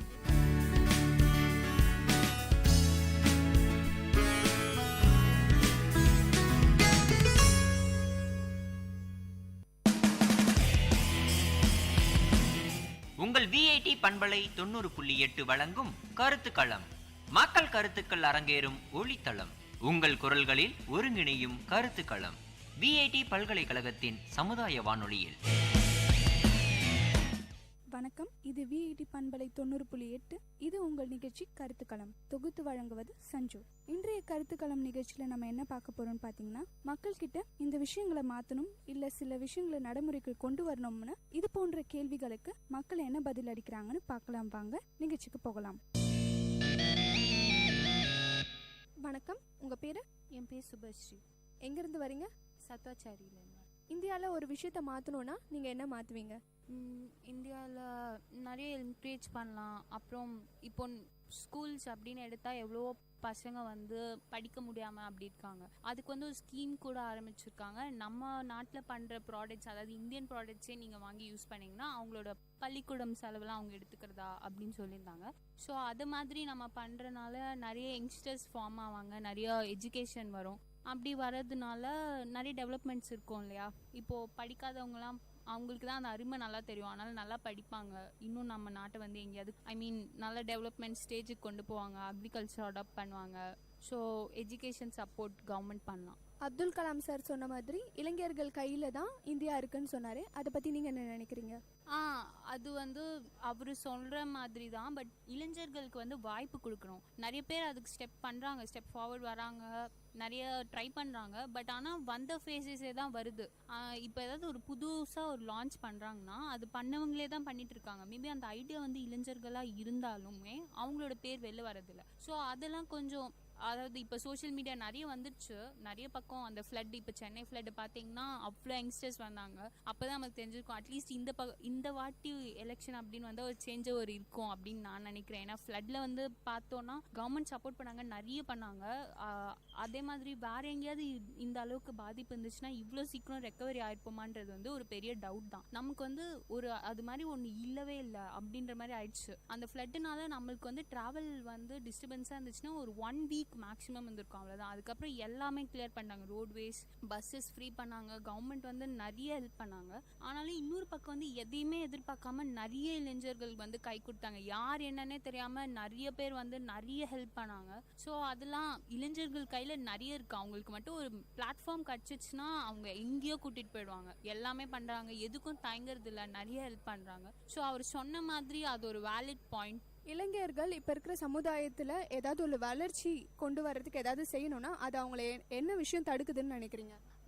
நான் சொன்ன மாதிரி அவங்களுக்கு வாய்ப்பு கிடைக்கிறது இல்லை. அவங்களோட ஐடியா வந்து அக்செப்ட் பண்ணிக்கிறாங்க, ஆனால் அது வந்து வேற ஒரு பேரில் தான் நம்மக்கிட்ட வெளில வருது. ஸோ நான் என்ன சஜஸ்ட் பண்ணுறேன்னா, அவங்க வேற யார்கிட்டயாவது போய் இது இப்படி பண்ணுங்க அப்படின்னு சொல்கிறதுக்கு அவங்களே முன்னாடி வந்து பண்ணலாம். லைக் இப்போ ஃப்ளட்டில் வந்து அவங்களே முன்னாடி வந்து பண்ணனால தான் நமக்கு இவங்களாம் பண்ணுறாங்க. வாட்ஸ்அப் குரூப்லலாம் மெசேஜ் வந்துச்சு, நமக்கு தெரிஞ்சிச்சு. ஒரு ப்ரெக்னென்ட் லேடியை சேவ் பண்ணதுலாம் ரொம்ப பெரிய இஷ்யூ ஆச்சு. கவர்மெண்ட் சப்போர்ட் இருந்துச்சு, இல்லைன்னு சொல்ல முடியாது. ஆனால் அது அந்த டைமுக்கு அவ்வளோ யங்ஸ்டர்ஸ் ஏதோ அவங்களோட சொந்தத்தில் அப்படின்ற மாதிரி அந்த வீடியோ கிளிப்பிங்ஸ் நீங்களும் பார்த்துருப்பீங்க, அது ரொம்ப நல்லா இருந்துச்சு. அதனால அவங்க இது மாதிரி சோஷியல் மீடியாவை வந்து ப்ரிஃபர் பண்ணலாம். லைக் அவங்களுக்கு ஏதாவது ஐடியானா அது அதில் போடலாம். வேற எங்கேயாவது போய் சொல்லி அவங்க கிட்ட அப்ரூவல் வாங்கிட்டு அதுக்கப்புறம் அது வேற ஒரு பேரில் நம்மளுக்கு இன்ஃபர்மேஷனாக வரதுக்கு அவங்களே நம்ம கிட்ட டைரெக்டாக பேசலாம் அப்படின்னு நான் நினைக்கிறேன். 2020 இந்தியா வளர்ச்சி அடைஞ்சிருமா? அது ஆல்மோஸ்ட் இப்போவே வந்து இந்தியா வந்து மோஸ்ட் டெவலப்பிங்னு சொல்கிறதே நிறைய இடத்துல நிறுத்திட்டாங்க. டெவலப்டு கண்ட்ரி அப்படின்னு சொல்ல ஆரம்பிச்சிட்டாங்க.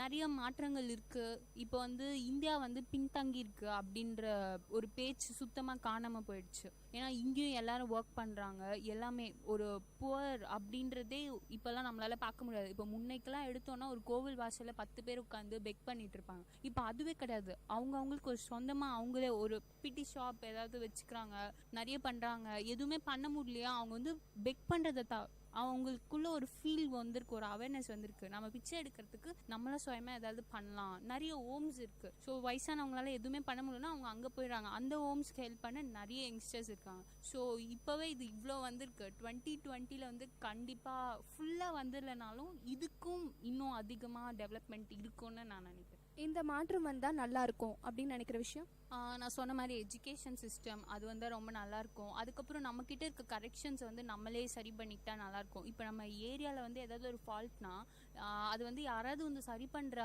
வரைக்கும் அதை வந்து யாருமே பார்க்க மாட்டேங்கிறாங்க. இப்போ பார்த்தீங்கன்னா ஏதோ ஒரு குழி தோன்றாங்க, அதனால அந்த ஏரியாக்குள்ளே வெஹிக்கிள்ஸ் வர முடியல. 2 வீலர்ஸ் மட்டும் வருதுன்னா 2 வீலர்ஸ் வச்சுருக்கவங்க மட்டும் அதை கண்டுக்காமல் அப்படியே வந்துடுறாங்க. 4 வீலர்ஸ் வச்சுருக்கவங்க சுற்றிட்டு வரதுக்கு பார்க்குறாங்களே தவிர அந்த மண் 4 பேர் சேர்ந்தா மூடிடலாமே அப்படின்னு பார்க்க மாட்டேங்கிறாங்க. ஸோ இது மாதிரி சின்ன சின்ன ஸ்டெப்பே எடுத்தோம்னா இப்போ ஒரு ஏரியாவில் இருக்க 4 பேர் எடுத்தாங்கன்னா எல்லா ஏரியாலையும் எடுப்பாங்க. ஸோ ஒரு வேலையை வந்து கவர்மெண்ட் அசைன் பண்ணி அதுக்கு ஒரு 4 பேர் வந்து பண்ணோம் அப்படின்னு இல்லாமல் நம்மளே பண்ணுற மாதிரி இருக்கும் இல்லையா, அது மாதிரி ஸ்டெப் குட்டி குட்டியாக எடுத்தாலே நிறைய சேஞ்சஸ் இருக்கு. இப்போ இருக்கிற இளைஞர்களுக்கு நான் இது சொல்லணும்னு ஆசைப்படுறேன் அப்படின்னு நினச்சிங்கன்னா என்ன சொல்வீங்க? நிறைய படிங்க, நிறைய பண்ணுங்க. அப்புறம் இங்கே படிச்சுட்டு அப்ராட்ல போய் வேலை பண்ணிட்டு டேக்ஸ் கட்டிட்டு அவங்களுக்கு கிரெடிட் கொடுக்கறதுக்கு இங்கே படிச்சுட்டு இங்கே ஸ்டார்ட் அப் ஆரம்பிக்கலாமே. இப்போ எவ்வளவோ கம்பெனிஸ் இருக்குது, 4 பேர் தொடங்குறாங்க, அது எங்கேயோ போய் எவ்வளோ அச்சீவ்மெண்ட் பண்ணுறாங்க. ஸோ நம்ம வந்து அப்ராட் ப்ரிஃபர் பண்ணாமல் ஓகே எல்லாருக்குமே அந்த மாதிரி ஆசைகள் இருக்கும், போகலாம், அங்கே போய் படிக்கிறதெல்லாம் குட், நான் வந்து அதெல்லாம் என்கரேஜ் பண்ணுறேன். ஆனால் இங்கே படிச்சுட்டு அங்கே போய் வேலை பார்த்துட்டு அங்கே அவங்க ஃபேமிலி அங்கே பிள்ளைங்க இருந்தால் நல்லாயிருக்கும் அப்படின்னு அங்கே செட்டில் ஆகாமல் இங்கே இருக்க நம்ம நாட்டை அந்த மாதிரி கொண்டு வரலாம். உங்கள் கருத்துக்களுக்கு நன்றி. உங்கள் பேர்? My name is Prince. எங்கேருந்து வரீங்க? நாங்கள் ரங்கபுரத்துலேருந்து வரோம். இந்தியா வளர்ச்சி அடைஞ்சிருச்சுன்னு நினைக்கிறீங்களா? கண்டிப்பாக வளர்ச்சி அடைஞ்சிருக்குன்னு நம்புகிறேன். 2020 அப்துல் கலாம் சொன்னதை பற்றி உங்களோட அபிப்பிராயம்? கண்டிப்பாக நோக்கி நம்ம போயிட்டே இருக்கோம். இது வந்து மோடி வந்து நிறைய ஸ்டெப்ஸ் எல்லாம் சொல்லி கொடுத்துருக்காரு. அது நம்ம வந்து இப்போ ஃபாலோ பண்ணிகிட்டே இருக்கோம். இதே இப்படி நம்ம ஃபாலோ பண்ணிகிட்டே இருந்தோம்னா கண்டிப்பாக 2020 நம்ம வல்லரசு ஆகிடலாம் அப்படின்ற இளைஞர்களோட உதவியோட கண்டிப்பாக இது வல்லரசு ஆகும் அப்படின்ட்டு நம்ம சொசைட்டியில் இந்த விஷயத்தை மாற்றணும், இல்லை புதுசாக ஏதாவது ஒரு விஷயம் வந்தால் நல்லாயிருக்கும் நீங்கள் இந்தியாவில் அப்படின்னு பார்த்தோன்னா கார்பேஜ் சிஸ்டம் அது வந்து கண்டிப்பாக முக்கியமாக தமிழ்நாட்டில் அதை வந்து கண்டிப்பாக நான் மேம்படுத்தணும் அப்படின்னு நினைக்கிறேன். அண்ட் ஆல்சோ பாராட்டக்கூடிய விஷயம் அப்படின்னா மக்களோட யூனிட்டி. ஏன்னா இந்த ரெயின்னால நிறைய பேர் பாதிக்கப்பட்டாங்க. அப்போ வந்து மக்கள் தான் அவங்களோட உதவியெல்லாம் கொடுத்தாங்க. ஸோ அதை கண்டிப்பாக நம்ம பாராட்டி ஆகணும். உங்கள் கருத்துக்களுக்கு நன்றி. வணக்கம், உங்கள் பேர்? என் பேர் ஜெரால்டு ஸ்டீஃபன். எங்கேருந்து வரீங்க? நான் பிறந்தது மதுரை, ஆனால் இப்போ செட்டில்ட் ஆனது வந்து வெள்ளூர். இந்தியாவில் இந்த விஷயத்த மாற்றணும்னு நினச்சிங்கன்னா என்ன மாற்றுவீங்க? நாட் ஓன்லி ஸ்பெஷலி இந்தியாலேயும் சரி, தமிழ்நாட்டிலையும் எடுத்துக்கிட்டாலும் சரி. இப்போ நம்ம தமிழ்நாட்டில் இருக்கிறோம். எந்த மாதிரி விஷயத்தை குறித்து கேட்குறீங்க? இல்லை, இந்த விஷயம் எனக்கு மாற்றினா கொஞ்சம் நல்லா இருக்கும், நம்ம கண்ட்ரி டெவலப்மெண்ட் நல்லா இருக்குமே, இன்னும் ஏன் இதை கொண்டு வரல அப்படின்னு உங்களுக்கு மனசில் படுற விஷயம்? அப்படின்னு படுற விஷயங்கள்லாம் நான் பார்த்து இப்போ ரீசெண்டாக எனக்கு தெரிஞ்ச விஷயத்தை பற்றி சொல்லணும்னா, ஃபார் எக்ஸாம்பிள் இந்த ரோடு போடுறது விஷயங்களை பற்றி சொல்லலாம். ஒரு இடத்துல ஒரு டேங்க் கட்டுறாங்க, ஒரு கவர்மெண்ட் எதனா ஒரு ஒர்க் செய்யுது அப்படின்னா அதை ஏன் பப்ளிக் அவங்க தெரியப்படுத்துறது இல்லை? மேபி சம்டைம்ஸ் என்ன பண்ணுறாங்க, இந்த மாதிரி பண்ணுறோன்னு சொல்லிட்டு ஒரு டெண்டரோ ஒரு ஏதோ ஒன்று சின்னதாக ஒரு பேப்பரில் ஒரு ஆட் கொடுத்துட்றாங்க. நம்மெல்லாம் we are all in the same road, நம்ம எல்லாம் அதே ஊரில் தான் இருக்கிறோம். மறுநாள் காலையில் எழுந்து பச்சை டிராக்டர் அதெல்லாம் நின்றுட்டு இருக்கோம். நமக்கே தெரியாது யார் என்ன பண்ணுறாங்கன்னு. ஒன்றும் இல்லை, இப்போ இங்கேயே பார்த்தீங்கன்னா கொஞ்ச நாளைக்கு முன்னாடி ரோட் போடுறேன்னு சொல்லி உடைச்சாங்க. நேர்லி 20-30 days ஒரு குடிநீர் பைப் உடஞ்சிருந்தது. அதை யாருமே வந்து கேட்கவும் இல்லை, பார்க்கவும் இல்லை. அதில் நல்ல தண்ணி கெட்ட தண்ணி எல்லாமே கலந்து போயிட்டு இருந்தது. இதுக்கு சரியான ஆள்கிட்ட போய் யார் கம்ப்ளைண்ட் பண்ணுறதுன்னு கூட தெரியாமல் இருந்தாங்க. அதிகாரிகள் வராங்க போகிறாங்க, அதெல்லாம் நடக்குது. இது ஏன் நம்ம பப்ளிக்கு சொல்லக்கூடாது, சொல்லிட்டு செய்யக்கூடாது? ஒன்றும் இல்லை, நம்ம வீட்டில் ஒரு இபி கனெக்ஷன் போயிடுச்சு, இதை நம்ம ரெடி பண்ணோம்னா போய் கவர்மெண்ட்டை பர்மிஷன் வாங்கணும்னு ஒரு கணக்கு இருக்குது. இல்லை நம்ம வீட்டில் ஏதாவது ஒரு விஷயம் நடக்குது அப்படின்னா நம்ம பக்கத்துல ஒரு சவுண்ட் சிஸ்டம் வைக்கிறோம்னா அதுக்கு ஒரு பெர்மிஷன் வாங்கிட்டு வந்து வைக்கணும். ஒரு பேனர் வைக்கிறோம்னா அதுக்கு ஒரு பெர்மிஷன் வாங்கிட்டு வந்து வைக்கணும். ஸோ கவர்மெண்ட் ஏதாவது ஒன்று செய்யும் போது ஏன் பப்ளிக்கு அவங்க தெரியப்படுத்துறது இல்லை?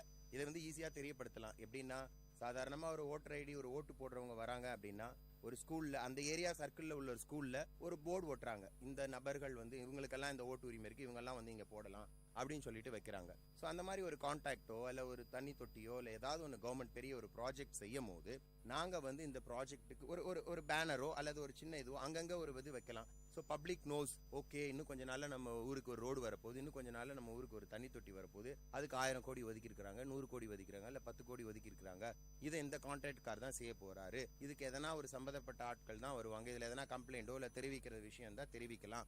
ஸோ மக்களுக்கு தெரியுதில்ல இந்த தண்ணி தொட்டி கட்டுறதுக்கு எவ்வளோ செலவாச்சு, இந்த ரோடு போடுறதுக்கு எவ்வளோ செலவாச்சுன்னு அவங்களே தான் டிசைட் பண்ணி ஒரு கார்னரில் பேப்பரில் போடுறாங்களே ஒழிய பப்ளிக்கு தெரிகிற மாதிரி பண்ணலாம் அப்படின்றது என்னோட சஜஷன். இது ஒரு பெரிய விஷயம் இல்லை.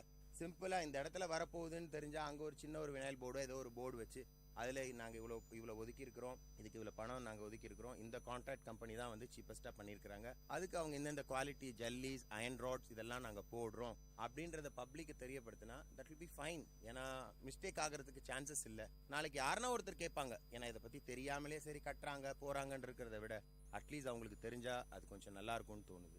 அப்துல் கலாம் சொன்ன மாதிரி 2020 இந்தியா வல்லரசு ஆகிடும், அது யங்ஸ்டர்ஸ் கையில் தான் இருக்குன்னு சொல்கிறாங்க. அதை பற்றி உங்கள் அபிப்பிராயம்? அதை பற்றி அபிப்பிராயம்னு சொல்லணும்னா அவர் பெரிய மகான், genius, is a big man. அவர் அளவுக்கு போய் சொல்ல முடியாது. பட் சிம்பிளாக கேட்டிங்கன்னா நான் என்ன சொல்கிறேன் அப்படின்னா, இன்னைக்கு நம்ம இந்தியாலையும் சரி தமிழ்நாட்டிலையும் சரி நிறைய டேலண்டட் பசங்க இருக்கிறாங்க. அவங்கெல்லாம் அவங்களுக்கு சான்சஸ் கிடைக்கிறது, அவங்க திறமையான ஆட்கள் தான், அவங்களுக்கு ஸ்டேஜ் கிடைக்கிறது. They don't have a good stage. அவங்களுக்கு ஒரு ஸ்டேஜ் ரெடி பண்ணி கொடுத்தா they will show a talent. அதுதான் நான் சொல்ல வரேன். எப்படின்னு கேட்டிங்கன்னா, ஃபார் எக்ஸாம்பிள் சின்ன சின்ன விஷயங்கள் இன்னைக்கு எல்லாரும் நம்ம எல்லாம் பண்ணோம், இன்க்ளூடிங் மை செல்ஃப். இப்போ நம்ம டிவியில் எதனா ஒரு ப்ரோக்ராம் பார்க்குறோம்னா அந்த ப்ரோக்ராம் கொஞ்சம் நல்ல க்ரியேட்டிவிட்டியாக இல்லை ரொம்ப நல்லா இருந்தால் பார்க்குறோம். அந்த ப்ரோக்ராமுக்கு தான் மற்ற ஆட் கம்பெனிஸ் எல்லாம் சப்போர்ட் பண்ணுறாங்க. அப்போது சப்போர்ட் பண்ணும்போது மக்கள்கிட்ட போய் ரீச் ஆகுது அந்த ஒரு ப்ரோக்ராம். பாக்கி சேனல்ஸ்லேயும் ப்ரோக்ராம் போகுது, ஆனால் அது அவ்வளோவா ரீச் ஆகல. காரணம் என்னென்னா அவங்க ஆட் கொடுக்கறது இல்லை, அவங்கக்கிட்ட அந்த இது இல்லை. ஆனால் திறமை இருக்குது, நிறைய ஸ்டூடெண்ட் கிட்ட திறமை இருக்குது. ஆனால் அவங்கள வெளிப்படையாக கொண்டு வரதுக்கான ஸ்டேஜ் இல்லை. சிம்பிளாக சொல்லணும்னா எல்லாருமே டான்ஸ் ஆடுறாங்க, எல்லாருமே பாட்டு பாடுறாங்க, எல்லாருமே அந்த டிவி சேனலில் கூட வராங்க, ஹீரோஸ் வராங்க, சூப்பர் சிங்கர் வராங்க. இவங்கெல்லாம் எங்கேருந்து வராங்க? இவங்களோட பேக்ரவுண்டில் பார்த்தீங்கன்னா அம்மா அப்பா வந்தோ மியூசிஷியனாக இருந்தவங்களோ இல்லை மியூசிக்கலில் இருந்தவங்களோ டேலண்டட் பர்சனோ கிடையாது. அவங்களுக்கு ஒரு சான்ஸ் கிடைச்சது, they are showing a talent, that's all. அந்த மாதிரி இன்னைக்கு இருக்கிற இளைஞர்களை வெளியே கொண்டு வரணும். நம்ம எல்லாம் பண்ணுறோம், போன வருஷம் யார்ப்பா இது பண்ணா, இது யார் பேசினா, போன வருஷம் இந்த கவிதை உரையாடல் யார் பேசினா, கவிதை யார் பேசினா, இவங்க பேசினா, அவங்களே கொண்டு வா அப்படின்றத விட புதுசா தெரியலன்றானா அவனை அவனை ட்ரெயின் பண்ணி நீ பண்ணலாம்ப்பா வா அப்படின்னு ஒருத்தனை என்கரேஜ் பண்ணாலே போதும். கண்டிப்பா எல்லாருமே வருவாங்க ஸ்டூடெண்ட், எல்லாருக்கும் சாதிக்கிறதுக்கான இது கிடைக்கும். உங்களுக்கு ஒரு சான்ஸ் கிடைச்சு எனக்கு இது கிடைச்சிருந்தா நான் இதை விட பெட்டரா இந்த மாதிரி செஞ்சிருப்பேன், அவங்க செய்யலையே அப்படின்னு யோசிக்கிற விஷயம்? நான் என்னை பத்தி சொல்லணுன்றீங்களா? ஆக்சுவலாக என்னை பற்றி நான் சொல்லணும்னா நான் வெறும் 4th ஸ்டாண்டர்ட் தான். நம்புறீங்களோ நம்பலையோ எனக்கு தெரியாது. இன்னைக்கு வரைக்கும் எனக்கு எழுத படிக்க தெரியாது இங்கிலீஷில், தமிழ் தான் எழுத படிக்க தெரியும். ஆனால் நிறையா விஷயங்கள் நான் உலகத்தில் படித்து தான் கற்றுக்கிட்டேன். ஏன்னா 10 வயசுலேருந்து நான் தனியாக தான் வாழ்ந்தேன், அம்மா அப்பா கிடையாது. உலகத்தில் எதுவுமே முடியாதுன்ற விஷயமே கிடையாது. முயற்சி எடுத்தோம்னா கண்டிப்பாக செய்யலாம். ஆனால் அதுக்கான நேரத்தை ஒதுக்கணும். நம்ம என்ன செய்ய போகிறோன்றதை முன்னாடியே பிளான் பண்ணணும். ஒன்றும் இல்லை, வீடை பெருக்கணும் அப்படின்னு இது சொல்றது சாதாரண விஷயமா இருக்கணும். வீடை பெருக்கிறோம் அப்படின்னாலே அது ஒரு பிளான் இருக்கு. எங்க இருந்து ஆரம்பிக்கலாம், எப்படி கவர் பண்ணலாம், எங்க அதை கூட்டி வரலான்றது. சாதாரண வீடு பெருக்கிற விஷயத்திலே இந்த மாதிரி ஒரு சிஸ்டமேட்டிக் இருக்குது அப்படின்னா, so you just calculate in your studies, in your futures. உங்களோட லைஃப்ல நடக்கக்கூடிய எல்லா விஷயத்துக்குமே வி நீட் அ கால்குலேஷன். எப்படி பண்ணலாம், எந்த மாதிரி பண்ணா ஜெயிக்கலாம் அப்படின்றது ரொம்ப இம்பார்ட்டன்ட். இப்போ இருக்கிற யங்ஸ்டர்ஸ்க்கு ஏதாவது ஒரு அட்வைஸோ இல்லை ஏதாவது சொல்லணும்னு நினச்சிங்கன்னா என்ன சொல்வீங்க? அம்மா அப்பா பேச்சை கேளுங்க, வேற எதுவுமே கேட்காதீங்க, அதுதான் நான் சொல்லுவேன். ஏன்னா இந்த உலகத்திலேயே சிறந்தவங்க யாருன்னா தாய் தகப்பன் மட்டும்தான். எப்பயுமே பேரண்ட்ஸ் ஒரு பெத்த பசங்களுக்கு கெட்ட விஷயத்த கொடுக்க மாட்டாங்க, நல்ல விஷயத்த தான் கொடுப்பாங்க. ஸோ நான் சொல்ற விஷயம் என்னன்னா, இன்னைக்கு நிறைய படிக்காம இருக்கிறோட பேரண்ட்ஸ் அவங்களோட பசங்களை பார்த்தீங்கன்னா நல்லா படிச்சு பெரியாளா வந்திருப்பாங்க. ஏன் எப்படி சொல்லுங்க? இன்னைக்கு நான் ஒரு இடத்துல வேலைக்கு போறேன்னா ஐ வில் எக்ஸ்பெக்ட் சம்திங். இப்போ நான் யாருக்காவது ஒரு விஷயம் பண்றேன்னா அவங்க கிட்ட இருந்து நான் எதனா எக்ஸ்பெக்ட் பண்ணுவேன். ஆனா பேரண்ட்ஸ் தே டோன்ட் எதையுமே எதிர்பார்க்காம செய்யறது யாருக்குன்னா அவங்க குழந்தைங்களுக்கு மட்டும்தான். ஏன்னா அவங்க ஃபியூச்சர் நல்லா இருக்கணும், அவங்க நல்லபடியா வளரணும், எல்லா விஷயத்திலும் கேர் எடுக்கிறது பேரண்ட்ஸ் மட்டும்தான். ஸோ அதனால பிள்ளைகள் பெற்றோர்கள் சொல்றதை அப்படியே கேட்டாலே போதும், வேற எதுவுமே பண்ண தேவையில்ல, அவங்க கண்டிப்பா அச்சீவ் பண்ணலாம். கருத்துக்களுக்கு நன்றி. வணக்கம், உங்க பேரு? வணக்கம், நான் ஜெயஸ்ரீ. எங்கிருந்து வரீங்க? வெள்ளூர். இந்தியாவில் இந்த விஷயத்தை மாற்றணும் அப்படின்னு நீங்கள் நினைக்கிறது? இந்தியாவில் first of all caste system கேட்கக்கூடாது. ஃபர்ஸ்ட் எஜுகேஷனில் அந்த ஃபார்ம்ஸ்லாம் அதை எடுக்கணும். அப்போதான், ஏன்னா அந்த ஃபார்ம்லேயே இருக்கு இல்லையா ரிலீஜன் கேஸ்ட்னு, அதை எடுக்கணும். அப்புறமா தான் மீதி இடத்துலலாம் அது மறையும். அது இருக்கட்டும், நான் இருக்கக்கூடாதுன்னுலாம் சொல்லலை, ஏன்னா அது ட்ரெடிஷன் அப்படியே ஃபாலோ ஆகிட்டு வருது. ஆனால் அது எஜுகேஷன்லையோ இல்லை மீதி ரிசர்வேஷன் அது இதுன்னு அதெல்லாம் இருக்கக்கூடாது. அது என்னோட ஃபர்ஸ்ட் மெயின் திங். அண்ட் வேற எது இருக்கக்கூடாதுன்னா, இப்போ நம்ம டிரான்ஸ்போர்ட்லாம் எடுத்துக்கிறோம் இல்லையா, அங்கே சில இடங்கள்ல நார்மல் டெய்லியும் நான் பஸ்ல போயிட்டு வரும்போது நம்ம கவர்மெண்ட் இதுலேயே சில பேர்லாம் ட்ரிங்க் பண்ணவங்களெல்லாம் ஏற்றுறாங்க. ஸோ அந்த ட்ரங்கர்ஸ் எல்லாம் ப்ரைவேட்லேயே சில பேர் ஏற்ற மாட்டேங்கிறாங்க, பட் கவர்மெண்ட் பஸ்ஸஸ்லேயே ஏற்றுறாங்கன்னா நம்மளுக்கு அப்போ சேஃப்டியே இல்லை. இது மாதிரி சில சேஃப்டி திங்ஸ் எல்லாம் ஃபாலோ பண்ணணும். மீதி வேற எதுவும் இனிமே இந்தியாவில் இந்த விஷயத்தை நம்ம ஃபாலோ பண்ணால் நல்லா இருக்கும், நம்ம கண்ட்ரிக்கு ஒரு டெவலப்மெண்ட்டாக இருக்கும்னு நினைக்கிற விஷயம்? கண்ட்ரிக்கு டெவலப்மெண்ட் அப்படின்னா ஃபர்ஸ்ட் நம்ம கிளீனாக வச்சுக்கணும் நம்ம சரௌண்டிங்ஸை. பக்கத்துலேயே டஸ்ட்பின் இருந்தாலும் அதை சுற்றி கீழே இருக்கும். எங்கள் காலேஜஸ்லேயே சில பேர் அப்படிதான் இருக்காங்க, வெளியவும் அப்படிதான் இருக்காங்க. வெளியே அவ்வளோவா அந்த டஸ்ட்பின்ஸ் அதெல்லாம் இல்லைனாலும் இருக்கிற இடத்துலயாச்சும் அவங்க போடலாம். அதுக்கப்புறம் இந்த மாதிரி எல்லா இடத்துலையும் கேம்பெயின் மாதிரி ஏதாவது பண்ணி அவேர்னஸ் கொண்டு வரலாம். அதுக்கப்புறம் இப்போ நெக்ஸ்ட் திங் பார்த்தீங்கன்னா டிஜிட்டல் இந்தியா அப்படின்னு ஒரு டாபிக் போயிட்டு இருக்கு. அது இம்ப்ளிமெண்ட் ஆனால் ரொம்பவே யூஸ்ஃபுல். ஆனால் அதுக்கு முன்னாடி டிஜிட்டல் இந்தியா எல்லாரும் யூஸ் பண்ண முடியாது. இப்போ இருக்க யங்ஸ்டர்ஸ்க்கு தான் கொஞ்சம் அது தெரியுது. இப்போ நம்ம எல்லாமே ஆன்லைன்னா நம்மளுக்கு கொஞ்சம் தெரியும், பட் எல்லாரும் யூஸ் பண்ணணும். நம்ம ஃபர்ஸ்ட் அதுக்கு அவேர்னஸ் ப்ரோக்ராம்ஸ் இருக்கணும், அவங்களுக்கு கொஞ்சம் பேசிக் நாலேஜ் இருக்கணும், எப்படி அதில் யூஸ் பண்ணணும் அது பொறுத்து. அப்புறம் ஓகே டிஜிட்டல் இருந்தாலும் குட் தான், அது இருக்கும்போது நம்ம ட்ரெடிஷ்னல் மெத்தட்ஸும் இருந்தால் ரெண்டுமே it will be easy. Abdul Kalam சொன்ன 2020 பற்றி நீங்கள் என்ன நினைக்கிறீங்க? 2020 அப்படின்னு அவர் ஒரு டார்கெட் ஃபிக்ஸ் பண்ணி வச்சுட்டாரு. அவர் சொல்லிட்டே தான் இருந்தார், எல்லாரையுமே நல்ல இதுக்காக ட்ரீம் அச்சீவ் பண்ணணும், இருக்கணும், கோல் இருக்கணும். 2020 அதுக்குள்ள வந்து இந்தியா டெவலப் ஆகும் அப்படின்னு சொல்லிட முடியாது. ஏன்னா எல்லாருமே பேசுறாங்களே தவிர செயல்ல ஒண்ணுமே கிடையாது. அதனால ஃபர்ஸ்ட் ஒவ்வொரு திங்ஸும் இம்ப்ளிமெண்ட் பண்ணணும். அதுக்கப்புறம் தான் நம்ம வந்து இந்தியா வல்லரசு ஆகும் அப்படின்னு சொல்ல முடியும். இப்போ நம்ம வந்து நம்ம நாட்டிலேயே நிறைய இண்டஸ்ட்ரீஸ் எல்லாம் வெளிநாட்டோடது வந்துட்டு நம்ம பிளான் பண்றோம். இதுவே நம்மளோட இம்ப்ளான்டேஷன்ஸோ இல்லை வேற ஏதாவதோ அவங்க நாட்டில் நம்ம போய் கேட்டால் கண்டிப்பாக அவங்க வந்து அலோவ் பண்ண மாட்டாங்க, அக்ரிமெண்ட்டும் போட மாட்டாங்க. ஆனால் நம்ம அப்படி இல்லை, எல்லாத்தையும் வாங்கிக்கிறோம், எல்லாத்துக்கும் காசு கொடுக்குறோம், இந்த மாதிரி போயிட்டு இருக்கு. அதனால நிறைய சுற்றுச்சூழல் பாதிப்பும் ஏற்படுது. அதெல்லாம் தடுக்கணும் ஃபர்ஸ்ட். அதுக்கப்புறம் வந்து வேற என்னன்னா இன்னும் சில விஷயங்கள் இருக்கு, அதெல்லாம் மாறிட்டே வரணும். இந்த இண்டஸ்ட்ரீஸ்க்கு அலோவ் பண்ற மாதிரி நம்ம அலோவ் பண்ணக்கூடாது. நெக்ஸ்ட் வந்து நம்ம டொமஸ்டிக் ப்ராடக்ட்ஸை வாங்கணும், இந்தியன் ப்ராடக்ட்ஸை வாங்கணும். அடுத்த நாட்டு ப்ராடக்ட்ஸ் வாங்கினா அவங்க நம்ம கட்டுறது எல்லாமே அவங்களுக்கு போயிடுது டேக்ஸ்ன்ற பேர்ல சில இதுவே நம்மளது நம்ம வாங்கி யூஸ் பண்ணலாம். அப்புறம் அது நம்மளது யூஸ் பண்ணணும்னா அது குவாலிட்டியும் வந்து நல்லா இருக்கணும். ஏன்னா குவாலிட்டி நல்லா இருந்தா கண்டிப்பா எல்லாரும் அதை தான் வந்து ப்ரிஃபர் பண்ணுவாங்க, நெக்ஸ்ட்டுக்கு போக மாட்டாங்க. வேற எதுவும் இல்லை. உங்க கருத்துக்களுக்கு நன்றி. வணக்கம், உங்க பேரு? ஐம் ஜன்னத். எங்க இருந்து வரீங்க? I'm from Vallalar, Vellur. இந்தியால இந்த விஷயம் மாறணும் இல்ல இதெல்லாம் கொண்டு வந்தா இந்தியா வல்லரசு ஆகிறதுக்கு வாய்ப்பு இருக்கு? ஆல்ரெடி இந்தியா வல்லரசு ஆயிடுச்சு, இன்னும் வல்லரசு ஆகணும்ன்றது எந்த விஷயத்துல எனக்கு புரியல. But India has become a very developed country. Next to America, next to Russia, even Japan, இவங்களுக்கெல்லாம் போட்டி போட்டு நாம நல்லாவே இம்ப்ரூவ்மெண்ட். ஜப்பான்லாம் வந்து ரொம்ப நாள் ஆச்சு அந்த இதுலேருந்து ரிலீஃப் ஆகி வெளியே வருது. ஹீரோஷிமா நாகசாகிலேருந்து வெளியே வரதுக்கு எவ்வளோ நாள் எடுத்துக்கிட்டாங்க. பட் நாம் ரொம்ப நிறைய பேரிடர் பேரழிவெல்லாம் சந்தித்தாலும் நம்ம சீக்கிரமாக முன்னுக்கு எழுந்திரிச்சிட்டோம், நம்ம முன்னுக்கு வந்துட்டு தான் இருக்கோம். ஆனால் சில விஷயங்கள் இன்டைஜஸ்டிபிளாக நடக்குது இந்தியாவில். ஐ மீன் அப்துல் கலாம் சொன்ன மாதிரி சீக்கிரமாக 2020 மை ட்ரீம் கண்ட்ரி இன் 2020 அதெல்லாம் அவ்வளோ சீக்கிரம் நடக்காது. Because the wolves are living among ourselves. We Indians, some of our people, I mean some politicians, they are not living together. எல்லாம் ஒருத்தருக்கு ஒருத்தர் சண்டை பிரச்சனை, இது வேணா பாதிக்கும் இந்தியா வல்லரசு ஆகிறது. மற்றபடி படிப்புலையும் எஜுகேஷன் சிஸ்டம் அதில் நிறைய ரிஃபார்ம்ஸ் வந்தாச்சு. Technology it's vastly developed. வணக்கம், உங்க பேரு? என் பேர் அஜய். எங்க இருந்து வரீங்க? சத்துவாச்சாரிலேருந்து. இந்தியாவில் நீங்கள் ஏதாவது ஒரு விஷயத்த மாற்றணும்னு நினைக்கிறது?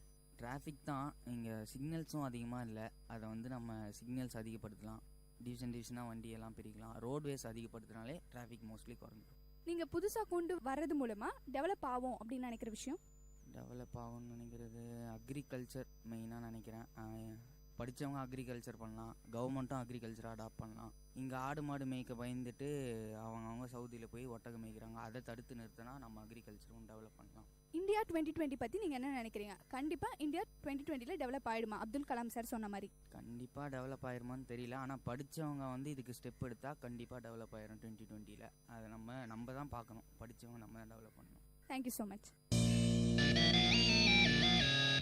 வணக்கம், உங்கள் பேர்? மஞ்சு. எங்கேருந்து வரீங்க? சத்வாச்சாரி. இந்த நாள்ல இருந்து ஒரு விஷயத்தை சேஞ்ச் பண்ணணும் அப்படின்னு நினச்சிங்கன்னா அது என்ன?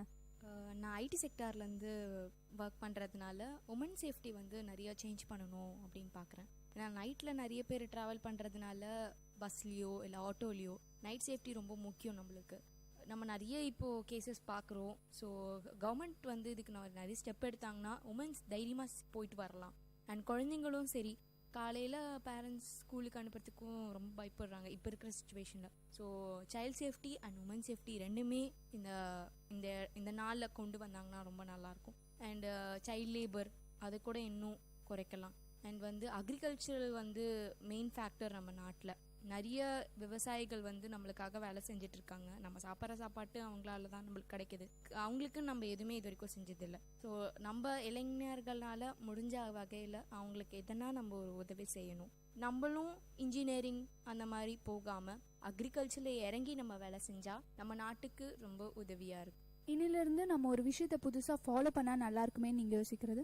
டிராஃபிக் ரூல்ஸ் அண்ட் கண்ட்ரி வந்து நம்மளுக்கு என்ன ரூல் கொடுக்குறாங்களோ அதை வந்து கிரிட்டிசைஸ் பண்ணாமல் இல்லை அதுக்கு அகெயின்ஸ்டாக போகாமல் அதை நம்ம வழிமுறைப்படுத்தினா ரொம்ப நல்லா இருக்கும்னு நினைக்கிறேன். ஏன்னா டெல்லியில் இப்போ ஒரு சட்டம் கொண்டு வந்தாங்க, டிராஃபிக் பொல்யூஷன் வந்து குறைக்கிறதுக்காக 1ஆம் படை 2ஆம் படைன்னு சொல்லிட்டு கார் வெஹிக்கிள்ஸ் பண்ணாங்க. பட் ஆனால் அது கொஞ்ச நாள் தான் எக்ஸிஸ்டன்ட்டில் இருந்துச்சு.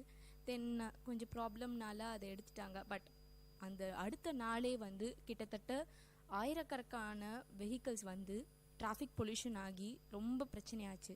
ஸோ அதே ரூலை வந்து எல்லா ஸ்டேட்லேயும் ஃபாலோ பண்ணாங்கன்னா கண்டிப்பாக பொல்யூஷனும் குறைக்கலாம், அட் த சேம் டைம் நம்மளோட ஆக்சிடென்டல் வந்தும் குறைக்கலாம். ஸோ இது ஒரு ரூல் ஒன்று எடுத்துகிட்டு வரலாம். அண்ட் நெக்ஸ்ட் வந்து என்னென்னா இம்போர்ட் அண்ட் எக்ஸ்போர்ட் சொல்லலாம் நம்ம இந்தியாவில். ஏன்னா நம்ம யங்ஸ்டர்ஸ் வந்து யூஸ் பண்ணுறது எல்லாமே வந்து ஃபாரின் ப்ராடக்ட்ஸ் தான். ஏன் நம்ம நாட்டிலே வந்து அக்ரிகல்ச்சரல் மூலயமாவும் இயற்கை மூலிகை மூலயமாவும் நிறைய பொருட்கள் வருது. அதை யூஸ் பண்ணோன்னா நம்ம நாட்டுக்கும் வந்து வருமானத்துறையில் நிறைய வரி, அவங்களுக்கும் வந்து நம்ம நாட்டுக்கு தான் எப்படி இருந்தாலும் அது யூஸ் ஆக போகுது. ஸோ அந்த காசு நம்ம நாட்டுக்கே போய் சேரட்டுமே அப்படின்ற ஒரு வகை. இன்னும் சொல்லணும்னா நிறைய இளைஞர்கள் வந்து வெளிநாட்டில் போய் வேலை செய்யணும் அப்படின்ற பற்றி தான் இப்போ ஒரு பாயிண்ட்டாக வச்சுருக்காங்க. எனக்கு என்னென்னா ஏன் நம்ம நாட்டிலே படித்து நம்ம நாட்டிலே வேலை செஞ்சால் அது நல்லா இருக்குமே அப்படின்னு தோணுது. ஸோ நம்மளோட மூளைகள் வந்து நம்ம நாட்டுக்கு உதவட்டும், அடுத்த நாட்டுக்கு உதவுறதை விட அப்படின்றது என்னோட ஒப்பீனியன். நீங்கள் உங்களுக்கு ஒரு நாள் கொடுத்து அன்றைக்கி என் நாட்டுக்காக நான் இதை செய்யணும் அப்படின்னு நினச்சிங்கன்னா என்ன செய்வீங்க? என் நாட்டுக்காக நான் நிறைய செய்வேன். ஆனால் ஒரு நாள்னு எடுத்துக்கிட்டால் அது பத்தாது கண்டிப்பாக. பட் என்னால் முடிஞ்ச வகையில் என்னோட சுற்றத்தாருக்கும் என்னோட சொசைட்டிக்கும் நான் எதனா நல்ல வகையில் எதனா ஒரு உதவி செய்யணும்.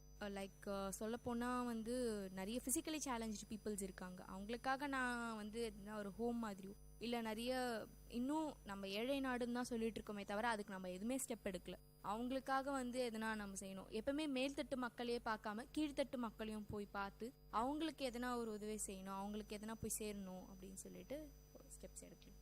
அப்துல் கலாம் சொன்ன மாதிரி இந்தியா வந்து இளைஞர்களோட கையில் இருக்குன்னு சொன்னார். அதை பற்றி நீங்கள் என்ன நினைக்கிறீங்க? கண்டிப்பாக வந்து அவர் சொல்லிட்டு போனது எல்லாமே உண்மைதான். 2020 வந்து கண்டிப்பாக இந்தியா வல்லரசு ஆகும். அதுவும் இளைஞர்கள் கையில் தான் இருக்குது. ஏன்னா இப்போ வந்துட்டு போன சென்னை ஃப்ளட்லேயே நம்ம பார்க்கலாம். கவர்மெண்ட்டும் நிறைய பண்ணுது. ஆனால் நம்ம இளைஞர்கள் அன்றைக்கி நம்ம எதிர்பார்க்கல. நம்ம வந்து யங்ஸ்டர்ஸ் தான் இருந்து எல்லாத்தையும் செய்ய போகிறாங்க. அன்னைக்கு சென்னை அவ்வளோ ஒரு பெரிய பேட் சுச்சுவேஷனில் இருக்கும் போது யார் வந்து கை கொடுத்தான்னு பார்த்தீங்கன்னா இளைஞர்கள் தான். யாரை எந்த கேஸ்ட்டோ எந்த ரிலீஜன் எந்த நாடு எந்த பாஷைன்னு பார்க்காம ஒத்துமையாக இருந்து உழைச்சவங்க அவங்க தான். ஸோ இளைஞர்கள் இப்படி எந்த ஒரு பாகு வேறுபாடும் இல்லாமல் வந்து இவ்வளோ வேலை செய்யும் போது ஒரு நாட்டையே ஏன் வந்து அவங்க மாற்ற முடியாது அப்படின்றது என்னோட ஒப்பீனியன். அண்டு நிறைய பேர் என்ன நினச்சின்னு இருக்காங்க, சின்ன பசங்களை கையில் சின்ன பசங்க கையில் வந்து நாட்டை கொடுத்தா அவங்க எப்படி நடத்துவாங்க அப்படின்னு கேட்டால் கண்டிப்பாக நடத்த முடியும். ஏன்னா இப்போ இருக்கிற யங்ஸ்டர்ஸ் வந்து எல்லாருமே சோஷியல் மீடியாலே இருக்காங்க அப்படின்றது ஒரு குற்றச்சாட்டு. ஆனால் அப்படி கிடையாது. அது மூலயமாவே நிறைய பேர் நிறைய மக்களுக்கு உதவி செஞ்சுட்டு வராங்க. அதை வந்து சென்னை ஃப்ளட் மூலமாகவே நம்ம நிறைய தெரிஞ்சுக்கிட்டோம். சோஷியல் மீடியா மூலயமா எல்லா வித மக்களுக்கும் போய் சேர்ந்துச்சு ஒரு நியூஸ். கடலூர் இருந்தாலும் சரி, பாண்டிச்சேரி, தமிழ்நாடு, ஸோ எல்லா ஸ்டேட் மக்களும் வந்து நம்மளுக்கு உதவுனாங்க. நாட் ஈவன் எல்லா கண்ட்ரி மக்களும் கூட வந்து நம்ம இந்தியாவுக்காக நம்ம சென்னைக்காக வந்து உதவுனாங்க. ஸோ அது ஒரு பெரிய எக்ஸாம்பிளாகவே சொல்லிக்கலாம். உங்கள் கருத்துக்களுக்கு நன்றி. இதுவரை நீங்கள் கேட்டுக்கொண்டிருந்த கருத்துக்களம் நிகழ்ச்சி இத்துடன் நிறைவடைகிறது. இது VIT பண்பலை 90.8 தொகுத்து வழங்கியது சஞ்சு. நேயர்கள் இதுவரை கேட்டது மக்கள் கருத்துக்கள் அரங்கேறிய கருத்துக்களம் உங்கள் VIT பண்பலை 90.8. நன்றி, வணக்கம்.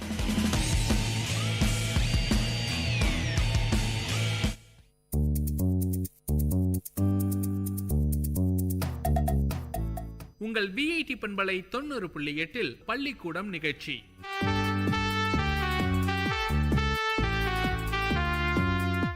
உங்கள் VIT பண்பலை 90.8 எவினேசர் எய்டட் நடுநிலை பள்ளி மாணவர்கள் வழங்கும் பள்ளிக்கூடம் நிகழ்ச்சியில் முதலாவதாக தமிழின் தொன்மை பற்றி வில்லுப்பாட்டு பாட வருகிறார்கள் ரோஜா, சரஸ்வதி, சிவரஞ்சனி, அல்மாஸ், ஷீனா கௌசர், சுப்ரியா, கதீஜா மற்றும் ஜான்சி.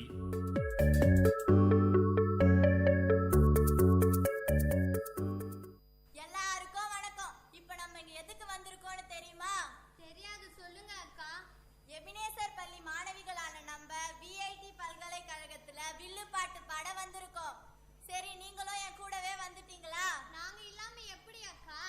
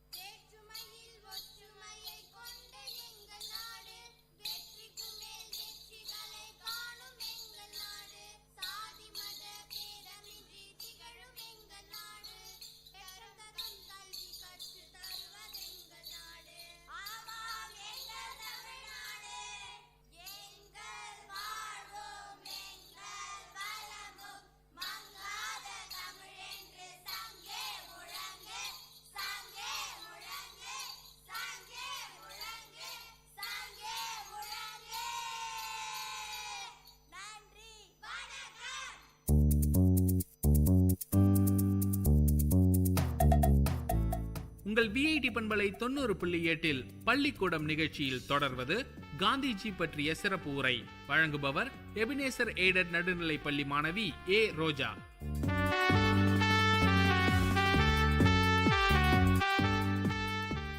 அனைவருக்கும் என் இனிய வணக்கம். நான் பேச எடுத்துக்கொண்டுள்ள தலைப்பு மகாத்மா காந்தியடிகள். அன்பு, மனிதநேயம், அகிம்சை, தியாகம், வாய்மை பேசுதல் என்பதற்கு எடுத்துக்காட்டாக விளங்கியவர் காந்தியடிகள். தேச தந்தை என எல்லோராலும் அழைக்கப்படுபவர். இந்தியா மட்டுமின்றி உலகமே வியந்து போற்றும் தலைவராக விளங்கிய காந்தியடிகள் வாழ்க்கை இளைய தலைமுறைக்கு ஒரு முன்மாதிரியாக விளங்குகிறார். காந்தியடிகள் குஜராத் மாநிலத்தில் உள்ள போர்பந்தர் என்னும் ஊரில் 1869ஆம் ஆண்டு அக்டோபர் திங்கள் 2ஆம் நாள் பிறந்தார். இவரின் தந்தையார் பெயர் கரம்சந்த் காந்தி, தாய் புத்திலிபாய் அம்மையார் ஆகும். தாயிடம் இருந்து இறை நம்பிக்கையையும் அன்பு செலுத்துவதையும் கற்றுக்கொண்டார். பள்ளியில் படிக்கும் காலத்தில் ஒரு சராசரி மாணவராக திகழ்ந்த காந்தியடிகள் பின்னர் இங்கிலாந்து நாடு சென்று பாரிஸ்டர் பட்டம் பெற்று வந்தார். காந்தியடிகள் தனது 12ஆம் வயதில் கஸ்தூரிபாய் அம்மையாரை மணந்தார். 19ஆம் வயதில் மனைவியை பிரிந்து வழக்கறிஞர் படிப்புக்காக இங்கிலாந்து சென்றார். பட்டம் பெற்ற காந்தியடிகள் இந்தியா திரும்பினார். மும்பையில் 2 ஆண்டுகள் வழக்கறிஞராக பணியாற்றியவர். பின் தென்னாப்பிரிக்கா சென்று பணியாற்றினார். காந்தியடிகள் தன் இளங்காலத்தை பெரும்பாலும் தென்னாப்பிரிக்காவிலேயே கழித்தார் என்பதே உண்மை. 1893ஆம் ஆண்டு முதல் 1914ஆம் ஆண்டு வரை தென்னாப்பிரிக்காவில் வழக்கறிஞர் பணி செய்து வந்தார். ஆங்கிலேயரின் ஆதிக்கத்தில் இருந்து தென்னாப்பிரிக்காவில் இந்தியருக்கு எதிராக நிறவெறி கொள்கை நிலவி வந்தது. அதனை கண்டு காந்தியடிகளின் நெஞ்சம் கொதித்தது. ஆங்கிலேயருக்கு எதிராக சட்ட மறுப்பு இயக்கத்தை தொடங்கினார். காந்தியடிகள் அதனை கண்டு மகிழ்ச்சி அடைந்த தென்னாப்பிரிக்க இந்தியர்கள் காந்தியடிகளை தங்களின் தலைவராக ஏற்றுக்கொண்டனர். ஆங்கிலேய அரசோ காந்தியடிகளை பலவாறு துன்பத்திற்குள்ளாக்கியது. 1914ஆம் ஆண்டு இந்தியா திரும்பிய காந்தியடிகள் இந்திய சுதந்திரத்திற்காக போராடும் துணிவு கொண்டார். பால கங்காதர திலகரின் மறைவுக்கு பின் இந்திய சுதந்திர வீரர்களை வழிநடத்தும் பொறுப்பை ஏற்றுக்கொண்டார். இருப்பினும் திலகரை போன்று தீவிரவாத முறைகளை கையாளாமல் அகிம்சை வழியை பின்பற்றினார் காந்தியடிகள். மிதவாத போராட்டத்தை நடத்தி வந்த கோபாலகிருஷ்ண கோகலேயத்தை தன் குருவாக ஏற்றுக்கொண்டார் காந்தியடிகள். ரவுலட் சட்டம், அடக்குமுறை போன்ற ஆங்கிலேய சட்டங்களை காந்தியடிகள் தன்னுடைய அகிம்சை வழியிலும் வாய்மை வழியிலும் எதிர்த்தார். ஆங்கிலேயரை எதிர்த்த அதே வழியில் இந்தியாவில் நிலவி வந்த மத வேறுபாடு, தீண்டாமை, பெண் அடிமைத்தனம் போன்றவற்றையும் எதிர்த்து குரல் கொடுத்தவர் காந்தியடிகள். சுதேசி இயக்கத்தை ஆதரிக்கும் பொருட்டு கதர் ஆடையையே உடுத்தி வந்தார் காந்தியடிகள். நலிவுறுத்தியிருந்த இந்திய கைத்தொழில்களை காக்கவும் கிராம முன்னேற்றத்தையும் பொதுமக்களிடம் அறிவுறுத்தி வந்தவர் காந்தியடிகள். இந்தியாவின் ஏழைகள் வாழ்வில் வளமை ஏற்படும் வரை தனக்கு அரையாடை போதும் என்று இடுப்பில் மட்டுமே ஆடை அணிந்து வந்தவர் காந்தியடிகள். இந்திய நாட்டின் சுதந்திரத்திற்காக பல போராட்டங்களில் ஈடுபட்டார் காந்தியடிகள். 1930ஆம் ஆண்டு மார்ச் 12ஆம் நாள் ஆங்கிலேய அரசுக்கு எதிரான ஒத்துழையாமை இயக்கத்தை தொடங்கினார். அதே ஆண்டில் ஏப்ரல் மாதம் 6ஆம் நாள் உப்பின் மீதான வரியை எதிர்த்து உப்பு சத்தியாகிரகத்தை நடத்தினார். 1942ஆம் ஆண்டு ஆகஸ்ட் 8ஆம் நாள் ஆங்கிலேயரை இந்தியாவை விட்டு வெளியேற வலியுறுத்திய வெள்ளையனே வெளியேறிய இயக்கத்தின் முதல் கூட்டத்தை தொடங்கினார். இந்தியாவிற்கு விடுதலை வழங்கும் வரை நாங்கள் ஓயப் போவதில்லை என்று சுதந்திர வீரர்கள் நாடெங்கும் முழங்கினர். இத்தகைய அகிம்சை போராட்டத்திற்கு தலைமை தாங்கியவர் காந்தியடிகளே. காந்தியடிகளின் உறுதியை பார்த்த ஆங்கிலேய அரசு இந்தியாவிற்கு விடுதலை, இந்திய நாட்டின் விடுதலைக்கு முன்னேற்றத்துக்கும் உழைத்த அந்த மகாத்மா 1948ஆம் ஆண்டு ஜனவரி மாதம் 30ஆம் நாள் கோட்சே என்பவரால் சுட்டுக் கொல்லப்பட்டார். தம் தாயகத்திற்காக வாழ்நாளையே அர்ப்பணித்த அந்த மகாத்மா இறந்த தினம் இன்று தியாகிகள் தினமாக கொண்டாடப்பட்டு வருகிறது. காந்தியடிகள் மறைந்தாலும் அவரின் புகழ் உலகம் முழுவதும் மனம் வீசி வருகிறது என்பதை நம்மால் மறக்க முடியாது என்று கூறி விடைபெறுகிறேன். நன்றி, வணக்கம்.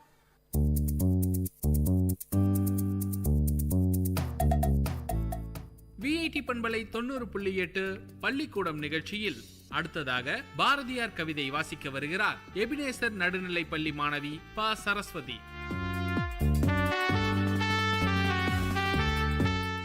அனைவருக்கும் வணக்கம். கவிதை. நெஞ்சு பொறுக்குதிலேயே இந்த நிலை கெட்ட மனிதரை நினைந்து விட்டால் அஞ்சி அஞ்சி சாவார் இவர் அஞ்சாத பொருள் இல்லை அவனியிலே. வஞ்சனை பேய்கள் என்பார், அந்த குலத்தில் என்பார், இந்த முகட்டில் என்பார், துஞ்சுவது முகட்டில் என்பார், மிக துயர்படுவார், எண்ணி பயப்படுவார். சிப்பாயை கண்டு அஞ்சு வானூர் சேவகன் வருதல் கண்டு மனம் பதைப்பார். துப்பாக்கி கொண்டு ஒருவன் வெகு தூரத்தில் வர கண்டு வீட்டில் ஒளிவான். அப்பாலவனோ செல்வான், அவன் ஆடையை கண்டு பயந்தெழுந்து நிற்பான்.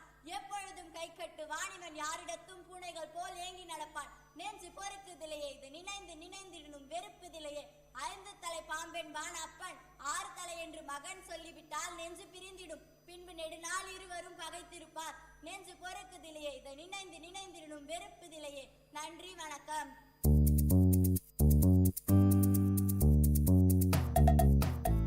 பள்ளிக்கூடம் நிகழ்ச்சியில் தொடர்வது சிறப்பு உரை. வழங்குபவர் எபினேசர் எய்டட் நடுநிலை பள்ளி மாணவி எம் கவிதா.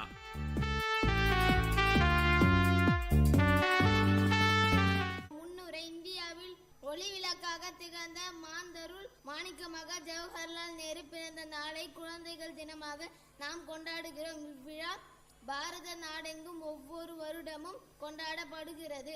நேருவும் குழந்தைகளும். பாரத நாட்டின் பிரதமராக திகழ்ந்த நேரு அவர்கள் தம் நாட்டு மக்களிடம் பேரன்பு கொண்டிருந்தார். இதனை உணர்த்தும் வகையில் தன் பிறந்த நாளாகிய நவம்பர் 14ஆம் தேதியை குழந்தைகள் நாளாக கொண்டாட செய்தார். இவர் குழந்தைகளிடையே இருக்கும்போது தம் கவலை அனைத்தும் மறந்து விடுவார். கொண்டாடும் விதம். பள்ளி மாணவ மாணவியர் தத்தம் பள்ளிக்கூடங்களில் காலையில் தேசிய கொடியை ஏற்றி வைத்து கொண்டாடுகிறார்கள். விழாவிற்கு தலைமை தாங்குதல், சொற்பொழிவாற்றுதல், கலை நிகழ்ச்சிகள் நடத்துதல் முதலியன மாணவர்கள் மேற்பார்வையிலேயே நடைபெறும். ஆசிரியர்கள் மாணவர்களுக்கு வழிகாட்டிகளாக நின்று பணியாற்றுவர். இதனால் மாணவர்களுக்கு இளம் வயதிலேயே செயலாற்றும் திறமை வளரும். எதிர்கால சமுதாயத்தை உருவாக்கும் ஆற்றல் பெற்ற மாணவர்களாகிய நாம் நேருவை போல் விளங்க வேண்டும். பிறரிடம் அன்பு கொள்ள வேண்டும். ஒற்றுமையுடன் நாட்டை பேணி காக்க வேண்டும். அறிவாற்றலுடன் சிறந்து வாழ வேண்டும்.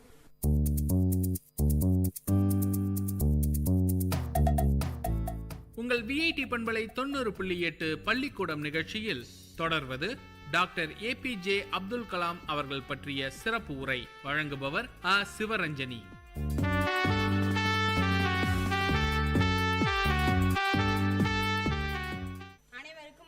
டாக்டர் ஏபிஜே அப்துல் கலாம். தமிழகம் வந்த தவ புதல்வர்கள் ஒருவர் நம் இந்திய நாட்டின் குடியரசுத் தலைவர் டாக்டர் ஏபிஜே அப்துல் கலாம் அவர்கள். சாதாரண ஏழை குடும்பத்தில் பிறந்து தன் அயராத உழைப்பினால் உலகம் போற்றும் விஞ்ஞானியாக திகழ்ந்து இந்திய குடியரசுத் தலைவராக உயர்ந்தவர் கலாம் அவர்கள்.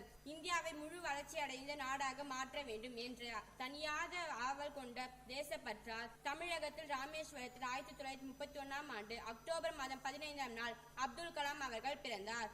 இவரது தந்தையின் பெயர் ஜெய்னுலாப்தீன், தாய் பெயர் ஆஷியம்மா. கலாம் அவர்கள் ஆரம்ப கல்வி உயர்நிலை பள்ளியில் வரை ராமேஸ்வரத்தில் கற்றார். சென்னையில் பொறியியல் படிப்பை முடித்தார். கல்வி கற்கும் காலத்திலேயே சாதிக்கும் ஆசையும் இந்திய நாட்டின் வளர்ச்சியும் பற்றியும் லட்சியம் கொண்டார். கலாம் துவக்கத்தில் விமான உற்பத்தி மற்றும் வளர்ச்சி நிறுவனத்தில் பணிக்கு சேர்ந்தார். அங்கு நந்தி என்ற ஜெட் விமானத்தை உருவாக்கினார். விண்வெளி ஆராய்ச்சி மையத்தில் பணியாற்றும் போது செயற்கைக்கோளை வானில் ஏவுகணையை உருவாக்கும் பணியில் சிறந்து விளங்கினார். விண்வெளி துறையில் அணு ஆராய்ச்சி இடம் மாறி அங்கு மிகப்பெரிய வெற்றி பெற்றார் கலாம். அப்துல் கலாம் அவர்களின் சேவையை பாராட்டி பல விருதுகள் அவருக்கு வழங்கப்பட்டுள்ளன. டாக்டர் பிரேம்ராய் விஞ்ஞானி விருது, ஓர் பிரகாஷ் சாயின் விருது, பத்ம விபூஷன் விருது, தேசிய விருது, இந்திரா காந்தி விருது உள்ளிட்ட பல விருதுகளை பெற்றார். இது தவிர பல்கலைக்கழகம் அவர்களின் சிறப்பு டாக்டர் பட்டம் வழங்கியது. 1998ஆம் ஆண்டு கலாம் அவர்கள் இந்திய நாட்டின் மிக சிறந்த விருதான பாரத ரத்னா விருது வழங்கப்பட்டது. இந்திய நாட்டின் குடியரசுத் தலைவர் பதவியில் அமர்ந்தார். 27/7/2002ஆம் ஆண்டு பாரத நாட்டின் 12வது குடியரசுத் தலைவராக கலாம் அவர்கள் பதவியேற்றார். அயராத உழைப்பும் தியாகமும் சுறுசுறுப்பும் எளிமையும் இன்னும் பல நற்குணங்களை கொண்ட குடியரசுத் தலைவர் அப்துல் கலாம் அவர்கள் இந்திய நாட்டின் உலக அரங்கில் இன்னுருந்த பல திட்டங்களை கூறி அதை செயல்படுத்த முனைந்து வருகிறார். மாணவர்களை இந்நாட்டின் வருங்கால தூண்கள் என்பதை உணர்ந்து இளைய தலைமுறைக்கு பல உபதேசங்களை கூறி வருகிறார். கலாம் அவர்களின் ஒவ்வொரு சொல்லும் செயலும் நம் நாட்டின் முன்னேற்றத்திற்கானவை என்பதை சிறிதும் அணியமில்லை. கலாம் அவர்களோடு நாமும் கைகோத்து நம் தேசத்தை ஒரு முழு வளர்ச்சி அடைந்த நாடாக உருவாக்க பாடுபடுவோம். நன்றி, வணக்கம்.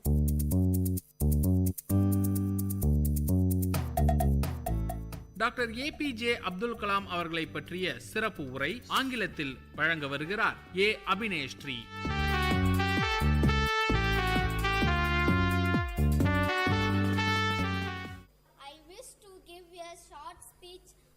my favorite leader, Dr. APJ Kalam, our former president of India. He was such a great person. Was born on 15th October at island town of Rameshwaram. His parents were Jainulafuddin and Ashiamma. He was a simple and a pious man.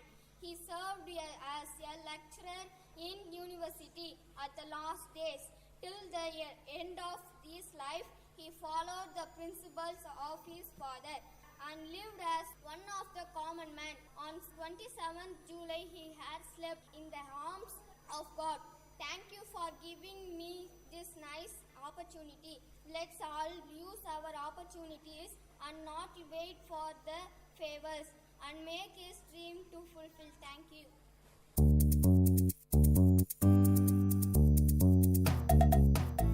உங்கள் VIT பண்பலை 90.8 பள்ளிக்கூடம் நிகழ்ச்சியில் தமிழ் பாடல் ஒன்றை பாட வருகிறார்கள் Ebenezer aided நடுநிலைப் பள்ளி மாணவிகள் ஆர் சுப்ரியா மற்றும் ஏ ஷீனா கௌசர். வணக்கம். எபினேசர் பள்ளி மாணவிகள் 8ஆம் வகுப்பு.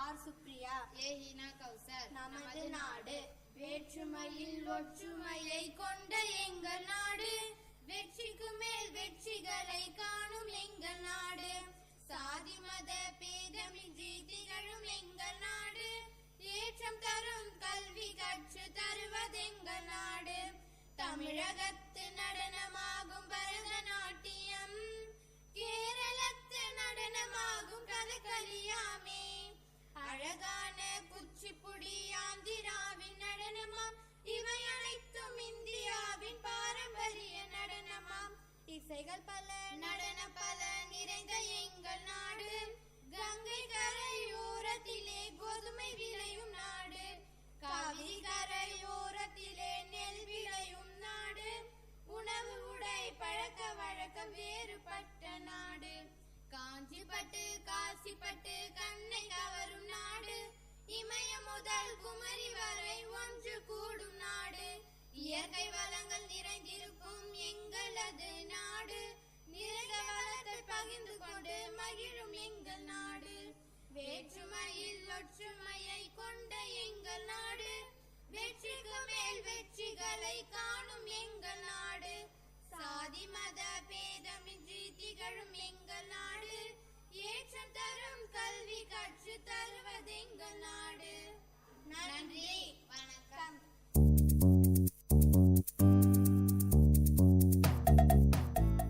பறவைகள் பற்றிய சிறப்பு உரையாடல் வழங்குபவர்கள் எம் விக்னேஷ், ஹச் முஜிபர், ஏ ரோஜா. இன்னைக்கு நாம பறவையை பத்தி பேச வந்துள்ளோம். டாக்டர் சலீம் அலி கானும் பறவை மனிதர் அவர் எழுதின நூல் தான் the book of Indian birds. அப்படியா? நான் முதல்ல போய் நெட்ல போட்டு பார்க்கறேன்ப்பா. ஒரு டைம் சொல்ல அதனோட பேரு. The book of Indian birds. அதில் அவர் பல பறவைகள் பற்றி புதிய தகவல்களை அளித்துள்ளார். இன்று பறவை இனம் வேகமாக அழிந்து வருவது, அவற்றை பாதுகாக்க வேண்டியது நமது கடமை. பறவைகளால் தான் காடு உருவானது. எப்படிப்பா காடு உருவாச்சு?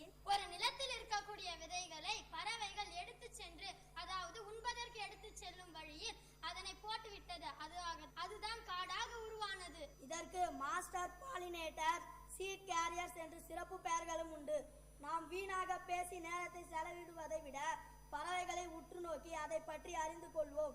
இன்று நாம் கைபேசியை அதிகமாக உபயோகிக்கிறோம். அதனால் வரும் கதிர்வீச்சினால் பறவை இனம் காணாமல் போகின்றது. பறவை என்றால் சுதந்திரம் என்று பொருள். நாமும் பறவைகள் போல எங்கும் பறந்து நாம் அறிவை வளர்த்துக் கொள்வோம். ஒரு சில இனிமையான பறவைகள் தகவல் பற்றி கூற விரும்புகிறேன். ஹார்ன்பில், இதன் தமிழ் பெயர் இருவாயன். இவை காடுகளில் உயரமான தேக்கு மரங்களில் ஒரு பொந்தில் வாழும். இவை வெளியில் செல்லும் போது இதன் வாயில் களிமண்களை எடுத்து அந்த கூண்டினை பூசிவிட்டு செல்லும். அப்படி என்றால் அந்த கூண்டில் உள்ள குஞ்சுகள் எப்படி உண்ணும்? எப்படி அது வாழும்? எப்படி சுவாசிக்கும்? அதன் வீட்டில் ஜன்னல் என்று சிறு ஓட்டை உள்ளது. அதில் உணவை நேரத்திற்கு நேரம் தருகிறது.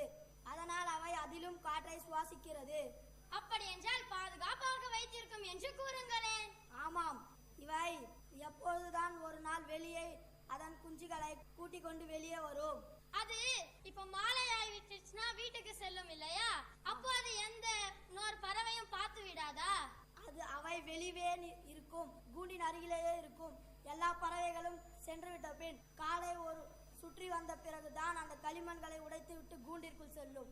உனக்கு மிக்க நன்றி. எனக்கு இப்பொழுதுதான் பறவைகள் பற்றியும் அவற்றின் விளக்கங்களை பற்றியும் சேகரிக்க வேண்டும் என்ற எண்ணம் தோன்றியுள்ளது. நீங்களும் பறவைகளை பற்றி நேரத்தை வீணாக்காமல் பறவைகளை பற்றி அறிந்து கொள்ளுங்கள். இதற்கு செலவே ஆகாது. ஆமாம் ஆமாம், இவ்வளவு எளிமையாக சொன்னாயே, இதற்கு போய் எப்படி செலவாகும்? நான் சில பறவைகளை சேகரித்துள்ளேன். சரி சொல் பார்ப்போம். பள்ளியின் அருகில் சேவல் ஒன்றை பார்த்தேன். அதன் தலையில் சிவப்பு நிற கொண்டையும் உடம்பில் கருப்பு நிறமும் வால் பகுதியில் பச்சை நிறமும் காணப்பட்டது. அதன் அழகு மிகவும் கூர்மையானது. அது அரிசி தானிய வகைகளை உண்ணும். இவை சண்டையிட்டு விளையாடப்படுகிறது. நீ மிகவும் கவனமாக சேகரித்துள்ளாய். அதனுடைய சிறிய சிறிய வேலைகளையும் மிக கவனமாக சேகரித்துள்ளாய். இதனை போன்றே நானும் ஒவ்வொரு பறவையாக சேகரிக்க போகிறேன். நான் இன்று வீட்டின் அருகில் உள்ள குளத்தில் வெள்ளை கொக்கு ஒன்று பார்த்தேன். அது வெள்ளை நிறத்திலும் காணப்பட்டது. நிலத்தில், குளத்தில், ஏரியில் ஆகிய நீர்நிலைகளில் காணப்படும். அதன் அழகு மிகவும் நீளமான கூர்மையாகவும் காணப்பட்டது. அது மீன் போல நீர்வாழ் உயிரினத்தை உண்ணும். நீயும் மிக அருமையாக சேகரித்துள்ளாய். நீங்கள் இருவரும் சேர்ந்து எனக்கு பறவையின் விளக்கங்களை சேகரிக்க வேண்டும் என்று கூறினீர்கள். இப்பொழுதுதான் அதன் பொருள் எனக்கு புரிகிறது. நானும் இனிமேல் சேகரிப்பேன். உங்கள் இருவருக்கும் என்னுடைய மிக்க நன்றிகள். நீங்களும் இனிமேல் நேரத்தை வீணே கழிக்காமல் பறவைகளை பற்றி சேகரிக்கலாம். அடுத்த நீங்கள் டாக்டர் சலீம் அலியாகவும் ஆகலாம். நன்றி, வணக்கம்.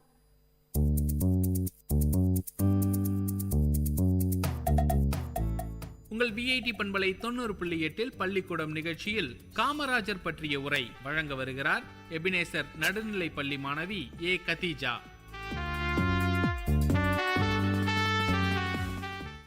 அனைவருக்கும் வணக்கம். நான் இன்று பேச எடுத்துக்கொண்டுள்ள தலைப்பு பெருந்தலைவர் காமராஜர். தென்னாட்டு காந்தி என்று அன்போடு மக்களால் அழைக்கப்படுபவர் கர்மவீரர் காமராஜர். தன்னலம் கருதாது பொதுநலம் கருதிய தலைவர்களுள் ஒருவர் இவர்.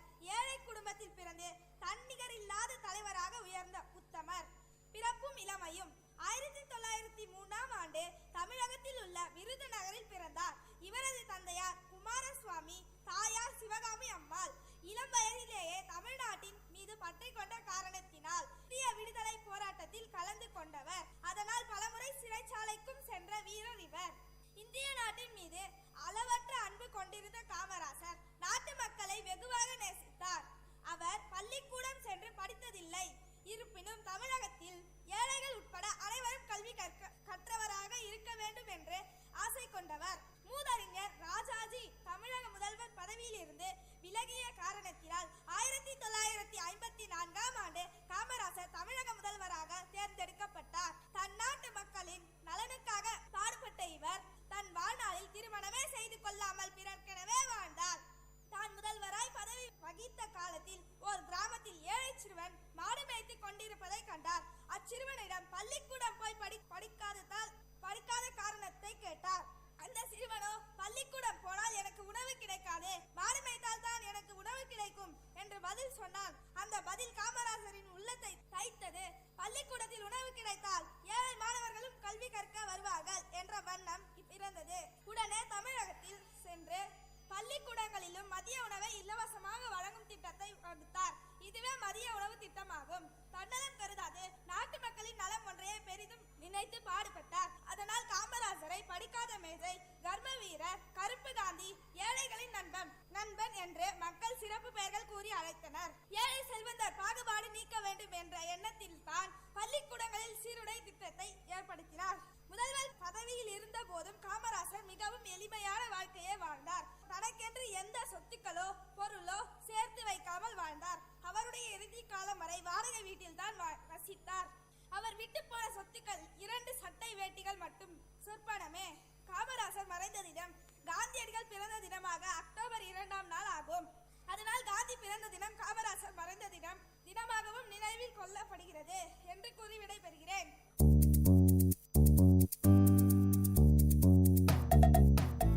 நேர்கள் இதுவரை கேட்டது எபினேசர் எய்டட் நடுநிலை பள்ளி மாணவ மாணவிகள் வழங்கிய பள்ளிக்கூடம் நிகழ்ச்சி.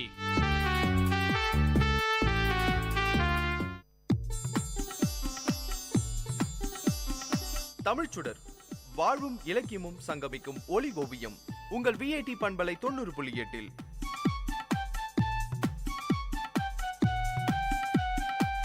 இன்றைய தமிழோவியம் தீட்டுபவர் ஜெயஸ்ருதி. வணக்கம். நிறையுடைமை நீங்காமை வேண்டின் பொறையுடைமை போற்றி ஒழுகப்படும். இன்று அரிதாகி வரும் நட்பண்புகள்ல யாரும் எளிதில் பெற முடியாத நட்பண்பு ஒன்று இருக்குன்னா அது பொறுமை என்கிற நட்பண்பு தான். ஒருவர் தனது அனுபவ அறிவினால பல நட்பண்புகளை பெறுகிறார். அந்த நட்பண்புகளை திரட்டி பார்த்தா அவை அனைத்துமே பொறுமை என்கிற ஒரு சொல்லில அடங்கும். வாழ்க்கையில வெற்றி பெற தேவையான பண்பு தான் பொறுமை. பொறுமையுடையவன் எதை சாதிக்க வேண்டுமென நினைக்கிறானோ அதை சாதிக்க முடியும். ஒரு விதையை விதைக்கிறோம், அது மண்ணுக்குள்ள தன்னை மறைத்துக் கொள்ளுது. அதற்கு நீர் ஊற்றுகிறோம், காத்திருக்கிறோம். அது மெல்ல முளைக்கும், இலைகளை விடும், தண்டுகள் பெரிதாகும், கிளைகள் உருவாகும், பூக்கள் உருவாகும், கடைசியில கனியை தருது. இந்த பயணம் மிகவும் நீளமானது. ஒரு விதை விதைக்கப்படுவதற்கும் அது மறுபடியும் கனிக்குள்ள விதையாய் நம் கையில வருவதற்கும் இடைப்பட்ட காலம் பெரிது. பொறுமையுடன் காத்திருக்க வேண்டியது ரொம்பவே அவசியம். பொறுமை கசப்பானதுதான், ஆனா அது தர கனியோ ரொம்ப இனிப்பானது. ஒரு இலக்கை நோக்கி பயணிக்கும் போது வெற்றி உடனடியா சாத்தியமாவதில்லை. நதிகளை எடுத்துக்கோங்க, அதனுடைய பாதையில வசந்தங்களையும் துயரங்களையும் சந்திக்கும். அருவிகள்ல விழும், தடைகள்ல எழும், மௌனமாய் அழும். ஆனாலும் அதன் லட்சியத்தை கடைசியில நிறைவேற்றிக் கொள்ளும். அதுவரை அதன் பயணம் பொறுமையாய் நடந்து கொண்டே இருக்கும். பொறுமை தனது பயணத்தை நிறுத்தும் போது தோல்வி நம்மை நோக்கி நடை போட துவங்கும். அதற்கு உதாரணமாக சீனாவில் மூங்கில் மரத்தை சொல்லுவாங்க. சீனர்கள் மூங்கிலை பயிரிட்டு தண்ணீர் ஊத்துவாங்க. பருவங்கள் போகும், ஆனா மரக்கன்று வளரவே வளராது. 1 இன்ச் அளவு கூட வளர மாட்டேன்னு அடம் பிடித்து அப்படியே நிற்கும். முழுசாய் 4 வருடங்கள் அம்மரக்கன்று அப்படியே இருக்கும். மரத்துக்கு தண்ணீர் ஊற்றுபவரும் பொறுமையுடன் அதை பராமரிக்கணும். ஆனா அடுத்த பருவத்துல எல்லோரும் வியக்கும் வண்ணம் அந்த மூங்கில் வளர துவங்கும். அதுவும் எப்படி? சடசடன்னு வளர்ந்துரும். ஒரே ஆண்டுல அது எட்டி பிடிக்கும் உயரம் எவ்வளவு தெரியுமா? 80 அடிகள். 4 ஆண்டு காலமாக அமைதியா இருந்த செடி எப்படி 5வது ஆண்டுல மட்டும் விஸ்வரூப வளர்ச்சி எட்டுது? ஆராய்ந்து பார்த்த ஆச்சரியம் தரும் ஒரு ரகசியம் இதுல இருப்பதை புரிந்து கொள்ளலாம். இயற்கையின் அற்புதம் என்றோ கடவுளின் படைப்பு என்றோ நீங்க பெயரிட்டுக் கொள்ளுங்க. முதல் 4 ஆண்டுகள் அந்த மூங்கில் வேர்கள் பூமியில் நன்றாக இறங்கி மிக சிறந்த பிடிமானத்தை உருவாக்கி கொள்ளுது. 5வது ஆண்டுல நான் 80 அடி உயரமா வளரப் போகிறேன், என்னை தாங்கி பிடிக்கும் வல்லமை என் வேர்களுக்கு தேவை, முழு மூச்சாய் நான் என்னை தயார்படுத்திக் கொள்றேன்னு 5வது ஆண்டுல அது நல்ல வளர்ச்சியை அடையும். அப்போது அது தடுமாறுவதும் இல்லை, தடம் புரள்வதும் இல்லை. பொறுமை உயரமான வெற்றிகளை உருவாக்குகிறது. அவசரப்பட்டு முளைத்து சடசடன்னு வளர்ந்து விழுந்திடாம அடித்தளத்தை வலுவாக்கிக் கொள்ள பொறுமை நம்மை தூண்டுகிறது. தண்ணீரின் ஆழம் தெரியாம குதிப்பதோ மலையின் ஆழம் தெரியாமல் ஏறுறது எல்லாமே ஆபத்துல தான் முடியும். பொறுமைங்கிறது அனுபவத்தின் வெளிப்பாடுதான். அதுவே வாழ்வோட அலைகளை எதிர்கொள்ளும் துடுப்பாய் பயன் தரும். ஒரு செயலை எடுத்து பாதியிலே பொறுமையை கழற்றி விட்டு விடுபவர்கள் வெற்றியோட பதக்கங்களை அணிவதற்கு வாய்ப்பே இல்லை. அவசரம் நமக்கு சிப்பிகளை தரும், ஆனா பொறுமையை முத்துகளை தர முடியும். அப்படிதாங்க பொறுமை இழந்த ஒரு இளைஞர் வாழ்க்கையில நல்லா சம்பாதிக்கணும்னு ஆசைப்பட்டாரு. சிறிதளவில் ஒரு துணி கடை ஆரம்பிச்சாரு. நல்லா தான் போயிட்டு இருந்தது, லாபமும் ஒரு அளவுக்கு கிடைச்சது. அவர் என்ன பண்ணிருக்கணும்? அந்த தொழில வளர்ந்து ஒரு நிலையான இடத்தை பிடிக்க முயற்சி செய்திருக்கணும். அதை விட்டுட்டு பொறுமை இழந்து ஆத்திரப்பட்டு இன்னும் லாபம் வேணும்னு வேற ஒரு தொழில ஆரம்பிச்சாரு. ஆனா அவரு நினைச்ச மாதிரி நடக்கல. நிறைய லாபத்துக்கு ஆசைப்பட்டு பொறுமை இழந்து இருந்ததையும் இழந்தாரு. ஆனா பொறுமையா இருந்திருந்தா, கடின உழைப்போடும் பொறுமையோடும் முதலில் ஈடுபட்ட தொழிலையே இருந்திருந்தா வாழ்க்கையில முன்னேறி இருக்கலாம். அதனால நேரமும் பொறுமையும் போராளிகளின் பலம். ஒருவனுடைய திறமைகளை வெற்றிகளை உருமாற்றி தருவது பொறுமையே. பொறுமையே அனுபவத்தின் வெளிப்பாடு. அதே வள்ளுவர் நிறையுடைமை நீங்காமை வேண்டின் பொறையுடைமை போற்றி ஒழுகப்படும் என்று கூறுகிறார். நிறையுடைமை அதாவது வாழ்க்கையில் மன நிறைவுடன் சான்றாண்மையுடன் வாழ வேண்டுமென்றால் பொறுமையோடு இருக்க வேண்டும். அதுவே பிறரால் போற்றி ஒழுகப்படும். சிந்தியுங்கள், செயல்படுங்கள். நன்றி.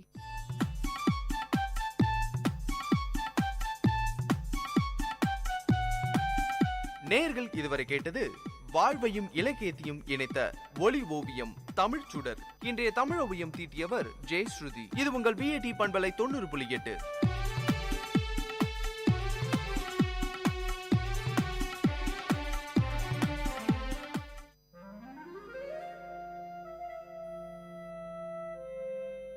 It's story time. In VIT Community Radio 90.8, you're going to listen to a short story written and narrated by Professor Pranesh Kumar, VIT University. Title of the story: The Changes of Time. Time, the fastest and cruelest magician, did not spare her. I gazed at her for a long time. Mashing beetle leaf, preparing pan, she did not notice me. With great seriousness and much care, she opened a small box lying beside her. From it, she took a polythene bag and carefully unwinded it, took out a pinch of tobacco, and crushed it along with other ingredients. 70% of her hair has lost its color. My curiosity about her grew more and more. As I sat there, inhaling the fresh smell of pan, I must talk to her, I said to myself. I got up and found a suitable place beside her. She smiled at me with her toothless gums, while her hands were busy rearranging the contents in the pan box. The skin of her arm seemed coarse like the epidermis of an old tamarind tree. She herself was like an old tree that had witnessed many springs and summers. Dressed in a white saree and without a blouse, she looked like a typical old woman from South Tamil Nadu.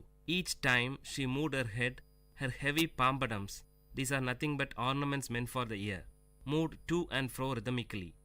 She must not have felt the unease, used as she was to those two pampadums from her early teens. They were huge pieces of gold ornament, different shapes, cubes, circles, triangles, and horseshoes closely packed with the usual wax stuffing. She could often be seen seated on the veranda of that old house with tiled roof. Nobody knew her name. People called her member's wife, since her husband became a panchayat member. Being the senior most person in the area, people from the surrounding area called her great grandma in respect. She lived with her younger son's family. We both gazed at each other until I broke the ice by asking her about the tattoo on her arms. She had tattooed the picture of a peacock across her biceps. The peacock had lost its vigor as the skin that supported it has withered. For a fraction of a second flashed across my mind the modern tattoos that movie artists and DJs have on them. I asked her the intention behind her tattooing and why a peacock. She opened her mouth carefully, holding her head upwards so that the pan from her mouth did not spill. Son, while we live, we earn many things and lose many things. But we can never take anything to the grave except this tattoo. She stressed that none could snatch it away from her. Saying this, she carefully spat out the pan juice. I was taken aback by the philosophical attitude she had for a simple tattoo. Her immediate and sharp answer was impressive, but her reply to my next question was only a stale smile. It was about her age. Might be she did not know her exact age, or she did not wish to reveal it. I don't know for sure. I did not question her anymore, but she started talking. She murmured the names of Tamil months: Thai, Margari, Pankini, Chittirai. It will rain today, she said to herself. She must have observed the casual smile and expression on my face. She continued, I am sure it usually rains on the final day of Mandakiyat festival. It's a local temple festival of South Kanyakumari. But only if the deity is pleased. She seemed to have memorized the dates of local festivals and the names of local deities. Soon she was interrupted by her daughter-in-law approaching her with a tumbler of tea. Placing the tea beside her mother-in-law, she disappeared into the house. Spitting out the remaining pan from her mouth, the great-grandma stared into the tea for a while. With a deep sigh, she lowered her voice to speak again. Today's women are indolent. They don't know the pleasure of working. They enjoy only staring at the television for hours together. When we were young, we never had the time to stare at anything. We took great pleasure in working for the family. During harvest season, my husband and I used to join the workers to make things easy. He worked hard till his end. There was a great pause. We used to work in full swing throughout the season. During the tamarind season, I buried myself in hectic work.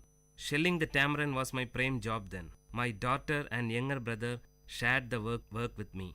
We used to divide the heap of tamarind among ourselves and were confined to labor even till after midnight until our share of work was totally completed. Piercing out the seed from the ripe tamarind was the next task. Our happiness knew no bounds since the work was completed in the midst of the heaps of mangoes and jackfruit and other festive eatings. Hearing this from her, I said to myself that she is not aware of the multi-dimensional task that today's women handle. So much for the joys of an uncluttered childhood, she continued. Apart from all this, I had the regular task of preparing palm jaggery from palm juice. Early in the morning before dawn, palm tree climbers would collect palm juice from the small pots tied to the treetop. Those climbers would howl and shriek from the treetop to convey the message that their work was done. As soon as he received the signal, my younger brother would run to collect the juice and bring it home. It would be brought ice cold. I boiled it using dried leaves and finally prepared palm jaggery. During the peak season, we might even get 30 cakes a day. That was our prime source of income. Now all those things have become a matter of past. She sighed nostalgically. When great-grandma narrated these mundane events, I could visualize them in my mind. I said to myself, she is grieving over a lost culture. This culture must have been prevailed some 75 to 80 years back, roughly in the 1930s. Today, her granddaughter is working for a leading multinational IT company in Chennai. The sharp contrast from palm jaggery to an IT company shouts out loud that change is inevitable.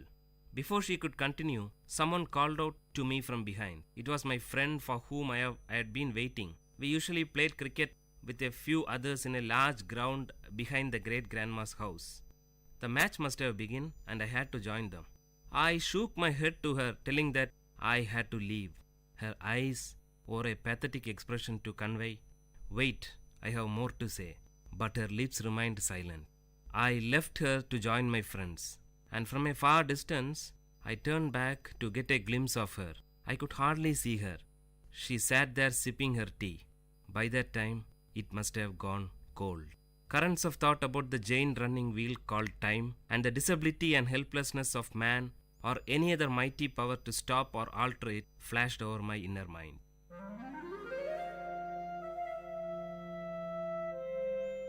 Dear listeners, you had listened to a short story written and narrated by Professor Pranesh Kumar, VIT University, in VIT Community Radio 90.8.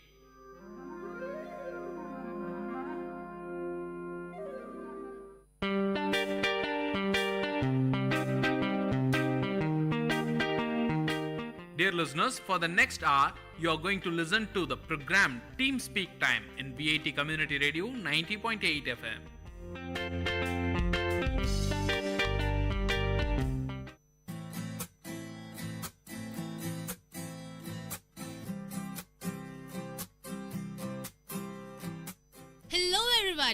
Hello everybody, आप सुन रहे हैं VIT community radio 90.8 FM और ये है आपका brand new show learning German. मैं हूँ आपकी होस्ट श्राव्या और मैं हूँ आपका होस्ट एंड दोस्त हिमांशु मंघानी।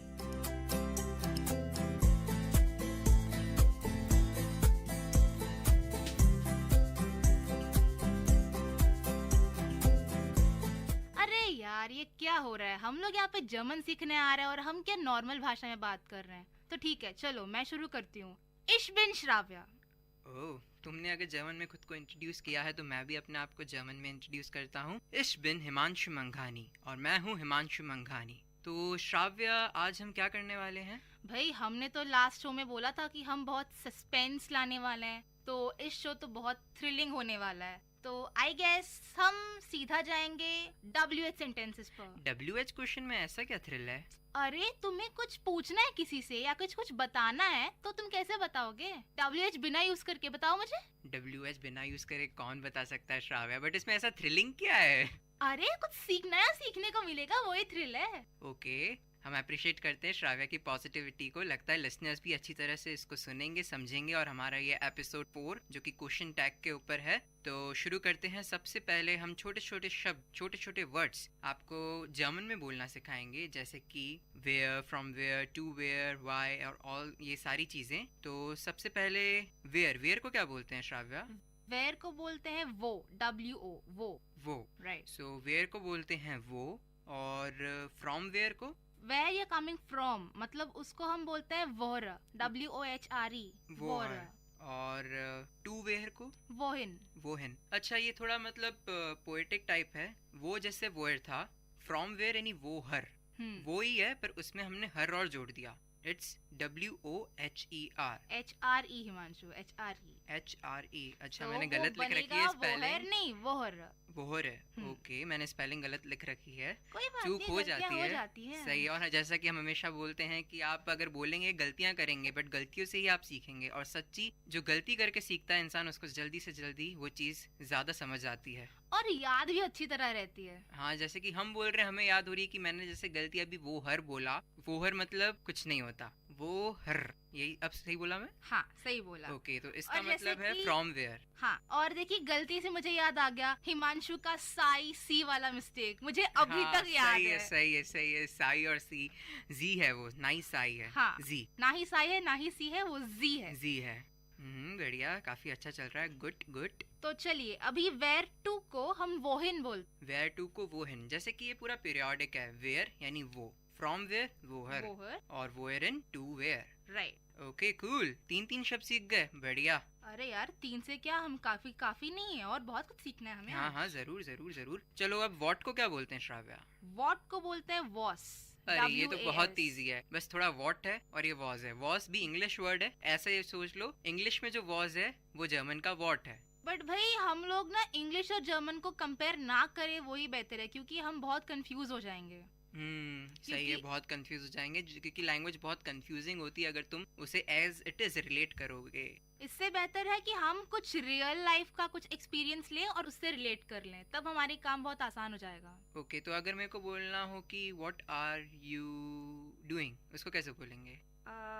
मैं बोलूंगी व्हाट मतलब वॉस, आर इज जिन, बिस्ट ओके, बिस्ट दू, व्हाट वॉस बिस्ट दू। तो इश बिन, आई एम, इश बिन। रिकॉर्डिंग ही बोल दो भाई, रिकॉर्डिंग बाद में सीखेंगे इसका जर्मन वर्ड क्या है। रिकॉर्डिंग, रेडियो तो रेडियो ही रहेगा जर्मन में। हाँ, सही है, क्योंकि जर्मन में एक ऐसा क्लॉज है कि जैसे कि रेडियो, होटल, पार्क और कैमरा, ऐसे जो सारे इंग्लिश वर्ब्स हैं वो ऐसे ही उन्होंने अडेप्ट कर लिया, ताकि हमें अभी देखिए संस्कृत से हमने हिंदी में बहुत सारे शब्द अडेप्ट किए हैं, ऐसे ही जर्मन में उसने इंग्लिश के वर्ड्स अडेप्ट कर। अडॉप्शन चलता रहता है जिंदगी में। हाँ। चाहे वो वर्ड्स का हो या किसी और चीज का। ओके। ओके, तो फिर एक चलो रेडियो बताया, तो रेडियो एक न्यूट्रल वर्ड है, जैसे कि हमने हमारे पहले एपिसोड में भी बताया था कि न्यूट्रल वर्ड्स के लिए हम देर दी दास में से क्या यूज करेंगे? दास यूज करेंगे। दास। तो हमारा सबसे मेन चीज क्या है? रेडियो। तो हम इसको क्या बोलेंगे? दास radio, the radio, the VIT community radio 90.8 FM। तो इसको बोलेंगे दास VIT कम्युनिटी रेडियो 90.8 FM, जो कि आपका चहीता रेडियो स्टेशन है। ठीक है, तो चलो अभी मैं तुम्हें पूछूं कि हिमांशु वेयर आर यू, तो तुम क्या बोलोगे? Where are you. Okay, where मतलब वो, और वो बिस्ट दू। राइट। अभी जो तुमने मुझे सिखाया तुमने भी सीख लिया, अच्छा है। हाँ, सही है, एक दूसरे को ही सिखाएंगे तभी सीखेंगे, और तभी समझ पाएंगे, और तभी इम्प्लीमेंट कर पाएंगे। एग्जैक्टली। और अभी मैं तुम्हें पूछूं कि what are you doing. What are you doing, ये मैं तुमसे शायद पूछ चुका हूँ, तो इसलिए what are you doing. What मतलब वॉज, आर मतलब बिस्ट, यू मतलब डू, वॉज बिस्ट डू। Exactly, right. तो So- ठीक है, अभी हम थोड़े और नए वर्ड सीखते हैं, यानी कि WH में हमने एक छोड़ दिया था, वो कि when। अभी बहुत सारे छूटे हुए हैं, पर when, ओके ठीक है, तो when when बोलेंगे को हम वॉन बोल। WANN, when मतलब वॉन। y को क्या बोलेंगे? y को वॉरम। ओके, स्पीक श्राव्य, 2 बार बोल। y को हम बोलते हैं वॉरन। वॉरम। ओके। y को मतलब वॉरम। y is वॉरम। y is वॉरम, ओके। और विच को विच को बोलते हैं वेल्शे। वो क्या था? वेल्शे। वेल्शे। WELSCHE। ओके, तो विच बन गया वेल्शे। या विच वेल्शे, थोड़ा सा उससे मिलता जुलता है, जैसे विच का वेल्शे। हालांकि बहुत इमेजिनेशन करना मुश्किल है, अगर मैं बोलूँ बिल्कुल इंग्लिश से सेम है, पर थोड़ा कुछ आप प्रेडिक्ट कर सकते हो कि विच मतलब वेल्शे। यार इस सबसे बढ़िया तकनीक है इसको याद करने का, दोस्तों के साथ सीखो। हाँ, जैसा कि मैं और श्राव्य इस समय कर रहे हैं, हम आपस में बोल रहे हैं, बातचीत कर रहे हैं, और जितना हो सके हम इन वर्ड्स को यूज कर रहे हैं। तो आशा जब आप सुन रहे होंगे तो आप भी अपने दोस्तों के साथ थोड़ा फन लीजिए, कीजिए, थोड़ा मज़ा कीजिए, क्योंकि लैंग्वेज एक मज़ा करने का भी जरिया बन सकता है अगर उसको सीखे सही तरीके से, क्योंकि कुछ कुछ ऐसी गलतियां हो जाती है। हम तो पहले दिन से बोल रहे हैं कि भाई मजे करो, दोस्तों के साथ सीखो। हाँ, क्योंकि क्लास में तो समझ आने वाला है नहीं, वही बोरिंग लेक्चर्स होंगे, तो क्यों ना साथ में सीख लो। लेक्चर्स होते ही बोरिंग है, but it depends upon you कि तुम उसको कितना इंटरेस्टिंग बनाते हो। हाँ, जैसे कि हम अभी लेक्चर्स ही ले रहे हैं बट थोड़ा इंटरेस्टिंग ले रहे हैं। ये लेक्चर नहीं है, मैं इसको लेक्चर नहीं बोलूंगी। ओके, चलो तुम्हारी जो डेफिनेशन श्राव्या, चलो वापस से मैं तुम्हारा रिवीजन कराता हूँ, और हो सकता है शायद लिसनर्स जो सुन रहे हो वो भी रिवीजन करें। तो वॉरम मतलब क्या था? वॉरम मतलब कि वाई। गुड। वेल्शे? वेल्शे इज विच। वो इज वेयर। वो हर? Wohra, wohra is where from. Wohin? Wohin. It's not wohin, it's wohin. Okay, wohin. Wohin is where to. Was? Was मतलब what. और ये मैंने अभी शब्द नहीं बताया है, वी को क्या बोलेंगे? WIE. WI को हाउ बोलेंगे। मतलब हाउ का मतलब हो गया वी, WIE वी। इसका एक नॉर्मल सेंटेंस भी है। मैं अभी बोलूंगी हाउ आर यू। हाँ, वी गेट्स। ये एक मतलब टैगलाइन समझ लीजिए। अब मैं अगर अपने रिस्पेक्टफुल पर्सन से बात करूंगा जो मुझसे बड़ा है, तो आई विल नॉट यूज वी गेट्स, मैं नॉर्मली यूज करूंगा कुछ दूसरा शब्द, उसके लिए हम नेक्स्ट एपिसोड में देखेंगे। बट आज के लिए अगर आपको अपने दोस्तों से या आपके जो नॉर्मल एज वाले, आपके जो एज वाले ग्रुप हैं, उनसे बात करोगे तो आप क्या बोलोगे हाउ आर यू को श्राव्या? We gets. तो अभी वी गेट्स। अच्छा, मैंने तुमसे क्वेश्चन पूछा, वी गेट्स। I am fine. तो इश बिन गुड। Okay, I am good. I am fine के लिए तभी हमें वर्ब नहीं पता, तो हम आई एम गुड बोलेंगे। तो इश बिन गुड। ओके, मैं और श्राव्य भी व्हाट्सएप पे बात कर रहे थे, तो फाइन का मतलब ही नहीं होता है, बट इसकी स्पेलिंग में थोड़ा डिफरेंस है। FIEN, right? या ग्रेट गुड श्राव्य। अरे नहीं, मैं कल जर्मन ऐसे कुछ वर्ड सीखने की कोशिश कर रही थी, तो मुझे ये सेंटेंस आ गया कि वी हाइस्ट डू। So how are you called? सही है बोला मैं? How are you called? That's nothing but what's your name? Yeah, what's your name in short? But Heizen का एग्जैक्ट मतलब होता है call. How you called means एक तरह से Heizen. बट अभी अपन मतलब बेसिक जर्मन सीख रहे हैं, तो अपन इतना टिपिकल नहीं जाएंगे, तो हम बोलते हैं वी हेज डू means how are you called. तो इश बिन हिमांशु, आई एम हिमांशु। और अगर आपको बिल्कुल उसकी टोन में रखना है जिस तरह से आप क्वेश्चन पूछा गया है, तो आप बोलेंगे आई has a Himanshu.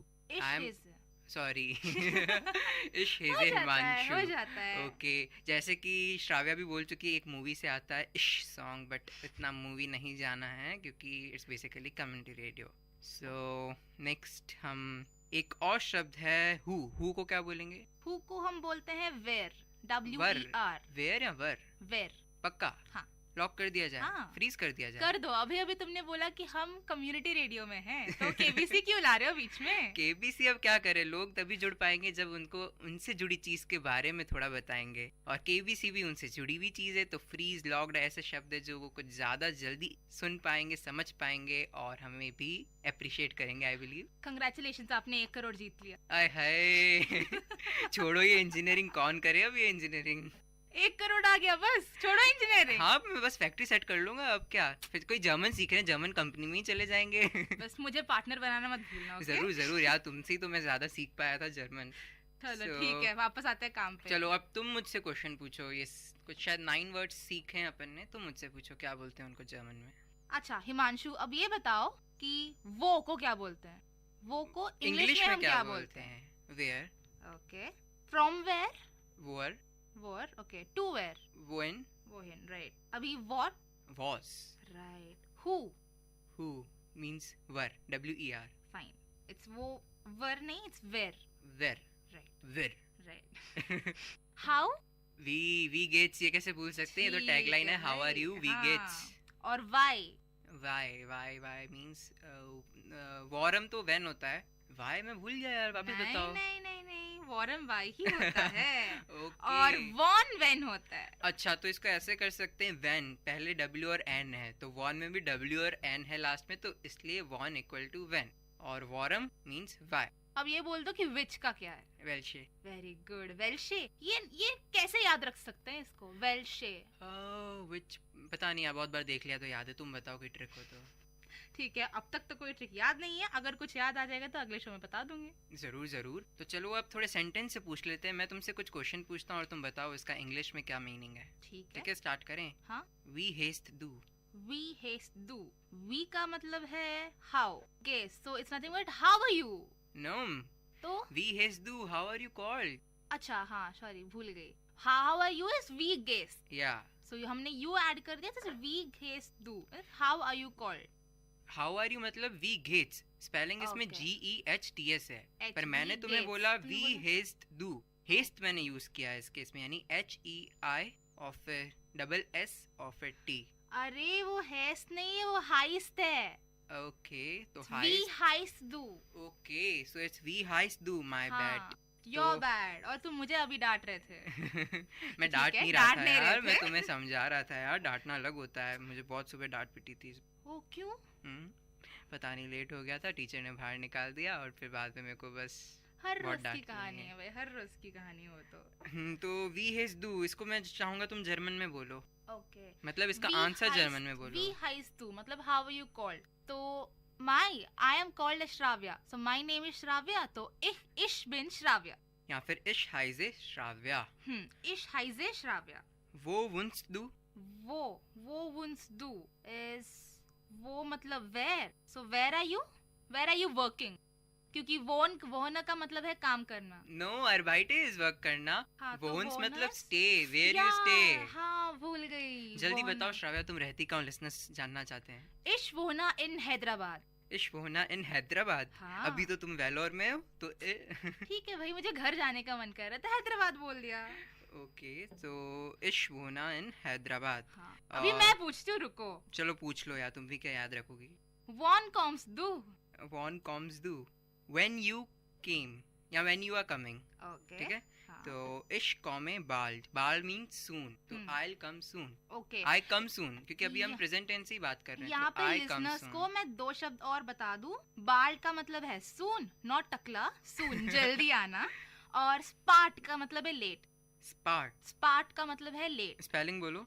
SPA उमलाउट T. उमलाउट क्या होता है? उमलाउट ऐसे होता है कि हम अगर जर्मन में किसी लेटर पे स्ट्रेस करना चाहते हैं तो हम उमलाउट यूज करते हैं. तो वो अभी हम आपको सुनाई में तो एक्सप्लेन नहीं कर सकते, तो आप इसको ऑनलाइन में देख सकते हैं, शायद आपकी कुछ मदद मिल जाए उमलाउट के बारे में. और जैसे कि अगर हेस्ट जो हमने बोला था उसमें डबल S को अपन उमलाउट से रिप्लेस करेंगे तो एक बीटा साइन होता है और उसके ऊपर 2 डॉट्स होते हैं. तो डबल S को रिप्लेस कर लेते बीटा और डबल डॉट से जर्मन में. तो तुम चाहो तो HEI डबल S T बोलो या HEI बीटा T बोलो. It's the same thing. हाँ एग्जैक्टली. तो अभी चलो हम काम पे आते हैं. अब मैं पूछता हूँ अरबाइटिस do. अरबाइटिस do.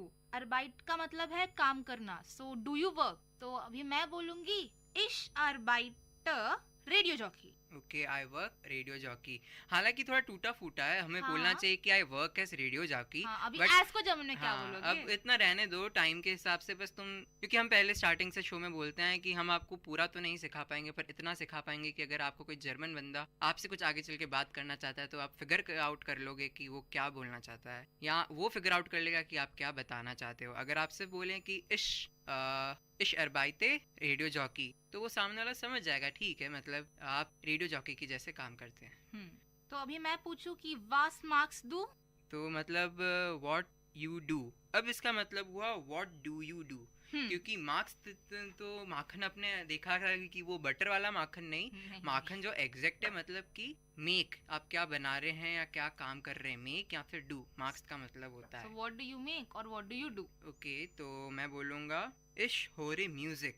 So I am making music. हो रे नहीं, तुमने मेरे को गलत को सही कैसे बोल दिया श्राव्या तुमने. हो रे का मतलब ये नहीं होता. हो रे का मतलब है to listen. Yeah, good. I am listening to music. इश हो रे म्यूजिक. तो आगे बढ़ते हैं. तो अच्छा चलो, इतने क्वेश्चन पूछ लिए तो मैं तुम श्राव्या एक पर्सनल क्वेश्चन पूछूंगा. बिस्ट दू ग्लूकिश.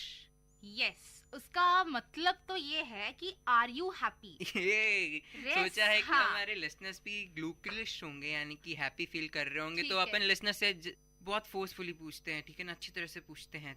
दोनों साथ में बोलेंगे 1 2 3 गो.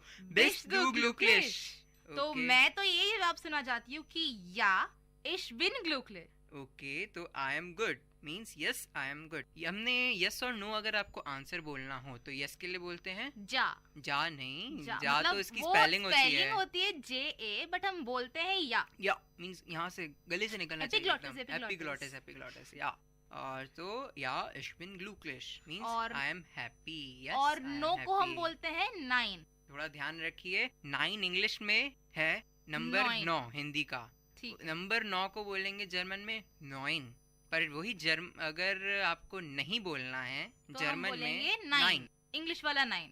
चलो वापस से रिवीजन करवाते हैं। वी हिस दू, इसको पहले इंग्लिश में बताओ क्या है इसका मतलब। वी हिस दू, इट्स नॉट हिस हिमांशु, तो वापस बोल रही हूँ हाइस दू। Okay, so what are you called, so इश how are you called, sorry how are you called और व्हाट आर यू कॉल्ड, तुम्हारा जवाब तो एक ही होगा कि तुम्हारा नाम क्या है। पर हम जर्मन स्पीकिंग सीख रहे हैं, यहाँ पे ट्रांसलेशन बहुत मायने रखता है। अगर तुमने बोला है वी हिस दू तो वी का मतलब यहाँ हाउ होगा। अगर तुम बोलना चाहती हो कि व्हाट आर यू कॉल्ड तो इसके लिए व्हाट के लिए यूज करेंगे वॉज, तो वॉज हिस दू, पर हम बोलेंगे वी हिस दू। मान ली हार, मैंने मान ली। ich bin glücklich, I'm happy।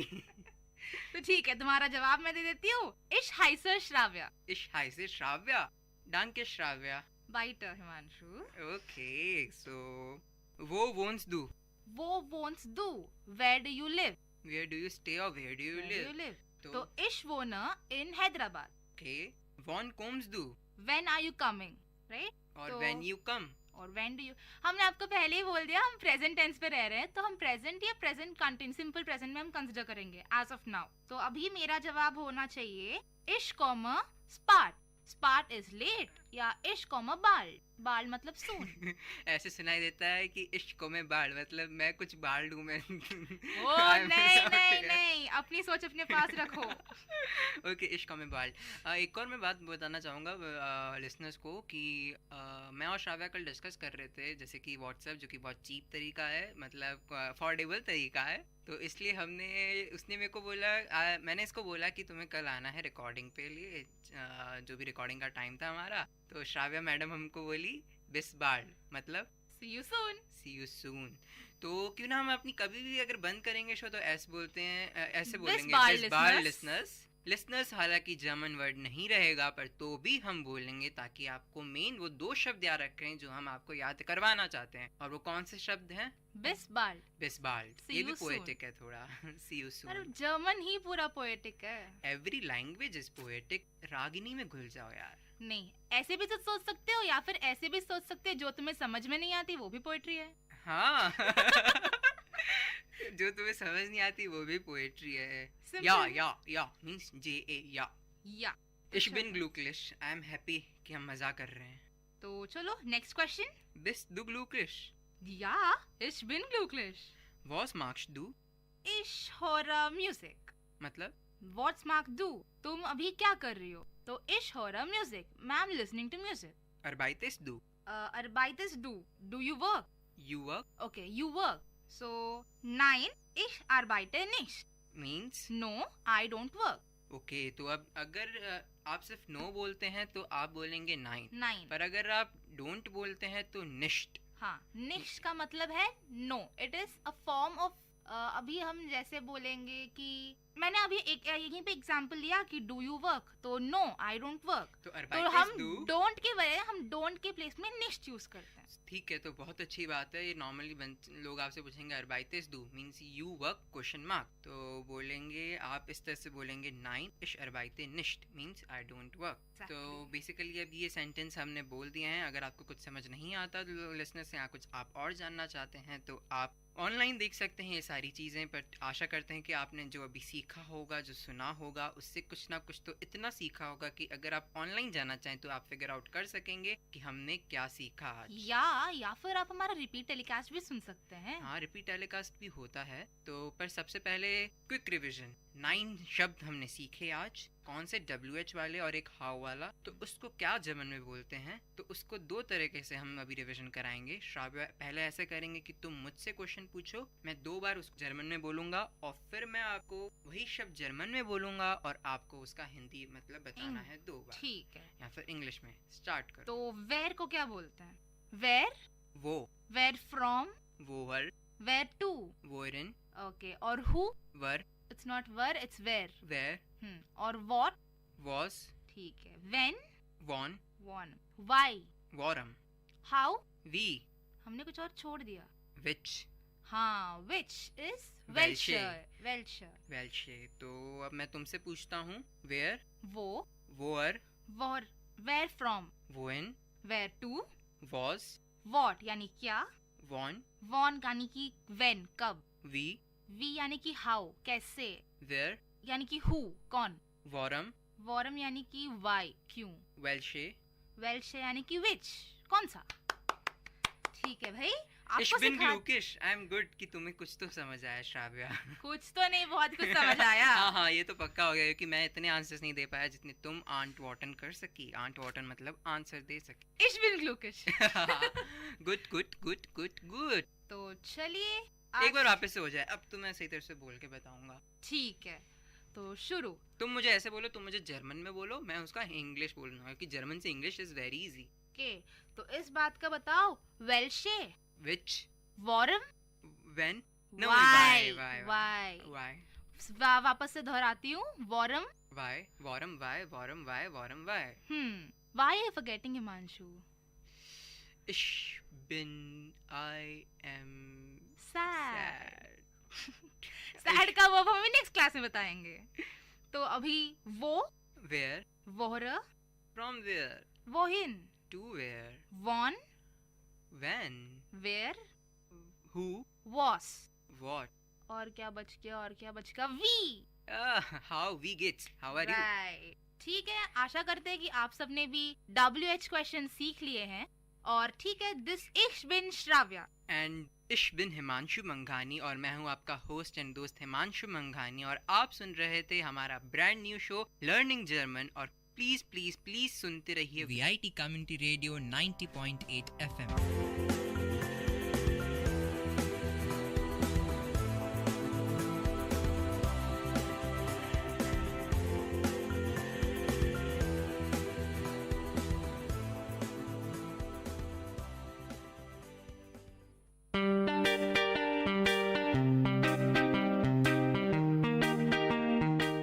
Dear listeners, you're listening to Vit Community Radio 90.8 and this program is Team Speak Time.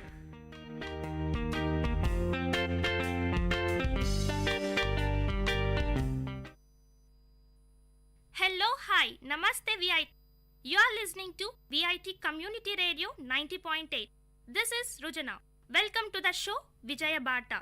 ప్రతి ఒక్కరి జీవితంలో విజయం చాలా ముఖ్యమైనది. మనం దేని కోసం ప్రయత్నించినా అది విజయం కోసమే కదండి. ఇలాంటి విజయం ఒక రోజులో వస్తుందా? రాదు. ఎంతో కృషి చేయాలి, మళ్ళీ కృషి చేయాలి. ఎన్నో అవరోధాలు వస్తాయి, వాటిని ఎదుర్కొనాలి. అప్పుడే విజయం మన సొంతం అవుతుంది. అప్పుడే ఆ విజయానికి మనం నిజమైన వ్యక్తులుగా మారుతాం. Innovation distinguishes between a leader and follower అన్నారు ఒక వ్యక్తి. ఈ వాక్యం వినగానే మీకెవరు గుర్తొచ్చారండి? అవును, స్టీవ్ జాబ్స్ గారే.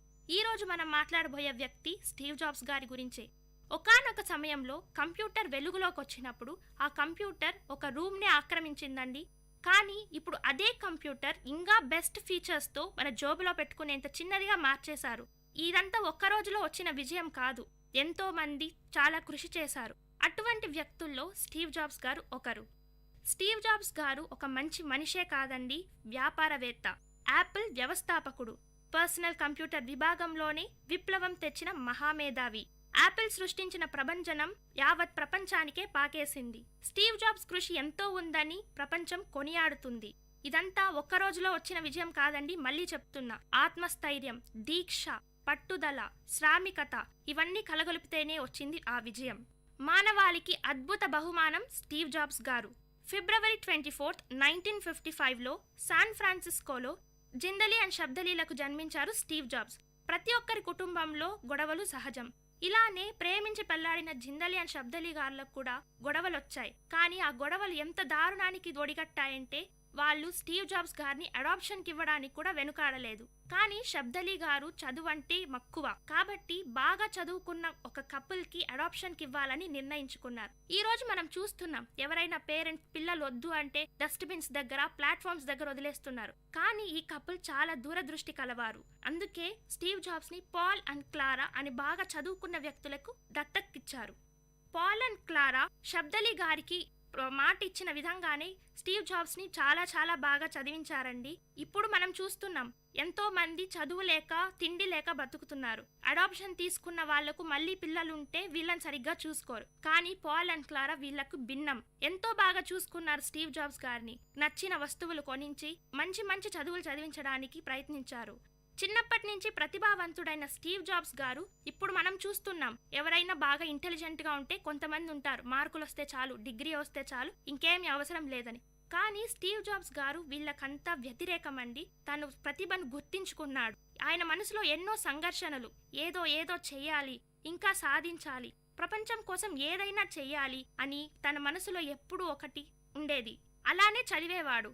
తన క్లాసులో ఉండేటప్పుడు ఆయన చదువు మీద కంటే ఏదో ఒకటి చెయ్యాలి అనే తపనే ఎక్కువగా ఉండేది. కాబట్టి ఆ చదువు అతని ప్రతిభకు సరిపోలేదని ఆయన భావించాడు.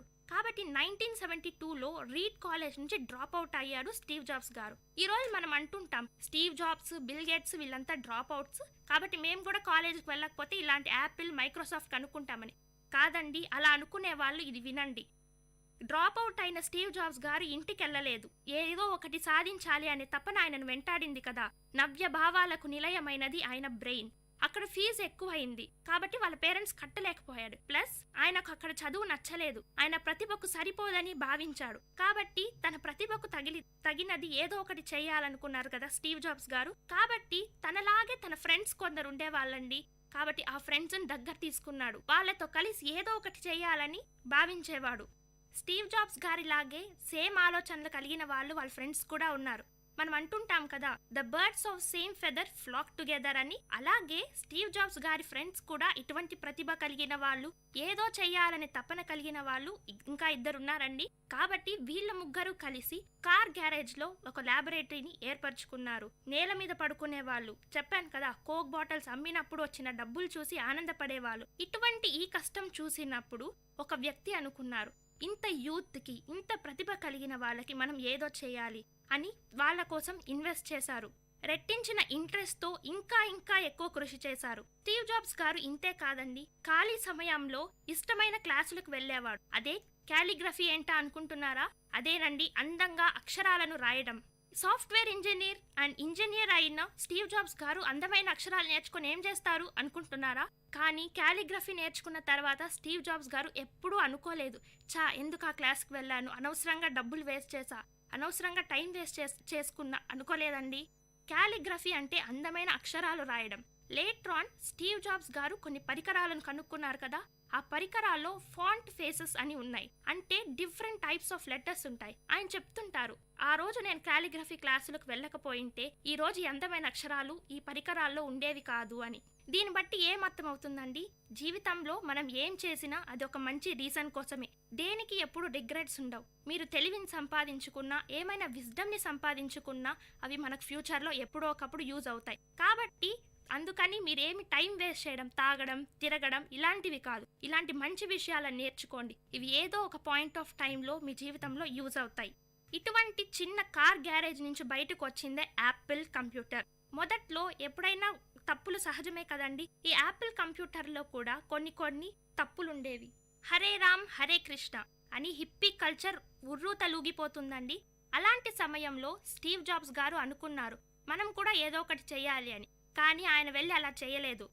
మంచి ఆహారం దొరుకుతుందని వారానికి ఒక్కసారి కిలోమీటర్లు మేర నడిచి లార్డ్ కృష్ణ టెంపుల్కి వెళ్ళి తినేవాళ్ళు. దీన్ని బట్టి అర్థమవుతుంది ఆయన రిలీజియస్గా కూడా ఒకచోటే డివియేట్ అవ్వలేదు. ప్రతి ఒక్కరిని గౌరవించడం స్టీవ్ జాబ్స్ గారి అద్భుత లక్షణం. అదే అంటారు కదండి, simplicity is the nature of great souls అని. ఇది నేను మొన్నెక్కడో ఎవరో స్టేటస్ అప్డేట్ చేస్తే అనుకున్నాను. అప్పుడు నాకు మొట్టమొదటిగా గుర్తొచ్చింది స్టీవ్ జాబ్స్ గారే. సైన్స్ పట్ల ఆసక్తి, అభిమానం, ఏదో చెయ్యాలని తపన, ఇవన్నీ ఒక్క రోజులో రాలేదండి. ప్రతి ఒక్కరి జీవితంలో ప్రతి ఒక్కరూ విజయం సాధించాలనుకునే వాళ్ళలో ఒక ఇన్స్పిరేషన్ అంటూ ఎక్కడి నుంచో వస్తుంది. అలాగే స్టీవ్ జాబ్స్ గారికి కూడా ఒక ఇన్స్పిరేషన్, ఒకటి చూసి ప్రభావితుడయ్యాడు. ఏంటా అని ఆలోచిస్తున్నారా? అదేనండి, స్టీవ్ జాబ్స్ గారు చదువుకునేటప్పుడు ఒక శీర్షిక ఉండేది, the last whole earth catalogue అని. ఆ శీర్షికను ఎప్పుడూ చదివేవాళ్ళు స్టీవ్ జాబ్స్. మనలాగా ఆ బుక్ ఈ బుక్ అనవసరమైనవి కాకుండా చాలా సెలెక్టెడ్ గా మంచి పుస్తకాలు చదివేవాడు. అదే అంటారు కదా, books are our best friends అని. అలాగే స్టీవ్ జాబ్స్ గారు కూడా దీన్ని మంచి స్నేహితుడిగా చేసుకున్నాడు. దాంట్లో ఉన్న విషయాలను తనలోకి తీసుకున్నాడు.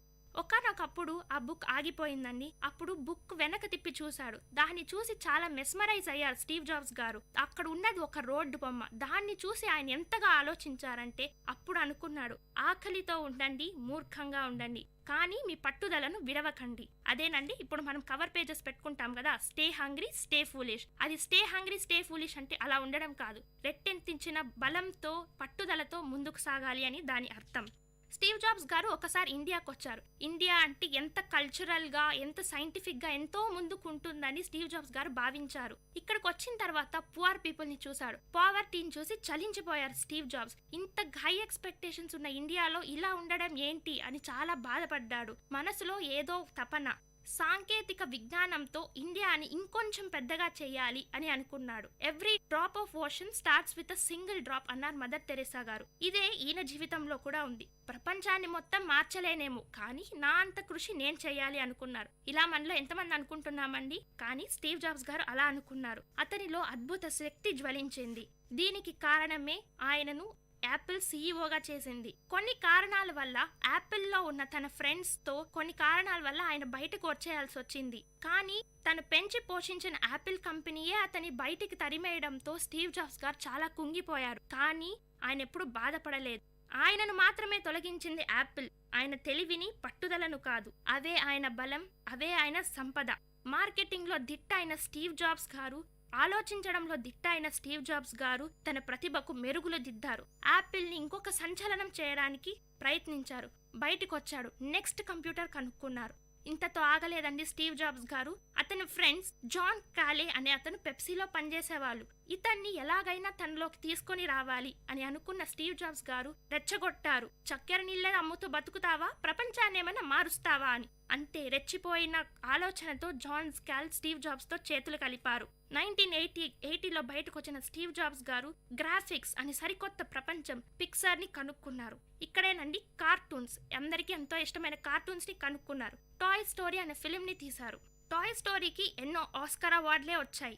ఇంతే కాదండి, సంగీతం, చిత్రకళను నవీన యంత్రంలో ఉంచిన అభినవ బ్రహ్మగా మనం స్టీవ్ జాబ్స్ గారిని కొనియాడుతున్నాం. అవరోధాలను అధిరోహించి ఓటమిని తరిమి కొట్టాడు స్టీవ్ జాబ్స్ గారు. అంతా సజావుగా సాగిపోతుంది అన్న స్టీవ్ జాబ్స్ గారి జీవితంలో ఒకానొక భయంకరమైన సంఘటన తెలుసుకున్నారు. అదే ఆయనకు ప్యాంక్రియాటిక్ క్యాన్సర్ ఉందని. ఈ కాలంలో మనం చిన్న జ్వరం వస్తేనే చాలా బాధపడిపోయి ఇంకా ఏమి చెయ్యలేము అనుకుంటున్నాం. అదే క్యాన్సర్ వస్తే మన జీవితం అయిపోయింది అని బాధపడిపోతుంటాం. దీనితోనే చావు తొందరగా వస్తుంది. కానీ స్టీవ్ జాబ్స్ గారు బాధపడలేదు. ఇవన్నీ లైఫ్ లో సహజం అనుకున్నారు. కాబట్టి దాన్ని క్యూర్ చేయడానికి లివర్ ని సర్జరీ చేయించుకున్నారు. లేట్ ఆన్ ఆయనకు తెలిసి ఆయన హెల్త్ క్షీణించిపోతుందని. కాబట్టి తను వాలంటరీగా యాపిల్ కంపెనీ నుంచి బయటకు వచ్చేశారు. ఆయన బయటకు వచ్చారు ఊరికే కాదు, తన సంపదను, అదే తన తెలివితేటలను ప్రపంచానికి వదిలేసి. విన్నారు కదండి స్టీవ్ జాబ్స్ గారి గురించి. అవరోధాలను అధిరోహించిన స్టీవ్ జాబ్స్ గారు ప్రతి ఒక్కరికి రోల్ మోడల్. ఇటువంటి స్టీవ్ జాబ్స్ గారి గురించి మనం ఎంతో నేర్చుకోవాలి. ఈయనలా కాకపోయినా ఈయనలో ఉన్న కొన్ని విషయాలను మనం తెలుసుకొని మంచి పొజిషన్లోకి రావాలి. కాబట్టి Steve Jobs is our hero, he's the legend. ఇలాంటి స్టీవ్ జాబ్స్ గారిని ఎన్నో అవార్డులు వరించాయి. అత్యంత ప్రతిభావంతుడిగా ప్రపంచం గుర్తించింది.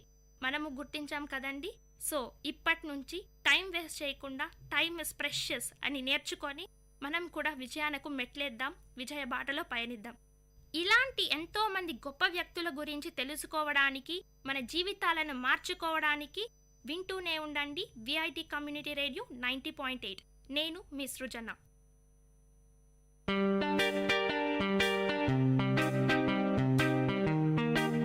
You're listening to VIT Community Radio 90.8 and this program is Team Speak Time.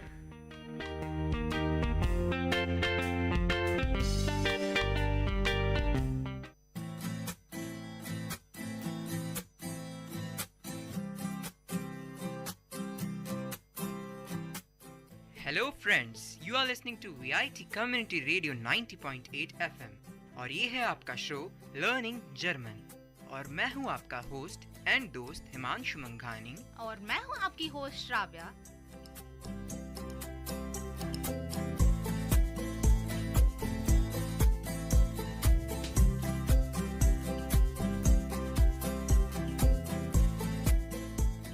अच्छा ठीक है यार, बहुत हो गया इंग्लिश इंग्लिश और हिंदी हिंदी. चलो I start in German. Hallo Freunde. Dies ist VIT Community Radio 90.8 FM. Und ihre Zohjorte Learning German. Ich bin Himanshu Manghani. Und ich bin Shravya. Okay, तो हमने जो पहले हिंदी और इंग्लिश का मिक्सचर बोला था तो हमने उसको जर्मन में बोला. हमने बोला कि Dies ist VIT Community Radio 90.8 FM, मतलब That means this is VIT Community Radio 90.8 FM. और फिर बाद में हमने बोला Here is Zohjort Learning German. So Zohjoren मतलब to learn, to listen. So, You are listening to VIT Learning German show. और Ich bin Himanshu Manghani मतलब मैं हूँ हिमांशु मंघानी. Und ich bin Shravya मतलब and this is Shravya. Okay, तो देखिए अब धीरे धीरे हमने इंट्रोडक्शन तो तुम्हें बता ही दिया है. तो आज सबसे पहले हम क्या पढ़ने वाले हैं? सबसे पहले मुझे तो सुबह सुबह ये याद आ गया कि हम होंगे कामयाब. क्यों, ऐसा क्यों? ऐसे ही मतलब विल पावर बढ़ गया बहुत. तो तब मुझे याद आया कि भाई हमने तो अपने लिसनर्स को विल, शैल और ऐसे मॉडल वर्ब्स के बारे में तो बताया ही नहीं. तो ठीक है, आज सोचा हम आज मॉडल वर्ब्स कवर अप कर लेते हैं, यानी कि will, shall, like, would, might, may and all. Okay, तो इसको बोलते हैं मॉडल वर्ब्स. चलो ठीक है, अब धीरे धीरे हम इतना आगे बढ़ चुके हैं तो अब ये इस मॉड पे आ गए हैं कि हम आज ये पढ़ेंगे. तो सबसे पहले रिवीजन करा देते हैं कि लास्ट 2 क्लासेस में हमने क्या किया. हाँ. हमने कुछ 10 रूट वर्ड्स पढ़े थे, तो वो कौन से थे Shravya? 10 root words? Root words जैसे कि मतलब पॉजिटिव प्रोनाउन. अरे हाँ, मेरा का, माइन. भूल गए.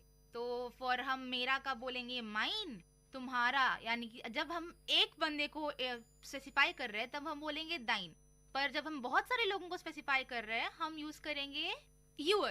ओह कूल. तो इसको ऐसे बोल सकते हैं, आई के लिए बोलेंगे माइन, और आर के लिए बोलेंगे उनसेर, और यू के बोलेंगे, हाँ, यू के लिए बोलेंगे दाइन, और यू ऑल के लिए बोलेंगे यूर. हाँ, और फिर बाद में ही और इट के लिए सीन, साइन, और फिर जी के लिए बोलेंगे ईयर. ईयर. ठीक सारे जी के लिए मतलब हाँ. फॉर्मल, इनफॉर्मल, जो कुछ भी हो हम ईयर ही यूज हाँ, करेंगे. क्योंकि जी लड़कियों के लिए भी बोलते हैं, रिस्पेक्ट के लिए भी बोलते हैं, और दे ऑल के लिए भी बोलते हैं, यानी 3rd पर्सन प्लूरल के लिए भी बोलते हैं. जी हाँ. और कल हमने आर्टिकल्स भी किए थे, डेफिनेट और इनडेफिनेट आर्टिकल्स के लिए हम कौन सा प्रोनाउन यूज करते हैं. तो द के लिए देर दी दास, मस्कुलिन, फेमिनिन और न्यूट्रल के ऑर्डर था. और फिर ए और एन को बोलेंगे आइन. आइन में ही हम मास्कुलिन और न्यूट्रल के लिए यूज करेंगे आइन, और फेमिनिन और प्लूरल के लिए यूज करेंगे आइना. ठीक है, तो बेसिकली 10 वर्ड्स हो गए. आई के साथ माइन, यू ऑल के साथ यूर, और यू सिर्फ सिंगुलर है उसके लिए डाइन, आर के लिए उनसे, ही और इट के लिए सीन, और जाय के लिए नहीं साइन. Himanshu, okay, sign. तुम्हारा ये आई और ई का चक्कर कब चलेगा मुझे नहीं पता. अब पता नहीं, कभी तो सही होगा ही होगा. देखते सही करा देती हूँ, मैं ही सही कराऊंगी तुम्हें. जरूर. और जी के लिए बोलेंगे आयर. हाँ, ठीक है, चलो बहुत बढ़िया. तो अब मॉडल वर्ब से बोलते, सबसे पहले बताओ कि वोलन का मतलब क्या होगा. वोलन मतलब विल. तो अच्छा ठीक है, मैं अभी आपको याद होगा कि हमने पिछले थोड़े बहुत क्लासेस के पहले हमने आपको ये बताया कि हम different kinds of verbs use करते हैं और उसमें डिफरेंट केसेस होते हैं, यानी first person singular, first person plural, ऐसे. तो वापस से हम विल यानी कि वोलन एज इन जर्मन हम ऐसे ही करेंगे. तो अभी मैं इश के लिए बोलूंगी विल, दू के लिए बोलूंगी विल्स्ट, यानी कि विल में एस टी डालो, एर, जी और एस उसमें भी बोलूंगी विल. वियर के लिए बोलूंगी वॉलन. यू रूट वर्ड को कोई छेड़खानी नहीं करेंगे, याद रख लेना भाइयों. और ईयर के लिए बोलेंगे वॉल्ट, और फिर जी के लिए बोलेंगे विल. ओके, तो मतलब कुछ इसको ऐसे ही याद करें ना, क्योंकि ये ऑर्डर तो हमेशा सेम ही रहने वाला है. हाँ. क्यों ना इनको याद ही कर लें, क्योंकि इसमें थोड़ा सा चेंज है. क्योंकि हमने बोला था कि जो 3rd पर्सन सिंगुलर है, ही, शी और इट, उसमें टी लगता है. हाँ. ये हटा के, बट इस केस में नहीं है. तो ये वोलन वाला जो वर्ड है, ये मॉडल वर्ब्स को हम आपको एक पैरोडी की तरह याद करा देंगे, क्योंकि आपको ऐसे सोचना नहीं होगा कि 1st पर्सन सिंगुलर है या 2nd पर्सन सिंगुलर. अगर आपको अपने आप ये शब्द एक जुगलबंदी में याद हैं, रटे हुए हैं, तो आप आगे चल के भी इन्वेंट कर सकते हैं, कुछ डिस्कवर कर सकते हैं किसी सेंटेंस में, और कुछ समझ सकते हैं उस सेंटेंस के थ्रू. हाँ, और लिसनर्स ने आपको ये भी बता दूं, हमने आपको पहले जब हम आपको वर्ब सिखा रहे थे, हमने आपको ये बोला कि अगर मैं लूंगी गेहन यानी टू गो, तो उसमें से मैं ईएन हटा दूंगी और मेरा गे बन जाएगा मेरा मॉडल मतलब मेरा रूट वर्ड। सही एकदम। पर यहाँ पे ऐसा नहीं है, मैं यहाँ पे मेरा विल का मतलब है वॉलन, बट मैं वॉल यूज नहीं कर रही हूँ यहाँ पे, मैं विल ही यूज कर रही हूँ यहाँ पे। तो इसलिए इसका मतलब ये हुआ, इन शब्दों को याद ही कर लीजिए क्योंकि ये बहुत ज्यादा यूज होते हैं और इसलिए आप यार हमें कामयाब होना है तो हाँ हमें ये शब्द सीखने पड़ेंगे। हाँ जरूर जरूर, क्यों नहीं, सीखेंगे। तो लो चलिए आज हम विल को भी सबसे पहले स्टार्ट करते हैं। विल को वांट विल या वांट, इन दोनों के लिए आप बोल सकते हैं वोलन रूट वर्ड। इश्क के साथ लगेगा विल, दू के साथ लगेगा विल्स्ट, ईयर एस जी के साथ लगेगा विल, और वेयर जी जाय के साथ लगेगा वोलन, और आयर के साथ लगेगा वोल्ट। तो उस केस में आप आयर के साथ लगेगा यहाँ पे, चलिए ठीक है, वोल्ट। और तो इस केस में यूं भी देख सकते हैं कि दो चीज़ें अलग है, बाकी वही रूल फॉलो कर रहा है। दू के लिए हम एस टी लगाते हैं तो वो विल्स्ट है ही, और थर्ड पर्सन प्लूरल के लिए जाय होता है, तो इस केस में भी कोई छेड़खानी नहीं है, और ना ही फर्स्ट पर्सन प्लूरल के लिए। और रही बात आयर यू ऑल के लिए, तो टी लगता है तो इसमें भी टी लगा है। तो दो केस बिल्कुल अलग हैं जो रूल को फॉलो नहीं कर रहे, जैसे कि इश्क का वोल नहीं है, इश्क का विल ही है, और एयर एस जी का भी विल ही है। हाँ यहाँ पे बस चेंज हुआ है इश में और एस में, बाकी सब में जो हम नॉर्मल कंडीशंस लेते हैं वही है। तो देखिए एक ये चीज भी ऑब्जर्व करी है कि अगर आप इश, एयर, एस और जी के लिए बोलेंगे तो ये जो 6 मॉडल वर्ब्स हम पढ़ने वाले हैं उन सब में कोई चेंज नहीं होता, चारों के लिए एक ही है। जैसे कि वोलन के लिए विल है तो इश विल, एर विल, एस विल, जी विल। और यही अगर आप कोनन बोलेंगे तो उसका कान है, तो इश कान, एर कान, जी कान, एस कान। ठीक है, कॉनन को तो बगल में रखो, अभी पहले विल का तो क्लैरिफाई कर दो। बट ये प्रिंसिपल अच्छा है काफी, कि मतलब आप उसी ऑर्डर में तो याद कर सकते हैं जो आपके रूल है, पर मेन बेसिकली याद ये रखिए कि आई यानी कि जो फर्स्ट पर्सन सिंगुलर है और जो थर्ड पर्सन सिंगुलर है उनके लिए एक ही यूज होगा। कहने का मतलब, एक बात बोलूं, तुम इतना ग्रामर ना तुम जितना रटोगे उतना ही मुश्किल हो जाएगा, तुम जितना प्रैक्टिस करोगे एग्जाम्पल्स लेके उतना ही तुम्हारे लिए आसान हो जाएगा। हाँ बट ये एक बचपन में तुमने तो याद नहीं किया कि हम ए एप्पल बोलेंगे या एन एप्पल बोलेंगे, वो बस तुम सीखते रहे, मतलब हर रोज तुम दोस्तों से बात करते रहे, तो तुम्हें आया। तो वापस हम अपने जीपी, वो क्या था तुमने क्या बोला था लास्ट क्लास में, हमारा सिग्नेचर, अच्छा हमारे शो का signature, GVP, grammar, vocabulary and practice. तो जीवीपी फॉलो करते रहिए और सीखते रहिए। हाँ बट जिससे जो पर अपन ने वॉवल्स जो पढ़े रहे थे क्योंकि हमको पता था ए ई आई ओ यू, तो उस बेस पे अपन सब लगा देते थे। हाँ, तो अब इस केस में भी हाँ, तो इस केस में भी ये बेसिक हो सकता है कि जो इश और एयर जी एस है तो उसके लिए कोई चेंजेस, मतलब चारों के लिए एक ही वर्ड है, कोई मतलब चेंज नहीं है। तो इसलिए आपका थोड़ा मतलब याद करने का लोड कम हो जाएगा। आप मतलब देख सकते हैं कि अगर आपको इश पता है विल, तो इसका मतलब आपको एयर जी और एस का भी मतलब पता ही है कि उसके लिए क्या यूज करेंगे, विल ही यूज करेंगे। तो सबसे पहले चलिए इन दोनों केसेस को ही हम कवर करते हैं। अब सबसे पहले 6 वर्ब्स पढ़ा देते हैं और उसके बाद इश, एयर, जी के लिए क्या बोलेंगे वो बता देंगे, फिर उसके बाद हम दूसरे केसेस पे आएंगे। ठीक है? तो हमने वोलन का बता दिया कि इश, एयर, एस और जी यानी कि फर्स्ट पर्सन सिंगुलर और थर्ड पर्सन सिंगुलर के लिए विल लगेगा। तो अब सेकंड वर्ड करते हैं कोनन। कोनन का मतलब बताओ। कोनन का मतलब होता है कैन, आई कैन। सो उसके लिए हम इश, एर, जी, एस के लिए यूज करेंगे कान, KANN, राइट, कान। और मे और अलाउ को बोलेंगे डुरफन, ड्यूरफन। और उस केस में इश के लिए और एयर, हाँ, और म्योखन का मतलब है वुड लाइक टू। सो उसके लिए हम इश और एरजीएस के लिए यूज करेंगे म्योखे, मोक्टे, मोक्टे, मोक्टे, मोक्टे, मोक्टे, मोक्टे यूज करेंगे। और एक और है कौन सा है जिसको हम बोलते हैं लाइक टू? लाइक टू, हाँ, मॉगन। नहीं, यहाँ पे सब यूजुअली कंफ्यूज हो जाते हैं। मॉगन का मतलब है लाइक, और जब हम बोलते हैं मॉकटेन उसका मतलब है लाइक टू। मॉगन मतलब MOGEN।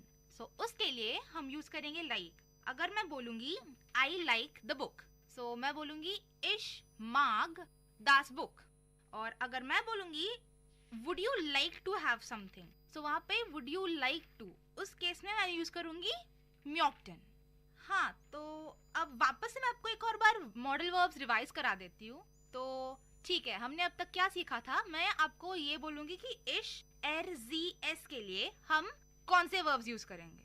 तो वॉलन मतलब विल, उसके लिए हम यूज करेंगे विल। कैन के लिए हम यूज करेंगे कान, जिसका रूट वर्ड है कॉनन। और डुर्फन मतलब कि मे और अलाउ, और सोलन मतलब शुड, मूसन मतलब मस्ट, मॉक्टन मतलब वुड लाइक टू, और मागन मतलब लाइक टू। तो ठीक है, सबसे पहले 7 वर्ड्स के मीनिंग याद करा देते हैं। तो मैं तुमसे बोलूंगा, तुम उसका इंग्लिश बताना कि क्या बोलते हैं। ठीक है श्राव्या, तैयार हो? ठीक है 3 भाई, 2 1 बोलते हैं। 0। वूलन, वॉलन। वॉलन मतलब विल।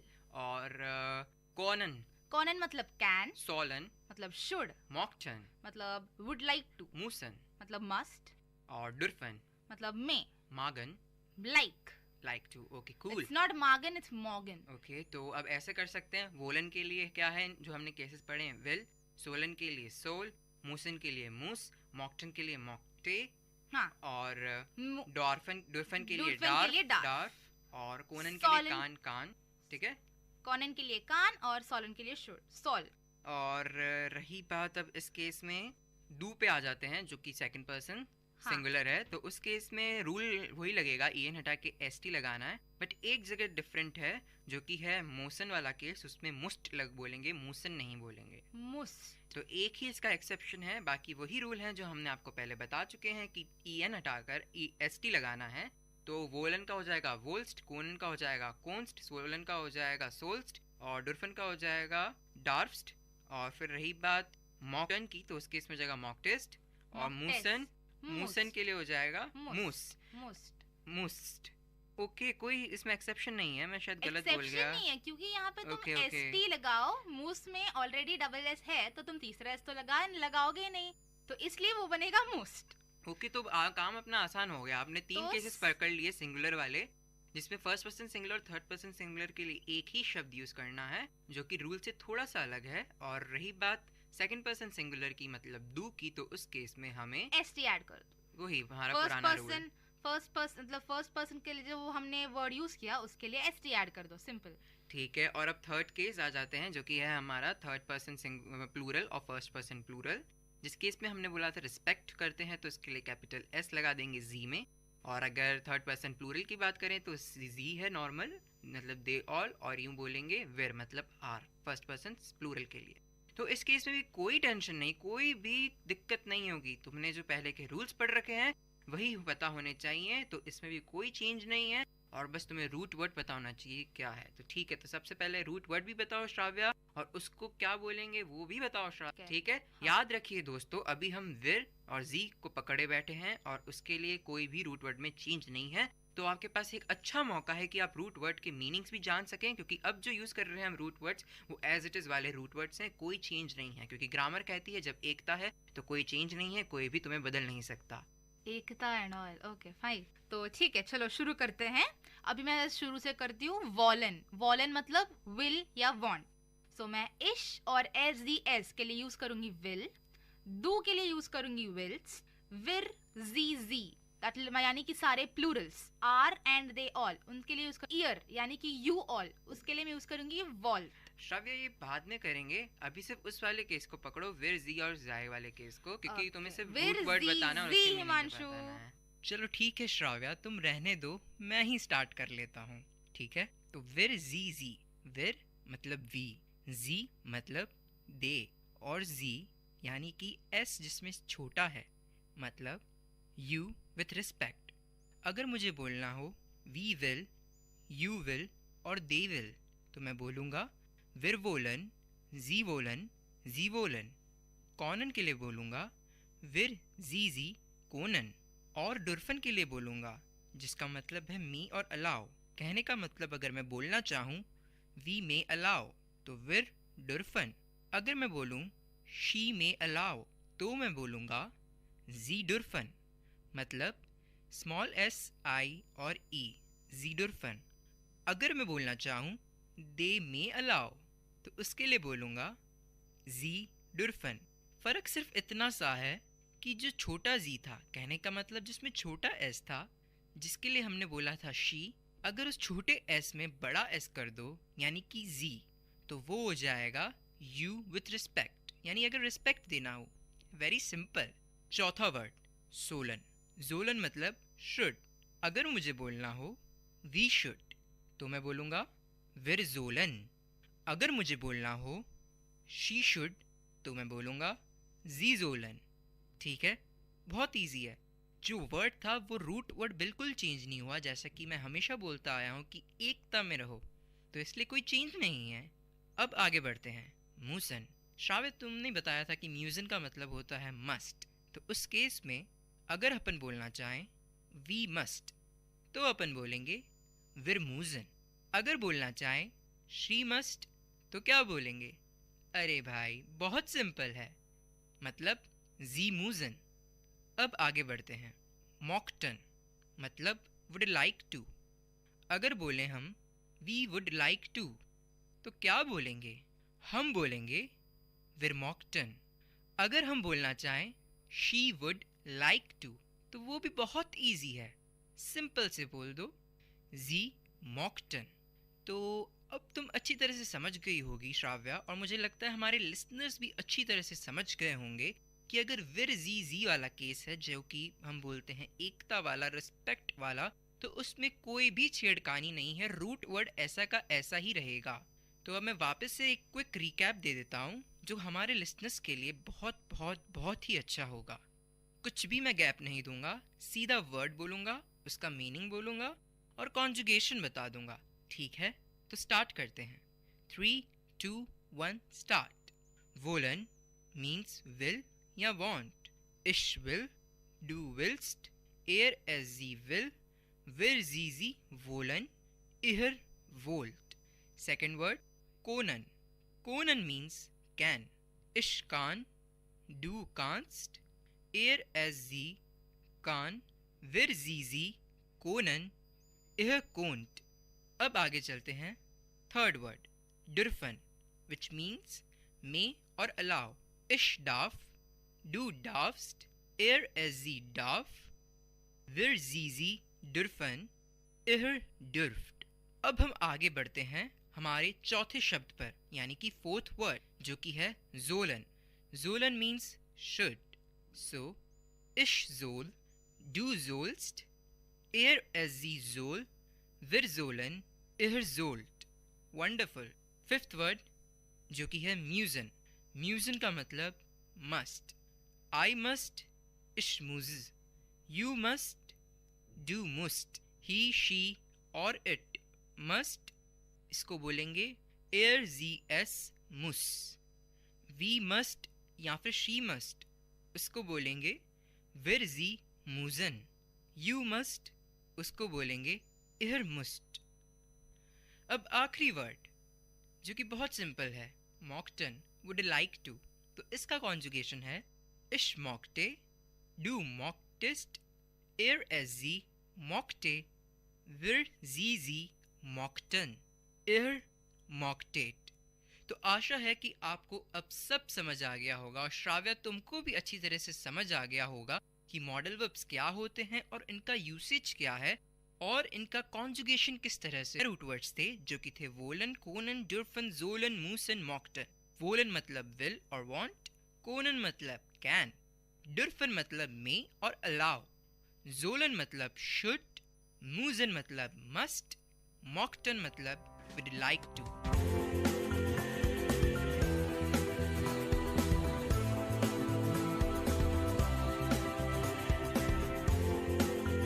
आशा करती हूँ कि हमने आज आप लोगों को बहुत कुछ सिखाया है। तो यहाँ पे हम साइन ऑफ करते हैं। मैं हूँ श्राव्या कर्रा और मैं हूँ हिमांशु मंघानी, और आप सुन रहे हैं अपना फेवरेट शो लर्निंग जर्मन, और ये है VIT community radio 90.8 FM।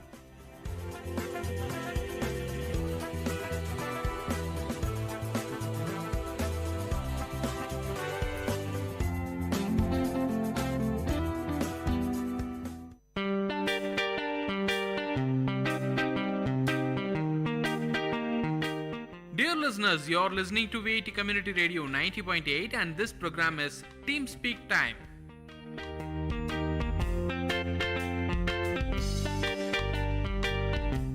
Hi hello VIT, మీరు వింటున్నారు VIT కమ్యూనిటీ రేడియో 90.8 FM. నేను మీ వైషు. ఈ చందమామ కథల ద్వారా మంచి మంచి కథలు చెప్పడానికి వచ్చేసానండి. ఈ ఆలస్యం చేయకుండా స్టార్ట్ చేసేద్దాం. కథ నిజాయితీ. సీతాపురం అనే ఊరిలో రామయ్య కట్టెలు కొట్టుకుంటూ జీవనం సాగించేవాడు.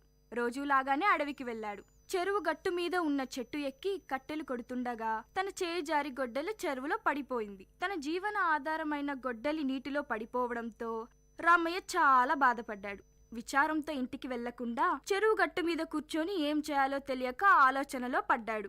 అతని బాధ చూసిన జలదేవత నీటిలో ఎంచి బయటకు వచ్చి రామయ్యకు దర్శనమిచ్చింది. జలదేవత రామయ్య విచారానికి గల కారణం తెలుసుకొని నీటిలోకి వెళ్లి వెండి గొడ్డలి తెచ్చి రామయ్యకు ఇచ్చింది. రామయ్య ఆ వెండి గొడ్డలి తనది కాదన్నాడు. దీంతో జలదేవత మళ్లీ నీటిలోనికి వెళ్లి బంగారు గొడ్డలితో బయటికి వచ్చింది. దానిని రామయ్యకు ఇచ్చింది. కాని రామయ్య ఆ గొడ్డలి తనది కాదు అన్నాడు. జలదేవత మళ్లీ నీటిలోకి వెళ్లి మామూలు ఇనుపగొడ్డలితో బయటకు వచ్చింది. తన ఇనుపగొడ్డలిని చూసిన రామయ్య సంతోషంతో ఆ గొడ్డలి తనదే అంటూ రుణపడి ఉంటానంటూ చెప్పాడు. తన నిజాయితీని మెచ్చిన జలదేవత రామయ్యకు వెండి, బంగారం మరియు ఇనుపగొడ్డలి 3 ప్రసాదించింది. రామయ్య సంతోషంగా ఇంటికి వెళ్ళాడు. రామయ్య జరిగిన విషయాన్ని తన భార్యతో చెబుతుండగా దొంగచాటుగా సీతయ్య విన్నాడు. సీతయ్య కూడా ఆ మరునాడు రామయ్య లాగానే అడవికి వెళ్ళాడు. సీతయ్య చెరువు గట్టు మీద ఉన్న అదే చెట్టును ఎక్కి కట్టెలు కొడుతూ కావాలనే తన గొడ్డలిని నీటిలో పడేశాడు. కావాలనే గట్టు మీద కూర్చొని గట్టిగా ఏడ్చాడు. ఇది చూసిన జలదేవత నీటిలోంచి బయటకు వచ్చి సీతయ్య బాధకు గల కారణం తెలుసుకుంది. దీంతో జలదేవత నీటిలోకి వెళ్లి ఇనుపగొడ్డలితో బయటకు వచ్చింది. కాని సీతయ్య అది తనది కాదంటూ అబద్ధం చెప్పాడు. దీంతో జలదేవత మళ్లీ నీటిలోకి వెళ్లి బంగారు గొడ్డలితో బయటకు వచ్చింది. బంగారు గొడ్డలి చూసిన సీతయ్య అది తనదే అంటూ ఆనందించాడు. నిజం తెలిసిన జలదేవత మూర్ఖుడా, అతి ఆశ పడతావా, నిజాయితీగా బతకాలి అంటూ కోపగించుకుంది. ఈ కథ ద్వారా మనకు ఏం తెలిసింది? అతి ఆశ పడకూడదు, ఇతరుల వస్తువులకు ఆశపడకూడదు, నిజాయితీగా ఉండాలి. అప్పుడు రామయ్యలా మనకు మంచే జరుగుతుంది. ఇంకా మంచి కథలు వినాలనుకుంటే వింటూనే ఉండండి విఐటి కమ్యూనిటీ రేడియో 90.8 FM. మీ వైషు.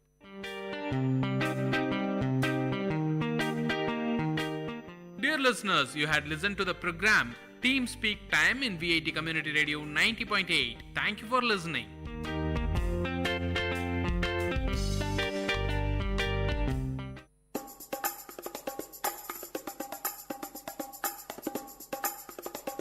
காரசாரம் விஐடி பண்பலையின் விவாத மேடை. ஆரோக்கியமான வாதங்களுடன், அன்றாட நிகழ்வுகளின் தரவுகளுடன், மக்களின் குரல்கள் ஒன்றிணையும் கருத்துக்களம்.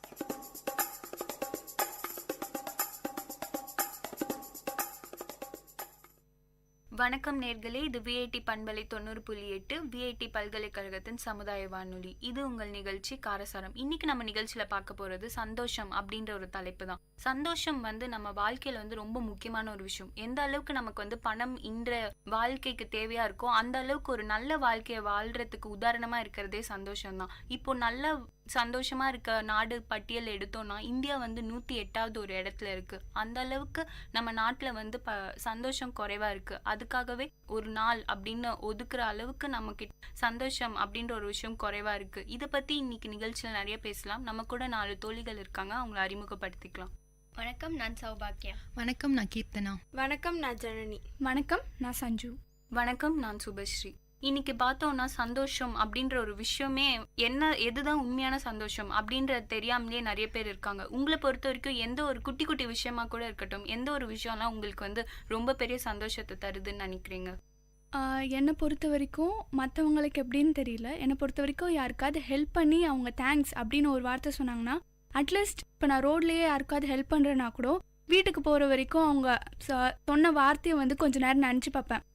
இன்னைக்கு ஒரு நாள் நமக்கு உபயோகமாக இருந்தோம், யாரோ ஒருத்தருக்கு நம்மளால் முடிஞ்ச உதவி செஞ்சுருக்கோம் அப்படின்ற ஒரு சந்தோஷம் தான். என்ன கேட்டால் என்னோட லைஃப்பில் சந்தோஷம்னா அதுதான். எனக்கு சந்தோஷம்னா என்னன்னு பார்த்தீங்கன்னா, எனக்கு பிடிச்ச ட்ரெஸ்ஸஸ்லாம் வாங்கிட்டு, எனக்கு பிடிச்ச ஆக்சசரிஸ்லாம் வாங்கிட்டு, அப்படியே அந்த ஒரு அந்த பேக்லாம் எடுத்துன்னு வீட்டில் வைக்கும் போதே அது ஒரு ஹாப்பியாக இருக்கும். எனக்கு அதுதான் சந்தோஷம்னா.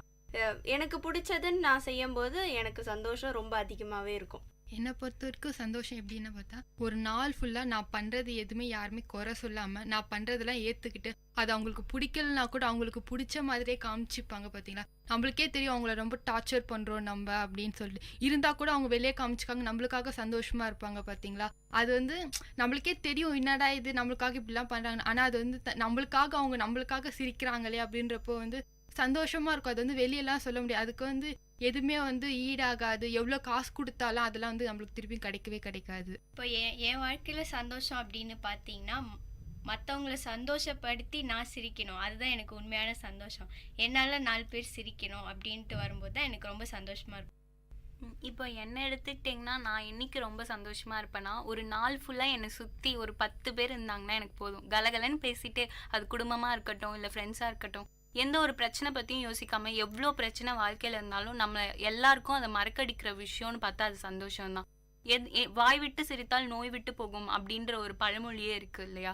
இந்த மாதிரி சந்தோஷம், குட்டி குட்டி சந்தோஷத்தை நம்ம எந்த ஒரு காரணத்தினால இழக்கிறோன்னு நீங்கள் நினைக்கிறீங்க? இப்போ இருக்கிற காலத்தில் பார்த்தீங்கன்னா சந்தோஷன்ற ஒரு விஷயம் இல்லாமல் போயிடுச்சு. அது என்னன்னு தெரியல, ஒரு சின்ன விஷயத்த கூட இப்போ இருக்கிற காலகட்டத்தில் இருக்கிறவங்க ஒரு பெரிய விஷயமா நினைக்கிறாங்க. அப்படியே அதை தலையில் தூக்கி போட்டுட்டு எனக்கு இந்த பிரச்சனை வந்துடுச்சு, இனிமேல் நான் என்ன பண்ண போகிறேனோ தெரியல.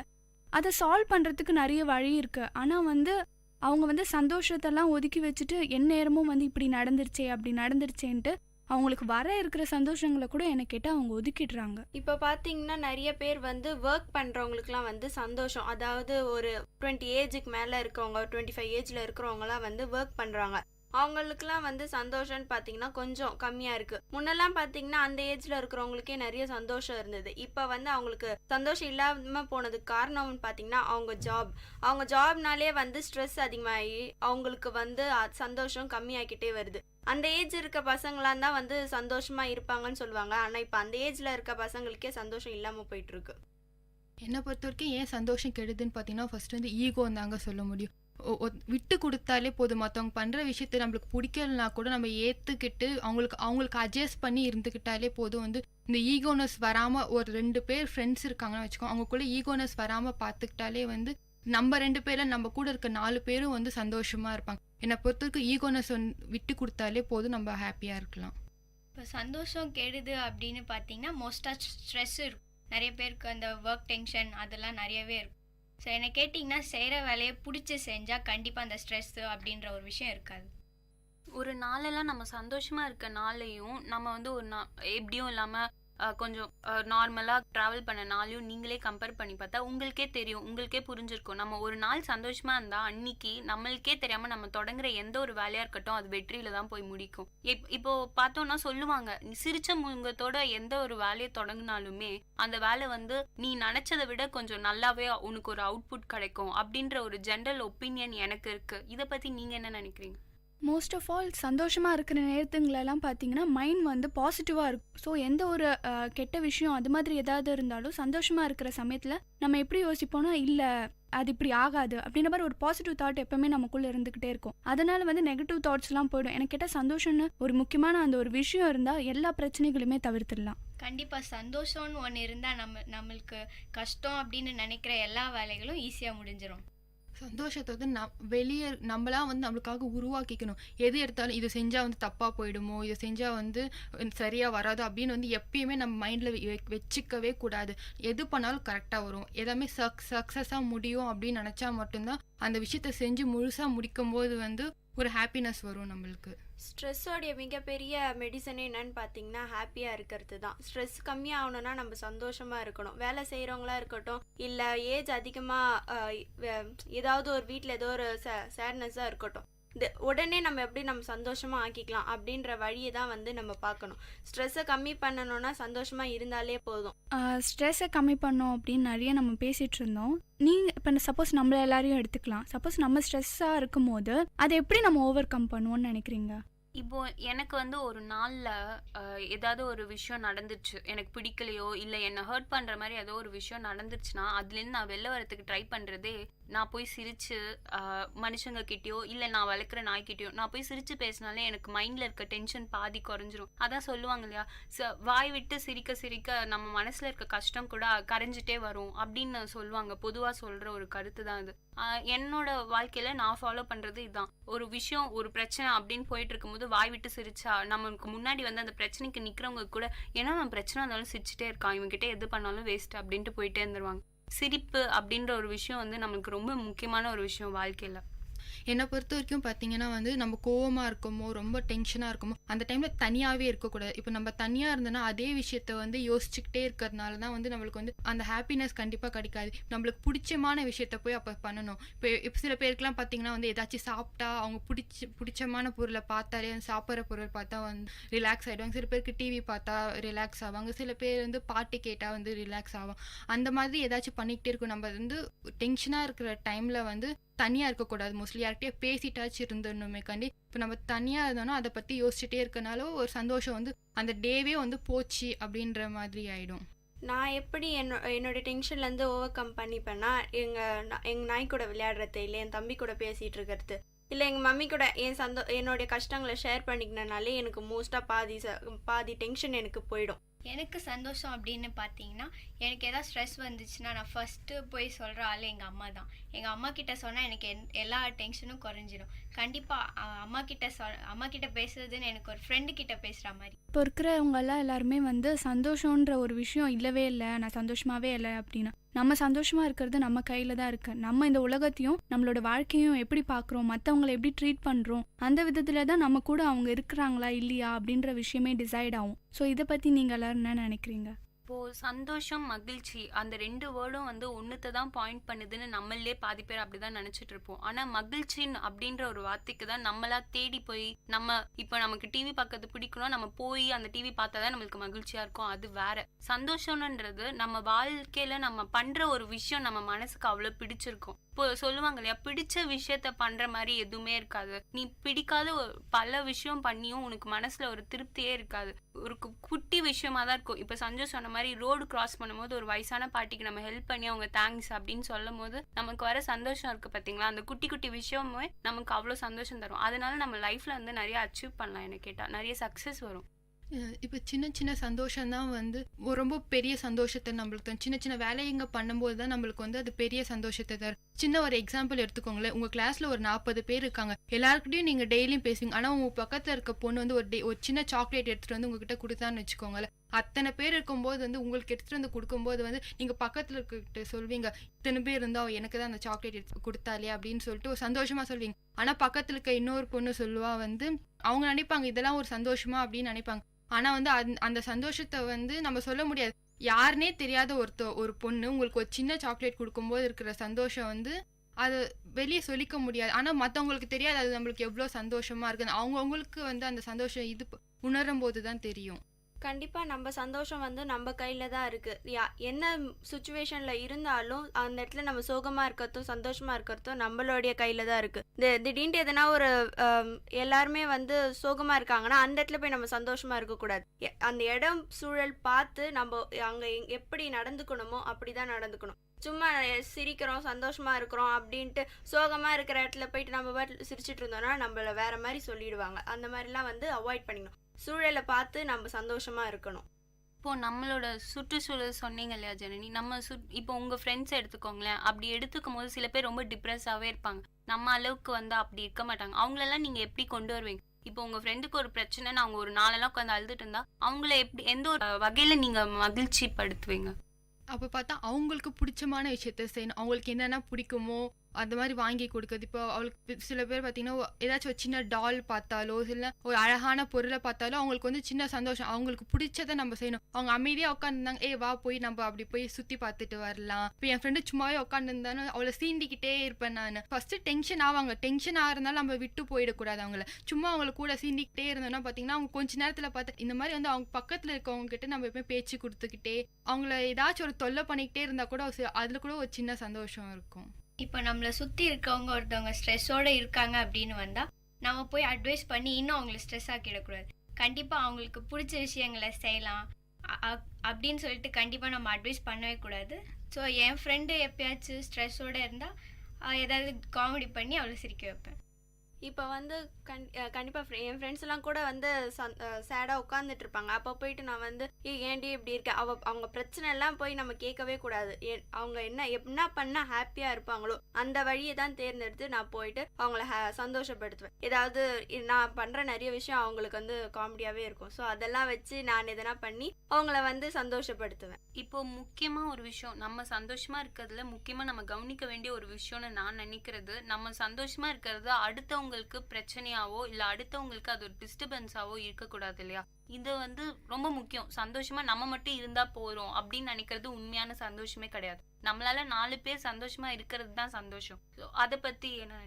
மற்றவங்களை வந்து கஷ்டப்படுத்தி அதனால நம்ம சந்தோஷப்படுறது வந்து உண்மையிலேயே அதுக்கு பேர் சந்தோஷமே கிடையாது. அது நம்ம ஏதோ நம்மளோட விளையாட்டுக்கோ இல்லை ஏதோ ஒரு என்டர்டெயின்மெண்ட்காக வந்து மற்றவங்களை யூஸ் பண்ணிக்கிட்டு அதனால நம்ம சந்தோஷமா இருக்கணும்னு நினைச்சா என்ன கேட்டால் அது தப்பு. முடிஞ்ச அளவுக்கு மற்றவங்களை சந்தோஷப்படுத்தி பார்த்து அதில் நம்ம சிரிக்கிறதுல தான் நம்மளோட முழு சந்தோஷமே அதில் தான் அடங்கியிருக்கு. அந்த மாதிரி வர சந்தோஷத்துக்கு வந்து ஒரு வேல்யூவே இருக்காது. நம்ம வந்து எவ்வளோ சந்தோஷமா இருந்தாலும் அது மற்றவங்களுக்கு கஷ்டம் கொடுக்குதுன்னா அந்த சந்தோஷத்துக்கு வந்து ஒரு வேல்யூ இருக்காது. நம்ம எவ்வளோ சந்தோஷமா இருக்குமோ அதுல இருந்து 10% ஆச்சும் அவங்க மற்றவங்களும் சந்தோஷமா இருக்கும். அவங்கள கஷ்டப்படுத்திட்டு நம்ம சந்தோஷமா இருந்துன்னு வச்சுக்கோங்க, அதுக்கு வந்து எந்த ஒரு விதமான அர்த்தமே இல்லாத சந்தோஷமா போயிடும்.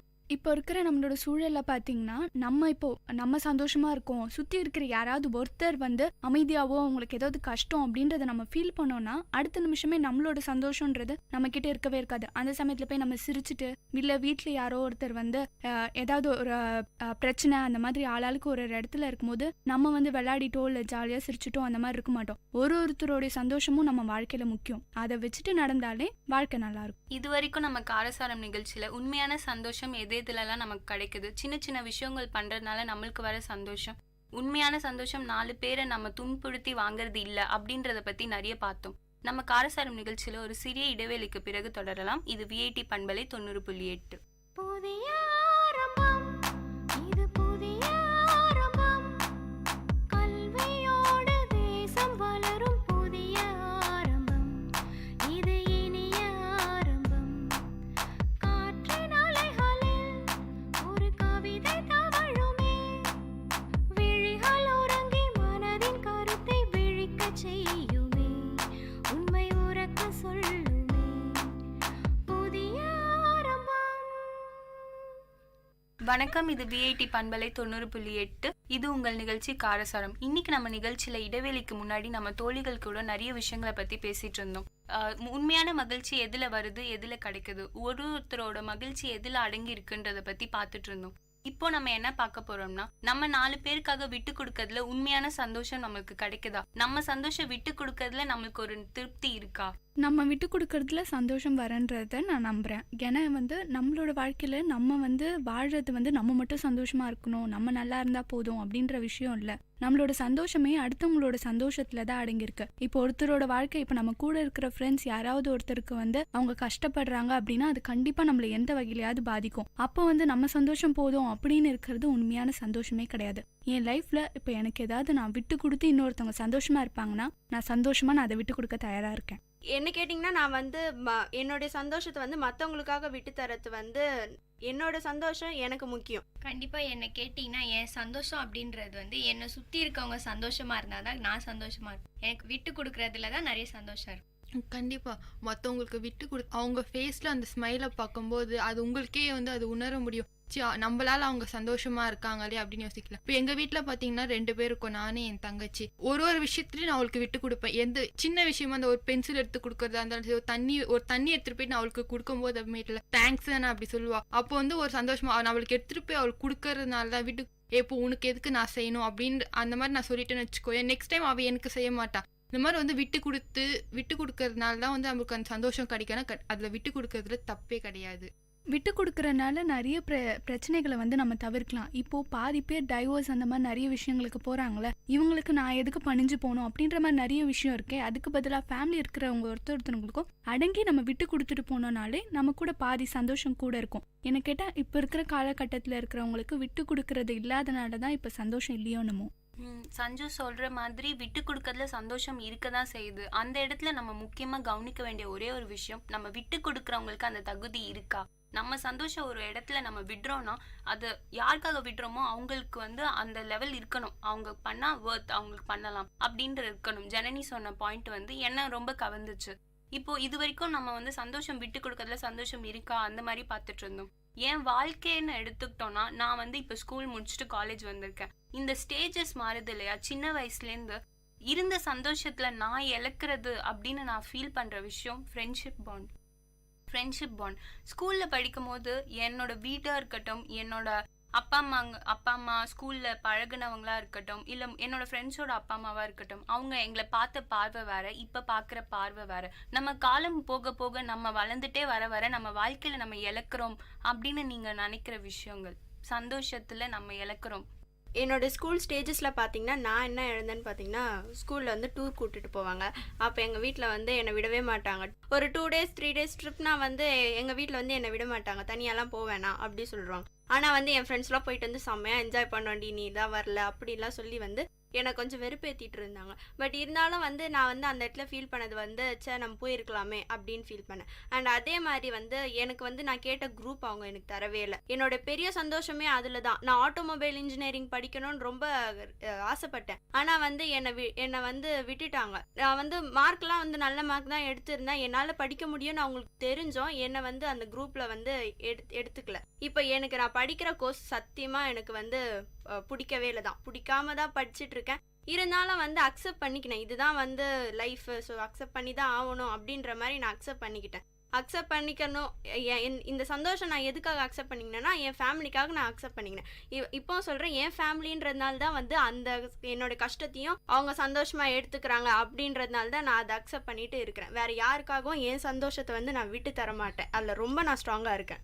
அவங்க சொன்ன மாதிரி உண்மையிலேயே நமக்கு பிடிச்ச படிப்பை படிக்க முடியலனாவே பாதி சந்தோஷம் நம்ம கூடவே இருக்காது. எந்த ஒரு விஷயத்த வேணா தியாகம் பண்ணலாம், ஆனால் நமக்கு பிடிச்ச இதை தான் பண்ணணும் அப்படின்னு ஒரு ஏம் வச்சுட்டு அதுலேருந்து நம்ம அது நமக்கு இல்லை அப்படின்னு வெளில வரும்போது இருக்கிற கஷ்டம் ரொம்பவே அதிகம். என்னோட வாழ்க்கையில நான் மிஸ் பண்ண விஷயம்னா இண்டிபெண்டன்ஸை நான் மிஸ் பண்ணிட்டேன். சின்ன வயசுலலாம் இருக்கும்போது நிறைய விளையாடுவோம், வெளில போவோம். இப்போ தனிமைன்ற ஒரு விஷயம் நிறையவே ஆயிடுச்சு. அவங்களுக்கு அவங்க லைஃப் முக்கியம் அப்படின்ற மாதிரி போயிட்டாங்க. சின்ன வயசுல இருக்கும்போது எதுவும் இருக்காது. நமக்கு என்ன பிரச்சனை இருக்கும், நமக்கு பார்த்துக்க நம்ம அப்பா அம்மா அவங்க இருக்காங்க. ஒரு ப்ரெஷர்ன்றது நம்ம கிட்ட இருக்கவே இருக்காது.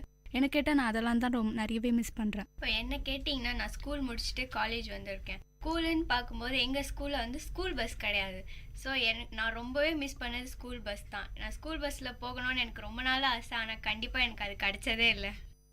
என் வாழ்க்கையில் பார்த்தீங்கன்னா இது வரைக்கும் ஸ்கூல் வரைக்கும் பார்த்தீங்கன்னா நான் பண்ணாத அட்டகாசமே கிடையாது. வீக்லி ஒன்ஸ் ஆச்சு என் பேரண்ட்ஸை வர சொல்லிடுவாங்க, உங்கள் பொண்ணு சரியில்லை அப்படின்னு. ஆனால் அது வரைக்கும் ஸ்கூல் வரைக்கும் எவ்வளோ என்ஜாய் பண்ண முடியுமோ அவ்வளோத்தையும் ஃபுல்லாத்தையும் என்ஜாய் பண்ணியிருக்கேன். ஒரு டூர் கூட்டிகிட்டு போகும்போது ஒரு ஸ்கூல் பிரின்ஸிபல் உங்கள் பொண்ணை நான் டூர் கூட்டிகிட்டு போக மாட்டேன், நீங்கள் எவ்வளோ காசு கொடுத்தாலும் டூர் கூட்டிகிட்டு போக மாட்டேன் அப்படின்னு சொல்கிறாங்கன்னா, அப்போ நாங்கள் எவ்வளோ நான் என்ஜாய் பண்ணி ஸ்கூலை சேட்டை பண்ணியிருப்பேனோ அந்த அளவுக்கு என்ஜாய் பண்ணியிருக்கேன் நான்.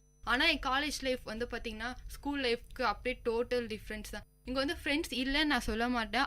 என் ஸ்கூல் ஃப்ரெண்ட்ஸ் அளவுக்கு இவங்க செட் ஆகலை அப்படின்னு தான் சொல்லுவேன். இவங்க அவங்களுக்கு குறைச்சலாம் நான் ஒன்றும் சொல்ல மாட்டேன். இருந்தாலும் அங்கே என்ஜாய் பண்ண அந்த அளவுக்கு என்னால் காலேஜ் லைஃப்பை என்ஜாய் பண்ண முடியல. இதே மற்ற காலேஜ்லாம் மற்ற காலேஜ்லங்கிற எல்லா காலேஜில் என்ஜாய் பண்ணுறாங்க. ஒருவேளை எனக்கு கம்பெனி இல்லாதனாலையோ காலேஜ் லைஃப் ரொம்பவே நான் மிஸ் பண்ணுறேன். இப்போ ஸ்கூல்லன்னு பார்த்தீங்கன்னா அடிக்கடி ஏதாவது பிரச்சனை பண்ணுவோம், பிரின்ஸிபல் கிட்ட கொண்டு போய் நிற்க வைப்பாங்க. ஸோ அந்த சந்தோஷத்துலலாம் நாங்கள் நிறையவே இழக்கிறோம்.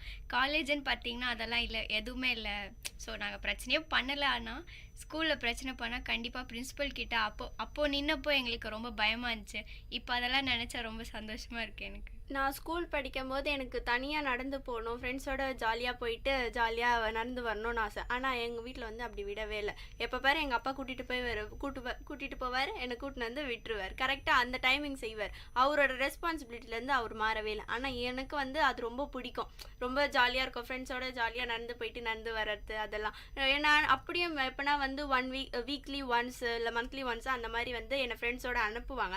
அப்போ நான் இல்லாத சேட்டையெல்லாம் பண்ணிட்டு வந்துடுவேன். அதுக்காக தான் உன்னை அனுப்புறதே இல்லைன்னு வீட்டுக்கு வந்ததும் உடனே அம்மா திட்டிட்டு இருப்பாங்க. பட் இருந்தாலும் என்னை எல்லா டைமுமே அனுப்பிச்சிருக்கலாம் அப்படின்ட்டு எனக்கு ஒரு கஷ்டம்தான். இப்போ நீங்க சொல்ற போது என்னால புரிஞ்சுக்க முடியுது. இப்போ சௌபாக்கியா சொன்ன மாதிரி நம்ம வளர வளர நமக்கு பொறுப்பு வந்துருச்சுன்னு சொல்லி சொல்லி நம்மளை சுத்தி இருக்கவங்க வந்து நம்மளுக்கு இருக்க சின்ன சின்ன விஷயங்களை வந்து நம்ம கிட்ட இருந்து பறிச்சுட்டாங்கன்னே சொல்லலாம். முன்னெல்லாம் ஏதாவது தப்பு பண்ணா நம்மளை கூப்பிட்டு நிக்க வச்சு அவங்க அட்வைஸ் பண்ணுவாங்க, அதுலயே நம்மளுக்கு ஒரு சந்தோஷம் இருக்கும். இப்போ வந்து அவ வளர்ந்துட்டா, அவளுக்கு எல்லாமே தெரியும் அப்படின்ற ஒரு பாயிண்ட் ஆஃப் வியூல நம்ம பெற்றோர்களா இருக்கட்டும், இல்ல இப்ப காலேஜ் படிச்சுட்டு இருக்கோம்ல, நம்ம ஏதாவது ஒரு தப்பு பண்ணா நம்ம பெரியவங்க வந்து நம்மளை வந்து இப்படி பண்ணாத இப்படி பண்ணு அப்படின்னு சொல்றது இல்லை. ஏன்னா நம்மளை கைட் பண்ணும்போது நம்மளுக்கு கிடைக்கிற சந்தோஷம் வந்து இங்கே மொத்தமாக நம்ம வந்து மிஸ் பண்ணுறோம் அப்படின்னு தான் நான் ஃபீல் பண்ணுறேன். இது வரைக்கும் உங்கள் வாழ்க்கையில் நீங்கள் ரொம்ப சந்தோஷமாக இருந்த நாள் அப்படின்னு இன்னைக்கு நினச்சா கூட உங்களுக்கு வர மைண்டில் டக்குன்னு வரக்கூடிய நாள், அந்த மாதிரி ஏதாவது ஒரு எக்ஸ்பீரியன்ஸ் ஃபேஸ் பண்ணியிருக்கீங்களா? நான் வந்து எப்படி சொல்கிறது, நான் வந்து என் ஃபேமிலி எங்கள் ஃபேமிலியோட கெட் டுகெதர்னாலே நான் வந்து எக்ஸ்ட்ரீம் ஹாப்பி ஆகிடுவேன். அதெல்லாம் எங்கேருந்து தான் அந்த சந்தோஷம் வரும்னே தெரியாது. எல்லாருக்குமே வந்து நானாக கொஞ்சம் பிடிக்கும் எங்கள் ஃபேமிலியில் எல்லாருக்கும். ஸோ அதனால் அவங்கள பார்க்கும்போதோ என்னன்னு எனக்கு தெரியல, ஒரு 1 வீக் தான் இருக்கும். 1 வீக் கழிச்சு நான் அவங்கள மறுபடியும் பார்ப்பேன். இருந்தாலும் அந்த சந்தோஷம் ரொம்ப அதிகமாக இருக்கும். நான் வந்து என் ஃபேமிலி எப்போல்லாம் நான் மீட் பண்ணுறனோ, என்னோட மொத்த ஃபேமிலியும் எப்போல்லாம் நான் மீட் பண்ணுறனோ அப்போல்லாம் நான் வந்து ஒரு எக்ஸ்ட்ரீம் சந்தோஷத்தில் தான் இருப்பேன். ஆனால் வந்து ஒரு ஸ்பெசிஃபிக்காக ஏதாவது ஒரு டேட் சொல்லணும்னா, எங்கள் அண்ணா கல்யாணங்க எல்லாமே எல்லா கல்யாணத்துலையுமே நாங்கள் வந்து ரொம்ப என்ஜாய் பண்ணோம். அந்த கல்யாணம்லாம் மறக்கவே முடியாது. எங்கள் வீட்டிலலாம் ரொம்ப ஜாலியாக இருந்துச்சு. ஒரு சந்தோஷம், அது ஏதாவது வீட்டில் ஒரு விசேஷம்னா தான் சந்தோஷம் வந்து அதிகமாக இருக்கும். அன்னைக்கு நாங்கள் இருந்த சந்தோஷம் இப்போ எங்கள் இதில் இல்லைன்னு தான் நான் சொல்லுவேன். எனக்கு சந்தோஷமான நாள் அப்படின்னு பார்த்தீங்கன்னா, ஒரு சப்ஜெக்ட் கிளாஸில் தான் நாங்கள் இருந்தோம். எங்களுக்கு ஒரு ட்ராயிங் பண்ண சொல்லி கொடுத்தாங்க. ஸோ அந்த ட்ராயிங்கில் வந்து நான் தான் ஆக்சுவலாக காமெடி பண்ணேன். அதனால என் ஃப்ரெண்ட்ஸ் எல்லாம் இந்த கிளாஸ்லேருந்து அடுத்த கிளாஸ் போகிற வரைக்கும் என்னால் சிரிச்சிட்டு இருந்தாங்க. எனக்கு பெஸ்ட் டேன்னு கேட்டிங்கன்னா அந்த நாள் தான் நான் சொல்வேன். எனக்கு சந்தோஷமான நாள் அப்படின்னு பார்த்தீங்கன்னா, எங்கள் வீட்டு ஹோமிங் ஃபங்க்ஷன் தான் சொல்லணும். அப்போ வந்து நிறைய வேலை இருந்துச்சு. எங்கள் வீட்டில் வந்து யாருமே கிடையாது. நானே, எங்கள் அப்பா, எங்கள் அம்மா, என் தங்கச்சி 4 பேர் தான். அந்த ஒரே ஒரு நாள் தான் இருக்குது, வேலை செய்கிறதுக்கு யாருமே கிடையாது கூட. அப்போ வந்து எங்கள் அப்பாவுக்கு வந்து எவ்வளோ ஹெல்ப் பண்ண முடியுமோ வந்து ஃபுல் ஹெல்ப்புமே நான் தான் பண்ணேன். அப்போ வந்து வீட்டுக்கு வந்த விருந்தாளிங்க எல்லாமே சொன்னாங்க, உனக்கு என்ன ஆம்பளை பசங்க இல்லைன்னா என்ன, உன் பெரிய பொண்ணே உனக்கு ஆம்பளை பையன் மாதிரி தான் அப்படின்னு சொல்லும்போது எங்கள் அப்பா முகத்தில் வந்து அவ்வளோ சந்தோஷம். நீ மட்டும் போதும், எனக்கு வேற யாருமே தேவையில்லை, நீ மட்டும் இருந்தாலே போதும், எல்லாமே நான் கரெக்டாக செஞ்சு முடிச்சிருவேன் அப்படி சொல்லும்போது வந்து எவ்வளோ சந்தோஷமா இருக்கும். இப்போ வந்து ஒரு அப்பா வந்து உங்ககிட்ட சொல்றாரு, யாருமே வேணாம், நீ மட்டும் போதும், வேற யாருமே எனக்கு தேவையில்லை, நீ மட்டும் கூட இருந்தால் வந்து எல்லாத்தையுமே நான் கரெக்டாக செய்வேன் அப்படின்னு சொல்லப்போ வந்து எவ்வளோ அன்னைக்கு வந்தவங்க ஃபுல்லாக எல்லாருமே சொன்னாங்க, உங்கள் பெரிய பொண்ணு மட்டும் உனக்கு இருந்தால் போதும், வேற யாரோட ஹெல்ப் உங்களுக்கு தேவையில்லை அப்படின்னு சொல்லுவாங்க. அந்த நாளை வந்து நான் மறக்கவே மாட்டேன். நான் என்னோட சந்தோஷமான நாள் அப்படின்னு பார்த்தீங்கன்னா ஸ்கூல் லைஃப் தான். ஸ்கூல் லைஃப் வந்து எல்லாருக்குமே ஒரு ஜாலியான டைம். ஆக்சுவலி வந்து நான் வேறு ஸ்கூல்லேருந்து இன்னொரு ஸ்கூலுக்கு சேஞ்ச் ஆன டைமு. நான் சின்ன வயசுலலாம் எப்படின்னா யார்கிட்டையும் பேச மாட்டேன், அப்படி ஒரு ரொம்ப அமைதியான பொண்ணு, ரொம்ப நல்ல பொண்ணு அப்படின்ற மாதிரி ஒரு பேர் வாங்கி கொடுத்த ஸ்கூல்னா நான் இருந்த பழைய ஸ்கூல் 10th வரைக்கும். 11th 12th இங்கே படிக்க வந்ததுக்கு அப்புறம் வந்து என்னோட நேமே அது வந்து அப்படியே டோட்டலாக சேஞ்ச் பண்ணிடுச்சு. படிக்கிறது அப்படின்ற ஒரு விஷயமே நாங்கள் பண்ணவே இல்லை, மற்ற சேட்டை எல்லாத்தையும் சேர்த்து வச்சு செஞ்சோங்க. பிரின்சிபல் ரூம் போகும்போதெல்லாம் வந்து ஒரு தடவை போனோம். ஒன்றும் இல்லை, வெளில போயிட்டு வந்து ஒரு ஷாப்பில் போயிட்டு நாங்கள் ஜூஸ் தான் வாங்கி குடித்தோம். அதை பார்த்துட்டு வந்து எங்கள் டீச்சர் வந்து பார்த்துட்டு இங்கே என்ன பண்ணிகிட்ருக்கீங்க அப்படி இப்படின்னு அவங்க ஏதோ ரொம்ப பிரச்சனை பண்ணிட்டாங்க. ஸ்கூலுக்கும் நாங்கள் சீக்கிரமாக போக மாட்டோம், அந்த மாதிரி எங்கள் மேலே நிறைய கம்ப்ளைண்ட்லாம் இருந்தது. ஸோ அதனால் சேர்த்து வச்சு எங்களை கூட்டிகிட்டு போய் பிரின்சிபல் ரூமில் போய் நிற்க வச்சுட்டாங்க. வெறும் ஒரு ஜூஸ் குடித்த காரணத்துக்காக வந்து டிசின்ற லெவலுக்கு வரைக்கும் எங்களை கூட்டிகிட்டு போய் அந்த விஷயம் விட்டுருச்சு. ஒரு நிமிஷம் அன்றைக்கி அழும்போது வந்து என்னமோ அவ்வளோதான் எல்லாம் முடிஞ்சு போச்சு அப்படின்ற மாதிரி ஒரு ஃபீலிங் இருந்தது. ஆனால் அடுத்த நிமிஷம் பிரின்சிபல் ரூம்லேருந்து வெளில வந்த போது நாங்கள் சிரித்தது எங்களுக்கே தெரியாது. கிளாஸுக்கு போய் மேம் கிட்ட நாங்கள் நடிச்சிட்டு தான் இருந்தோம், என்னமோ அழகிற மாதிரி அப்படிலாம் இருந்தோம். மற்றபடி உள்ளுக்குள்ளே சிரிச்சுனே தான் இருந்தோம். அதை லைஃப்பில் எப்பவுமே மறக்க மாட்டேன். இப்போ என்ன எடுத்துக்கிட்டிங்கன்னா, என் வாழ்க்கையில் இன்னைக்கு நான் ரொம்ப சந்தோஷமாக இருக்கேன் அப்படின்னு நான் சொல்ல நினைக்கிற விஷயத்தை விட, எப்பெல்லாம் நான் தப்பு பண்ணி எனக்கு சப்போர்ட்டாக 4 பேர் கிடச்சி அந்த தப்பை நினச்சி நான் சிரிச்சனோ அதுதான் என் லைஃப்பில் நான் எனக்கு பெரிய சந்தோஷம்னே நான் நினைப்பேன். ஏன்னா நான் ஒரு தப்பு பண்ணும்போது என் பின்னாடி யாருமே இல்லாமல் நான் அது மாதிரி தனியாக நின்றதே இல்லை இது வரைக்கும். அது நான் வாங்கிட்டு அந்த வரன்னு தான் சொல்லணும். ஃப்ரெண்ட்ஸாக இருக்கட்டும், ஃபேமிலியாக இருக்கட்டும், எவ்வளோ பெரிய தப்பு பண்ணாலும் என் பின்னாடி அட்லீஸ்ட் ஒரு 4 பேராவது இருந்து எனக்கு சப்போர்ட் பண்ணி நீ பண்ண தப்புலேருந்தே ஒரு நகைச்சுவையோ இல்லை ஏதோ ஒன்று பண்ணி என்னை சிரிக்க வைப்பாங்க பார்த்தீங்களா, அப்போ எனக்கு கிடைக்கிற சந்தோஷம் மாதிரி என் வாழ்க்கையில் இது வரைக்கும் வேறு எதுவும் நான் அவ்வளோ பெருசாக எடுத்துக்கிட்டதில்லை. இப்போ நம்ம நிகழ்ச்சியில் வந்து நிறைய பார்த்தோம், சந்தோஷம்னா என்ன, சந்தோஷம் எங்கேருந்து வருது? 4 பேருக்கு விட்டு கொடுக்குறோம்னா அந்த விட்டு கொடுக்குறவங்க இருக்காங்க இல்லையா, அந்த சந்தோஷத்துக்கு ஒரு மதிப்பு இருக்கணும். இந்த மாதிரி நிறைய விஷயங்களை நம்ம பார்த்தோம். சந்தோஷங்கிறது வாழ்க்கைக்கு ரொம்ப தேவையான ஒரு விஷயம். நீங்க எப்போல்லாம் கதி கலங்கி இது மாதிரி ஒரு பெரிய கஷ்டத்துல இருக்கீங்களோ, அப்ப நீங்க சந்தோஷமா இருந்த நாளை நீங்க நினைச்சு பார்த்தாலே போதும். உங்க வாழ்க்கையில நீங்க முன்னேறதுக்கும் நிறைய வாய்ப்புகள் இருக்கு. சந்தோஷங்கிறது நம்ம வாழ்க்கையோட ஒரு பெரிய அடையாளம்னே சொல்லலாம். ஒரு மனிதன் வாழ்ந்து முடிஞ்சதுக்கு அப்புறம் அவரை பத்தி பேசணும்னா அவர் கூட சந்தோஷமா இருந்த நினைவுகளை மட்டும்தான் 4 பேர் நம்மளை சுத்தி பேசுவாங்க. இது வரைக்கும் நம்ம நிகழ்ச்சியில சந்தோஷமா இருக்கிறது எவ்வளவு முக்கியம், ஒரு மனிதனோட வாழ்க்கையில சந்தோஷங்கிறது எந்த அளவுக்கு ஒரு முக்கியமான இடத்துல இருக்குன்றத பத்தி பார்த்தோம். முடிஞ்ச அளவுக்கு நம்ம எந்த ஒரு இடத்துல தடுமாறாமையும் நமக்கு வரக்கூடிய கஷ்டங்களை நீக்கிட்டு இந்த மாதிரி விஷயங்களை சின்ன சின்ன விஷயங்கள் நம்ம கிடைக்கிற சந்தோஷத்தை நோக்கி நம்ம வாழ்க்கையில நம்மளால முடிஞ்ச அளவுக்கு நம்ம சந்தோஷமா நம்மளே அமைச்சுக்கணும்னு தான் சொல்ல விரும்புறோம். இதுவரை நீங்க கேட்டுக்கொண்டிருந்த காரசாரம் நிகழ்ச்சி நிறைவடைகிறது. இது விஐடி பண்பலை 90.8. நன்றி, வணக்கம். நேர்கள் இதுவரை கேட்டது விஐடி பண்பலை 90.8 காரசாரம், மக்களின் குரல்கள் ஒன்றிணைந்த கருத்துக்களம்.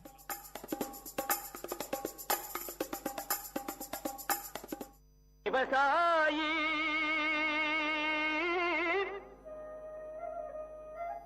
விவசாயி கடவுள் என்னும் முதலாளி கண்டெடுத்த விஐடி வேளாண் துறை மற்றும் விஐடி சமுதாய வானொலி இணைந்து வழங்கும் தினம் ஒரு வேளாண் செய்தி. வணக்கம் நேயர்களே, இது உங்கள் விஐடி பண்பலை 90.8 விஐடியின் சமுதாய வானொலி. தினம் ஒரு வேளாண் செய்தியில நான் உங்கள் திவ்யநேகா, மதுமித்ரா, காயத்ரி, மாலினி, சஷாந்த், விஐடி வேளாண் துறை மாணவர்கள். இன்னைக்கு நாம விஐடி வேளாண் துறையில இருக்கும் புதிய திட்டத்தை பற்றிய சுவாரஸ்யமான கலந்துரையாடலை கேட்போம். இடம்: உள்ளூர் சந்தையில் 2 இயற்கை விவசாயிகளுக்கு நடக்கும் உரையாடல். என்ன கலா இந்த பக்கம் பார்த்தே ரொம்ப நாள் ஆச்சு. அது ஒன்றும் இல்லை சீதாக்கா, எங்கள் தோட்டத்து மாம்பழத்தை வெளி மார்க்கெட்டுக்கு வண்டி ஏற்றி விட்டு காய்கறி வாங்கலாமேன்னு சந்தைக்கு வந்தேன். ஆமாம், நீங்கள் ஏன் உங்கள் மாம்பழத்தை எடுத்துட்டு இங்கே வந்திருக்கீங்க? நானே உன்கிட்ட சொல்லான்னு தான் இருந்தேன். மகசூல் அதிகமாக வர ஆசைப்பட்டு உயிர் உரத்தை நிறைய வாங்கி போட்டேன். ஆனால் கடைசியில் பூவெல்லாம் கருகி மகசூலே வராமல் போயிடுச்சு. ஏதோ மிச்சம் இருக்க அந்த மாம்பழத்தை எடுத்துட்டு வந்த விலைக்கே வித்துட்டு போலான்னு வந்திருக்கேன். அட, என்னக்கா இப்படி சொல்கிற? நானும் தான் உயிர் உரத்தை போட்டேன், ஆனால் எனக்கு நிறைய மகசூல் வந்திருக்கே, உங்களுக்கு மட்டும் ஏன் வரல? என்னடி சொல்கிற? என் நிலமும் உன் நிலமும் பக்கத்து பக்கத்தில் தான் இருக்குது. உன் நிலத்தில் இருக்க அதே மண்ணு தான் என் நிலத்துலையும் இருக்குது. அப்புறம் ஏன் எனக்கு மட்டும் இப்படி நடக்குது? சரி விடுக்கா, நம்மள மாதிரி இயற்கை விவசாயிகளுக்கு இது மாதிரி அடி அப்பப்போ விழ தான் செய்யும். அடுத்த முறை பார்த்துக்கலாம், விடுங்க. அதே சந்தையில் விவசாயம் தொடர்பான சந்தை கணக்கெடுப்பதற்காக வந்த வேளாண் துறை மாணவி செல்வி இந்த உரையாடலை கேட்கிறாள். வணக்கங்க, என் பேர் செல்வி. நான் விஐடி வேளாண் துறை மாணவி. நீங்கள் 2 பேரும் பேசிட்டு இருந்ததை கேட்டுட்டு தான் இருந்தேன். உங்களை மாதிரி விவசாயிகளுக்கு இருக்க பிரச்சனையெல்லாம் ஆய்வு பண்ணி தீர்வு கொடுக்க தான் எங்கள் விஐடி வேளாண் துறையில் ஒரு புதிய திட்டத்தை கொண்டு வந்திருக்கோம். அந்த திட்டம் மூலயமா உங்களுக்கு தேவையான தீர்வை கொடுக்க முடியும்னு நம்புகிறேன். என்னம்மா சொல்கிற? இத்தனை வருஷமா விவசாயம் பண்ணுற எங்களுக்கே இது என்ன பிரச்சனை தெரியலம்மா. நீ இப்போதான் படிச்சுட்டு இருக்க, நீ எப்படிம்மா எங்களோட பிரச்சனைக்கு தீர்வை கொடுக்க முடியும்? நீங்கள் சொல்கிறதும் சரிதாம்மா. ஆனால் எங்கள் ஆசிரியர்கள்லாம் அவங்க துறையில் வல்லுநர்களாக இருக்காங்க. நான் உங்கள் பிரச்சனையை அவங்கக்கிட்ட எடுத்துகிட்டு போய் சொல்லி அவங்க சொல்கிற தீர்வை உங்ககிட்ட வந்து சொல்லுவேன். அப்படியா? இது ரொம்ப நல்லா இருக்கே. அப்போது நான் என் நிலத்தில் இருக்க பிரச்சனைலாம் சொன்னால் எனக்கு உடனே தீர்வு வந்துடுமா? ஆமாம்மா, அதிகபட்சம் 2 நாளில் சொல்லிடுவாங்க. அப்படி அவங்களுக்கு தெரியலன்னா அவங்களுக்கு தெரிஞ்ச மற்ற விவசாய விஞ்ஞானிகள் கிட்ட கேட்டு அவங்க தீர்வை சொல்லுவாங்க. சரி சரி, அப்போது என் நிலத்தில் நான் என்னெல்லாம் பண்ணுறேன், என்ன பிரச்சனைலாம் இருக்குன்னு சொல்கிறேன், எழுதிக்கோமா. பல்கலைக்கழகத்தில் மாணவி செல்விக்கும் அவளுடைய ஆசிரியருக்கும் இடையே நடக்கும் உரையாடல். வணக்கம் சார். சொல்லுங்க செல்வி, நான் உங்களை விவசாயிகளை சந்திச்சு அவங்களோட பிரச்சனைகளை கேட்க சொல்லியிருந்தேனே, கேட்டிங்களா?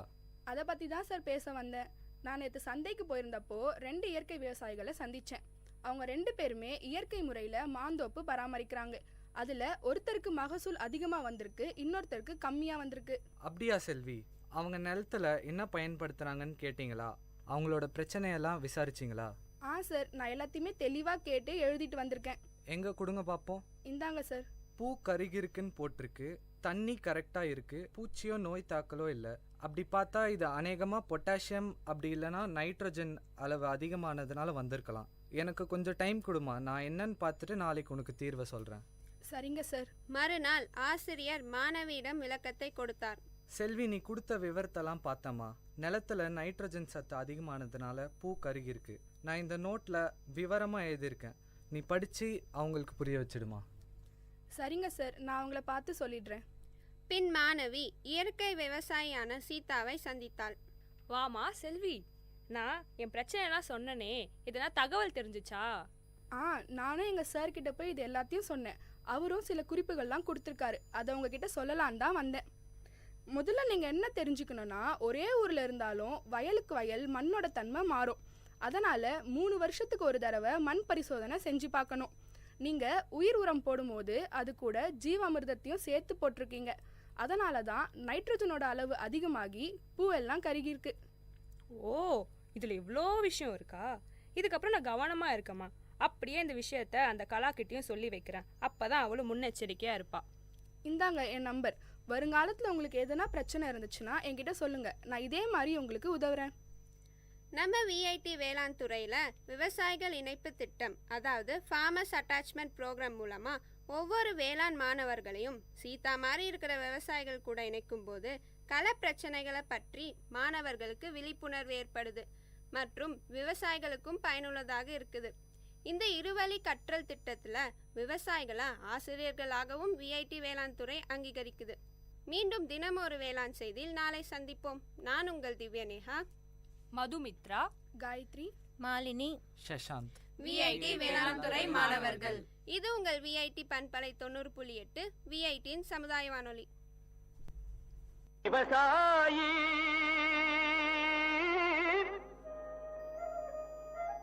விவசாயி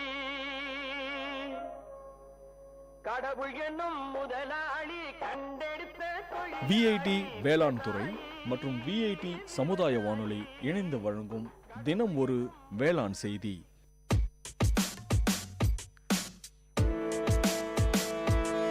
Dear listeners, welcome to the Silver Lining Show in VIT Community Radio 90.8.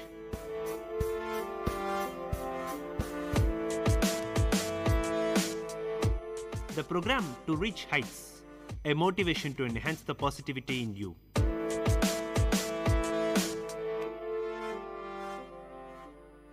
Hello friends, this is Silver Lining Show and I am your host Venkatesh from VIT Community Radio 90.8. Today, let us discuss about something very important. Every person must have a sense of responsibility that makes a person a successful one. So I'll start off by giving you an anecdote on personal responsibility.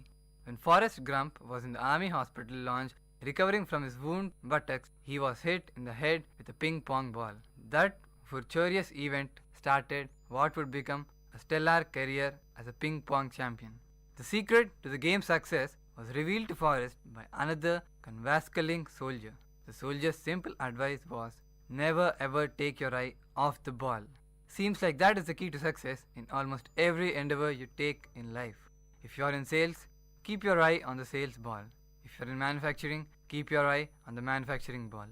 If you are in customer service, keep your eye on the customer service. If you are a student, never take your eye off schooling. If you are married, keep your eye on marriage. But never ever take your eye off the ball. So, what reflects personal responsibility? What reflects the most important thing that you need to possess?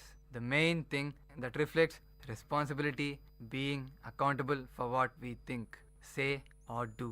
Personal responsibility involves working on our own character and skill development rather than blaming others for the situation and circumstances. It means choosing to design a life that honors our values and purpose. Generally, we tend to push things off on other people so that we do not fall into the pit of mistakes. But this does not take us off being responsible. This makes us more and more irresponsible. A person who is being irresponsible and moving away from his personal responsibility. So, here are 12 reflections on personal responsibilities which everyone sees you daily.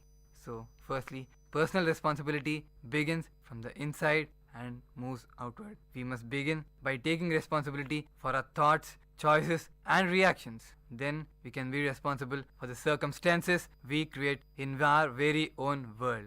We have the divine gift of free will. We make conscious choices as spiritual living in a physical world. Conscious choice is a gift that carries great responsibility. Every choice can benefit humanity or even harm it. Even avoiding choices is a choice, and each choice will have consequences. When you think something or someone else is responsible for your problems and their solutions, that exact thought is the first problem to solve. People waste precious years while believing that there will be more time tomorrow than there is today. Today is the perfect day to accept and develop our gifts and talents. Do not postpone anything for tomorrow. Do whatever you do today. Do whatever you can today. Do not postpone. That only shows a sense of irresponsibility and not able to complete your work in the given time. This is an irresponsible person. This quality shows you that you cannot be responsible not only towards your work but towards anything you are given. A great philosophy of responsibility. When things are working, I am responsible, and when they need fixing, I am responsible. Do not run away when things need fixing. You should be the leader who can take the initiative and fix things when needed. Be responsible, be good to what you can, take the initiative and move forward. Only our choices and actions today will bring the rainbow's end with any gold it might contain. The richest blessings follow those who follow the rules and honor the universal laws for abundant living. Laws for wellness, success, relationships, prosperity, spirituality, and service to others. When you follow the rules, life works. If you think you ever really get by with breaking the rules, you are only fooling yourself. True personal independence is the freedom from reaction, the ability to choose actions and make choices that will influence positively the future of our lives and our world. Creator knows it is we to be doing and will provide us with plenty of chances to show up. Do not let down these chances given to us. Do not run away from the chances. Do not let them down. However, we will not get an unlimited number of chances, and we cannot ever assume that we will have a tomorrow. Do everything today. Do not postpone anything. Do not postpone something which has a greater deadline too. You can control your ability to design your life and philosophies. A philosophy of personal responsibility allows you to live from an inner core of integrity. It will bring a sense of satisfaction and fulfillment. You can choose to allow every circumstance to make you stronger, wiser, more knowledgeable, more skillful, and more living. The most important thing in life. We also have to be responsible not only for ourselves, for our company, but also for people around us.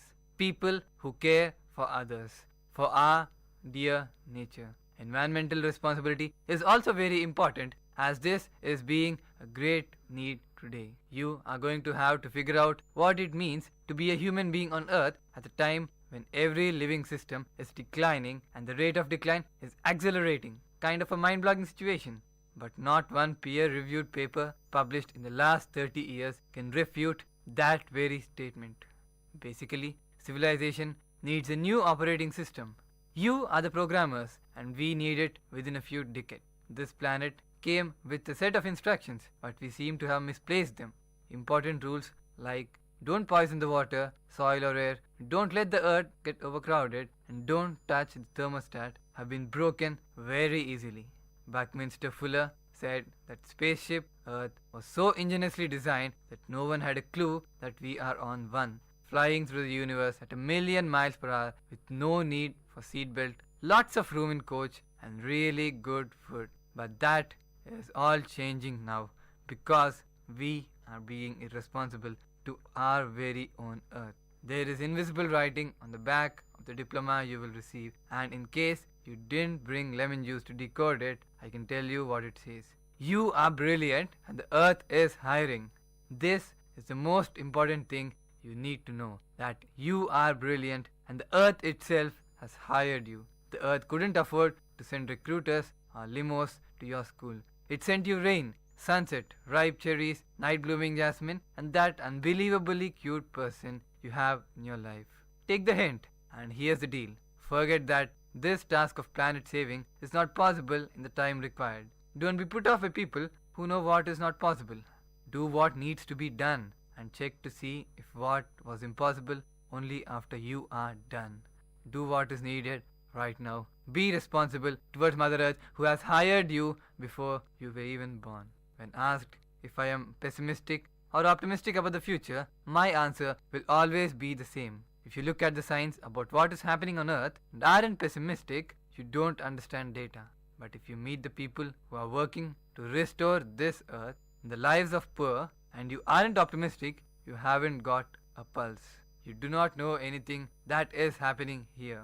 What I see everywhere in the world are ordinary people willing to confront despair, power, and incalculable odds in order to restore some semblance of grace, justice, and beauty to this world. The poet Adrian Rich wrote, "So much has been destroyed, I have cast my lot with those who age after age, perversely, with no extraordinary power, reconstitute the world."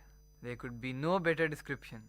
Humanity is coalescing. It is reconstituting the world, and the action is taking place in schoolrooms, farms, jungles, villages, campuses, companies, anything you name, fisheries, and also slums. There is a change in every part, and you need to be a part of it. You need to be responsible and take good positive step in fixing this. You join a multitude of caring people. No one knows how many groups and organizations are working on the most salient issues of our day: climate change, poverty, deforestation, peace, water, hunger, conservation, human rights, and many more. There are many to be named. This is the largest movement the world has ever seen.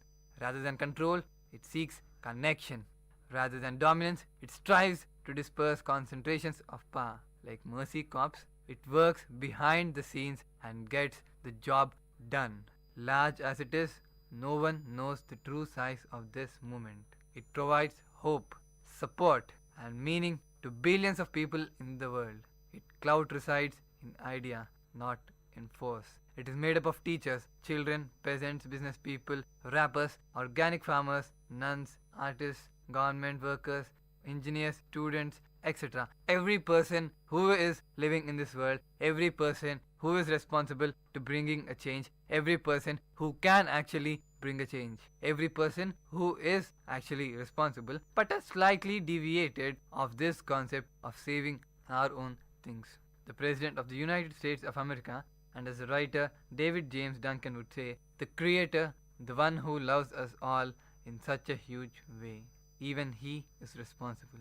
There is rabbinical teaching that says if the world is ending and the Messiah arrives, first plant a tree and then see if the story is true. Inspiration is not garnered from the litanies of what may befall us. It resides in humanity's willingness to restore, redress, reform, rebuild, recover, and reconsider. Reconsider whatever we have been doing till now. Reconsider what has to be after today. Reconsider what needs to be done.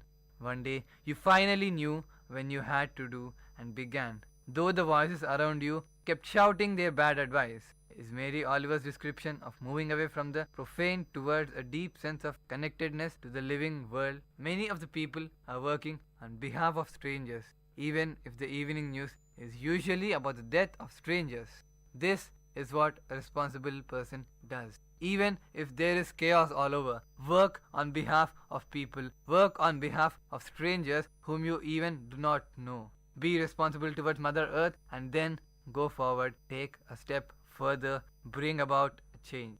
This kindness of strangers has religious, even mythic origins and very specific 18th century roots. Abolitionists were first people to create a national and global movement to defend the rights of those they did not know. Until that very time, no group had filed a grievance except on behalf of itself.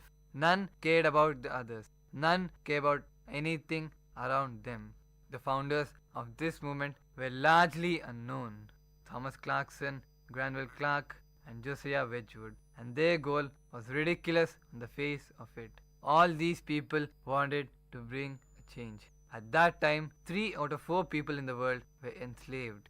Enslaving each other was what human beings had done for ages. Abolitionist movement was greeted with incredulity. Conservative spokesmen ridiculed the abolitionists as liberal, progressive, do-gooders, meddlers and activists. But they all worked for a cause. They all felt the responsibility of changing of what was being done. They were told they would run the economy and drive England into poverty. But for the first time in history, a group of people organized themselves to help people they would never know, from whom they would never receive direct or indirect benefit. And today, because of that very responsible step which they took back then, is there some change in our lives today. And yet that isn't sufficient. You as citizens today have to bring about a change now, at this very moment. Start doing something. And today tens of millions of people do this every single day. It is called the world of non-profits,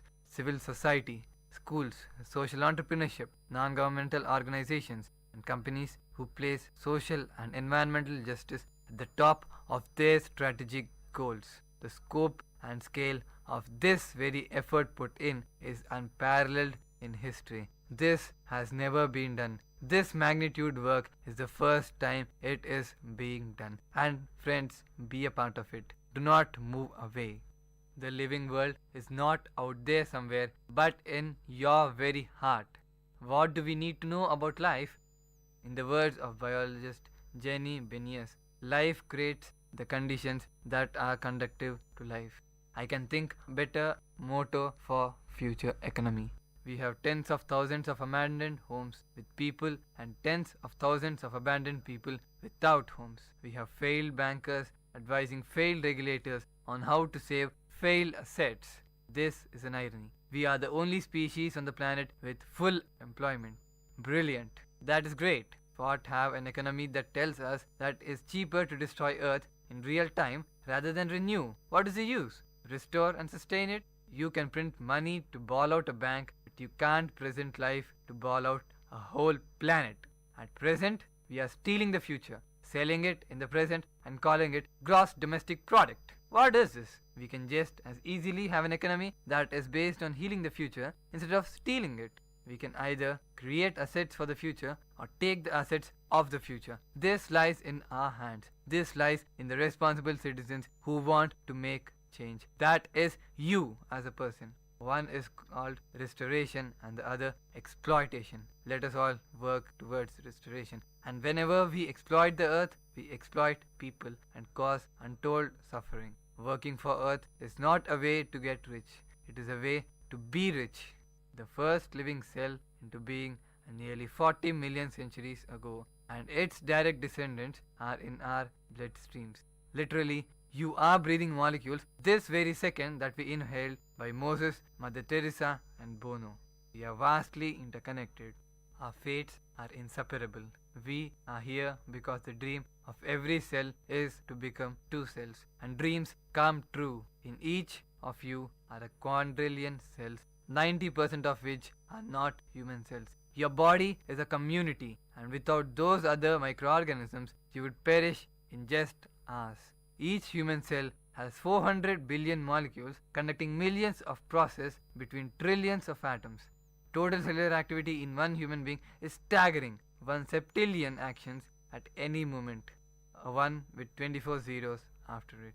In a millisecond, our body has undergone 10 times more processes than there are stars in the universe, which is exactly what Charles Darwin foretold when he said science would discover that each living creature was a little universe in himself, formed of a host of self-propagating organisms, inconceivably minute, as numerous as the stars of heaven.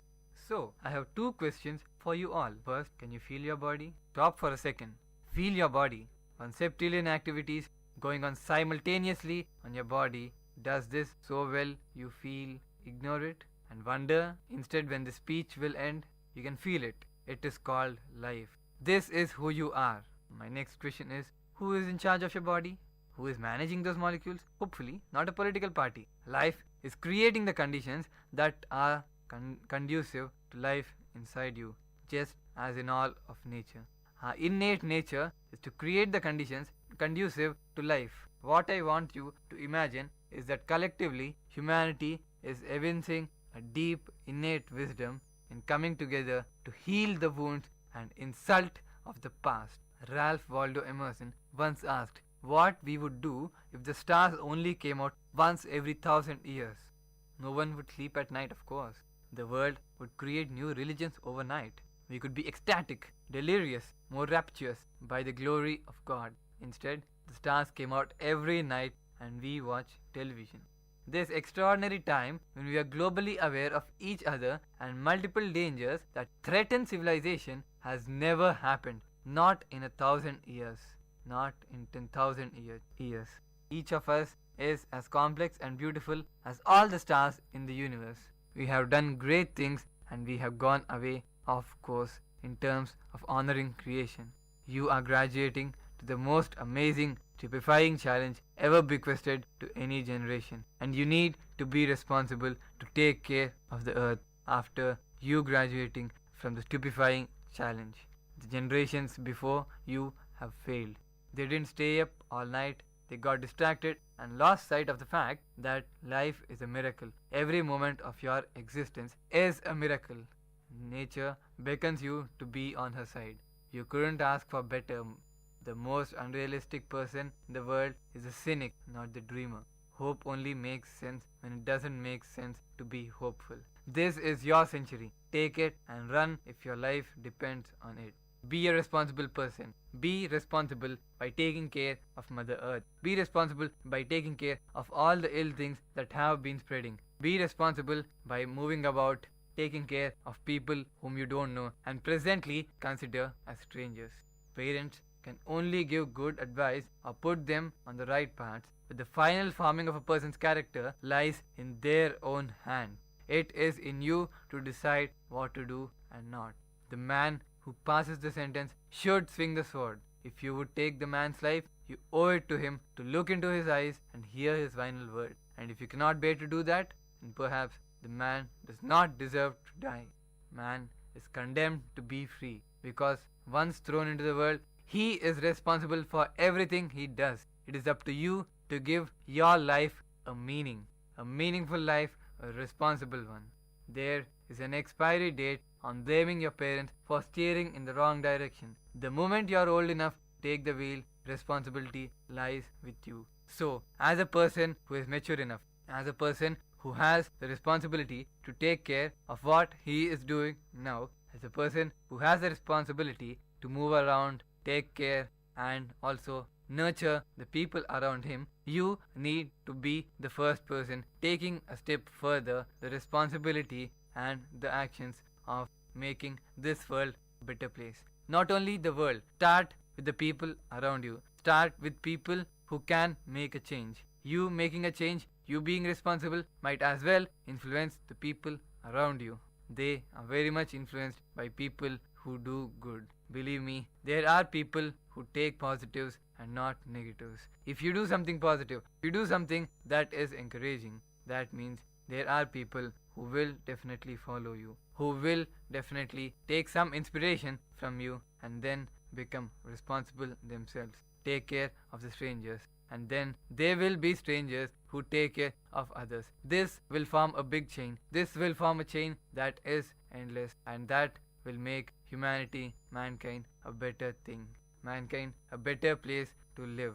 Mankind, a better place to depend on. The earth, which has been there, which has been striving, will be good. It will be something to leave hope for in the future generations. It will be something as a tribute to the people who have started this very revolution of making earth a better place to live. Man is therefore condemned to be free, and in this free world it is your choice, and make the right choice of always doing good, always being responsible to whatever you are given, always being responsible in everything you do.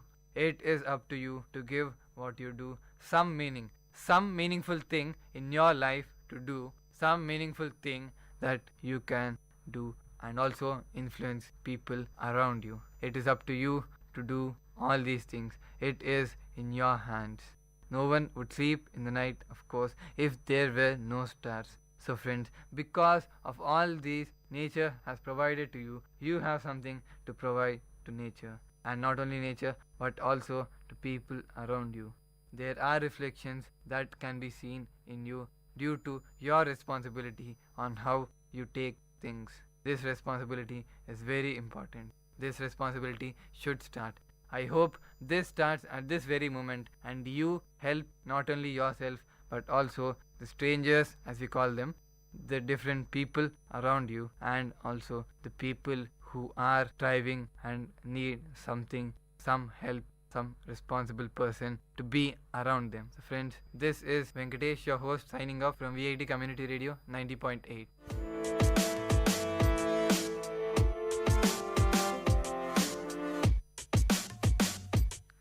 Dear listeners, you had listened to the program Silver Lining Show. We will meet you with another interesting positive topic in our next show.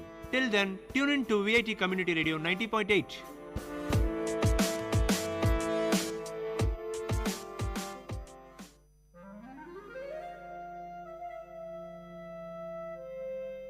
It's story time. In VIT Community Radio 90.8, you're going to listen to a short story written and narrated by Professor Pranesh Kumar, VIT University. Title of the story: Padma. A land traditionally endued with myths and spirituality, India still pertains to its belief and notions, which sometimes are ridiculed as superstitious. Fortune tellers, tantris and sannyasis are welcomed, and their service is sought by an ordinary man, irrespective of whether he is an urban or rural dweller. The beginning of 1980s was a period in South India, especially in South Tamil Nadu, when most of the homes in villages were electrified, and God said, "Let there be light," and there was light. While some claim that light enlightened people, there are also notions that it wiped away the innocence of the ordinary. The hero of the story, Raghav, was employed in the electricity board. He was looked upon with great wonder and respect. People spoke to him rarely. It must be the fear factor or respect that made the villagers shy away from Raghav. Raghav was in his 40s. He had a fearful appearance with a huge imperialistic mustache, reddish eyes, and a gigantic figure which would scare away children. It was 6:30 p.m. Raghav rushed to the tea shop close to the Panchayat office.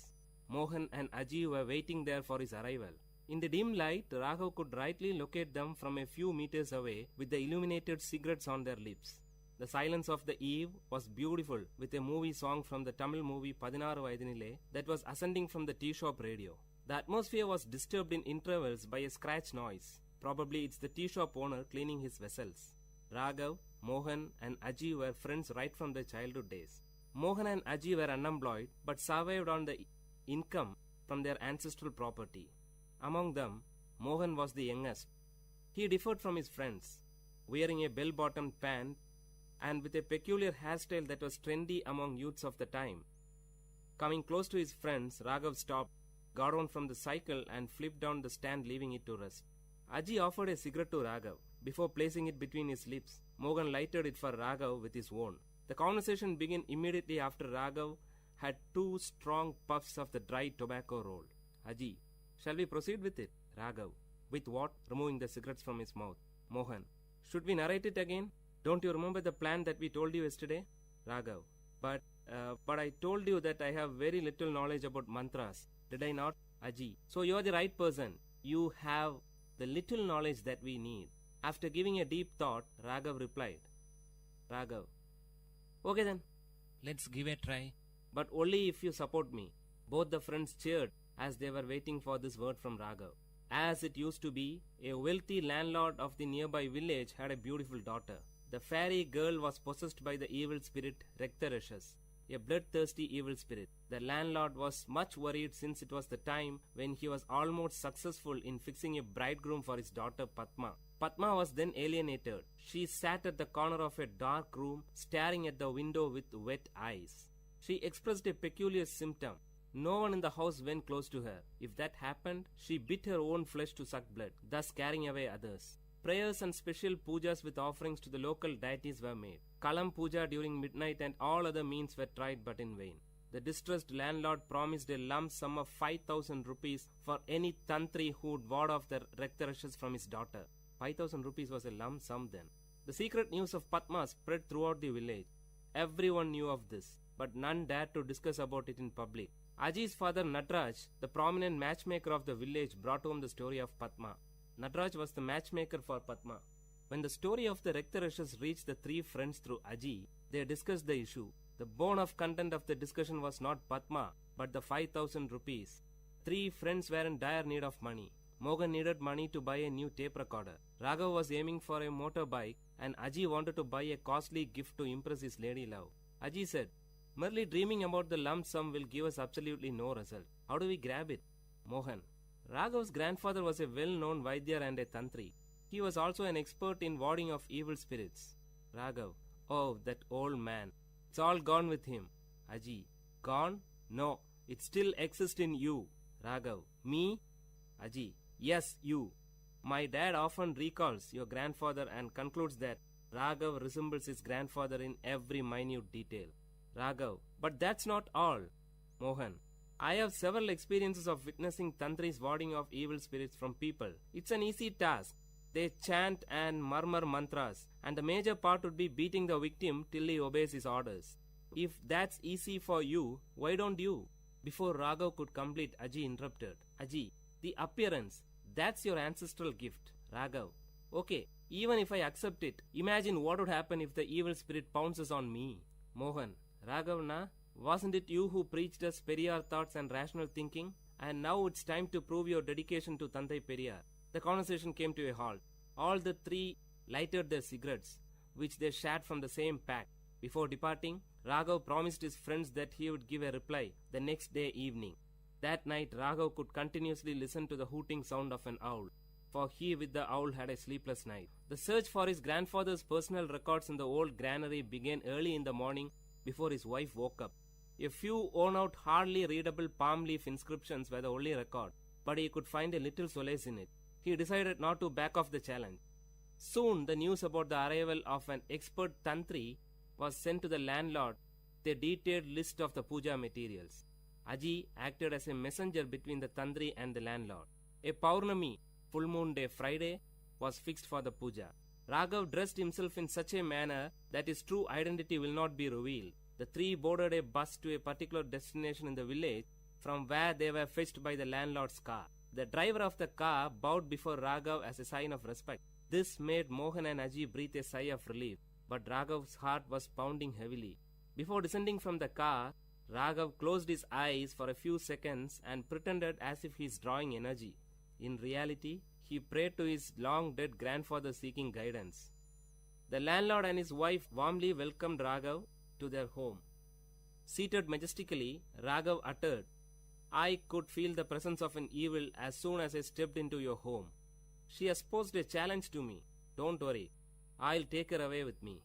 Meanwhile, Mohan and Aji were busy in the backyard creating the ambience for the puja, which was scheduled to begin soon. Raghav was taken to the isolated room where Padma was held captive. As soon as he stepped in, the light was switched on by the landlord.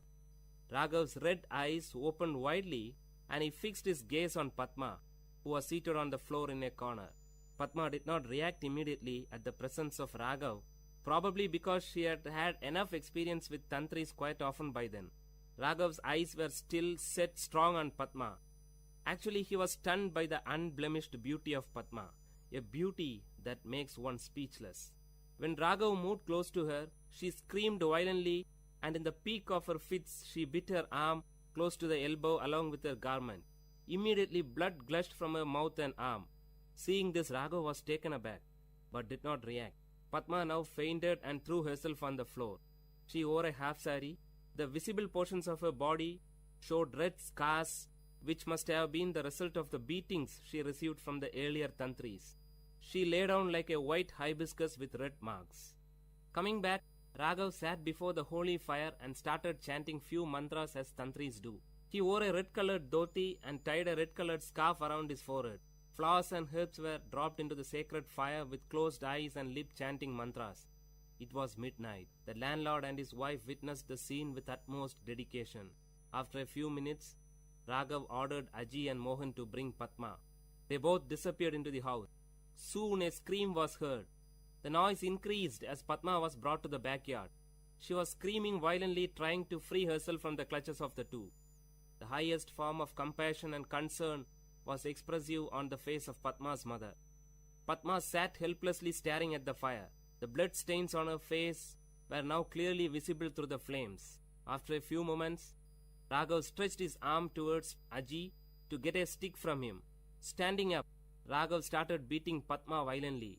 Padma did not react. She sat still. No one would ever dare to harm such an innocent beauty. It was as if beating a tender baby for no reason. Probably this feeling must have stopped Raghav from proceeding further. With his reddish burning eyes, he looked ferociously at Aji and handed the stick to him, cueing him to continue with beating. While Aji continued, Raghav shouted, "Will you leave this body?" For which Padma gave a loud cry, "No." Not able to witness the scene, Padma's mother left the place with panic, followed by her father. Second expanded to minutes, and minutes to hours. In another couple of hours it would be dawn. The voice of Padma became faint.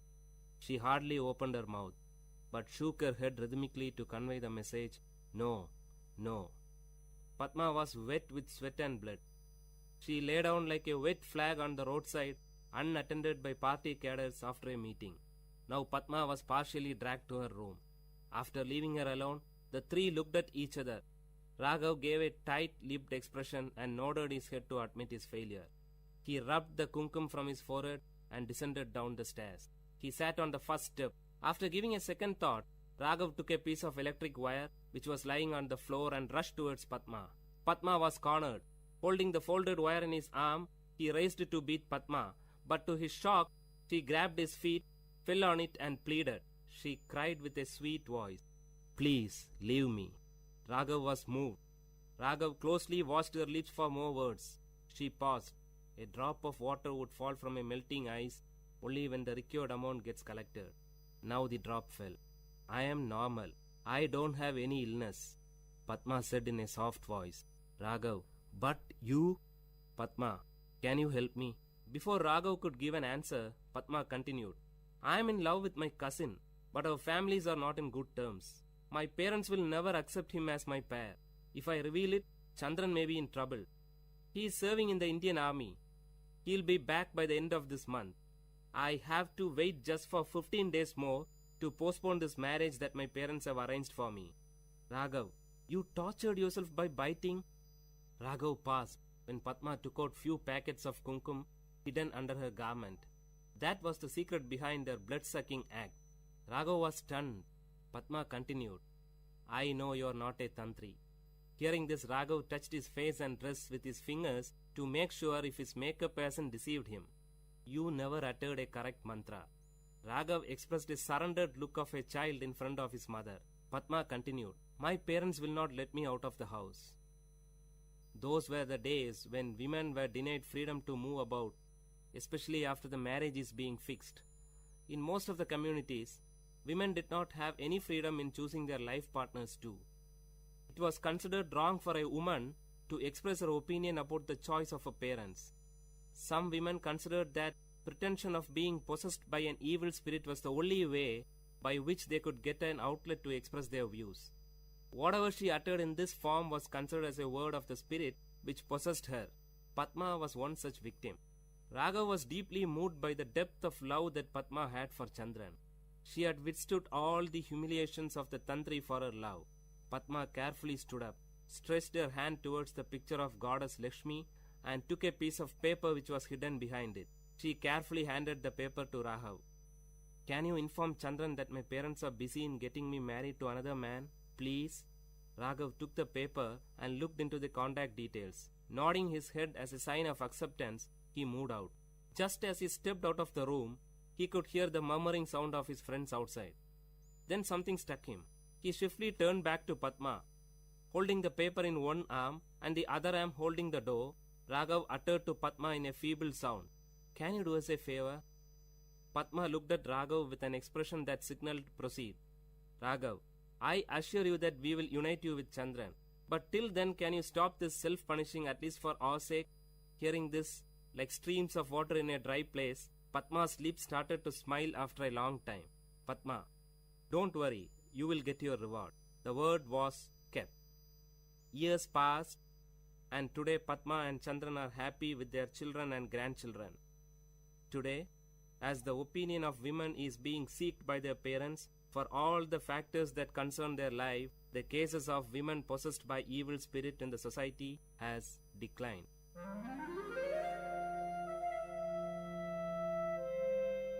Dear listeners, you had listened to a short story written and narrated by Professor Pranesh Kumar, VIT University, in VIT Community Radio 90.8.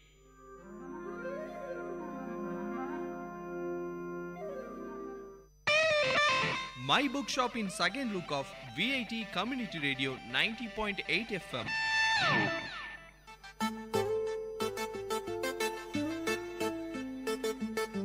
Hello VIT, you are listening to VIT Community Radio 90.8.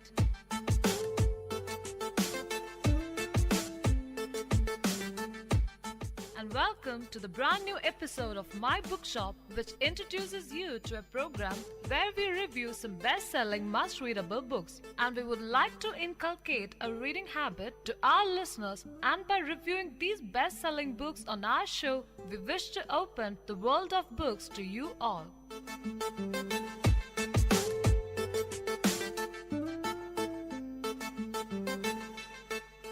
This is Anne. And this is Sanjana. Today we have the books The Adventures of Tom Sawyer by Mark Twain and The Great Expectations by Charles Dickens.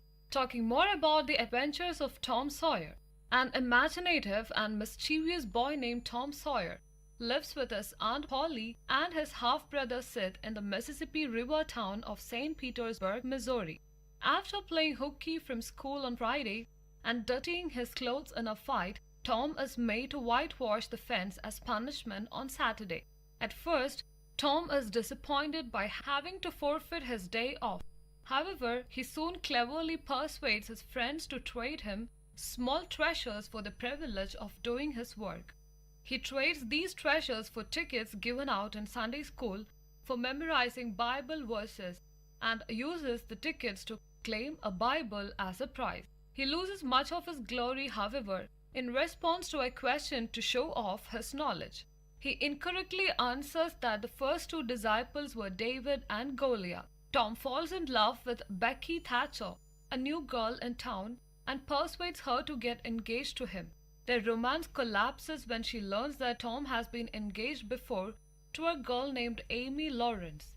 Shortly after being shunned by Becky, Tom accompanies Huckleberry Finn, the son of the town drunk, to the graveyard at night to try out a cure for warts. At the graveyard, they witness the murder of young Dr. Robinson by the Native American half-breed Injun Joe. Scared, Tom and Huck run away and swear a blood oath not to tell anyone what they have seen.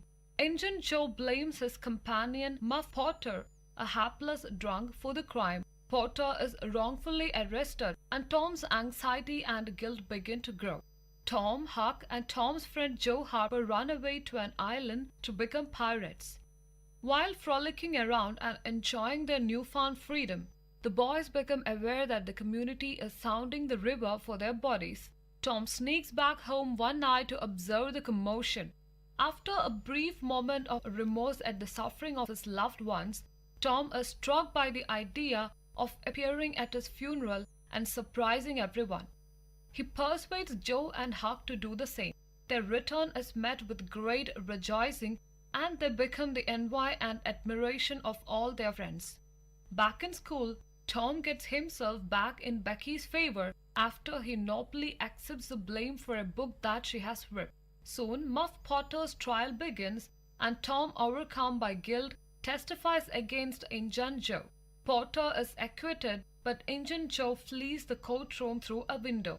Summer arrives, and Tom and Huck go hunting for buried treasure in a haunted house. After venturing upstairs, they hear a noise below.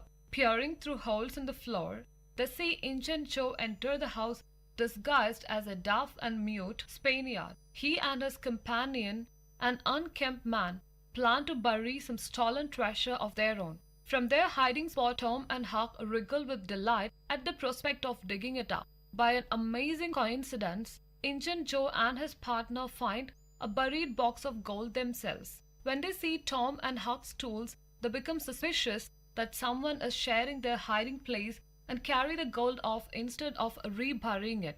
Huck begins to shadow Injun Joe every night, watching for an opportunity to nab the gold. Meanwhile, Tom goes on a picnic to McDougall's cave with Becky and their classmates. That same night, Huck sees Injun Joe and his partner making off with a box. He follows and overhears their plans to attack the widow Douglas, a kind resident of St. Petersburg. By running to fetch help, Huck forestalls the violence and becomes an anonymous hero. Tom and Becky get lost in the cave, and their absence is not discovered until the following morning. The men of the town begin to search for them, but to no avail. Tom and Becky run out of food and candles and begin to weaken.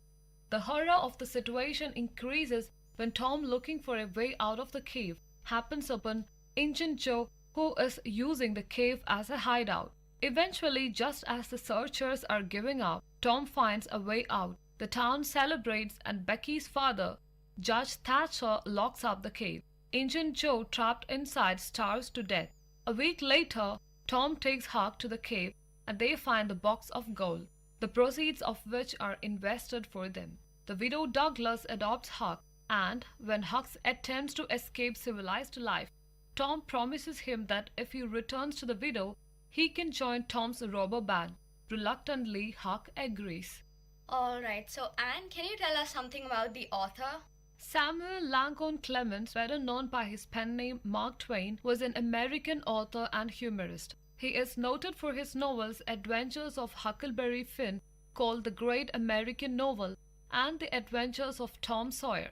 Twain grew up in Hannibal, Missouri, which would later provide the setting for Huckleberry Finn and Tom Sawyer. He apprenticed with a printer. He also worked as a typesetter and contributed articles to his older brother Orion's newspaper. After toiling as a printer in various cities, he became a master riverboat pilot on the Mississippi River before heading west to join Orion. He was a failure at gold mining, so he next turned to journalism. While a reporter, he wrote a humorous story, The Celebrated Jumping Frog of Calaveras County, which proved to be very popular and brought him nationwide attention. His travelogues were also well received. Twain had found his calling. He achieved great success as a writer and public speaker. His wit and satire earned praise from critics and peers, and he was a friend to presidents, artists, industrialists, and European royalty. However, he lacked financial acumen. Though he made a great deal of money from his writings and lectures, he squandered it on various ventures, in particular the Page Compositor, and was forced to declare bankruptcy. With the help of Henry Hutchinson Rogers, however, he eventually overcame his financial troubles. Twain worked hard to ensure that all of his creditors were paid in full, even though his bankruptcy had relieved him of the legal responsibility. Born during a visit by Halley's Comet, he died on its return. He was lauded as the greatest American humorist of his age, and William Faulkner called Twain the father of American literature. So what do you think is the theme of this book? Superstition in the uncertain world could be the theme of this book. Twain first explores superstition in the graveyard, where Tom and Huck go to try out a magical cure for warts. From this point forward, superstition becomes an important element in all of the boys' decision-making. The convenient aspect of Tom and Huck's superstitious beliefs is that there are so many of them, and they are so freely interpretable. Tom and Huck can pick and choose whichever belief suits their needs at the time. In this regard, Twain suggests superstition bears a resemblance to religion, at least as the populace of St. Petersburg practices it. The humorousness of the boys' obsession with witches, ghosts, and graveyards papers over, to some extent, the real horror of the circumstances to which the boys are exposed. Grave digging, murder, starvation, and attempted mutilation. The relative ease with which they assimilate these ghastly events into their childish world is perhaps one of the least realistic aspects of the novel. If the novel were written today, we might expect to read about the psychic damage these extreme childhood experiences have done to these boys. The boys negotiate all this horror because they exist in a world suspended somewhere between reality and make-believe. Their fear of death is real and pervasive, for example, but we also have the sense that they do not really understand death and all of its ramifications. So, who is your most favorite character in the book? I can say Tom Sawyer. When the novel begins, Tom is a mischievous child who envies Huck Finn's lazy lifestyle and freedom. As Tom's adventures proceed, however, critical moments show Tom moving away from his childhood concerns and making mature, responsible decisions. These moments include Tom's testimony at Muff Potter's trial, his saving of Becky from punishment, and his heroic navigation out of the cave. By the end of the novel, Tom is coaxing Huck into staying at the widow Douglas's, urging his friend to accept tight collars, Sunday school, and good table manners. He is no longer a disobedient character untermining the adult order, but a defender of respectability and responsibility. In the end, growing up for Tom means embracing social custom and sacrificing the freedoms of childhood. Yet Tom's development isn't totally coherent. The novel jumps back and forth amongst several narrative strands. Tom's general misbehavior, which climaxes in the Jackson's Island adventure, his courtship of Becky, which culminates in his acceptance of blame for the book that she rips, and his struggle with Injun Joe, which ends with Tom and Huck's discovery of the treasure.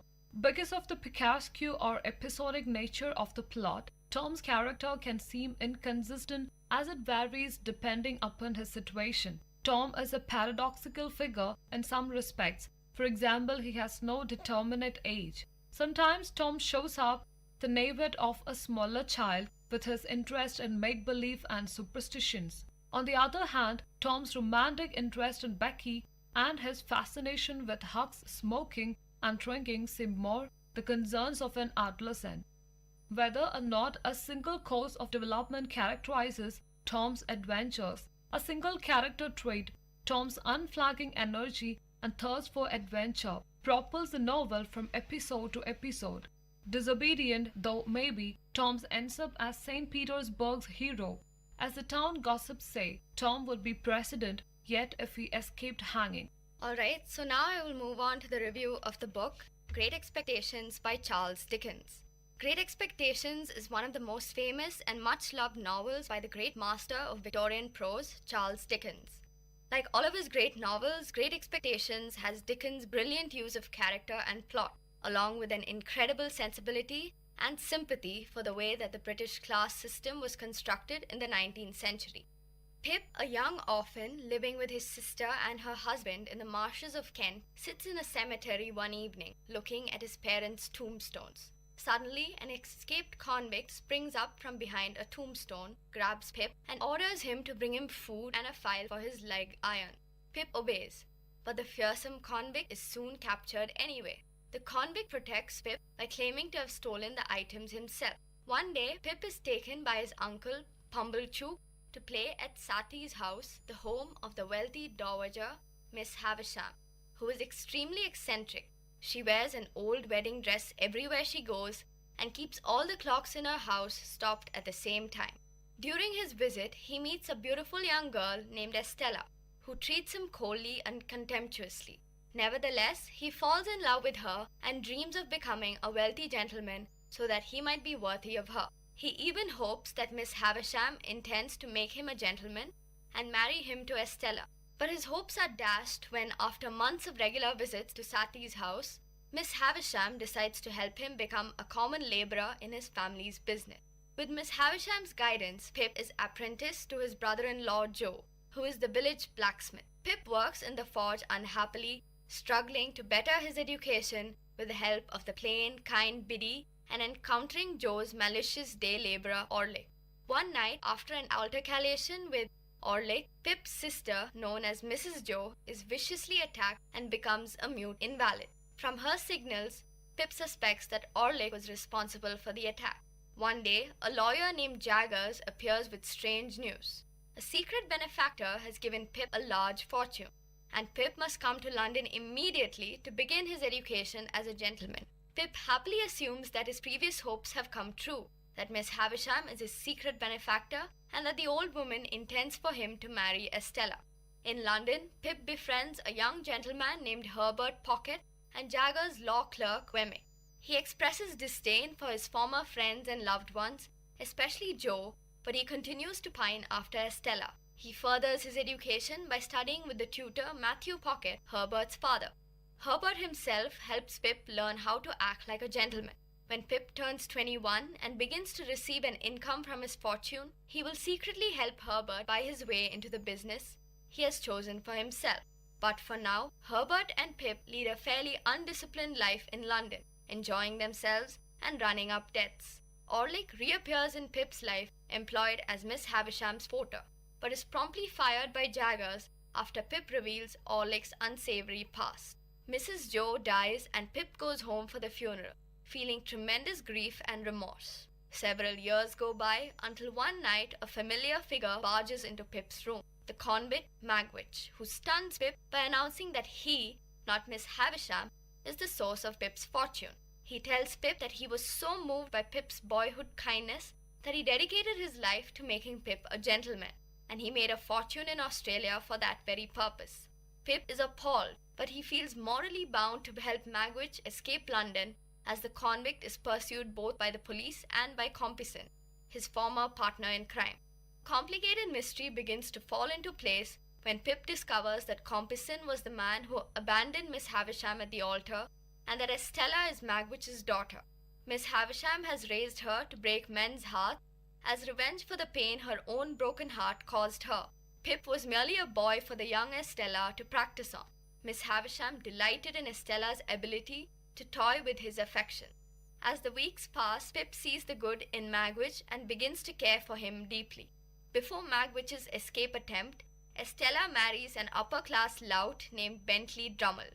Pip makes a visit to Sati's house, where Miss Havisham begs his forgiveness for the way she has treated him in the past, and he forgives her. Later that day, when she bends over the fireplace, her clothing catches fire and she goes up in flames. She survives but becomes an invalid. In her final days, she will continue to repent for her misdeeds and to plead for Pip's forgiveness. The time comes for Pip and his friends to spirit Magwitch away from London. Just before the escape attempt, Pip is called to a shadowy meeting in the marshes, where he encounters the vengeful, evil Orlick. Orlick is on the verge of killing Pip when Herbert arrives with a group of his friends and saves Pip's life. Pip and Herbert hurry back to effect Magwitch's escape. They try to sneak Magwitch down the river on a rowboat, but they are discovered by the police, who Compeyson tipped off. Magwitch and Compeyson fight in the river, and Compeyson is drowned. Magwitch is sentenced to death, and Pip loses his fortune. Magwitch feels that his sentence is God's forgiveness and dies at peace. Pip falls ill. Joe comes to London to care for him, and they are reconciled. Joe gives him the news from home. Orlick, after robbing Pumblechook, is now in jail. Miss Havisham has died and left most of her fortune to the Pockets. Biddy has taught Joe how to read and write. After Joe leaves, Pip decides to rush home after him and marry Biddy. But when he arrives there, he discovers that she and Joe have already married. Pip decides to go abroad with Herbert to work in the mercantile trade. Returning many years later, he encounters Estella in the ruined garden at Sati's house. Drummle, her husband, treated her badly, but he is now dead. Pip finds that Estella's coldness and cruelty have been replaced by a sad kindness, and the two leave the garden hand in hand, Pip believing that they will never part again. So, alright Sanjana, could you tell us something about the author of this book? Charles Dickens was born February 7, 1812 in Hampshire, England. He was the second of 8 children born to John and Elizabeth Dickens. Dickens was raised in Chatham, Kent and Camden Town, London. During his younger years, his family was wealthy enough to send him to a private school. Their wealth soon ended when his father was arrested and sent to Marshalsea debtors' prison. He had spent more money than he had and caused himself to fall in debt. Eventually, the rest of the family joined him, and Dickens was sent to live with Elizabeth Roylance, a family friend. At 12 years old, Dickens was working 10-hour shifts to help support his family and himself. He worked at Warren's blacking warehouse, earning 6 shillings a week. His job was to post labels on supplies. Dickens' father was soon released from prison when his grandmother died. His family joined him at Roylance's home, and Dickens attended the Wellington House Academy in northern London.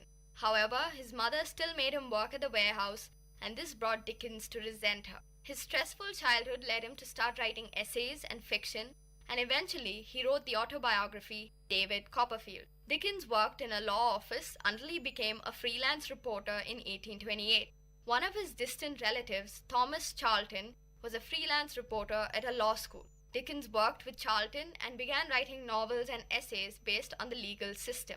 These writings include Bleak House, Nicholas Nickleby, and Dombey and Son. It wasn't until 1833 when Dickens finally got his first story published. It was titled A Dinner at Popular Walk and was published in London's monthly magazine. In 1836, Dickens became an editor for Bentley's Miscellany. He worked there for 3 years and produced Oliver Twist and the Old Curiosity Show over this time period. Later that year, in April, he was married to Catherine Hogarth. They moved to Bloomsbury and had 10 children together. In 1857, Dickens worked with his friend Wilkie Collins in producing a play. They hired professional actresses, one in which Dickens developed a strong bond with. He later separated from his wife because a divorce would have ruined his reputation. However, Dickens financially supported his wife for a while after that. Soon after separating from his wife, Dickens began traveling the world and performing public reading. Dickens was one of the most popular English novelists of the Victorian era. Some of his most popular novels include A Tale of Two Cities, Great Expectations, and A Christmas Carol. One of Dickens' first pieces of work, Little Dorrit, was written during his weekly visits to the Marshalsea prison. On June 9, 1865, Dickens was involved in a train crash. His carriage was untouched, but the first 7 carriages were thrown off the track. Dickens rushed from his car to aid the injured passengers. Later, Dickens used his tragic event as a short ghost story titled The Signal Man. Exactly 5 years later, on June 9, 1870, Dickens passed away. He had suffered from his second stroke at his home in Higham 10. He is buried in the Poets' Corner of Westminster Abbey. So, what did you like more about the book? Great Expectations depicts the differences between the classes and how money can corrupt. The novel makes clear that money cannot buy love, nor does it guarantee happiness. One of the happiest and most morally correct people in the novel is Joe, Pip's sister's husband, and Miss Havisham is one of the richest as well as the most unhappy and loneliest. Pip believes that if he can be a gentleman, he will have everything he wants from the world. His world collapses and he realizes that all of his money has been based on Magwitch's dishonest earning, and Pip finally understands the true value of life. One of the most remarkable aspects of Dickens' work is its structural intricacy and remarkable balance. Dickens' plots involve complicated coincidences, extraordinarily tangled webs of human relationships, and highly dramatic developments in which setting, atmosphere, event, and character are all seamlessly fused. Also, the narrator uses images of inanimate objects to describe the physical appearance of character, particularly minor characters or characters with whom the narrator is not intimate. For example, Mrs. Joe looks as if she scrubs her face with a nutmeg grater, while the inscrutable features of Mr. Wemmick are repeatedly compared to a letterbox. Great Expectations features some of Dickens' greatest characters and one of his trademark convoluted plots. The novel is a fantastic read and a wonderful morality tale. Full of romance, courageousness, and hope, Great Expectations is a brilliant evocation of a time and place and depicts a view of the English class system that is both critical and realistic. So, Sanjana, who would you recommend this book? Through this book, the author draws on his experiences of life and people. The author tells a fictional story in a way which leaves an impression in the mind of the reader as if the story is a non-fiction. The author portrays himself as Pip, an orphan who faces various challenges in life. This book is highly recommendable for all age group, for it says, life is not fair, but it is still good. An optimistic and a happy ending to the story is a cherry on the cake. Dickens has truly portrayed his classy and enticing writing skills.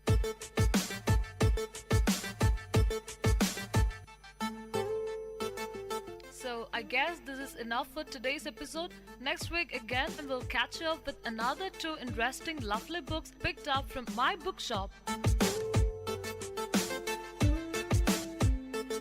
Meet you guys next week. Till then, bye and take care. From Vit Community Radio 90.8.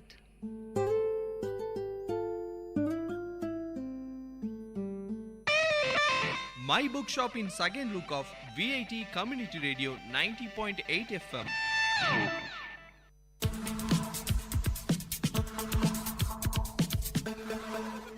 Way to Success. Uncommon scenes, inspiring stories from real life heroes in VIT Community Radio 90.8.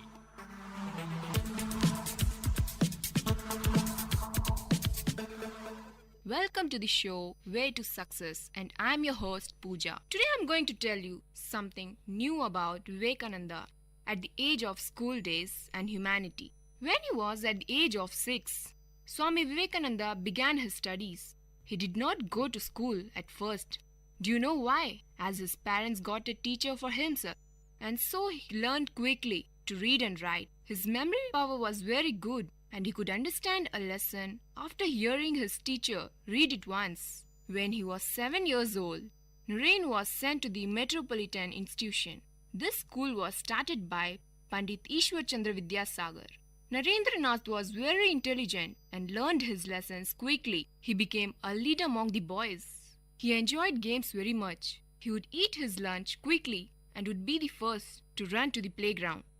Some of the games were jumping, running, boxing, and playing with marbles. Sometimes he invented new games. Sometimes Naren turned the classroom into a playground. He would talk to his friends and tell them stories even while the teacher was present inside the class. Once the teacher saw them talking, his teacher turned to Naren and his friends, asked them to repeat the lesson. Naren, able to listen to the lesson and talk to his friends at the same time, he was able to answer correctly all the questions asked by the teacher. Then the teacher asked Naren, friends, that who was being talking? The boys pointed to Naren, but the teacher did not believe them and made them stand up as a punishment. Naren also stood up. The teacher told him that he need not stand, but Naren continued to do so. Then he replied, Teacher, I must, for it was I who was talking. One of Naren's favorite game was King and Court. Naren, of course, was always the king. The court was held on a flight of stairs leading from the courtyard to the workshop room. Naren took the highest step for his royal throne.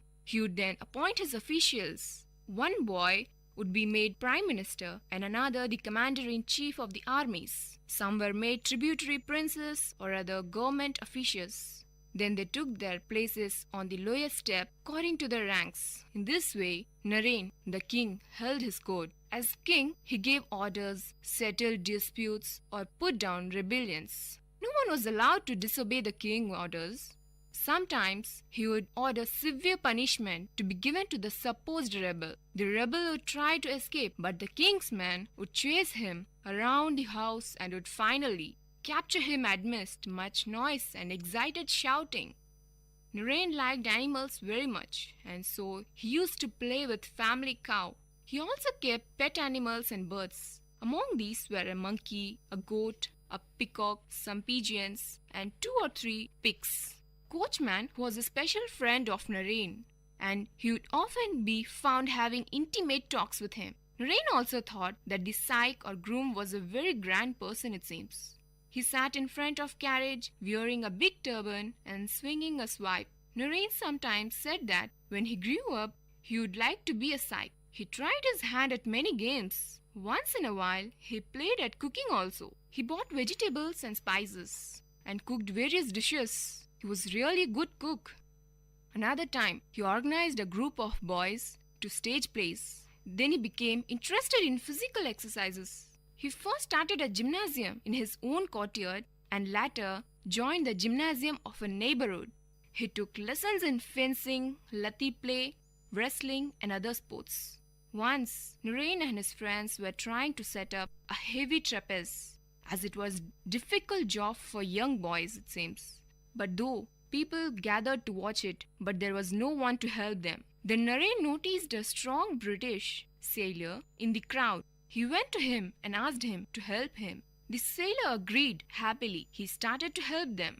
But suddenly, the trapeze slipped and hit the sailor. He fell down unconsciously. Most of the people thought that sailor had been killed and ran away from the scene. But Naren was very brave, and 1 or 2 of his friends stayed to help the sailor. Naren tore his dhoti to make bandages.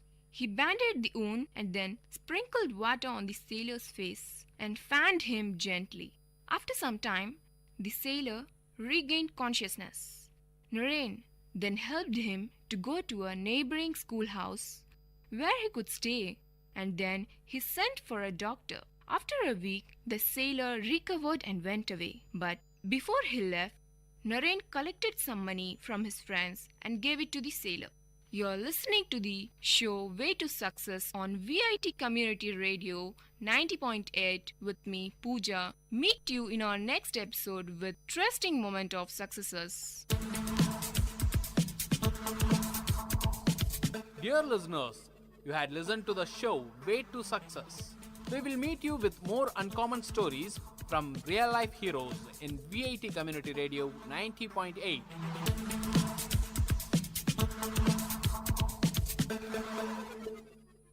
விவசாயி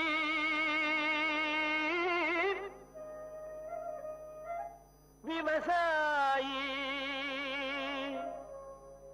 கடவுள் என்னும் முதலாளி கண்டெடுத்த தொழில். VIT வேளாண் துறை மற்றும் VIT சமுதாய வானொலி இணைந்து வழங்கும் தினம் ஒரு வேளாண் செய்தி.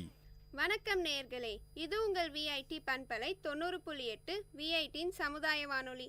தினம் ஒரு வேளாண் செய்தியில நான் உங்கள் திவ்யநேகா, மதுமித்ரா, காயத்ரி, மாலினி, ஷஷாந்த். விஐடி வேளாண் துறை மாணவர்கள். இன்னைக்கு நாம விஐடி வேளாண் துறையில இருக்கும் புதிய திட்டத்தை பற்றிய சுவாரஸ்யமான கலந்துரையாடலை கேட்போம். இடம் உள்ளூர் சந்தையில் 2 இயற்கை விவசாயிகளுக்கு நடக்கும் உரையாடல். என்ன கலா இந்த பக்கம் பார்த்தே ரொம்ப நாள் ஆச்சு. அது ஒன்றும் இல்லை சீதாக்கா, எங்கள் தோட்டத்து மாம்பழத்தை வெளி மார்க்கெட்டுக்கு வண்டி ஏற்றி விட்டு காய்கறி வாங்கலாமேன்னு சந்தைக்கு வந்தேன். ஆமாம், நீங்கள் ஏன் உங்கள் மாம்பழத்தை எடுத்துட்டு இங்கே வந்திருக்கீங்க? நானே உன்கிட்ட சொல்லான்னு தான் இருந்தேன். மகசூல் அதிகமாக வர ஆசைப்பட்டு உயிர் உரத்தை நிறைய வாங்கி போட்டேன். ஆனால் கடைசியில் பூவெல்லாம் கருகி மகசூலே வராமல் போயிடுச்சு. ஏதோ மிச்சம் இருக்க இந்த மாம்பழத்தை எடுத்துட்டு வந்த விலைக்கே வித்துட்டு போலான்னு வந்திருக்கேன். அட என்னக்கா இப்படி சொல்கிற? நானும் தான் உயிர் உரத்தை போட்டேன், ஆனால் எனக்கு நிறைய மகசூல் வந்திருக்கே, உங்களுக்கு மட்டும் ஏன் வரல? என்னடி சொல்கிற? என் நிலமும் உன் நிலமும் பக்கத்தில் தான் இருக்குது. உன் நிலத்தில் இருக்க அதே மண்ணு தான் என் நிலத்துலையும் இருக்குது. அப்புறம் ஏன் எனக்கு மட்டும் இப்படி நடக்குது? சரி விடுக்கா, நம்மள மாதிரி இயற்கை விவசாயிகளுக்கு இது மாதிரி அடி அப்பப்போ விழ தான் செய்யும். அடுத்த முறை பார்த்துக்கலாம், விடுங்க. அதே சந்தையில் விவசாயம் தொடர்பான சந்தை கணக்கெடுப்பதற்காக வந்த வேளாண் துறை மாணவி செல்வி இந்த உரையாடலை கேட்கிறாள். வணக்கங்க, என் பேர் செல்வி. நான் விஐடி வேளாண் துறை மாணவி. நீங்கள் 2 பேரும் பேசிட்டு இருந்ததை கேட்டுட்டு தான் இருந்தேன். உங்களை மாதிரி விவசாயிகளுக்கு இருக்க பிரச்சனையெல்லாம் ஆய்வு பண்ணி தீர்வு கொடுக்க தான் எங்கள் விஐடி வேளாண் துறையில் ஒரு புதிய திட்டத்தை கொண்டு வந்திருக்கோம். அந்த திட்டம் மூலயமா உங்களுக்கு தேவையான தீர்வை கொடுக்க முடியும்னு நம்புகிறேன். என்னம்மா சொல்கிற? இத்தனை வருஷமாக விவசாயம் பண்ணுற எங்களுக்கே இது என்ன பிரச்சனை தெரியலம்மா. நீ இப்போதான் படிச்சுட்டு இருக்க, நீ எப்படிம்மா எங்களோட பிரச்சனைக்கு தீர்வை கொடுக்க முடியும்? நீங்கள் சொல்கிறதும் சரிதாம்மா. ஆனால் எங்கள் ஆசிரியர்கள்லாம் அவங்க துறையில் வல்லுநர்களாக இருக்காங்க. நான் உங்கள் பிரச்சனையை அவங்கக்கிட்ட எடுத்துகிட்டு போய் சொல்லி அவங்க சொல்கிற தீர்வை உங்ககிட்ட வந்து சொல்லுவேன். அப்படியா? இது ரொம்ப நல்லா இருக்கே. அப்போது நான் என் நிலத்தில் இருக்க பிரச்சனைலாம் சொன்னால் எனக்கு உடனே தீர்வு வந்துடுமா? ஆமாம்மா, அதிகபட்சம் 2 நாளில் சொல்லிடுவாங்க. அப்படி அவங்களுக்கு தெரியலன்னா அவங்களுக்கு தெரிஞ்ச மற்ற விவசாய விஞ்ஞானிகள் கிட்ட கேட்டு அவங்க தீர்வை சொல்லுவாங்க. சரி சரி, அப்போது என் நிலத்தில் நான் என்னெல்லாம் பண்ணுறேன், என்ன பிரச்சனைலாம் இருக்குன்னு சொல்கிறேன், எழுதிக்கோமா. பல்கலைக்கழகத்தில் மாணவி செல்விக்கும் அவளுடைய ஆசிரியருக்கும் இடையே நடக்கும் உரையாடல். வணக்கம் சார். சொல்லுங்க செல்வி, நான் உங்களை விவசாயிகளை சந்திச்சு அவங்களோட பிரச்சனைகளை கேட்க சொல்லியிருந்தேனே, கேட்டிங்களா? அதை பற்றி தான் சார் பேச வந்தேன். நான் நேற்று சந்தைக்கு போயிருந்தப்போ 2 இயற்கை விவசாயிகளை சந்தித்தேன். அவங்க 2 பேருமே இயற்கை முறையில் மாந்தோப்பு பராமரிக்கிறாங்க. அதில் ஒருத்தருக்கு மகசூல் அதிகமாக வந்திருக்கு, இன்னொருத்தருக்கு கம்மியாக வந்திருக்கு. அப்படியா செல்வி? அவங்க நிலத்துல என்ன பயன்படுத்துகிறாங்கன்னு கேட்டிங்களா? அவங்களோட பிரச்சனையெல்லாம் விசாரிச்சிங்களா? சார், நான் எல்லாத்தையுமே தெளிவாக கேட்டு எழுதிட்டு வந்திருக்கேன். எங்கே கொடுங்க பார்ப்போம். இந்தாங்க சார். பூ கருகிருக்குன்னு போட்டிருக்கு, தண்ணி கரெக்டாக இருக்குது, பூச்சியோ நோய் தாக்கலோ இல்லை. அப்படி பார்த்தா இது அநேகமாக பொட்டாசியம் அப்படி இல்லைன்னா நைட்ரஜன் அளவு அதிகமானதுனால வந்திருக்கலாம். எனக்கு கொஞ்சம் டைம் கொடுமா, நான் என்னன்னு பார்த்துட்டு நாளைக்கு உனக்கு தீர்வை சொல்கிறேன். சரிங்க சார். மறுநாள் ஆசிரியர் மாணவியிடம் விளக்கத்தை கொடுத்தார். செல்வி, நீ கொடுத்த விவரத்தெல்லாம் பார்த்தம்மா. நிலத்துல நைட்ரஜன் சத்து அதிகமானதுனால பூ கருகிருக்கு. நான் இந்த நோட்டில் விவரமாக எழுதியிருக்கேன், நீ படித்து அவங்களுக்கு புரிய வச்சிடுமா. சரிங்க சார், நான் அவங்கள பார்த்து சொல்லிடுறேன். பின் மாணவி இயற்கை விவசாயியான சீதாவை சந்தித்தாள். வாமா செல்வி, நான் என் பிரச்சனைலாம் சொன்னனே, இதனா தகவல் தெரிஞ்சுச்சா? நானும் எங்கள் சார் கிட்ட போய் இது எல்லாத்தையும் சொன்னேன். அவரும் சில குறிப்புகள்லாம் கொடுத்துருக்காரு. அதை உங்ககிட்ட சொல்லலான் தான் வந்தேன். முதல்ல நீங்கள் என்ன தெரிஞ்சுக்கணுன்னா, ஒரே ஊரில் இருந்தாலும் வயலுக்கு வயல் மண்ணோட தன்மை மாறும். அதனால் 3 வருஷத்துக்கு ஒரு தடவை மண் பரிசோதனை செஞ்சு பார்க்கணும்.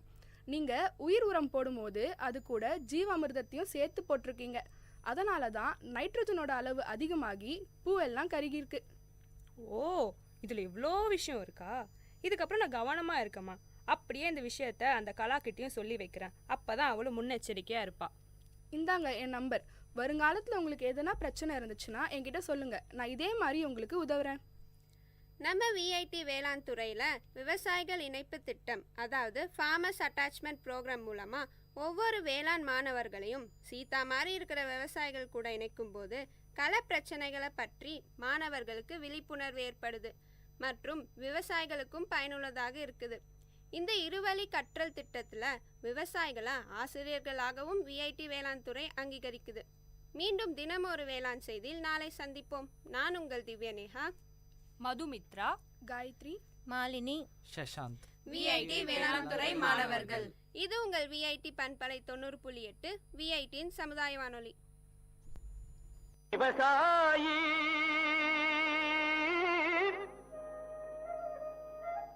விவசாயி கடவுள் என்னும் முதலாளி கண்டெடுத்த விஐடி வேளாண் துறை மற்றும் விஐடி சமுதாய வானொலி இணைந்து வழங்கும் தினம் ஒரு வேளாண் செய்தி.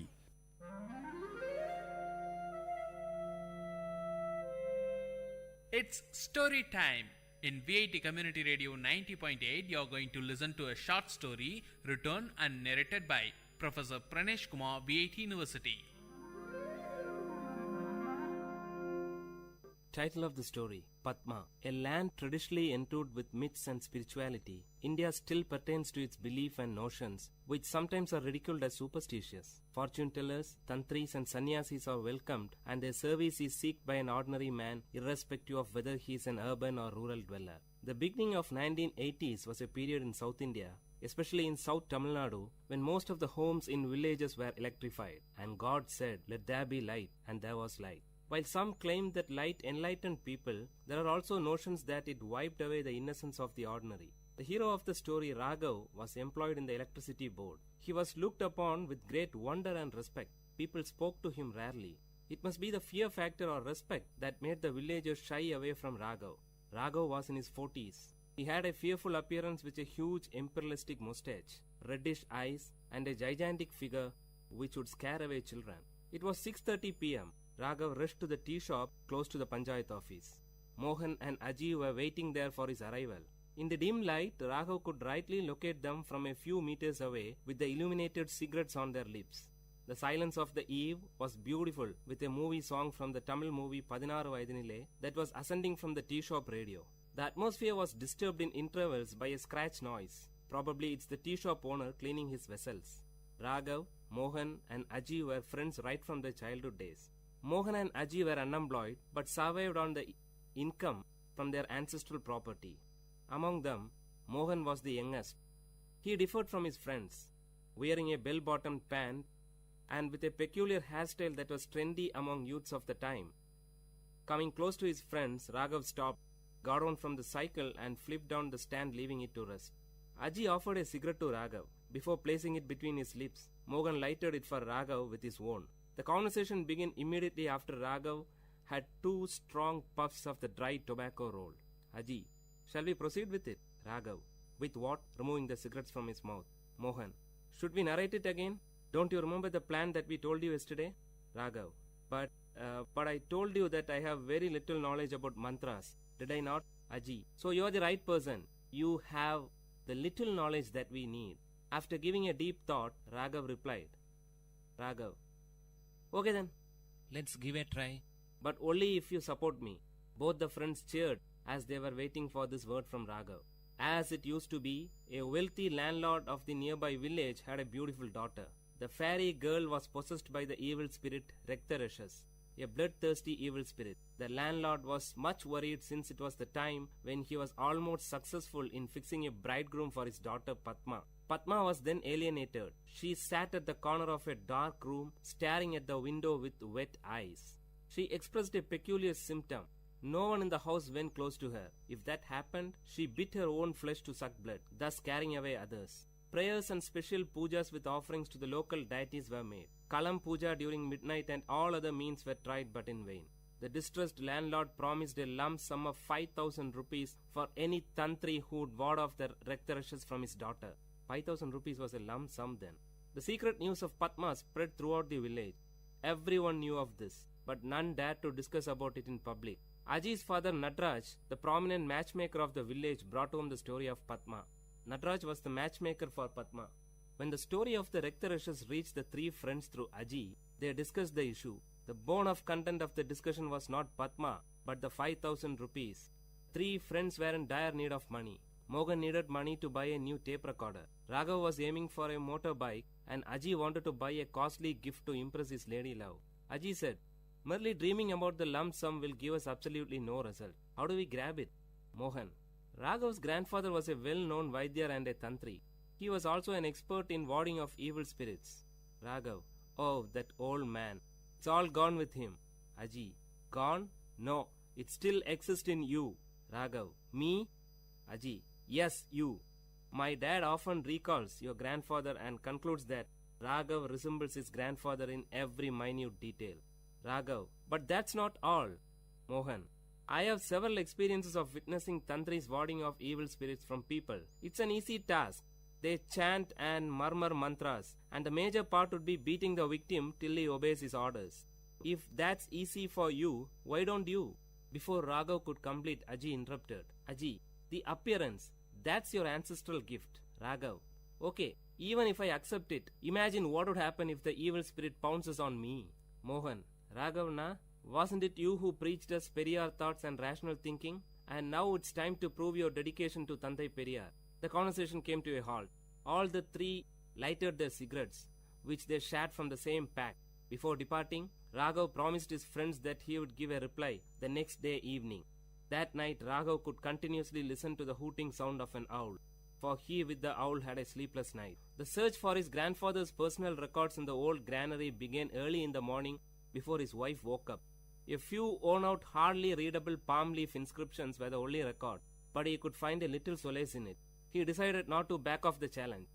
Soon, the news about the arrival of an expert Tantri was sent to the landlord with a detailed list of the puja materials. Aji acted as a messenger between the Tantri and the landlord. A Paurnami, full moon day Friday, was fixed for the puja. Raghav dressed himself in such a manner that his true identity will not be revealed. The three boarded a bus to a particular destination in the village, from where they were fetched by the landlord's car. The driver of the car bowed before Raghav as a sign of respect. This made Mohan and Aji breathe a sigh of relief, but Raghav's heart was pounding heavily. Before descending from the car, Raghav closed his eyes for a few seconds and pretended as if he is drawing energy. In reality, he prayed to his long-dead grandfather seeking guidance. The landlord and his wife warmly welcomed Raghav to their home. Seated majestically, Raghav uttered, "I could feel the presence of an evil as soon as I stepped into your home. She has posed a challenge to me. Don't worry, I'll take her away with me." Meanwhile, Mohan and Aji were busy in the backyard creating the ambience for the puja, which was scheduled to begin soon. Raghav was taken to the isolated room where Padma was held captive.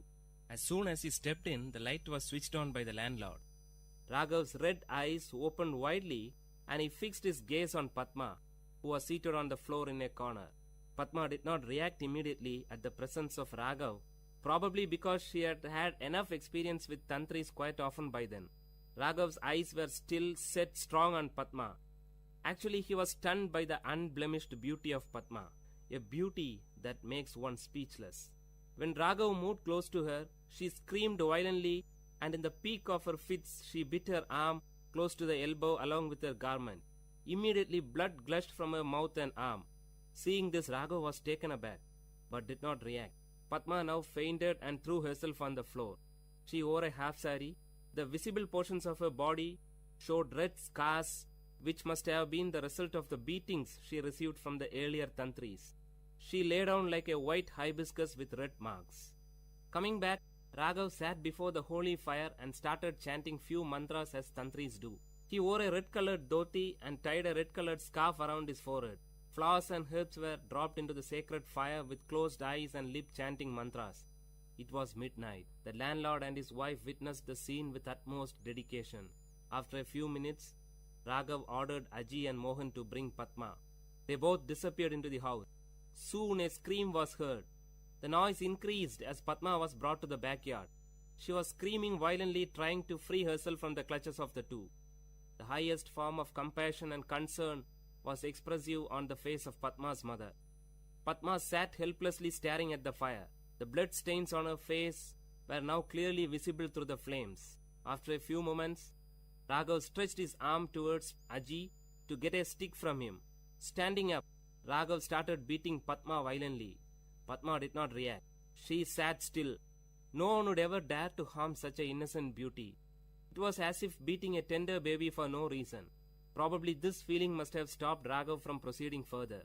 With his reddish burning eyes, he looked ferociously at Aji and handed the stick to him, cueing him to continue with beating. While Aji continued, Raghav shouted, "Will you leave this body?" For which Padma gave a loud cry, "No." Not able to witness the scene, Padma's mother left the place with panic, followed by her father. Second expanded to minutes, and minutes to hours. In another couple of hours it would be dawn. The voice of Padma became faint. She hardly opened her mouth, but shook her head rhythmically to convey the message, "No, no." Padma was wet with sweat and blood. She lay down like a wet flag on the roadside, unattended by party cadres after a meeting. Now Padma was partially dragged to her room. After leaving her alone, the three looked at each other. Raghav gave a tight-lipped expression and nodded his head to admit his failure. He rubbed the kumkum from his forehead and descended down the stairs. He sat on the first step. After giving a second thought, Raghav took a piece of electric wire which was lying on the floor and rushed towards Padma. Padma was cornered. Holding the folded wire in his arm, he raised it to beat Padma, but to his shock, she grabbed his feet, fell on it and pleaded. She cried with a sweet voice, "Please, leave me." Raghav was moved. Raghav closely watched her lips for more words. She paused. A drop of water would fall from a melting ice only when the required amount gets collected. Now the drop fell. "I am normal. I don't have any illness," Padma said in a soft voice. Raghav, "But you?" "Padma, can you help me?"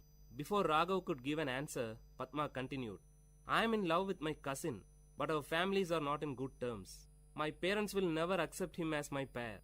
If I reveal it, Chandran may be in trouble. He is serving in the Indian army. He'll be back by the end of this month. I have to wait just for 15 days more to postpone this marriage that my parents have arranged for me." "Raghav, you tortured yourself by biting?" Raghav paused when Padma took out few packets of kumkum hidden under her garment.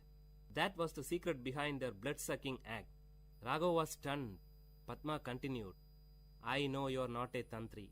Hearing this, Raghav touched his face and dress with his fingers to make sure if his makeup hasn't deceived him.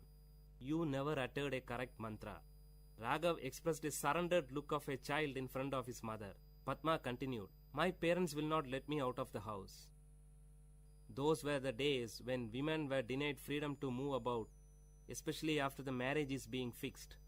In most of the communities, women did not have any freedom in choosing their life partners too.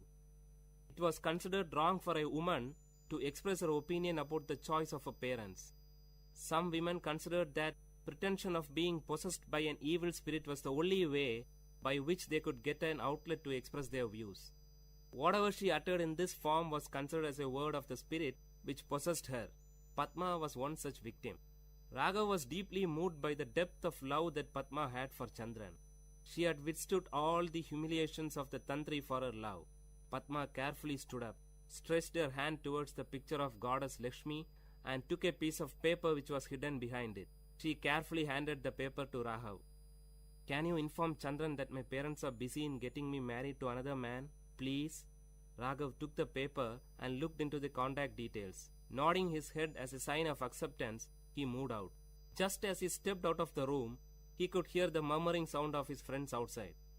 Then something struck him. He swiftly turned back to Padma. Holding the paper in one arm and the other arm holding the door, Raghav uttered to Padma in a feeble sound, "Can you do us a favor?" Padma looked at Raghav with an expression that signaled proceed. "Raghav, I assure you that we will unite you with Chandran. But till then, can you stop this self-punishing at least for our sake?" Hearing this, like streams of water in a dry place, Padma's lips started to smile after a long time. "Padma, don't worry, you will get your reward." The word was kept. Years passed, and today Padma and Chandran are happy with their children and grandchildren. Today, as the opinion of women is being sought by their parents for all the factors that concern their life, the cases of women possessed by evil spirit in the society has declined.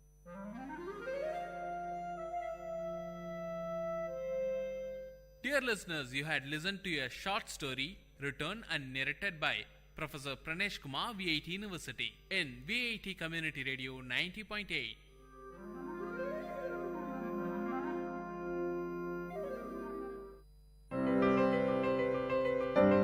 This song is presented by SparkX Music Band.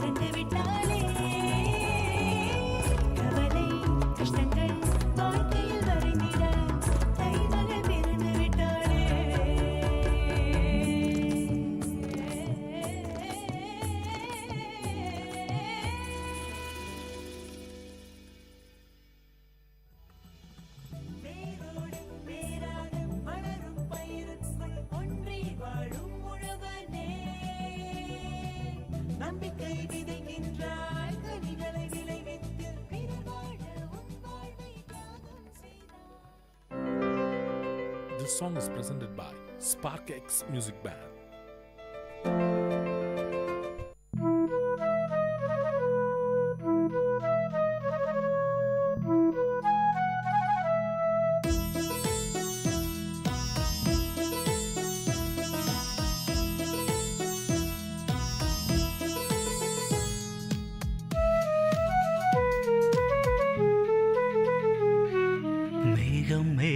என்மேல் நீயும் பூவை பொழிந்தாய், அதிலே என்னை கொஞ்சம் நனைய விட்டு மோகம் கொண்டாய்.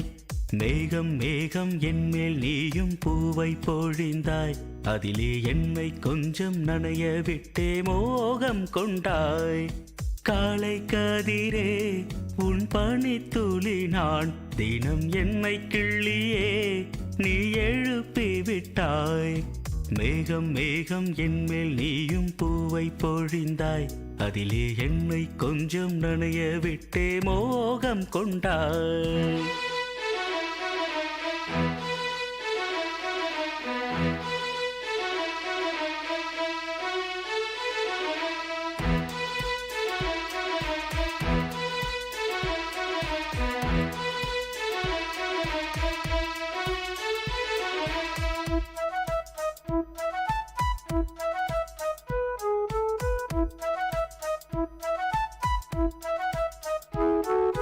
தூரிகை கொண்டு தீண்டியே தூக்கங்கள் குறைத்தாய், பூமகள் என்று என்னையே போர்வைக்குள் இழுத்தாய். நிலவோடும் நிலம் மீதும் என்னை ஏந்தியே நீலவானிலே நெஞ்சோடு சாய்ந்தாடும் தென்றலே, நம்மை கண்டு நட்சத்திரம் வெட்கப்பட்டு கண்மறைக்கு. மேகம் மேகம் என்மேல் நீயும் பூவை பொழிந்தாய், அதிலே என்னை கொஞ்சம் நனைய விட்டு மோகம் கொண்டாய்.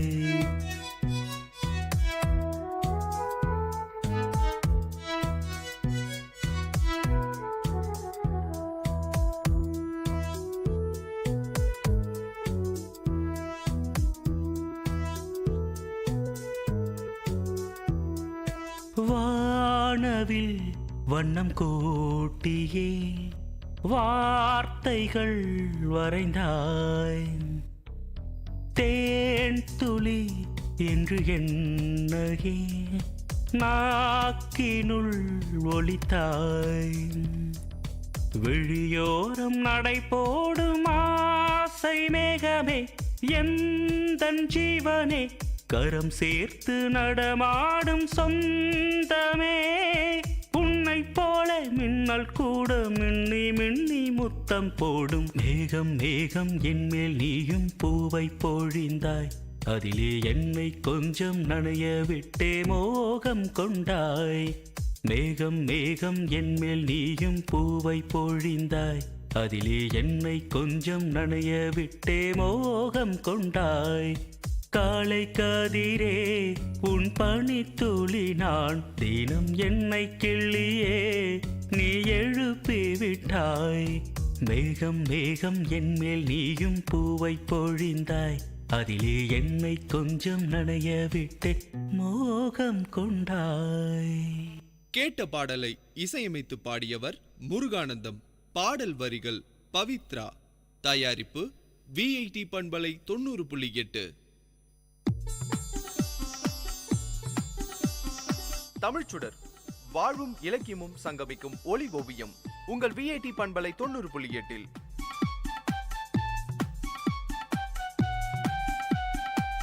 இன்றைய தமிழ் ஓவியம் தீட்டுபவர் ஜெயஸ்ருதி. வணக்கம். கல்லுண்ணா பொழுதில் கலித்தானை காணுங்கால் உள்ளான் கொல் உண்டதன் சோர்வு. குடி என்பது குடிப்பழக்கத்தையும் குடும்பத்தையும் குறிக்கும் சொல்லாகும். குடித்தால் குடும்பம் கெடும் என்பது தான் குடியை கெடுக்கும் என்ற பழமொழியின் பொருள். ஆனால் நம் குடிமகன்களோ போதையில் இதை படிச்சுட்டு அவங்க குடும்பத்தால தான் அவங்க குடிக்கிறதே கெடுதுன்னு எழுதியிருக்கதா புரிஞ்சுக்கிறாங்க. என்ன செய்யறது? சரி, விஷயத்துக்கு வரேன். தற்போதைய சூழ்நிலையில குடும்பங்களின் தனிப்பட்ட பொருளாதார நிலையை சீரழிக்கிற விஷயமா குடிப்பழக்கம் இருக்குன்னு சொல்லலாம். அவங்க கஷ்டத்தை மறப்பதற்கு குடிக்கிறேன் என்று மற்றவங்க கஷ்டத்தை அதிகப்படுத்துறாங்க. குடிப்பழக்கத்துக்கு அடிமையானவர்கள் அதிலிருந்து மீண்டு வருவது சிரமம் என்று நான் சொல்லி உங்களுக்கு தெரிய வேண்டியதில்லை. அதே சமயம் சமுதாய மதிப்பும் குறைந்து பொருளாதார நிலையிலும் தாழ்ந்து போய் வருகிறாங்க. சரி, இது எல்லோருக்கும் தெரிந்த விஷயம் தானே. இது ஏன் நான் இப்போ சொல்றேன்னு நீங்க யோசிப்பீங்க. இப்போல்லாம் நொடிக்கு 100 விசேஷங்கள் வருது. அப்போல்லாம் இந்த மாதிரியான வசனத்தை நம்ம கேட்டிருப்போம். என்ன வச்சு சரக்கடிக்கலாமா அப்படின்னு. 14-15 வயசு இருக்கிற பசங்களால எது சரி எது தப்புன்னு சரியா தெரிஞ்சுக்க முடியாது. அவங்க கண்டிப்பா அவங்களுக்கு தெரிஞ்சவங்களை தான் ரோல் மாடலா எடுத்து பழகுவாங்க. அப்படி இருக்கும்போது ஒருத்தர் மேல மரியாதை இருக்கும். அவங்க போதைப் பொருட்களை பயன்படுத்துவதையோ இல்ல அதை பற்றி பெருமையா பேசுறதையோ பார்த்தா கண்டிப்பா மாணவர்களுக்கும் அவற்றை பயன்படுத்தணும்னு தோணும். பெரிய அறை ஒன்றில் நடு இருக்கையில் இருந்தார் அலுவலக பொறுப்பதிகாரி. அவரை பார்க்கும்போது அந்த காலத்து அரசவையில் வீற்றிருக்கும் அரசரைப் போல காட்சியளித்தார். மணி ஒடி ஒன்றுதான் இல்லை. மடிப்பு கலையாத உடை, அழுத்தி வாரப்பட்ட தலைமுடி, பார்ப்பவர் அனைவரும் மதித்து வணங்கும்படியான தூய்மையான ஆளுமை மிக்க தோற்றம். அன்னைக்கு மணி 6:15 அல்லது 6:30 இருக்கும். ஊரோட நடமாட்டம் மிகுந்த பெரிய கடை தெருவில் தொலைவில் ஒரு ஆள் வலப்பக்கமும் இடப்பக்கமுமாக தள்ளாடி கொண்டே எதிர் திசையில வந்து கொண்டிருந்தார். கால்கள் நேரே நிற்காமல் தள்ளாடி கொண்டே இருந்தார். எங்கேயோ விழுந்துவிட போவதை போன்ற மிக தள்ளாட்டமான தடுமாற்ற நடை, வாய்க்கு வந்தபடியான தொடர்பற்ற குழறிய சொற்கள். என்ன கொடுமை! அவருதான் அந்த பொறுப்பதிகாரி. ஒரு பால்காரர் தன் மாடுகளுக்கு தீனி வாங்க வந்தவர் இவரை பார்த்தார். இந்த பால்காரர் தான் அவர் வீட்டுக்கு பால் தருகிறவராம். பால்காரர் இவரை வழி அழைத்து சென்று தன் வண்டியின் அகன்ற பின்னிருக்கையில் அமர்த்தி கொண்டு இவருடைய வீட்டை நோக்கி சென்றார். வண்டியில் அமர்ந்திருந்த அவர் கிடைவாகவும் சாய்வாகவும் ஆடிக்கொண்டே செல்கையில் அவர் அமர்ந்திருந்த அந்த வண்டியும் குடித்திருக்கிறதோ என்று எண்ண தோன்றும். மது அருந்தும் ஒருவன் தான் மது அருந்தாத நிலையில் தெளிவாக இருக்கிறான் என்று கருதி கொள்ளுங்கள். அப்பொழுது மது அருந்திய வேறு ஒரு ஆள் மனத்தாலும் பேச்சாலும் செயலாலும் தன் கட்டுப்பாட்டை இழந்து இழிந்த நிலையில் உளறிக்கொண்டு கண்ட இடத்தில் விழுந்து எழ முடியாத நிலையில் கிடப்பதை பார்க்கிறான். அந்த காட்சியை கண்ட பிறகாவது தான் மது அருந்துவதால் தனக்கும் இந்த நிலைதான் ஏற்படும் என்று உணர்ந்து கொள்ள வேண்டும். மது அருந்தலை கைவிட்டு அதிலிருந்து விடுதலை பெற வேண்டும் என உணர வேண்டும். இதையே 2 அடிகளில் கூறுகிறார் வள்ளுவர். கள்ளுண்ணா பொழுதில் கலித்தானை காணுங்கால் உள்ளான் கொல் உண்டதன் சோர்வு என்று. சிந்தியுங்கள், செயல்படுங்கள். நன்றி.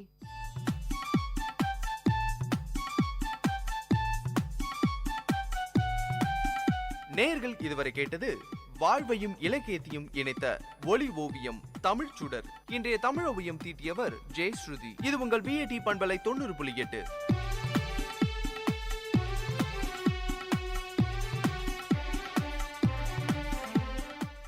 விவசாயி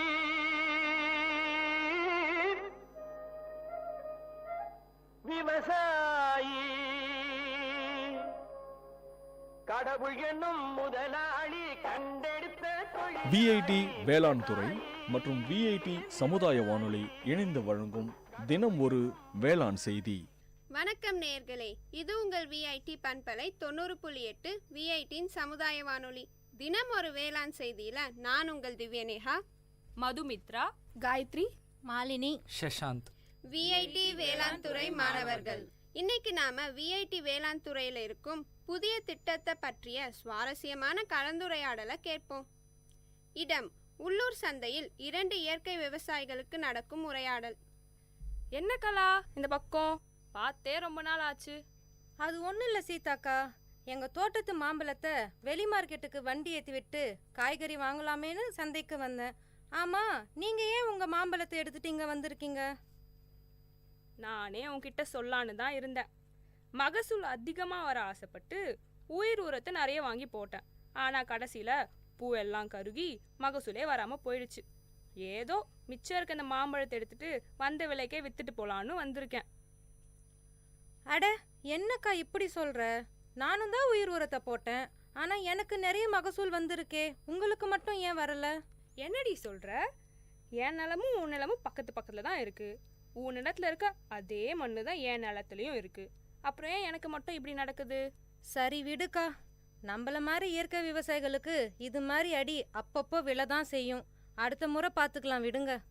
அதே சந்தையில் விவசாயம் தொடர்பான சந்தை கணக்கெடுப்பதற்காக வந்த வேளாண் துறை மாணவி செல்வி இந்த உரையாடலை கேட்கிறாள். வணக்கங்க, என் பேர் செல்வி. நான் VIT வேளாண் துறை மாணவி. நீங்கள் 2 பேரும் பேசிட்டு இருந்ததை கேட்டுட்டு தான் இருந்தேன். உங்களை மாதிரி விவசாயிகளுக்கு இருக்க பிரச்சனையெல்லாம் ஆய்வு பண்ணி தீர்வு கொடுக்க தான் எங்கள் VIT வேளாண் துறையில் ஒரு புதிய திட்டத்தை கொண்டு வந்திருக்கோம். அந்த திட்டம் மூலயமா உங்களுக்கு தேவையான தீர்வை கொடுக்க முடியும்னு நம்புகிறேன். என்னம்மா சொல்கிற? இத்தனை வருஷமா விவசாயம் பண்ணுற எங்களுக்கே இது என்ன பிரச்சனை தெரியலம்மா. நீ இப்போதான் படிச்சுட்டு இருக்க, நீ எப்படிம்மா எங்களோட பிரச்சனைக்கு தீர்வை கொடுக்க முடியும்? நீங்கள் சொல்கிறதும் சரிதாம்மா. ஆனால் எங்கள் ஆசிரியர்கள்லாம் அவங்க துறையில் வல்லுநர்களாக இருக்காங்க. நான் உங்கள் பிரச்சனையை அவங்கக்கிட்ட எடுத்துகிட்டு போய் சொல்லி அவங்க சொல்கிற தீர்வை உங்ககிட்ட வந்து சொல்லுவேன். அப்படியா? இது ரொம்ப நல்லா இருக்கே. அப்போது நான் என் நிலத்தில் இருக்க பிரச்சனைலாம் சொன்னால் எனக்கு உடனே தீர்வு வந்துடுமா? ஆமாம்மா, அதிகபட்சம் 2 நாளில் சொல்லிடுவாங்க. அப்படி அவங்களுக்கு தெரியலன்னா அவங்களுக்கு தெரிஞ்ச மற்ற விவசாய விஞ்ஞானிகள் கிட்ட கேட்டு அவங்க தீர்வை சொல்லுவாங்க. சரி சரி, அப்போ என் நிலத்துல நான் என்னெல்லாம் பண்றேன், என்ன பிரச்சனைலாம் இருக்குன்னு சொல்றேன், எழுதிக்கோமா. பல்கலைக்கழகத்துல மாணவி செல்விக்கும் அவளுடைய ஆசிரியருக்கும் இடையே நடக்கும் உரையாடல். வணக்கம் சார். சொல்லுங்க செல்வி, நான் உங்களை விவசாயிகளை சந்திச்சு அவங்களோட பிரச்சனைகளை கேட்க சொல்லியிருந்தேனே, கேட்டிங்களா? அதை பற்றி தான் சார் பேச வந்தேன். நான் நேற்று சந்தைக்கு போயிருந்தப்போ 2 இயற்கை விவசாயிகளை சந்தித்தேன். அவங்க 2 பேருமே இயற்கை முறையில் மாந்தோப்பு பராமரிக்கிறாங்க. அதில் ஒருத்தருக்கு மகசூல் அதிகமாக வந்திருக்கு, இன்னொருத்தருக்கு கம்மியாக வந்திருக்கு. அப்படியா செல்வி? அவங்க நிலத்துல என்ன பயன்படுத்துகிறாங்கன்னு கேட்டிங்களா? அவங்களோட பிரச்சனையெல்லாம் விசாரிச்சிங்களா? சார், நான் எல்லாத்தையுமே தெளிவாக கேட்டு எழுதிட்டு வந்திருக்கேன். எங்கே கொடுங்க பார்ப்போம். இந்தாங்க சார். பூ கருகிருக்குன்னு போட்டிருக்கு, தண்ணி கரெக்டாக இருக்குது, பூச்சியோ நோய் தாக்கலோ இல்லை. அப்படி பார்த்தா இது அநேகமாக பொட்டாசியம் அப்படி இல்லைனா நைட்ரஜன் அளவு அதிகமானதுனால வந்திருக்கலாம். எனக்கு கொஞ்சம் டைம் கொடுமா, நான் என்னன்னு பார்த்துட்டு நாளைக்கு உனக்கு தீர்வை சொல்கிறேன். சரிங்க சார். மறுநாள் ஆசிரியர் மாணவியிடம் விளக்கத்தை கொடுத்தார். செல்வி, நீ கொடுத்த விவரத்தெல்லாம் பார்த்தம்மா. நிலத்துல நைட்ரஜன் சத்து அதிகமானதுனால பூ கருகிருக்கு. நான் இந்த நோட்டில் விவரமாக எழுதியிருக்கேன், நீ படித்து அவங்களுக்கு புரிய வச்சிடுமா. சரிங்க சார், நான் அவங்கள பார்த்து சொல்லிடுறேன். பின் மாணவி இயற்கை விவசாயியான சீதாவை சந்தித்தாள். வாமா செல்வி, நான் என் பிரச்சனைலாம் சொன்னனே, இதெல்லாம் தகவல் தெரிஞ்சுச்சா? நானும் எங்கள் சார் கிட்ட போய் இது எல்லாத்தையும் சொன்னேன். அவரும் சில குறிப்புகள்லாம் கொடுத்துருக்காரு. அதை உங்ககிட்ட சொல்லலான் தான் வந்தேன். முதல்ல நீங்கள் என்ன தெரிஞ்சுக்கணுன்னா, ஒரே ஊரில் இருந்தாலும் வயலுக்கு வயல் மண்ணோட தன்மை மாறும். அதனால் 3 வருஷத்துக்கு ஒரு தடவை மண் பரிசோதனை செஞ்சு பார்க்கணும். நீங்கள் உயிர் உரம் போடும்போது அது கூட ஜீவாமிர்தத்தையும் சேர்த்து போட்டிருக்கீங்க. அதனால தான் நைட்ரஜனோட அளவு அதிகமாகி பூவெல்லாம் கருகிருக்கு. ஓ, இதில் இவ்வளோ விஷயம் இருக்கா? இதுக்கப்புறம் நான் கவனமாக இருக்கமா. அப்படியே இந்த விஷயத்த அந்த கலாக்கிட்டையும் சொல்லி வைக்கிறேன். அப்போ தான் அவளும் முன்னெச்சரிக்கையாக இருப்பா. இந்தாங்க என் நம்பர். வருங்காலத்தில் உங்களுக்கு எதனா பிரச்சனை இருந்துச்சுன்னா என்கிட்ட சொல்லுங்கள், நான் இதே மாதிரி உங்களுக்கு உதவுறேன். நம்ம விஐடி வேளாண் துறையில் விவசாயிகள் இணைப்பு திட்டம், அதாவது ஃபார்மர்ஸ் அட்டாச்மெண்ட் ப்ரோக்ராம் மூலமாக ஒவ்வொரு வேளாண் மாணவர்களையும் சீதா மாதிரி இருக்கிற விவசாயிகள் கூட இணைக்கும் போது கள பிரச்சனைகளை பற்றி மாணவர்களுக்கு விழிப்புணர்வு ஏற்படுது மற்றும் விவசாயிகளுக்கும் பயனுள்ளதாக இருக்குது. இந்த இருவழி கற்றல் திட்டத்தில் விவசாயிகளை ஆசிரியர்களாகவும் விஐடி வேளாண் துறை அங்கீகரிக்குது. மீண்டும் தினம் ஒரு வேளாண் செய்தியில் நாளை சந்திப்போம். நான் உங்கள் திவ்யநேகா, மதுமித்ரா, காயத்ரி, மாலினி, சஷாந்த், விஐடி வேளாண் துறை மாணவர்கள். இது உங்கள் விஐடி பண்பலை 90.8 விஐடியின் சமுதாய வானொலி. விவசாயி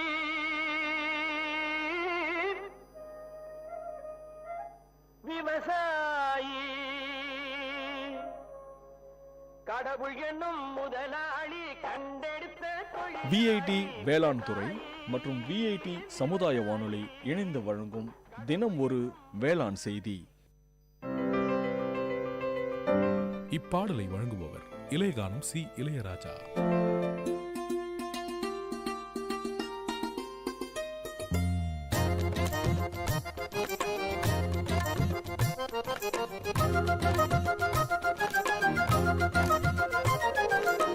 கண்ணே ஒன்ன காணாம நான் கவி பாடுறேன், நெஞ்சுக்குள்ள ஒன்ன வச்சு தினவாடுறேன். மதுரை மல்லி வாசம் உன்னை பார்த்தாலே பேசும், ஓம் கொலுசு சத்தம் கேட்டு அந்த கோயில் மணியாடும். கண்ணே ஒன்ன காணாம நான் கவி பாடுறேன், நெஞ்சுக்குள்ள ஒன்ன வச்சு தினவாடுறேன்.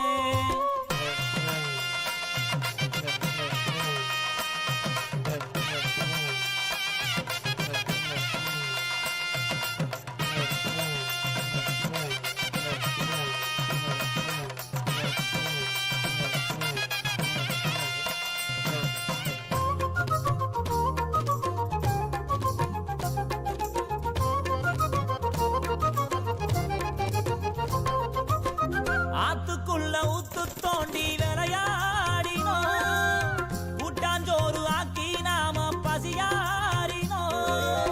பள்ளி கூட பாடம் மறந்து அடி வாங்கினோம், அம்மா அப்பா பேர சொல்லி கதை பேசினோம். காலம் போட்ட கோணம் அழிஞ்சு தசை மாறினோம். கண்ணே ஒன்ன காணாம நான் கவி பாடுறேன், நெஞ்சுக்குள்ள வச்சு தினவாடு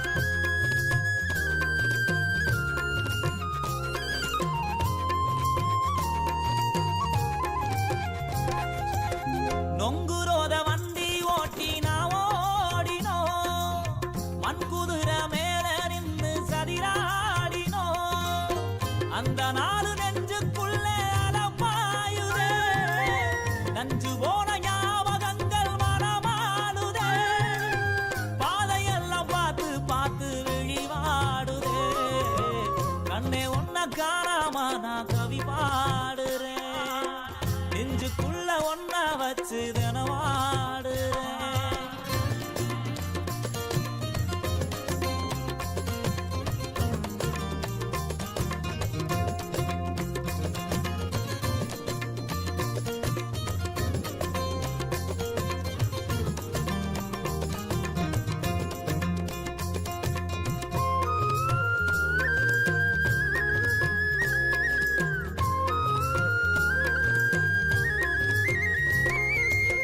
வெள்ளருக்கு வெட்டி வந்து பேயோட்டினோ செங்கல் மேல பானை வச்சு தீ மூட்டினோ அந்த நாலு நெஞ்சுக்குள்ள கடை போடுதே எந்த நாலு நீயும் வருவே விட தேடுதே ஆசையெல்லாம் இதையே கேட்டு தினவாடுதே கண்ணே ஒன்ன காணாம நான் கவி பாடுறேன் நெஞ்சுக்குள்ள ஒன்ன வச்சு தினவாடுறேன் மதுரை மல்லி வாசம் உன்னை பார்த்தாலே பேசும் ஓம் கொலுசு சத்தம் கேட்டு அந்த கோயில் மணியாடும் கண்ணே ஒன்ன காணாம நான் கவி பாடுறேன் நெஞ்சுக்குள்ள ஒன்ன வச்சு தினவாடுறேன்.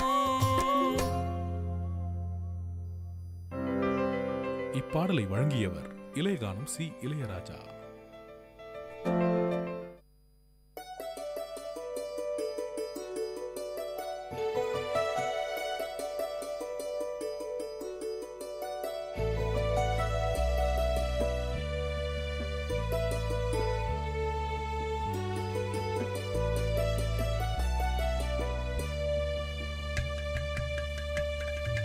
வண்ணமய குதூகலம் வானதிரும் கொண்டாட்டம் கலைகளின் சங்கமம் கவிஞர்களின் கைவண்ணம் வண்ணமய குதூகலம் வானதிரும் கொண்டாட்டம் கலைகளின் சங்கமம் கவிஞர்களின் கைவண்ணம் எண்ணங்கள் தொடும் உயரம் விண்ணளவு நாம் அறிவோம் ஒன்று கூடி எல்லோரும் கொண்டாடுவோம் festivity festivity iduve VIP festivity festivity oh festivity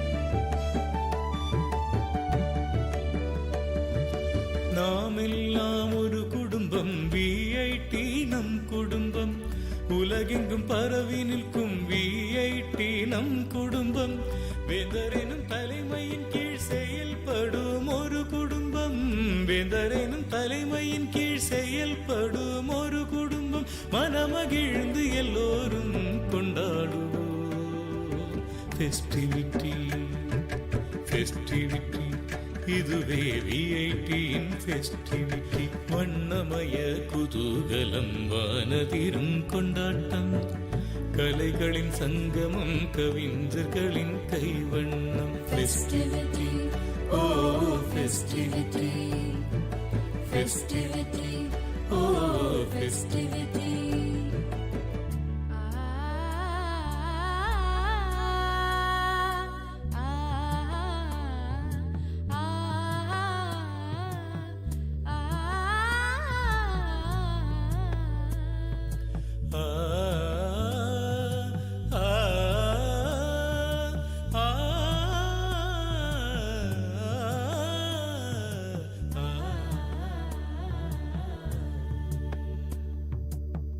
பல வண்ண பாடல்கள் மயிலாடும் மாட்டங்கள் பளிச்சிடும் திறமைகள் ஒளிர்விடும் சிகரங்கள் அதுதொடும் உயரங்கள் என்றென்றும் நிலைத்திடும் அதுதொடும் உயரங்கள் என்றென்றும் நிலைத்திடும் விண்வியக்கும் ஒரு சொர்க்கம் இனி இங்கே அமைந்திடும் ஃபெஸ்டிவிட்டி இதுவே விஐடியின் ஃபெஸ்டிவிட்டி வண்ணமய குதூகலம் வானதிரும் கொண்டாட்டம் கலைகளின் சங்கமம் கவிஞர்களின் கைவண்ணம் வண்ணமய குதூகலம் வானதிரும் கொண்டாட்டம் கலைகளின் சங்கமம் கவிஞர்களின் கைவண்ணம் எண்ணங்கள் தொடும் உயரம் விண்ணளவு நாம் அறிவோம் ஒன்று கூடி எல்லோரும் கொண்டாடுவோம் ஃபெஸ்டிவிட்டி ஃபெஸ்டிவிட்டி இதுவே விஐடியின் ஃபெஸ்டிவிட்டி ஃபெஸ்டிவிட்டி ஓ ஃபெஸ்டிவிட்டி.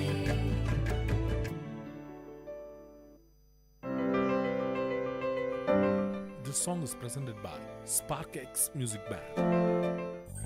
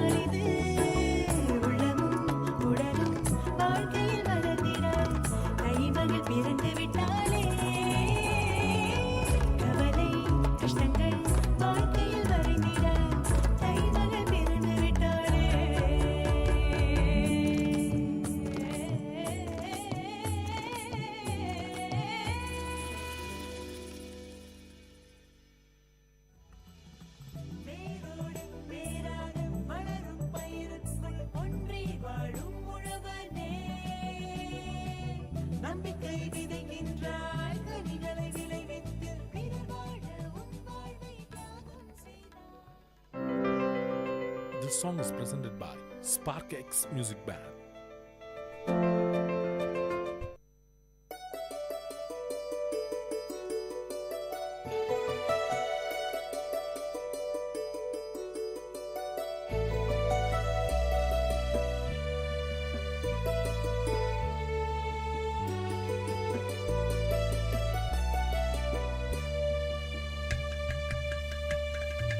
வண்ணமய குதூகலம் வானதிரும் கொண்டாட்டம் கலைகளின் சங்கமம் கவிஞர்களின் கைவண்ணம் வண்ணமய குதூகலம் வானதிரும் கொண்டாட்டம் கலைகளின் சங்கமம் கவிஞர்களின் கைவண்ணம் எண்ணங்கள் தொடும் உயரம் விண்ணளவு நாம் அறிவோம் ஒன்று கூடி எல்லோரும் கொண்டாடுவோம் ஃபெஸ்டிவிட்டி festivity.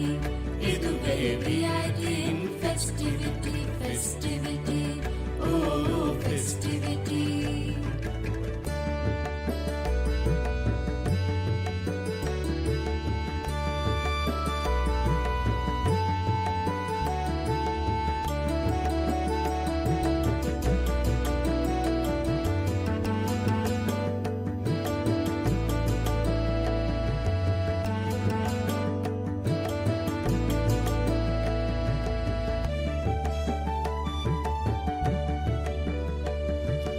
நாமெல்லாம் ஒரு குடும்பம், VIT நம் குடும்பம். உலகெங்கும் பரவி நிற்கும் VIT நம் குடும்பம். வேந்தரெனும் தலைமையின் கீழ் செயல்படும் ஒரு குடும்பம். வேந்தரெனும் தலைமையின் கீழ் செயல்படும் ஒரு குடும்பம். மனமகிழ்ந்து எல்லோரும் கொண்டாடுவோம் ஃபெஸ்டிவிட்டி, ஃபெஸ்டிவிட்டி. இதுவே VIT இன் ஃபெஸ்டிவிட்டி. வண்ணமய குதூகலம், வானதிரும் கொண்டாட்டம். கலைகளின் சங்கமம், கவிஞர்களின் கைவண்ணம். ஃபெஸ்டிவிட்டி, ஓ ஃபெஸ்டிவிட்டி, ஃபெஸ்டிவிட்டி, ஓ ஃபெஸ்டிவிட்டி.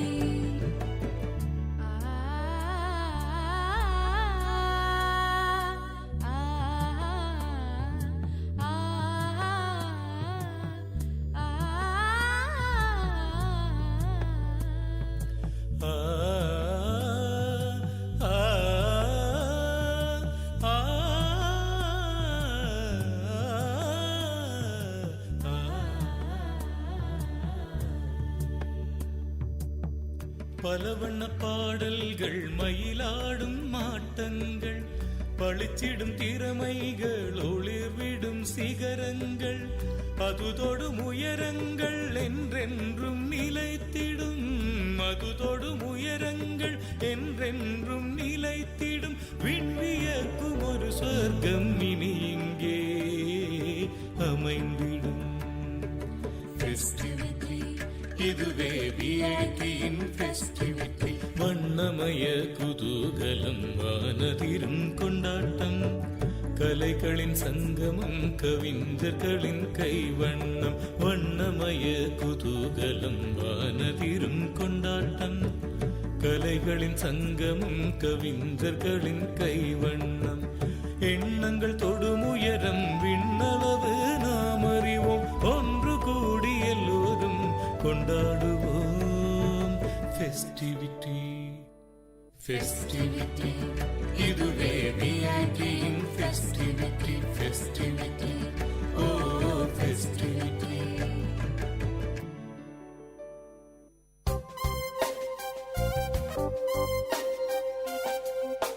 மண் வாசனை உங்கள் VIT பண்பலை 90.8. வேளாண்மை, வேளாண்மை சார்ந்த தொழில்நுட்பம், பசுமை படரும் விவசாய தொழில்கள், பண்ணை முறைகள் என மானுடம் காக்கும் உழவு சார்ந்த நிகழ்ச்சி. வணக்கம். உணவே மருந்து எனும் உயரிய கோட்பாட்டில் இயங்குவது நமது சமூகம். உணவினை கட்டுப்படுத்துவதன் மூலமே நோய்களை கட்டுப்படுத்த முடியும் என்கின்ற உயரிய கோட்பாடு நமது சமூகத்தின் கோட்பாடு. இன்று உணவின் வழி ஏராளமான நச்சு நமது உடலில் சேர்வதும் அதனால் ஏராளமான நோய்களுக்கு ஆட்படுவதும் நடந்தேறி கொண்டிருக்கிறது. உச்சகட்டமாக கேள்விப்பட்டது, அறிந்தது, தாய்ப்பாலிலும் விஷம் கலந்திருக்கின்ற உண்மைதான். இதற்கு காரணம் அந்த தாய் எடுத்துக்கொண்ட உணவில் இருந்த நச்சுத்தன்மைதான் என்பதை ஆய்வுகள் தெளிவுபடுத்தின. இன்றைய காலகட்டத்தில் நச்சில்லாத உணவை மக்களுக்கு கிடைக்க வேண்டும் என்பதற்காக இயற்கை விவசாயிகள் பல சங்கடங்களுக்கு இடையில, பல கடுமையான உழைப்புக்கு இடையில உற்பத்தி செய்து கொண்டிருக்கின்றார்கள். அவர்கள் எந்தவித ரசாயன உரத்தையோ ரசாயன பூச்சிக்கொல்லிகளையோ பயன்படுத்தாமல் இயற்கை உரங்களையும் இயற்கை பூச்சி விரட்டிகளையும் பயன்படுத்தி உணவை உற்பத்தி செய்கிறார்கள். காய்கறிகள், கீரைகள், பாரம்பரிய அரிசி வகைகள், அதே போலவே சிறுதானிய வகைகள் அனைத்தையும் உற்பத்தி செய்து மக்களுக்கு அளிப்பதற்காக தயாராக இருக்கின்றார்கள். அவர்களுக்கான ஒரு மேடையாக மக்கள் நலச்சந்தை உருவாக்கி இருக்கின்றோம். மக்கள் நலச்சந்தை வழியாக மக்களுக்கு நேரடியாக இந்த ரசாயன உரம் கலக்காத உணவுகள், குறிப்பாக காய்கறிகள், கீரைகள், பழங்கள், அதே போலவே சிறுதானியங்கள் கிடைப்பதற்காக மக்கள் நலச்சந்தை என்கின்ற ஒரு எளிய சந்தையினை உருவாக்கி இருக்கின்றோம். இது ஆரோக்கியமானவைகள், இயற்கை விவசாயத்தில் விளைந்தவைகள் கூடுதல் விலையின்றி நியாய விலையில் ஒரே இடத்தில் விவசாயிகள், உற்பத்தியாளர்கள் நேரடி விற்பனையில் இந்த சந்தை இயங்குகிறது. இது ஒரு தனித்துவமான சந்தை. இயற்கை விவசாயிகள் ஒருங்கிணைந்து நடத்தும் வாரச்சந்தை மற்றும் மாதச்சந்தை வழக்கமாக நடைபெற்று கொண்டிருக்கிறது. வாரச்சந்தையை பொறுத்தவரையில் ஒவ்வொரு வாரமும் புதன்கிழமைகளில் காலை 6 மணி முதல் 10 மணி வரை நடைபெறுகிறது. நடைபெறும் இடம் அசோக் பிளான் நர்சரி, நம்பர் 4, 4வது கிழக்கு மெயின் ரோடு, ஆக்சிலியம் கல்லூரி ரவுண்டானா அருகில், காந்தி நகர், வேலூர் 6. இதற்கான தொடர்பாளர் டி ராஜேஷ், 7092262935. இவரை தொடர்பு கொண்டு வாங்குவதாக இருந்தாலும் சரி, விற்பனை செய்யக்கூடிய விவசாயிகளாக இருந்தாலும் இவரை தொடர்பு கொள்ளலாம். இதை தவிர மாதம் ஒரு முறை சிறப்பு சந்தையாக மக்கள் நலச்சந்தை ஒவ்வொரு மாதமும் 2ஆம் சனிக்கிழமைகளில் காலை 6 மணி முதல் 2 மணி வரை நடைபெறுகிறது. இடம் திருமகள் திருமண மண்டபம், ஆக்சிலியம் கல்லூரி சாலை, காந்தி நகர், வேலூர் 6.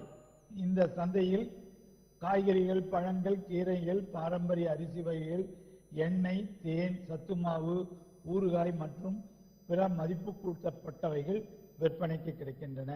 உங்கள் குடும்பத்தின் ஆரோக்கியமான வாழ்விற்காக உங்கள் வீட்டின் அருகில் அவசியம் வாருங்கள். அன்புடன் அழைக்கும் மக்கள் நலச்சந்தை ஒருங்கிணைப்பு குழு. நன்றி.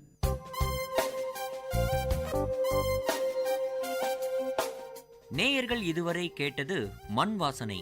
உங்கள் விஐடி பண்பலை 90.8 வேளாண்மை சார்ந்த தொழில்நுட்பம், பசுமை படரும் விவசாய தொழில்கள், பண்ணை முறைகள் என மானுடம் காக்கும் உழவு சார்ந்த நிகழ்ச்சி.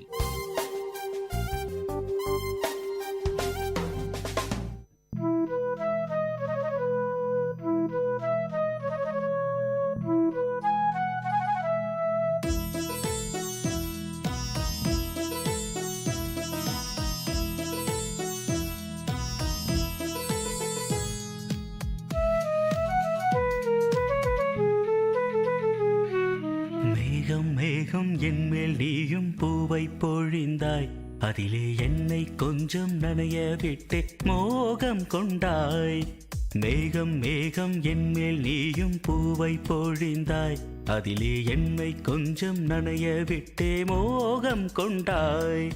காலை கதிரே உன் பனித்துளி நான், தினம் என்னை கிள்ளியே நீ எழுப்பி விட்டாய்.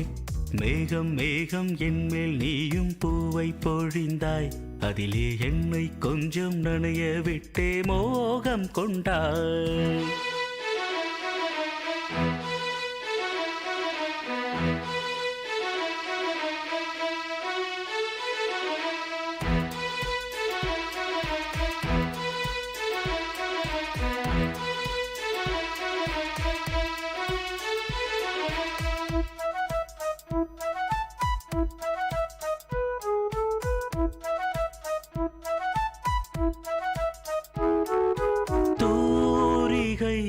கொண்டு தீண்டியே தூக்கங்கள் குறைத்தாய். பூமகள் என்று என்னையே போர்வைக்குள் இழுத்தாய். நிலவோடும் நிலம் மீதும் என்னை ஏந்தியே நீலவானிலே நெஞ்சோடு சாய்ந்தாடும் தென்றலே நம்மை கண்டு நட்சத்திரம் வெட்கப்பட்டு கண்மறைக்கு. மேகம் மேகம் என்மேல் நீயும் பூவை பொழிந்தாய், அதிலே என்னை கொஞ்சம் நனைய விட்டு மோகம் கொண்டாய்.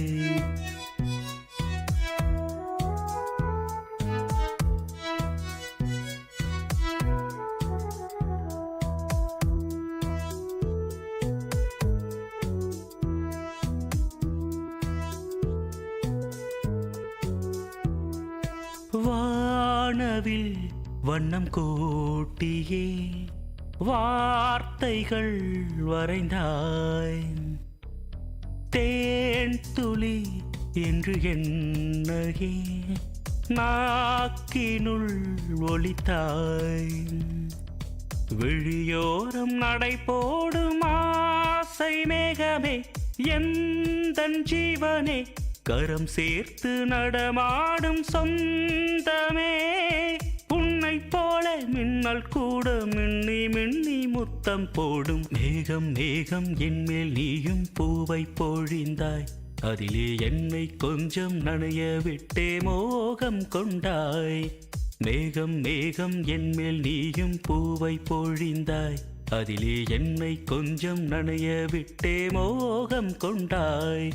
காலை கதிரே உன் பனித்துளி நான், தினம் என்னை கிள்ளியே நீ எழுப்பி விட்டாய். மேகம் மேகம் என்மேல் நீயும் பூவை பொழிந்தாய், அதிலே என்னை கொஞ்சம் நனைய விட்டு மோகம் கொண்டாய். கேட்ட பாடலை இசையமைத்து பாடியவர் முருகானந்தம். பாடல் வரிகள் பவித்ரா. தயாரிப்பு விஐடி பண்பலை 90.8. மானங்கருக்குதடி மின்னிருட்டு கம்முதடி, மானங்கருக்குதடி மின்னிருட்டு கம்முதடி, மேகம் ஊருளுதடி மாறி மழை பெய்யுதடி, மேகம் ஊருளுதடி மாறி மழை பெய்யுதடி, மானங்கருக்குதடி.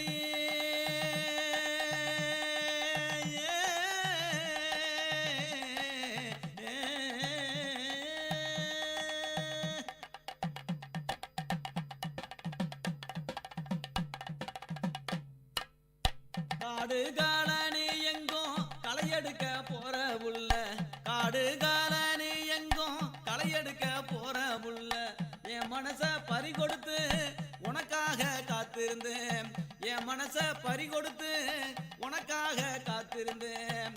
காலங்கடத்தாதடி காலங்கடத்தாதடி என் கண்ணே என் கண்மணியே, நான் உனக்காக காத்திருக்கேன் பொன்னே என் பூங்கொடியே.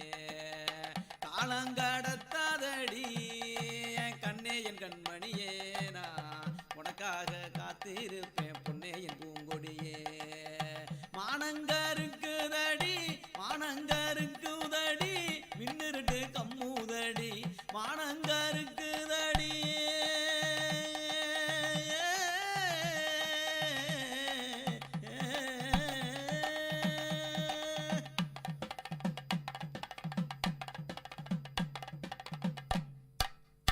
மனசெல்லாம் வெள்ளையடி கண்ணு ரெண்டும் ஜொலிக்குதடி, மனசெல்லாம் வெள்ளையடி கண்ணு ரெண்டும் ஜொலிக்குதடி, வச்ச கண்ணு நோகாம ஒன்ன பார்க்க தோணுதடி, வச்ச கண்ணு நோகாம ஒன்ன பார்க்க தோணுதடி. காலம் கடத்தாதடி காலம் கடத்தாதடி என் கண்ணே என் கண்மணியே, நான் உனக்காக காத்திருப்பேன் பொன்னே என் பூங்கொடியே. காலம் கடத்தாதடி என் கண்ணே என் கண்மணியே, நான் உனக்காக காத்திருக்கேன் பொன்னே என் பூங்கொடியே. மானங்கருக்குதடி மானங்கருக்குதடி மின்னிருட்டு கம்முதடி, மானங்கருக்குதடி.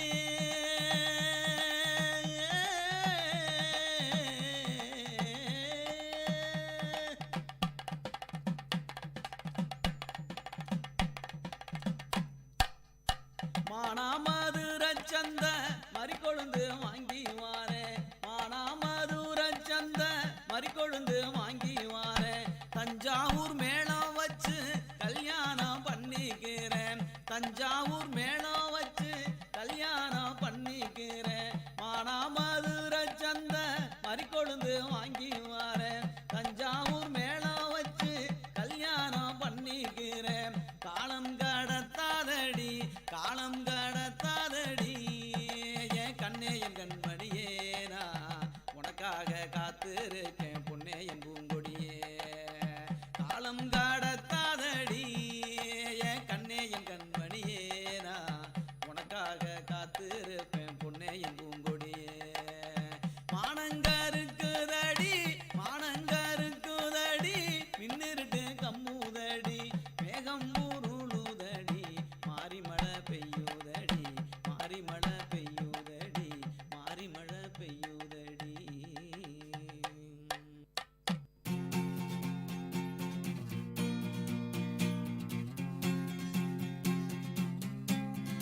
थोड़ी आवारगी हल्की सी बंदगी चुटकी पर बेखुदी जरा सी गफलती. थोड़ी आवारगी हल्की सी बंदगी चुटकी पर बेखुदी जरा सी गफलती. यारों का जो साथ हो यारों का जो साथ हो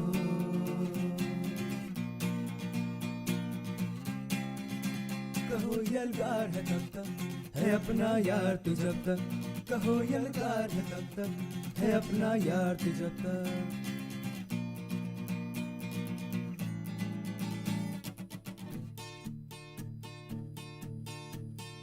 शहरों की गलियों में चने की फलियों में लहरों में झाग है जैसे सिगरी में आग है जैसे.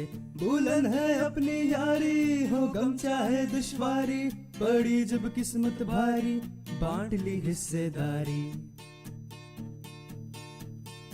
चाहे शहर का हाला पिया बन के हम प्याला है रूठी प्रीतम जब जब मना लाया है तू तब तब. वो फटफटी की सवारी सड़कों पे लहरी मारी जीने का मरकज यारी है मौजों की फुलवारी.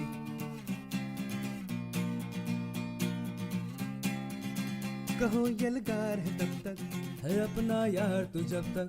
कहो यलगार है तब तक है अपना यार तू जब तक.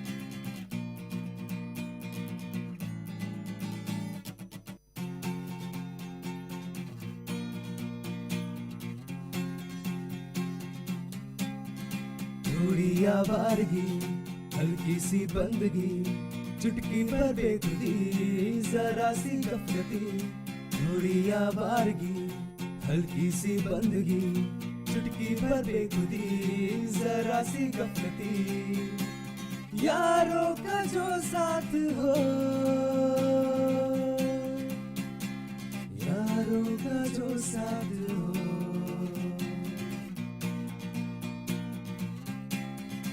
कहो यलगार है तब तक है अपना यार तू जब तक. कहो यलगार है तब तक है अपना यार तू जब तक.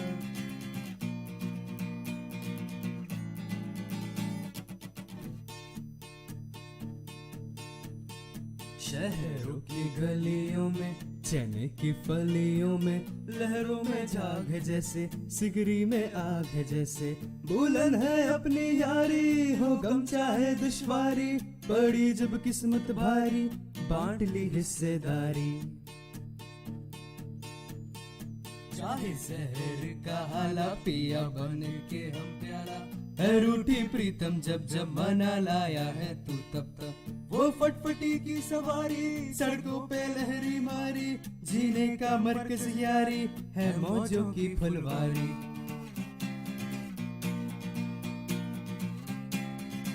कहो यलगार है तब तक है अपना यार तू जब तक. कहो यलगार है तब तक है अपना यार तू जब तक.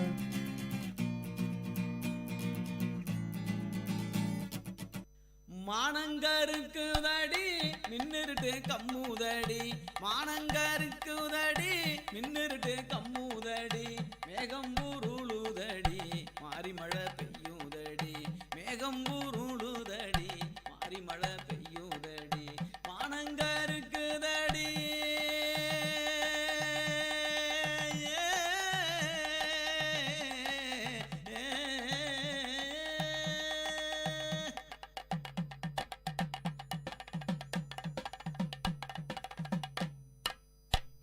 காடு காலனி எங்கும் களையெடுக்க போற புள்ள, காடு காலனி எங்கும் களையெடுக்க போற புள்ள, என் மனச பறி கொடுத்து உனக்காக காத்திருந்தேன், என் மனச பறி கொடுத்து உனக்காக காத்திருந்தேன். காலங்கடத்தாதடி காலங்கடத்தாதடி என் கண்ணே என் கண்மணியே, நான் உனக்காக காத்திருக்கேன் பொன்னே என் பூங்கொடியே. காலங்கடத்தாதடி என் கண்ணே என் கண்மணியே, நான் உனக்காக காத்திருப்பேன் பொன்னே என் பூங்கொடியே. மானங்கருக்குதடி மானங்கருக்குதடி மின்னிருட்டு கம்முதடி, மானங்கருக்குதடி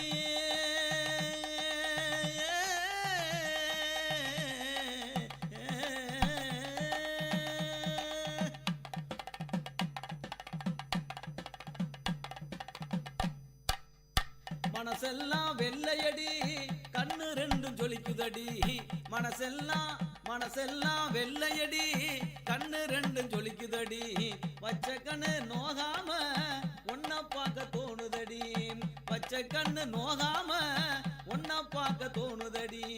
காலம் கடத்தாதடி காலம் கடத்தாதடி என் கண்ணே என் கண்மணியே, நான் உனக்காக காத்திருப்பேன் பொன்னே என் பூங்கொடியே.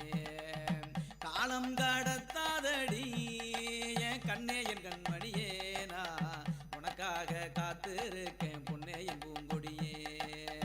மானங்கருக்குதடி மானங்கருக்குதடி மின்னிருட்டு கம்முதடி, மானங்கருக்குதடி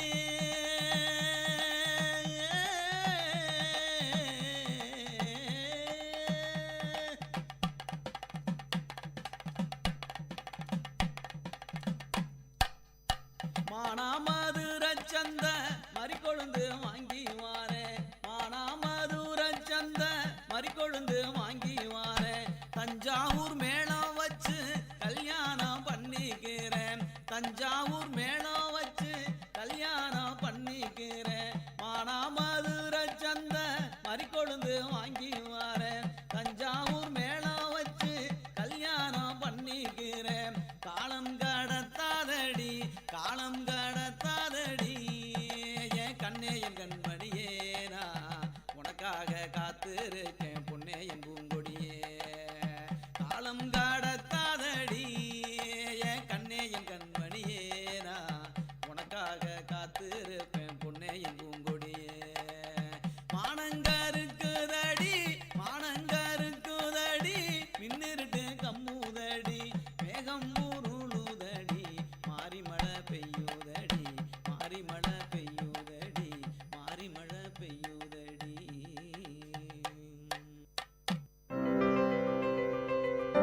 இப்பாடலை வழங்குபவர் இளையகானம் சி இளையராஜா.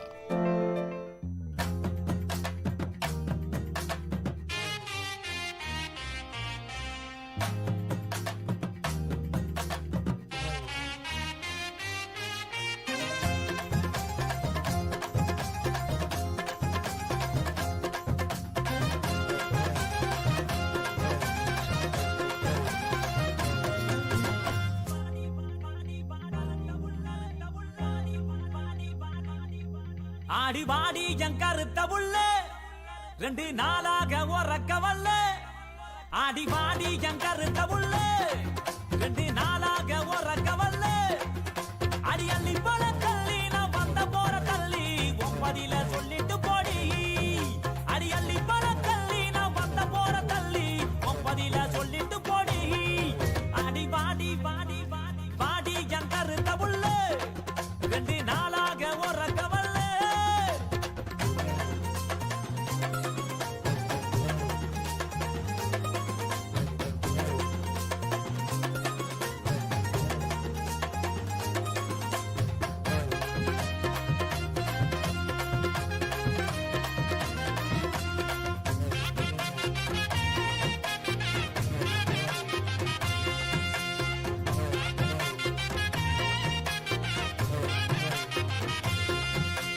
பாட்டெடுத்து பாடி வாரேன் தெம்மாங்கு பாட்டு, நீ இளைய ராச பாட்ட கேளு அதிருது வேட்டு.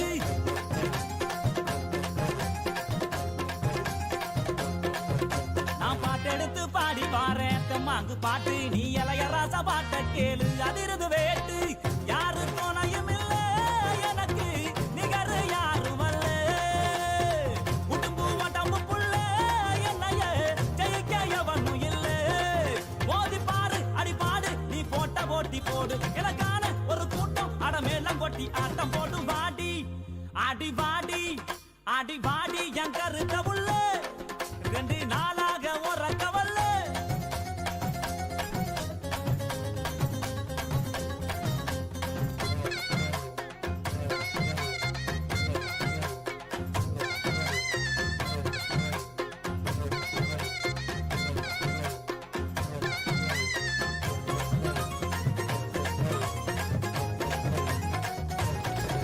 ஆடி கண்ட மீனு கண்ணு ரெண்டும் இழுக்குது என்ன உன் பல்வரிச முத்துச்சாரம் மயக்குவது என்ன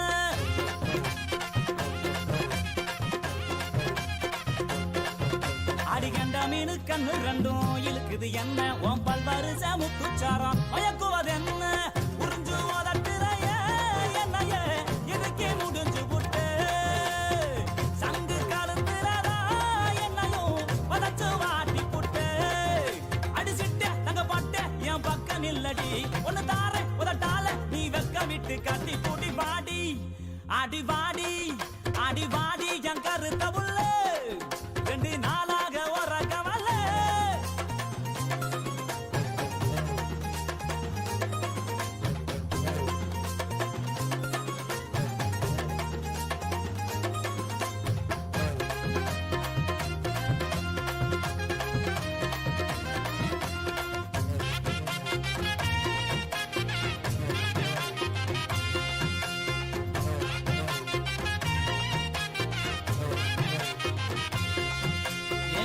பத்த ரத்தினமே மச்சான பாரு என் மாமா வீட்டு மத்தாலாமே அதரவு கூறு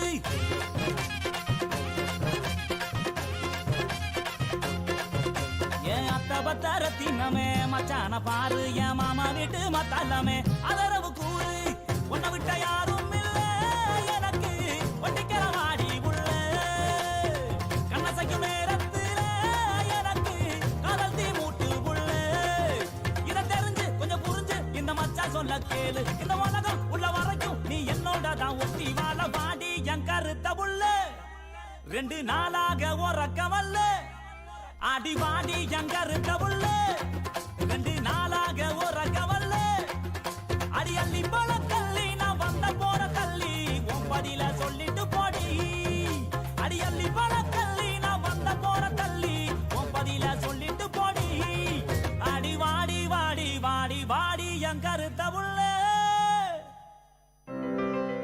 இப்பாடலை வழங்கியவர் இளையகானம் C Ilaiyaraaja.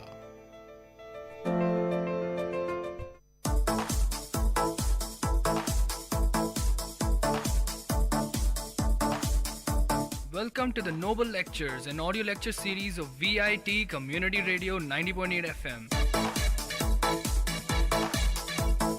Interesting innovations, technological inventions, technical presentations, inspiring impressions, philosophical thoughts, lingual leaps, artistic amusements, and lecture formats delivered by eminent professors, researchers, and innovators from various fields. Let the talks touch your thoughts with our noble notions. In today's Noble Lecture, we have a lecture on humor, delivered by Paul Vedamuthu, Head Counselor of VIT University.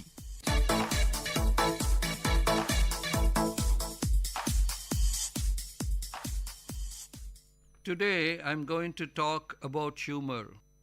We live in a world which is full of woes, problems, difficulties, stress and tensions. All these emotions can be of strain to our mind, and eventually that can also upset our bodies.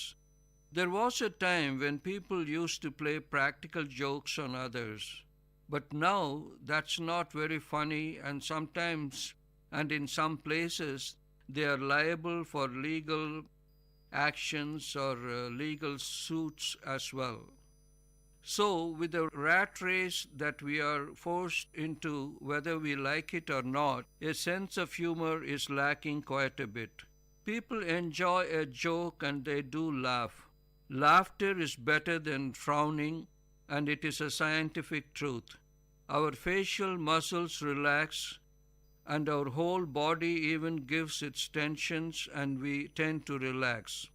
Not only this, humor can help us make friends and get to know more people. Even if the people forget your name or face, they will remember the joke that you may cracked long time ago.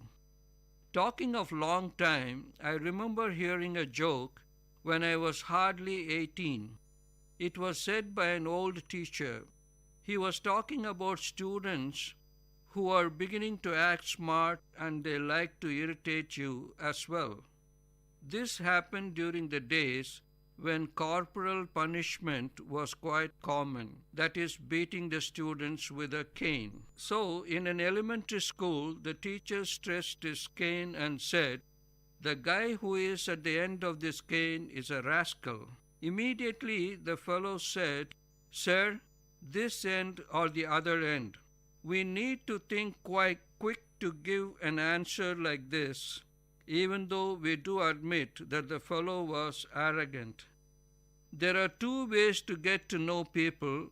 One is to work alongside with someone in a project or to go through a very difficult time. Well, I guess that there are three ways to get to know someone. The third one is to tell a joke.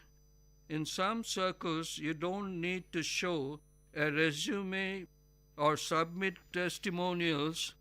If you can tell a joke, you are accepted. You can go your whole life and not need math or physics for a minute, but the ability to tell a joke is always handy. Nobody knows where they come from. When we hear a joke, there are so many ways to improve or improvise them and make it a little different to suit different audiences. For example, a story is told of a budding politician who had arranged his first political meeting in the town hall. That evening became stormy and nobody showed up for the meeting except one young man who came in kind of hesitatingly. The young politician asked this guy whether he should conduct the meeting. The young man answered and said, "Sir, I am an ordinary cowhand. I do not know much about anything. But when I take the feed to the cattle, even if there is only one cow, I do feed him." The smart young politician got the message, and so without cancelling, he went on stage to give his speech. He talked and talked for over 2 hours, and then with a proud smile came to his only audience and asked him how the speech was.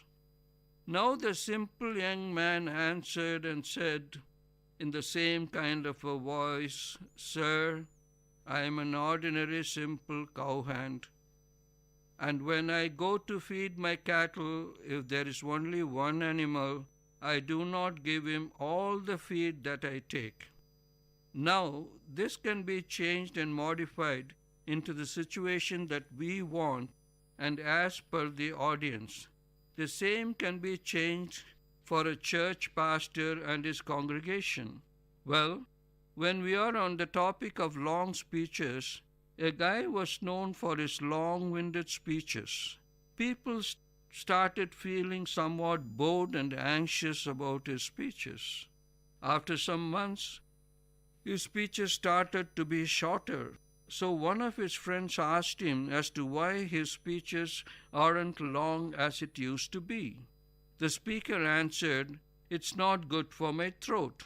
So the friend asked him, "Did the doctor tell you not to talk too much as it's bad for your throat?" The speaker answered, "No.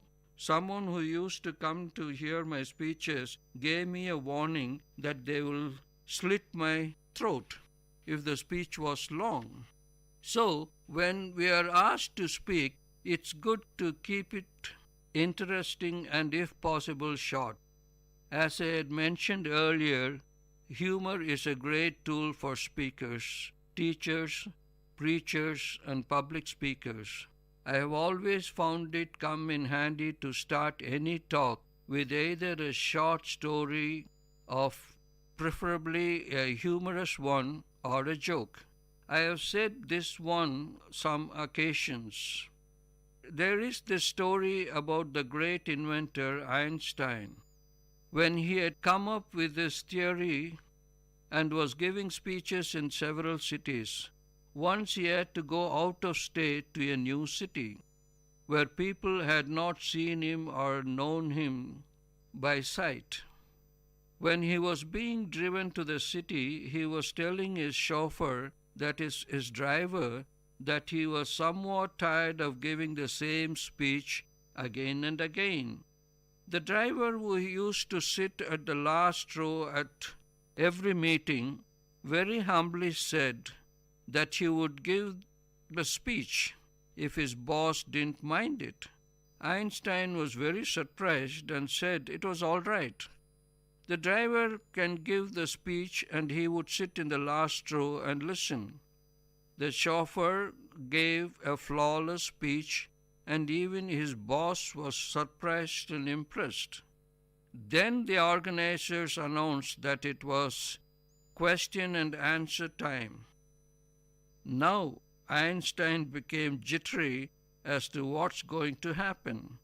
When the question was shot at the speaker, that's the driver, he just smiled and said, "Oh, that's such a simple question that even my chauffeur sitting there can answer it." Well, this happened or not, we are not too sure. But somehow this surfaced, and so it's up to us to decide whether we are going to believe it or not. But anyway, it is interesting to listen to such a story. But then when we listen to a joke, we do not see to the validity of the things mentioned. We see only if it makes us laugh. We do not dissect or dissect the information. Maybe when we hear these kinds of jokes, we believe, I guess, especially married people, a wife wakes up in the middle of the night and finds her husband sitting on the bed crying. She asks, "What is wrong?" He says, "Remember when your daddy caught us in your room when we were 16 and told me I would have to marry you or he was going to send me to jail for 30 years? She says, "Yeah, but why are you thinking about that now?" He says, "I would be a free man today." Very few things upset my wife, and it makes me feel special to be one of them. A young lady came home from a date looking sad. She told her mother, "Jeff proposed to me an hour ago." "Then why are you so sad?" her mother asked. "Because he also told me he was an atheist. Mom, he doesn't even believe there is a hell." Her mother replied, "Marry him anyway.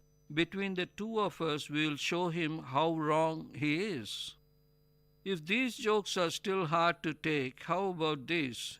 The patient is asking how much to have this tooth pulled. The dentist says $90. The patient says $90 for just a few minutes work.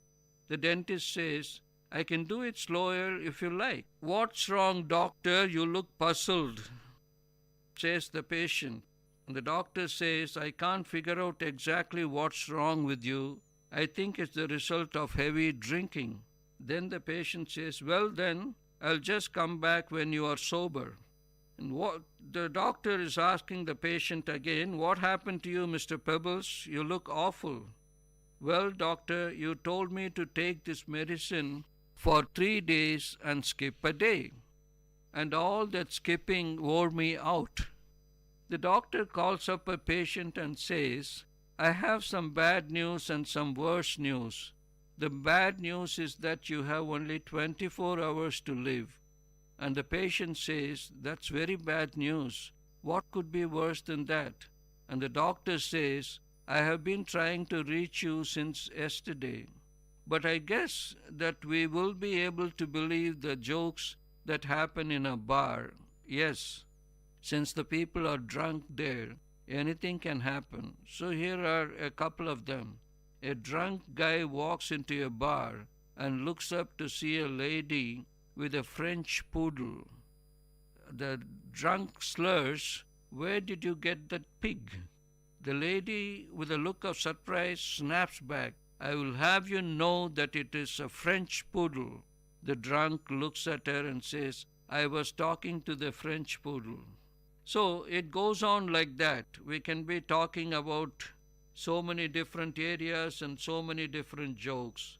So if we want to tell stories of drunks, we can go on. Also, there are professional jokes from every profession as well.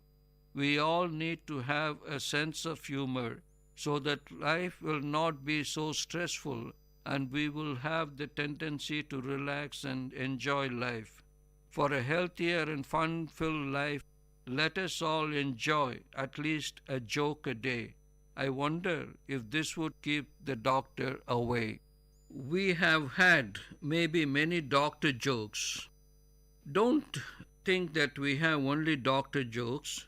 We do have jokes on different kinds of professionals. Now here is a joke on a simpleton. A simple person is not a professional though.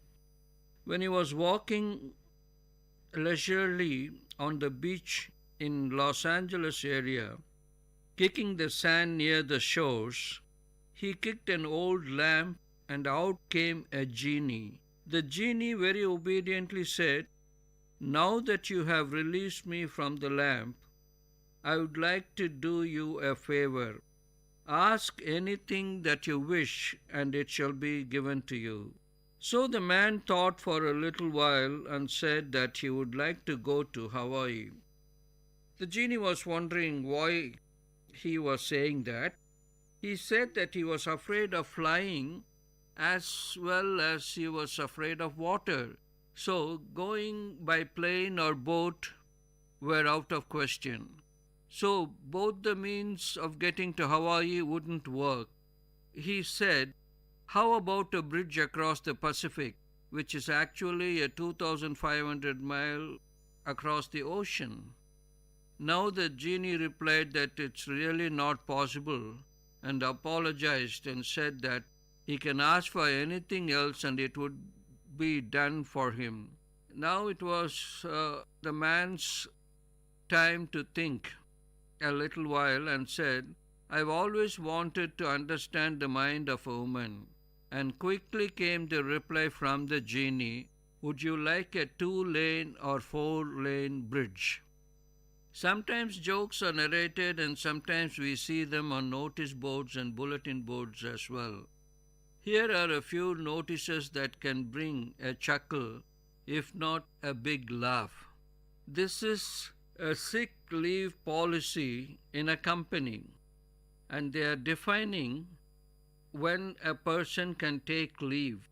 For sickness, they said, "No excuse. We no longer accept your doctor's statement. If you are able to go to the doctor, you are able to come to work." Another one about leave of absence, say for an operation or a surgery, "We no longer will allow this practice. We wish to discourage any thoughts that you may need an operation. As long as you are employed here, you will need all of whatever you have and should not consider having anything removed. We need you as you are, and to have anything removed certainly would make you less than what we bargained for.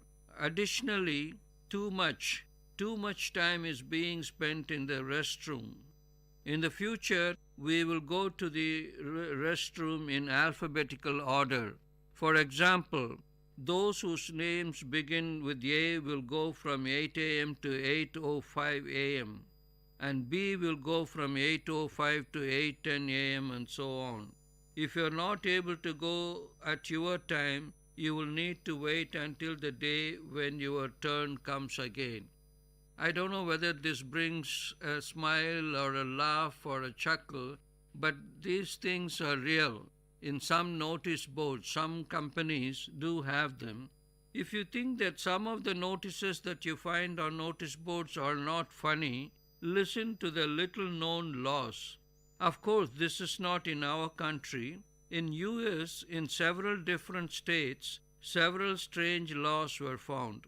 Nearly every state in the US has some old laws in the books that made perfect sense when they were written, but changing times have made them obsolete, that is, useless or maybe even funny. They have laws that contain bloopers.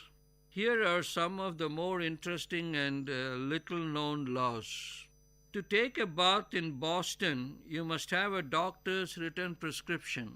In South Decker, an 80-year-old woman cannot stop on the street to talk to a young married man. A Louisiana law upholds your right to grow as tall as you like. Singing out of tune in North Carolina is against the law. In a place called Natoma in Kansas, it is illegal to practice knife throwing at someone wearing a striped suit. It is illegal to set a trap for a mouse in California without a hunting license.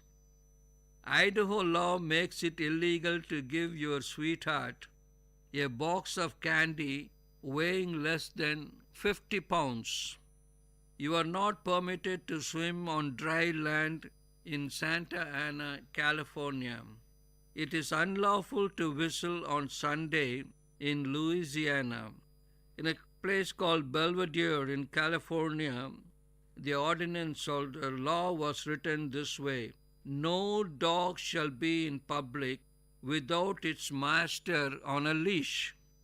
On Market Street in San Francisco, the law requires that elephants must be kept on a leash. We may be wondering how elephant came to the Market Street, and for your information, in San Francisco, all the roads are very narrow and they're all up and down. In White Cloud, Kansas, it is illegal to break out of jail. In Colorado Springs, Colorado, the law upholds a dog's right to one bite. That is, the dog can bite someone one time and that person cannot take the dog to the court or the owner to the court.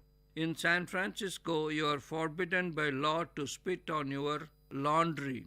That is, you cannot spit on your own self. Indiana has a law against taking a bath in winter. We are talking about 3 or 4 months. In the beginning, I said how important it is to have humor and enjoy a joke, which will lighten our hearts and take away the tensions we have.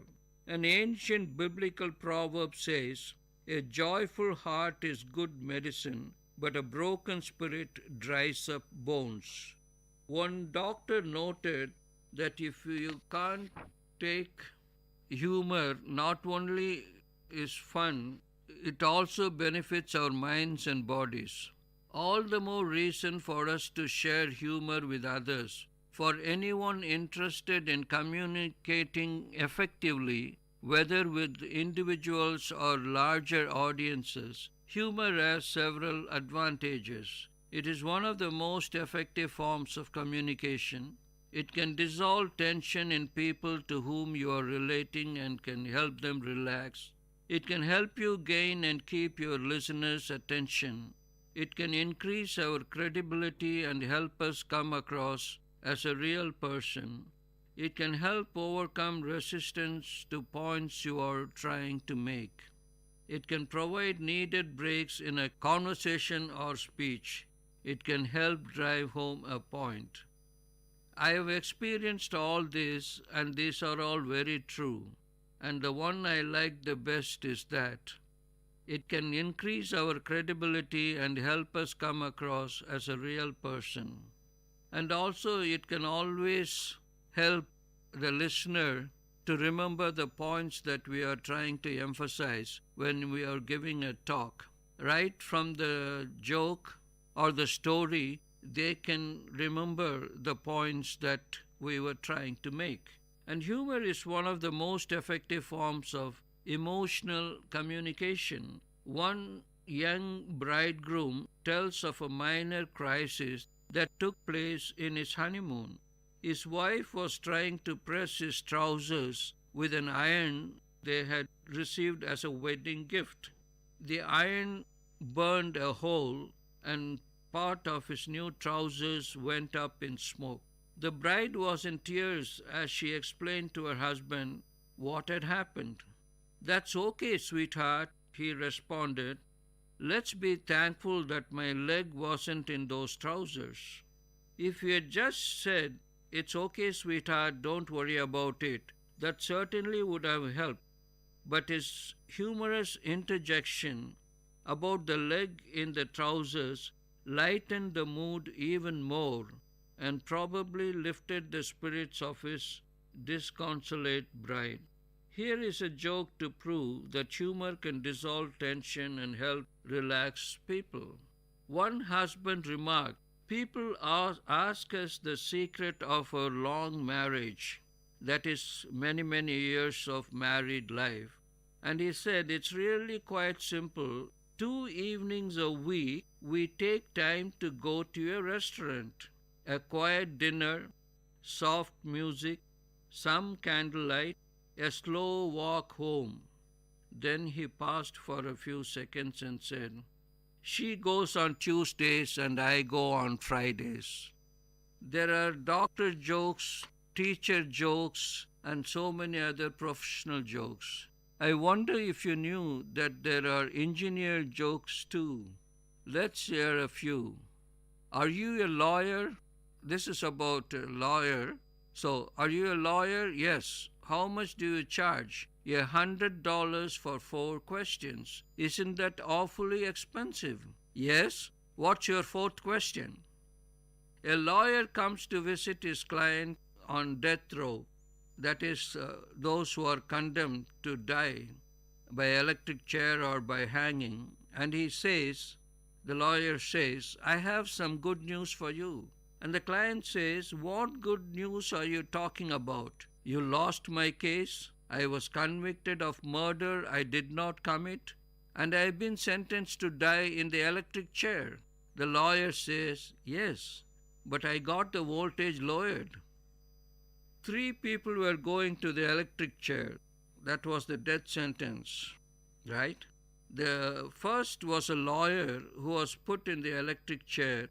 The executioner turned on the switch and nothing happened.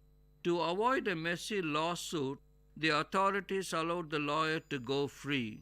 The next man to the electric chair was a priest.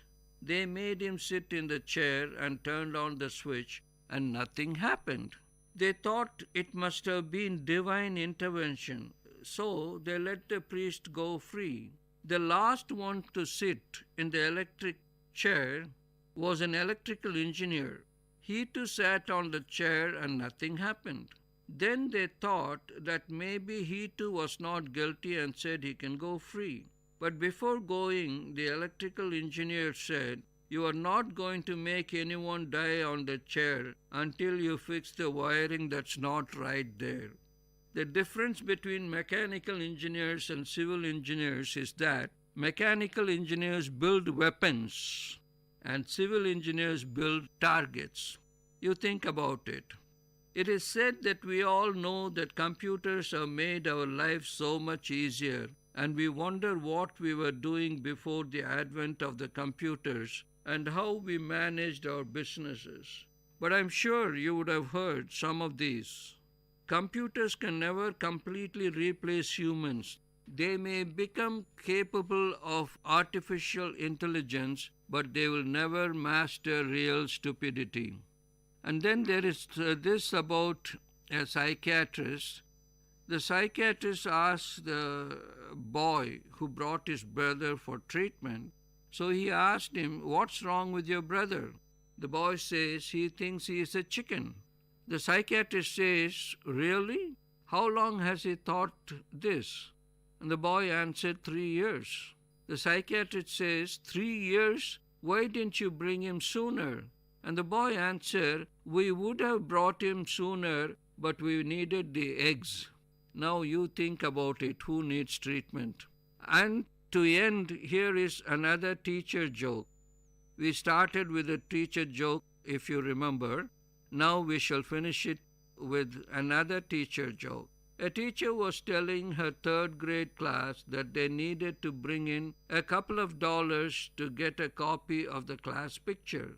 This is going to mean so much to you in 30 years, she said. You will look at it and you will say, there is my friend Julie, she is a lawyer now. And there is my friend Jim, he is a doctor now. And here is John. A voice from the back of the room interrupted. And there is my teacher, she is dead. All the jokes are said in a lighter vein, and it's not to hurt anyone or any profession or any individual. We all need to have a sense of humor so that life will not be so stressful, and we will have the tendency to relax and enjoy life. For a healthier and a fun-filled life, let us all enjoy at least a joke a day. I wonder if this would keep the doctor away. Thank you. I hope this lecture touched your thoughts with a noble notion. Tune into the Noble Lecture series of VIT Community Radio for another noble talk from eminent professors, researchers, and innovators from different fields. You are listening to VIT Community Radio 90.8 FM. Let the talks touch your thoughts with our noble notions.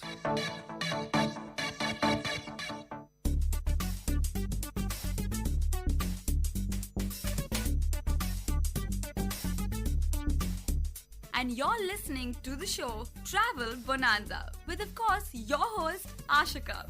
This show will allow you to explore and travel around the globe, and of course through the radio. But guys, this is your guide. Where to go, what to do, how to go, what to eat, and where to stay.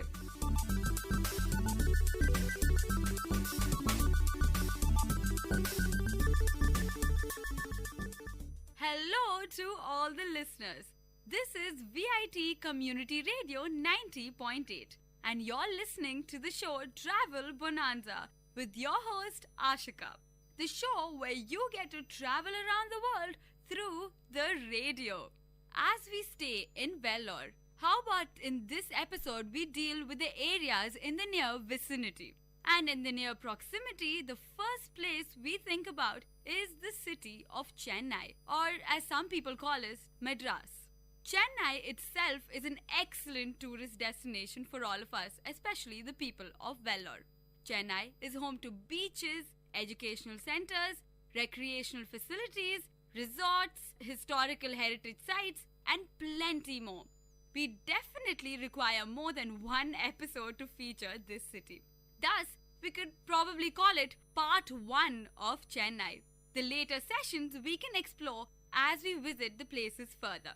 So what is the first thing that one remembers or recollects when one says Chennai? Yes, it is the beach, of course. The Chennai coast contains various beaches, the Thiruvanmayur beach, the Besant Nagar beach, Elliot's beach, Kovalam beach, and of course, how can we forget the Marina beach? So we'll talk about Marina in this first episode. Marina is the landmark of Chennai, or let's say India, being the second longest coast in the world. Marina is a hot tourist destination, even literally. Whenever I visited the beach, it's always bustling with life. Tourists of various nativities all relaxing at the beach. The attraction of the tourists calls for many souvenirs that people can take back home.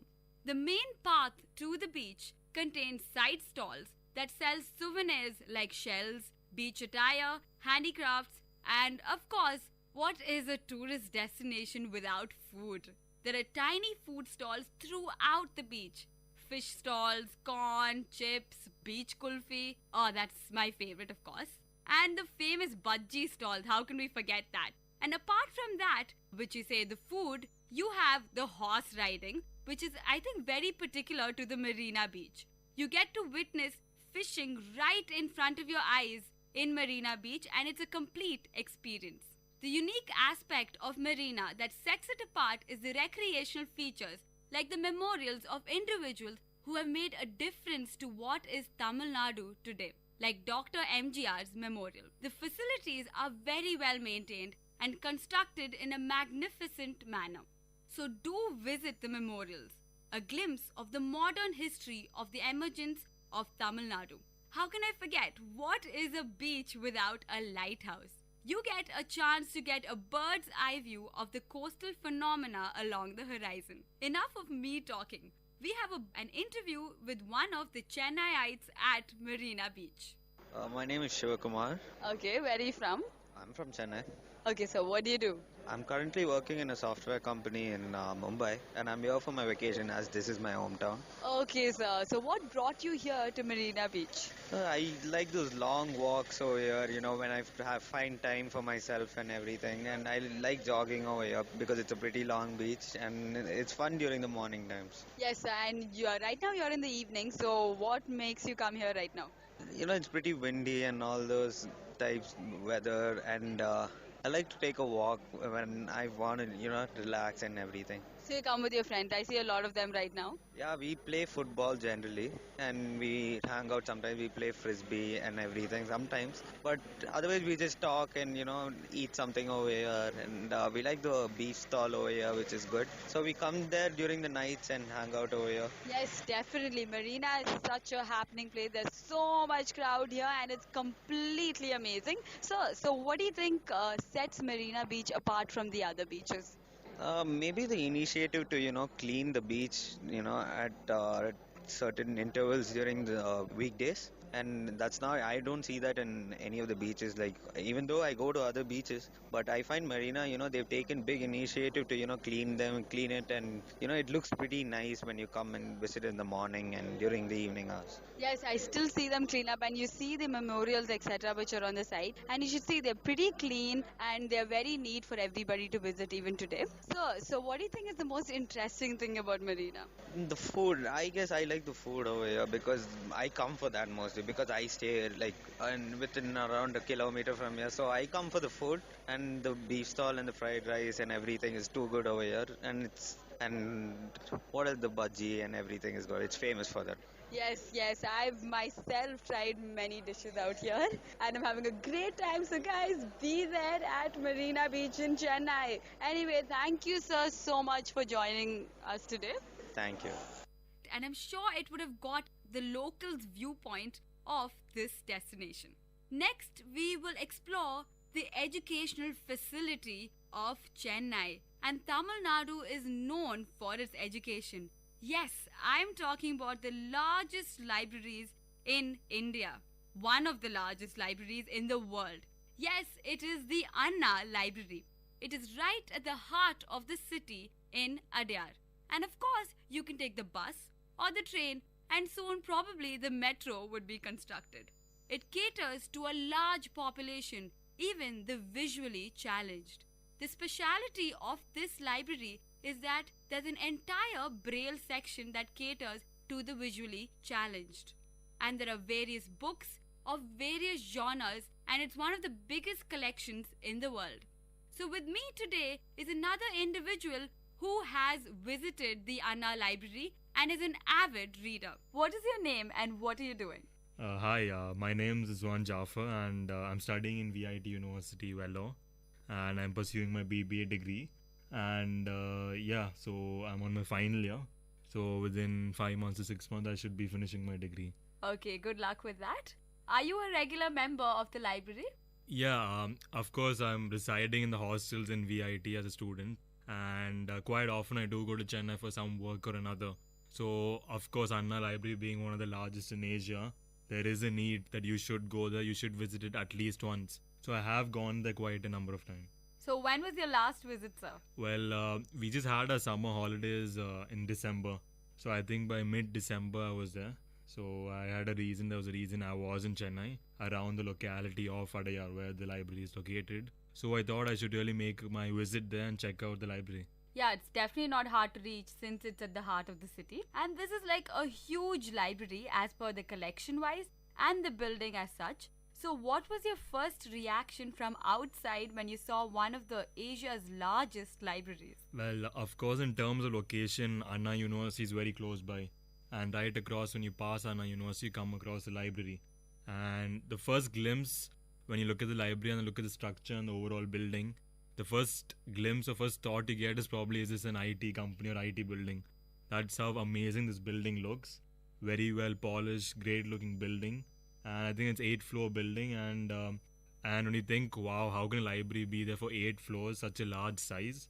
So obviously expecting quite a lot of books, very good quality in terms of library, the content, and the resources available for the people of Chennai and the students. Yes, being such a large library, we definitely want to know how is the setup of the library. So what do you have to comment about the setup of the Anna library? Well, as soon as you enter the library itself, right at the starting, the entrance, you have like a large hoarding in front. That's almost like an index of the content of the library in terms of what's there on each floor. Like one floor you have just on management, another floor on arts, another floor on sports, another floor on engineering, sciences. So you have a whole lot of diversity, and each floor is specialized into category, a specialization into one particular course or another.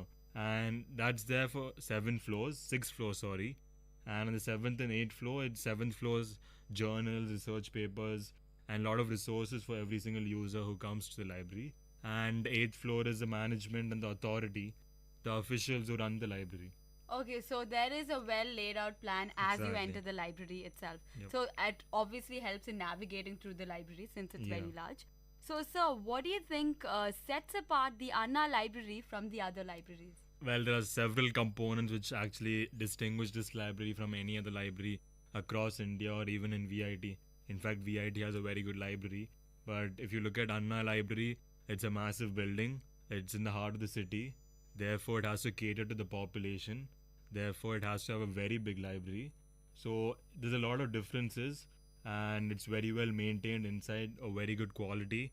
And of course, all your needs are met, whether you're in the science stream, management stream, sports stream. So every single component is covered. And of course, even if you're a researcher, you have all the resources you need. So in terms of the structure of the building, the quality of the building, the resources for a user, and the location and the size of the building, it's way better, way superb, and sets it apart from any other library in Tamil Nadu or across country or even in Asia. Yes, that's true. And what is special about this library? That it has a complete braille section for the visually challenged. Yep. So would you like to say something about that? Yeah, in the ground floor, as soon as you enter, there are several components or several departments subdivided. You have a braille section, of course, for the visibly challenged students.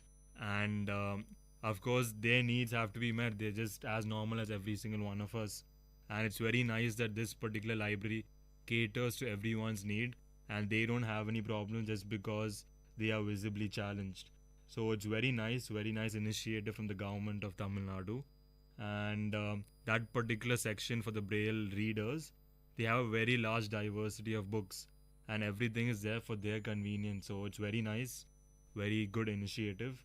And right opposite to it, you have a separate section just for any examinations to be conducted. And of course, permissions have to be taken from the library authority.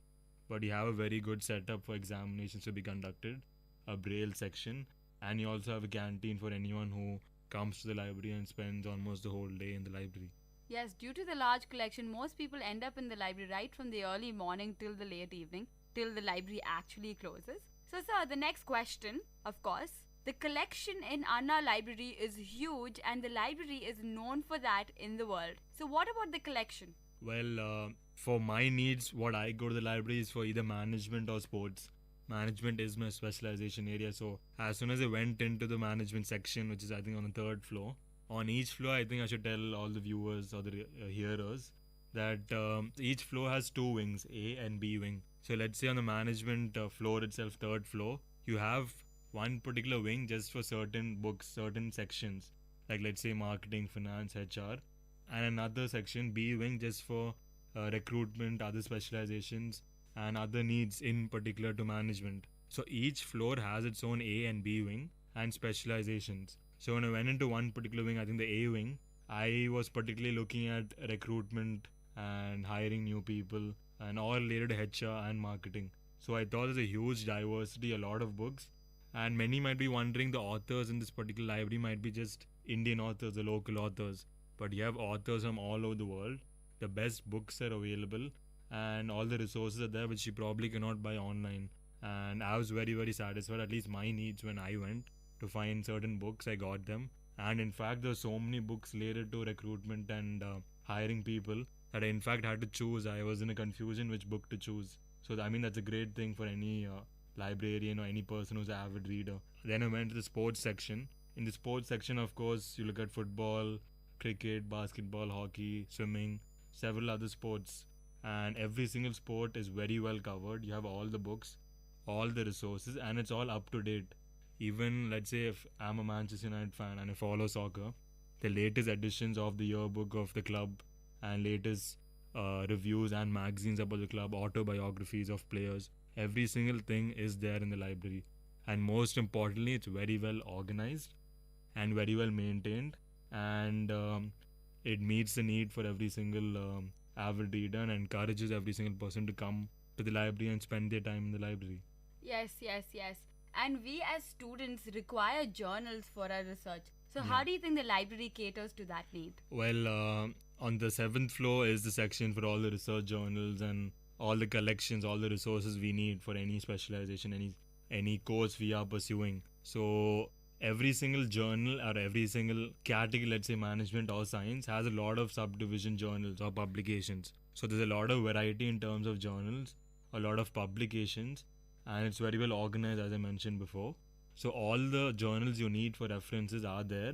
So you can use the best of the resources, and that in turn helps your publication or your research project. So there's an entire floor for the journal section. Exactly. So I'm sure us VITians would find it very, very interesting and definitely a need for us. So, sir, what about the integration of technology in the whole facility? Well, first thing when I went into the library, I thought there would be Wi-Fi. There isn't Wi-Fi in this library, but they have computers in some floors. Especially in the kids section, of course, there are a lot of books for them. Along with the books, you have computers. Like you have CDs which will enhance their learning, make the learning experience much more better, more comfortable, more fun. So as per the needs, computers are placed in certain places, but it's not there in every single floor. And of course, I think it is there for a reason, and the management has done that for a reason. Because of course, if you have Wi-Fi and you have computers everywhere, quite naturally people would misuse it for the wrong reasons. And therefore, computers are placed at the right, select and appropriate places. Yes, and because it'll be a free open source, I'm sure they have to monitor it. And it could be a suggestion also for their further use.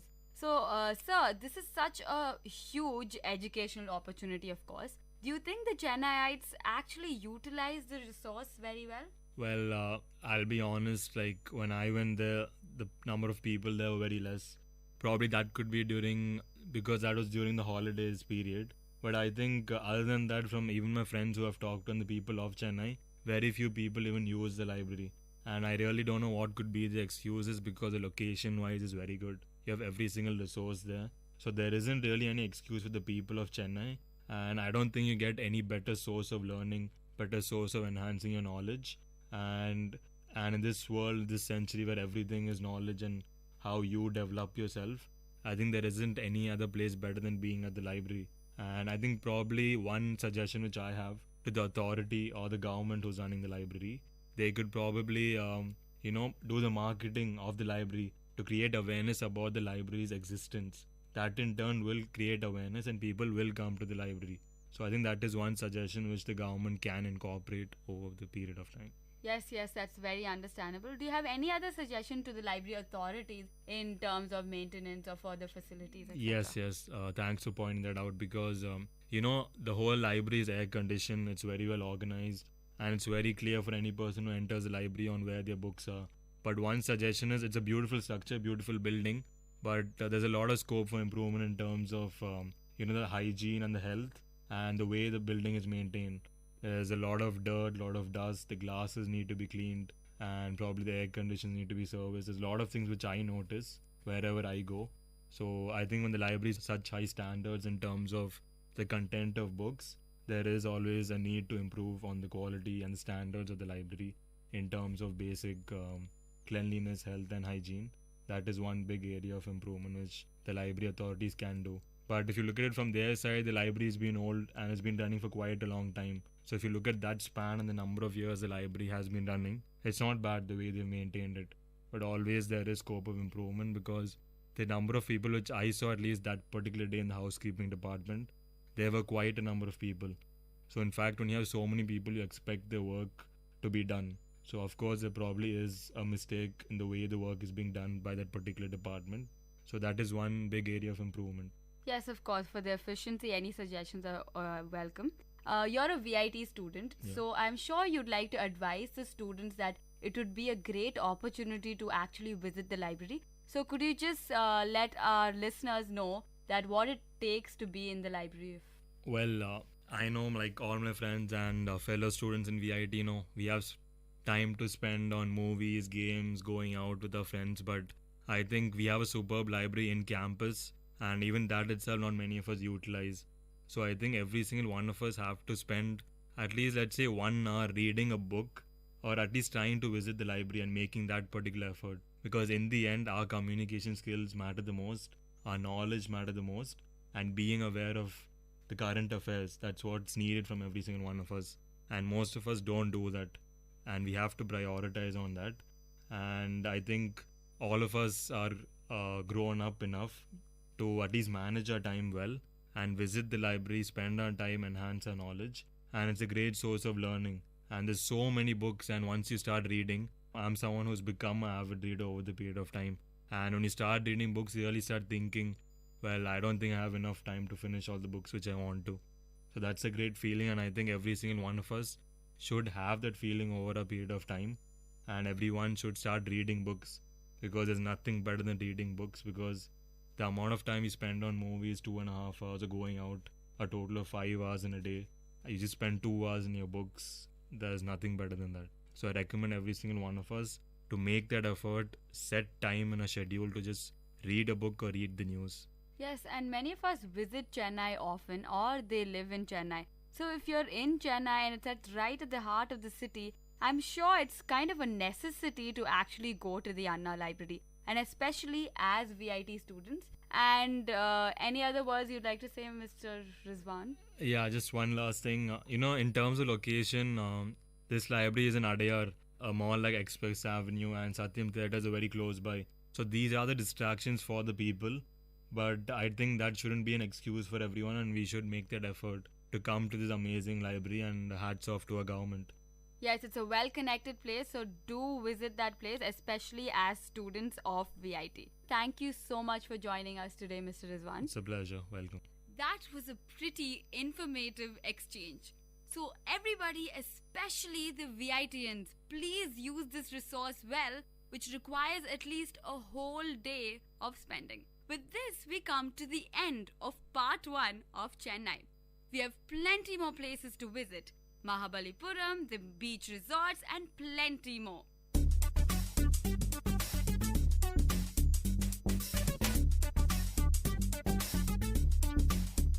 This was Travel Bonanza with your host Ashika. So stay tuned to VIT Community Radio 90.8.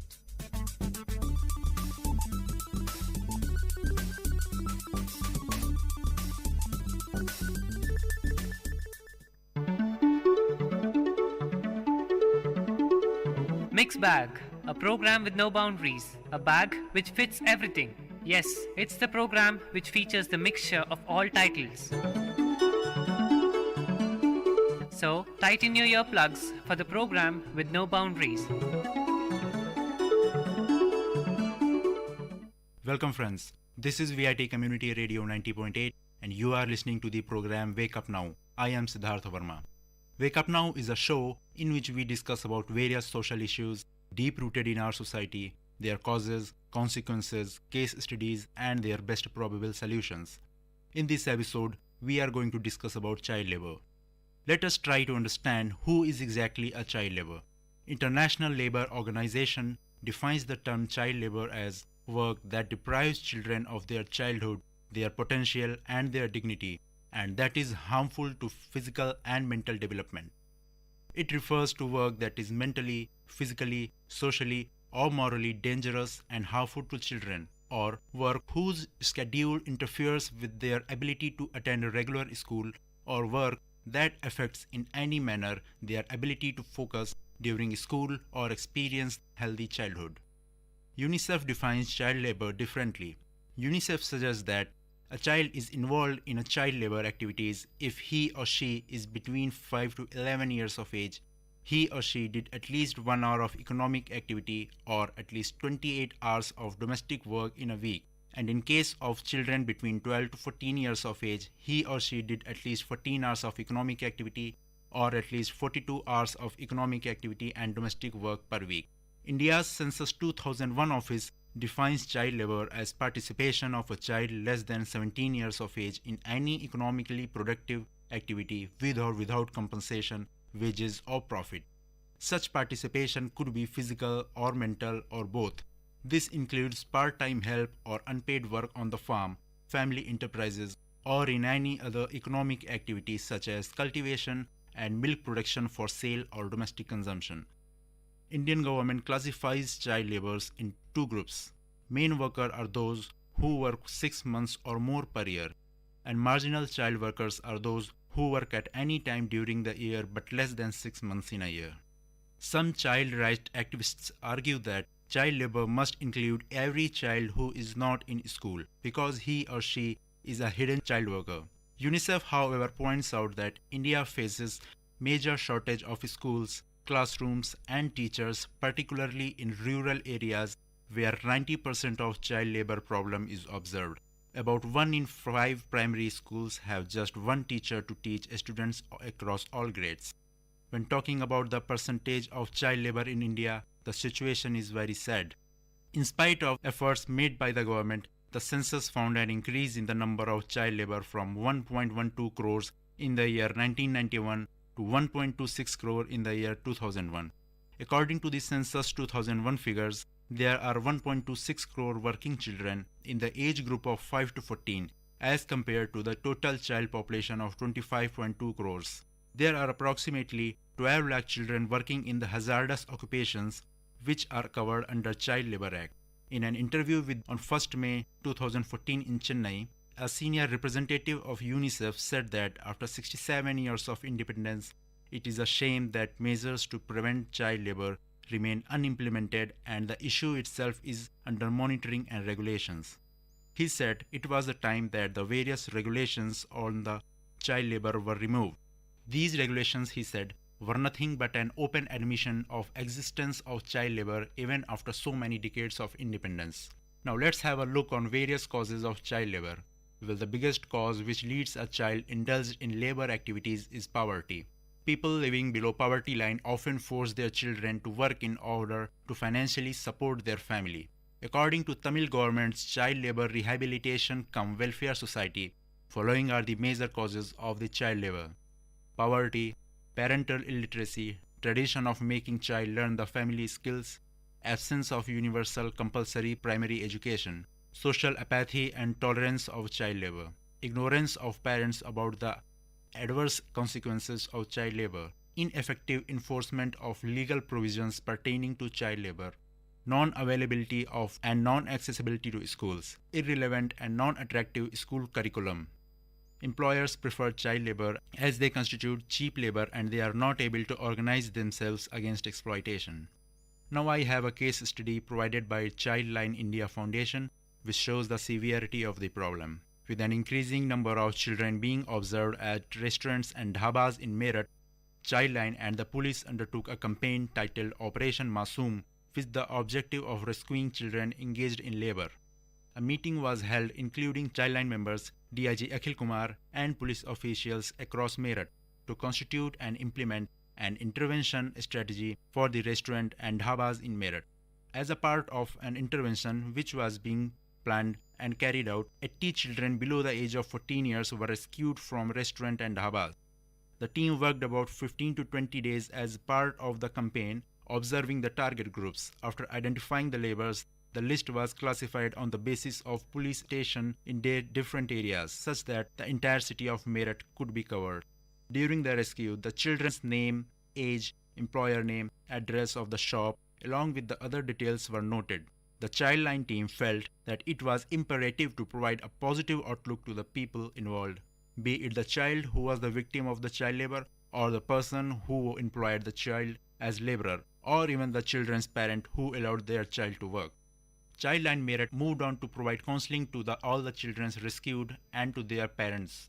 A few children didn't have an option but to work due to poor conditions back home. The children were produced before a CWC member who directed them to a temporary shelter home. Meanwhile, their addresses were traced, their parents were contacted, and the children were sent back home. Being a laborer leads to a serious consequences on a child, some of which, as given by Tamil government's Child Labor Rehabilitation cum Welfare Society, are as follows: stunted growth of future generation, inability to harness human resources, inability to contribute to development, adult unemployment, depreciation in wages, perpetuation of poverty, persistence of child labor, perpetuation to economic inequality, increased abuse of children, increased illiteracy, ignorant populace, citizen with inferiority complex, malnourished sick citizens, increased bottlenecks in the development process, wasted human resources, wasted human talent and skills, scientists, artists, and persons of eminence lost to child labor.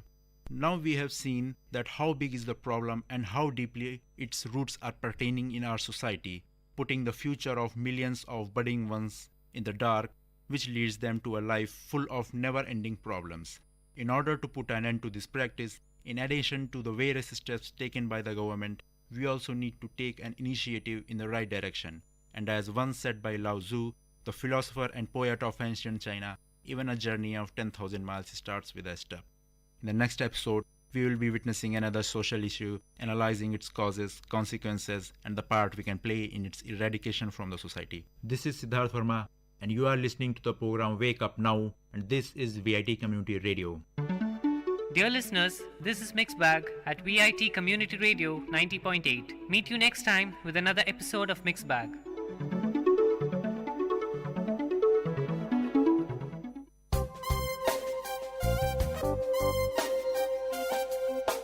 மண் வாசனை உங்கள் VIT பண்பலை 90.8 வேளாண்மை சார்ந்த தொழில்நுட்பம், பசுமை படரும் விவசாய தொழில்கள், பண்ணை முறைகள் என மானுடம் காக்கும் உழவு சார்ந்த நிகழ்ச்சி.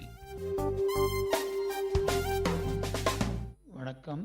இயற்கை விவசாயிகள் ஒருங்கிணைந்து நடத்துவதே மக்கள் நலச்சந்தை. ஆரோக்கியமானவைகள் இயற்கை விவசாயத்தில் விளைந்தவைகள் கூடுதல் விலையின்றி நியாய விலையில் ஒரே இடத்தில் விவசாயிகள் உற்பத்தியாளர்கள் நேரடி விற்பனையில் நடைபெறுவதே மக்கள் நலச்சந்தை. இது ஒரு தனித்துவமான சந்தை.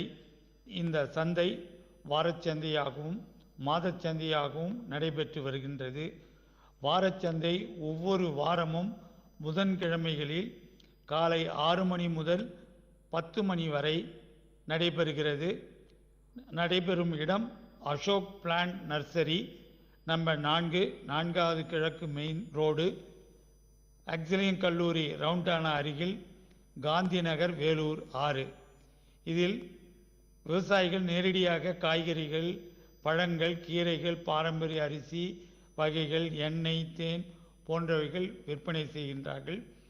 மாதாந்திர சந்தை ஒவ்வொரு மாதமும் 2ஆம் சனிக்கிழமைகளில் காலை 6 மணி முதல் 2 மணி வரை நடைபெறுகிறது. இடம் திருமகள் திருமண மண்டபம், அக்ஸிலியம் கல்லூரி சாலை, காந்தி நகர், வேலூர் 6. இந்த சந்தையில் காய்கறிகள், பழங்கள், கீரைகள், பாரம்பரிய அரிசி வகைகள், எண்ணெய், தேன், சத்துமாவு, ஊறுகாய் மற்றும் பிற மதிப்பு கூட்டப்பட்டவைகள் விற்பனை நடைபெறுகிறது. உங்கள் குடும்பத்தின் ஆரோக்கியமான வாழ்விற்காக உங்கள் வீட்டின் அருகில் நடைபெறுகிறது. அவசியம் வாருங்கள் என அன்புடன் அழைக்கும் மக்கள் நலச்சந்தை ஒருங்கிணைப்பு குழு. நன்றி.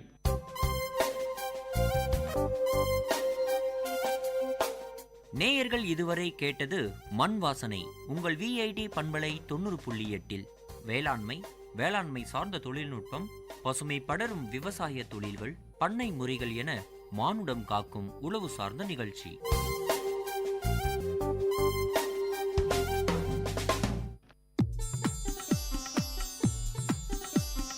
தமிழ்ச்சுடர், வாழ்வும் இலக்கியமும் சங்கமிக்கும் ஒளி ஓவியம் உங்கள் விஐடி பண்பலை 90.8.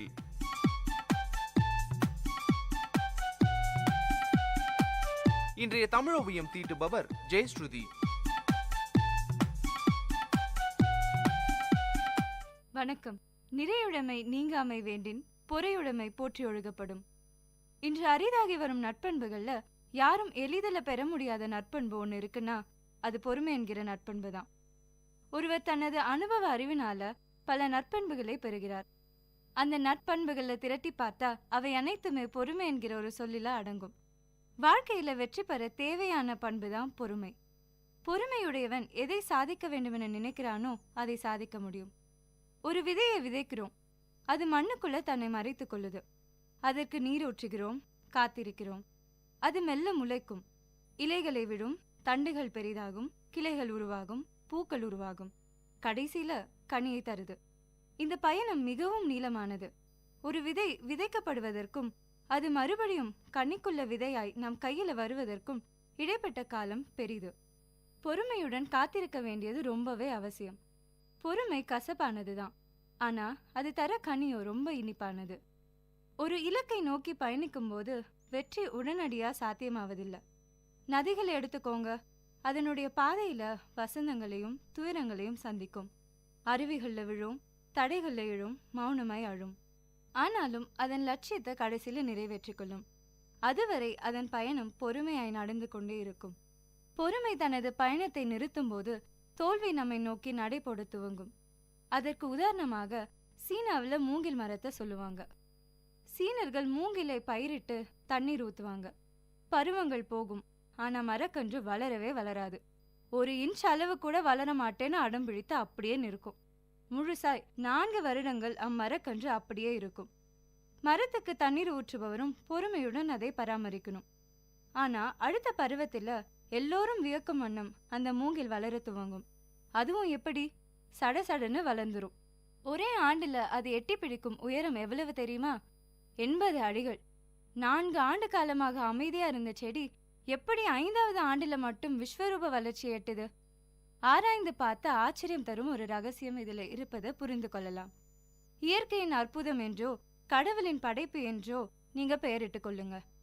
முதல் 4 ஆண்டுகள் அந்த மூங்கில் வேர்கள் பூமியில் நன்றாக இறங்கி மிக சிறந்த பிடிமானத்தை உருவாக்கி கொள்ளுது. 5வது ஆண்டுல நான் 80 அடி உயரமா வளரப் போகிறேன், என்னை தாங்கி பிடிக்கும் வல்லமை என் வேர்களுக்கு தேவை, முழு மூச்சாய் நான் என்னை தயார்படுத்திக் கொள்றேன்னு 5வது ஆண்டுல அது நல்ல வளர்ச்சியை அடையும். அப்போது அது தடுமாறுவதும் இல்லை, தடம் புரள்வதும் இல்லை. பொறுமை உயரமான வெற்றிகளை உருவாக்குகிறது. அவசரப்பட்டு முளைத்து சடசடன்னு வளர்ந்து விழுந்திடாம அடித்தளத்தை வலுவாக்கிக் கொள்ள பொறுமை நம்மை தூண்டுகிறது. தண்ணீரின் ஆழம் தெரியாம குதிப்பதோ மலையின் ஆழம் தெரியாமல் ஏறுறது எல்லாமே ஆபத்துல தான் முடியும். பொறுமைங்கிறது அனுபவத்தின் வெளிப்பாடுதான். அதுவே வாழ்வோட அலைகளை எதிர்கொள்ளும் துடுப்பாய் பயன் தரும். ஒரு செயலை எடுத்து பாதியிலேயே பொறுமையை கழற்றி விட்டு விடுபவர்கள் வெற்றியோட பதக்கங்களை அணிவதற்கு வாய்ப்பே இல்லை. அவசரம் நமக்கு சிப்பிகளை தரும், ஆனா பொறுமையை முத்துகளை தர முடியும். அப்படிதாங்க பொறுமை இழந்த ஒரு இளைஞர் வாழ்க்கையில நல்லா சம்பாதிக்கணும்னு ஆசைப்பட்டாரு. சிறிதளவுல ஒரு துணி கடை ஆரம்பிச்சாரு. நல்லா தான் போயிட்டு இருந்தது, லாபமும் ஒரு அளவுக்கு கிடைச்சது. அவர் என்ன பண்ணிருக்கணும்? அந்த தொழில வளர்ந்து ஒரு நிலையான இடத்தை பிடிக்க முயற்சி செய்திருக்கணும். அதை விட்டுட்டு பொறுமை இழந்து ஆத்திரப்பட்டு இன்னும் லாபம் வேணும்னு வேற ஒரு தொழில ஆரம்பிச்சாரு. ஆனா அவரு நினைச்ச மாதிரி நடக்கல. நிறைய லாபத்துக்கு ஆசைப்பட்டு பொறுமை இழந்து இருந்ததையும் இழந்தாரு. ஆனா பொறுமையா இருந்திருந்தா, கடின உழைப்போடும் பொறுமையோடும் முதலில் ஈடுபட்ட தொழிலையே இருந்திருந்தா வாழ்க்கையில முன்னேறி இருக்கலாம். அதனால நேரமும் பொறுமையும் போராளிகளின் பலம். ஒருவனுடைய திறமைகளை வெற்றிகளை உருமாற்றி தருவது பொறுமையே. பொறுமையே அனுபவத்தின் வெளிப்பாடு. அதே வள்ளுவர் நிறையுடைமை நீங்காமை வேண்டின் பொறையுடைமை போற்றி ஒழுகப்படும் என்று கூறுகிறார். நிறையுடைமை அதாவது வாழ்க்கையில் மனநிறைவுடன் சான்றாண்மையுடன் வாழ வேண்டுமென்றால் பொறுமையோடு இருக்க வேண்டும். அதுவே பிறரால் போற்றி ஒழுகப்படும். சிந்தியுங்கள், செயல்படுங்கள். நன்றி.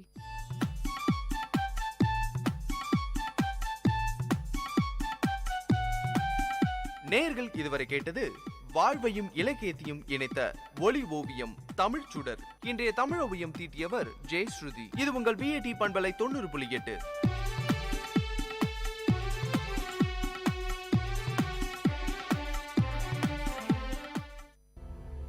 Exchange of ideas. The governments start hacking into your email addresses, start monitoring your phone calls, and that is the issue over here. The reason is quite clear. Basically, we have to fight against terrorism, and the best way to fight against terrorism. I think mass surveillance, the biggest problem with mass surveillance is generally not done towards its own populace. The keyword is not simply kill bomb, right? You can have different keyword XYZ, and whenever you find XYZ in a voicemail, intercept it and find out what they're saying. There is a distinction, there's a balancing act which you do between the rights and the protection of the people. People who are against mass surveillance, they keep on using this single word called privacy. 6 million Jews got killed and no one in the West had a clue about it. You give your reasons, what led you to being suspicious of this person. You tell for how long you are going to monitor this person. Hello VIT, welcome back to another exciting episode of An Exchange of Ideas. This is Anshuman Mishra along with Milan Chennai. Today we'll be discussing mass surveillance.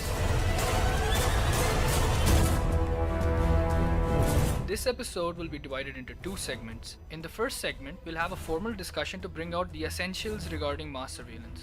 The second will be a for and against session to help you decide whether we need mass surveillance in today's insecure world. With that, I would like to welcome our guests. Let's hear their intros. Hi everyone, my name is Trideep Ghosh. I'm a second year BTech ECE student. Hello everyone, my name is Devansh Gupta. I'm from Integrated MBA 4th year. Okay, the interesting thing about Devansh Gupta is that he's the president of Fifth Pillar. Okay, with that, I would like to kick off our discussion with the definition of mass surveillance. Mass surveillance refers to the pervasive surveillance of an entire or substantial fraction of the population. The surveillance is usually carried out by governments, but may also be done by corporations at the behest of governments or at their own initiative. It may or may not be legal. Now, mass surveillance has often been claimed by its proponents as necessary to fight terrorism, to prevent social unrest, to protect national security, and other reasons. So now let's get into the forms of mass surveillance. Okay, instead of directly going into the forms of mass surveillance, you just gave the definition. Why not to start with layman's terms? How could we relate ourselves to mass surveillance? Imagine everyone, you're in the house of Big Boss, and Big Boss is actually looking at every activity which you're trying to do or doing. So it's like you're drinking water or you're drinking something else. He knows what kind of drink are you drinking and whatever you're taking, eating or doing any activity. So that is kind of activities which happens if mass surveillance is done on individuals. Now let's continue our discussion and let's get into the forms of mass surveillance. At least for me, mass surveillance cannot be defined in terms like surveillance on people on what they eat or drink. I mean, mass surveillance is basically a type of screening for a population which is normally ethnically targeted in today's world using various computer algorithms in which they look for signs of terrorism, unrest, political dissent, or any activity which can hurt a country or its interests in different countries. To understand this discussion better, we need to classify mass surveillance and the types of mass surveillance, in the sense that there is a class of mass surveillance which includes traffic cameras, CCTV cameras as such, which is basically for the protection of the people and basically to maintain law and order and say traffic rules and stuff like that. And that is a kind of mass surveillance which generally the populace is agreeable with. The problem with mass surveillance occurs when the governments start hacking into your email addresses, start monitoring your phone calls, and that is the issue over here. So insofar as those kinds of surveillances are, and also there's a third category where various corporates and various private institutions monitor your Facebook accounts and your various social networking accounts and basically analyze what your preferences are and accordingly give you or provide you with products. Now, this is going to be the discussion. We need to see the ethicality, ethics and morals into this. It might be agreeable. We do not at this point see why it is wrong, but nevertheless, the problem occurs when people infringe on your privacy, and that is where the discussion is going to be about. Let me just extend Neil's point. Neil discussed the traditional forms which were employed before the digital revolution, and he went on to the forms that are employed today. Forms which actually make surveillance a mass phenomena, that is intercepting internet traffic. So after that, there are some other methods as well. Those are aerial surveillance, in which they have usually which involves visual imagery, from an airborne vehicle, and you have satellite imagery. And one thing that we all missed here was that of human operatives. When a country sets up an intricate network, or let's say a large network of spies in another country, or sets up informants within an organization to provide them information about that country or that organization, let's say the starting point of all surveillance, and it is present till today. Anshuman, I would like to add one more type of surveillance, that is biometric. And there's one more thing. The government is also taking initiatives to keep track of people's locations via GPS sensors in their phones, GPS software in their phones. No, that is something which is done primarily covertly and not overtly. It is also probably done when people are under suspicion. So I don't think that actually counts as mass surveillance unless and until it's done on a large scale. I think that is where the problem with mass surveillance has occurred. The fact that developed technology and have advanced so much that they can actually monitor global phone calls, they can monitor calls halfway around the globe.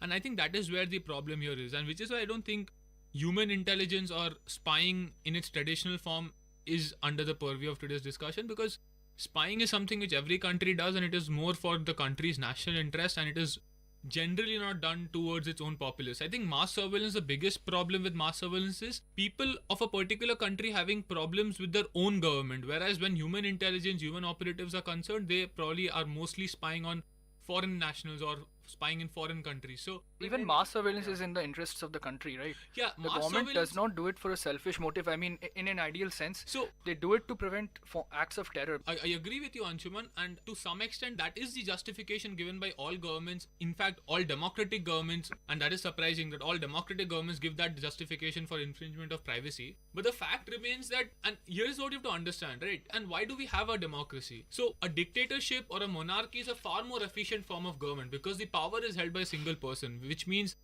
decisions do not get stuck in red tapeism. Why do we still have democracy in spite of it being far, far less efficient than any other form of government? It's because democracy essentially is a way to prevent any one person from getting so much of power that the only way to overthrow him is by... So what is the loss that each and every person incurs due to mass surveillance? So the risk, and this is what the people who are against mass surveillance have been saying. They've been saying that given that the government spies on us, and to some extent we understand that it is required in today's age where terrorism is such a big issue, but what if the government itself becomes untrustworthy? Who then monitors them, right? Okay. And this is now the big problem. Go into the main thing. I mean, people actually are extrapolating this situation and exaggerating it, because what I feel mass surveillance is and why it is there is basically it wasn't there before, and various other governments are actually hacking into their own population's internet traffic. The reason is quite clear. I mean, it's basically we have to fight against terrorism, and this is the best way to fight against terrorism, because via mass surveillance, after we get all of the data, we find patterns in it, and we can predict terrorist operations before they actually happen, and thus we prevent them. Like the US, after 2001, there hasn't been a single terrorist attack there. I attribute this to the NSA. I beg to differ. There have been terrorist attacks in US after 2001. The Boston bombing happened, but though on a lower scale. But that is not even the issue. That is the issue, because the reason why mass surveillance is there is basically to prevent terrorism. That's why mass surveillance was born, right, after 2001. Basically, you're talking about mass surveillance. Can we know what technologies are used by US in mass surveillance? Yes, we know. Netra, yeah, DRDO Netra. So it tries to gather information from Skype, Google. That's Google not just Talk. Google Talk. That's just the voice aspect. There are so many other aspects. You have simple traffic, that is data. You have videos, images, covers every media form. From basically what all websites or what all are the sources? It's not related to a single website. It just intercepts all the network traffic flowing through India, and suspicious activities are then reported. And if someone has sent a voice message containing terms such as kill, do you really think that terrorism or terrorists to send, okay, I'm going to bomb this place? See, the keyword is not simply kill, bomb, right? You can have different keywords. Suppose in a terrorist group, they call their boss by a code name called, say, XYZ. And whenever you find XYZ in a voicemail, intercept it and find out what they're saying. They're not going to say kill and bomb, right? These are just words to explain to the masses. There is a provision for surveillance of the masses or surveillance of phones and tapping into, and it is there in various amendments and various bills which have been passed in various governments and various congresses in various democratic governments. You see, the problem here is not so much that the mass surveillance occurs, but the fact that there is no check and balance system. And that is where essentially how democracy works. Again, I want to reiterate my point here. Democracy is about preventing people with too much of power coming into concentration of power, because that essentially we have seen throughout history is problematic over a long period of time. And what happens with mass surveillance is that the government has way too much of power in its hands, which has a large potential for misuse. Isn't the problem democracy is a self-checking system? that is essentially how idealistic democracies are supposed to be. And elect mass another surveillance, party. and exactly. So the problem with mass surveillance is a lot of these phone tappings and a lot of these email stuff which are being tapped into are not being done with a court order. That's an essential requirement when you do any kind of stuff, and that is The thing is, whenever you get a court order, like you're spying on, say, XYZ terrorists, then they come to know that there is people are spying on them. No, not necessarily, So if because they these know- court orders do not necessarily have to be in the public domain so long as there is some sort of mechanism by which these... Okay, one more thing, Neil. Yeah. You're talking about court orders, right? See, that's not how it works, right? If you start taking court orders, you'll miss out on several instances. You'll just go into a particular set of instances out of a large set of instances. What you want to do, you want to cover the entire spectrum. No, and we it is not practically possible if you take a court order for every situation. Yeah, we understand that, but then to have like a global monitoring system which monitors billions of people's Okay, phone what is records... the problem? What is the problem? Yeah, the problem again is simply this, that any one government has too much of data which it can use to coerce and blackmail various people. The reason why this does not come out is because mass surveillance itself is a covert operation. Mass surveillance is not generally in the public domain. We get to know about these stuff when people like Edward Snowden or the whistleblowers come out with, which is very, very rare because they are under the Neil, Official Secrets just Acts tell me, of various governments. Suppose the NSA continues to monitor like the internet traffic of each and every person in the world. What is there to lose? Like, you're just talking about power, but what will we lose? Yeah, so you lose your At privacy. least I won't die in a bomb blast. Yeah, but the lack or the reduction. See, the point is what this. do you understand by privacy? Yeah, so here's the thing, right? There's a difference between paranoia and adequate security measures. You can tell me that, all right, fine, India faces bombings. Does that mean we close down every mall because there's a threat to malls because of bombing? Does that mean we close down every malls? Does that mean we employ police round the clock? There is a distinction. There's a balancing act which you do between the rights and the protection of the people, right? And the governments have How to do do you this decide balancing the act. balancing act? Yeah, so the balancing act works where you decide to a certain extent where people as a group in general in a community, in general in a country, decide that fine, we are going to let certain acts get passed, which is why after 2001 the bombing Patriot Act got passed, which is a very, very strict act which completely flouts all of your rights to various rights, your Miranda rights, if you're charged with terrorist act, if you're charged with acts of terrorism. So people choose to forego their right to counsel, choose to forego their Miranda rights because they accept that terrorism is a big issue and therefore people can be arrested if it's a terrorist charge and not have legal counsel and not get that one phone call which is required. Such acts exist in India also. The AFSPA is also in contention, which is a different debate, but it is still in contention. See. There is this exchange. But what people have a problem with is the wide-scale surveillance of people in general, people who have absolutely no connection to terrorist activities whatsoever. What's the problem? People who are against mass surveillance, they keep on using the single word called privacy. No one's looking at your personal information. Yeah, that is something It's which all- you that is something which you It's do not all- know. It's all stored in a data. No one can look at so much data, dude. There's so much terabytes, So, okay, if petabytes, they cannot gigabytes look of data. into that data, so It's why to all- collect it? That's what I'm saying. It's all stored in a database. We apply various computer algorithms, and then people look at the suspicious data elements. I have one conversation over here which was by Benny. He was NSA agent, so he talked to Daily Caller, and the conversation goes something like this. Daily Caller: there has been some talk about the authorities having recording a phone call Tamilaran, some Russian person, had with his wife. That would be something before the bombing. It is talking about some Russian bombings in USA or something. And Benny says before the bombing, yes. Daily Caller: then how would they have that audio? Benny says because the NSA recorded it. Then Daily Caller says, but apparently the Russians tipped off the FBI, which then did a cursory interview and then cleared him. So how were they recording him? Benny: because the Russians gave a warning for him as a target. Once you're on the list, they start recording everything, and that's what I'm saying. So Daily Caller then says, so why didn't they prevent the bombing?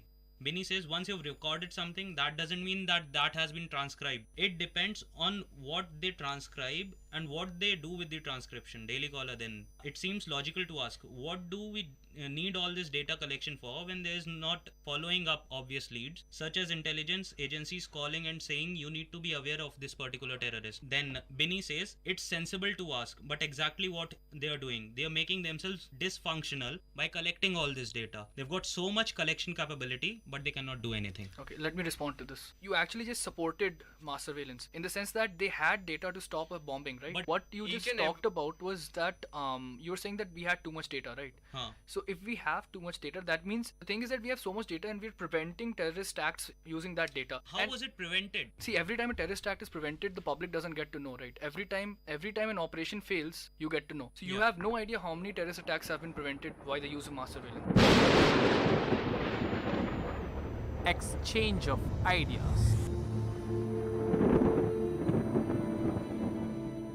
By accessing the data which we talk daily, as in on Facebook or whatever. So do you think that it can prevent terrorism? In the big picture, yes. But all these informations contain only 0.4 or even less than that % of the internet data. Or what they talk in is kind of known as the undernet, which has been mentioned in various books by security agencies. So what is your view on that? So shouldn't they try to focus on that undernet, not on the internet, which consists of most of the internet? See, enemies of the state, not all of them will be, conversing on the internet, right? Yeah, but mostly if I'm going to bomb someplace, I'm not going to talk it on Facebook. Yes, they do. You can find some dedicated terrorist websites on the internet. Yeah, so it's not Facebook, you mean to say? No, it's not Facebook.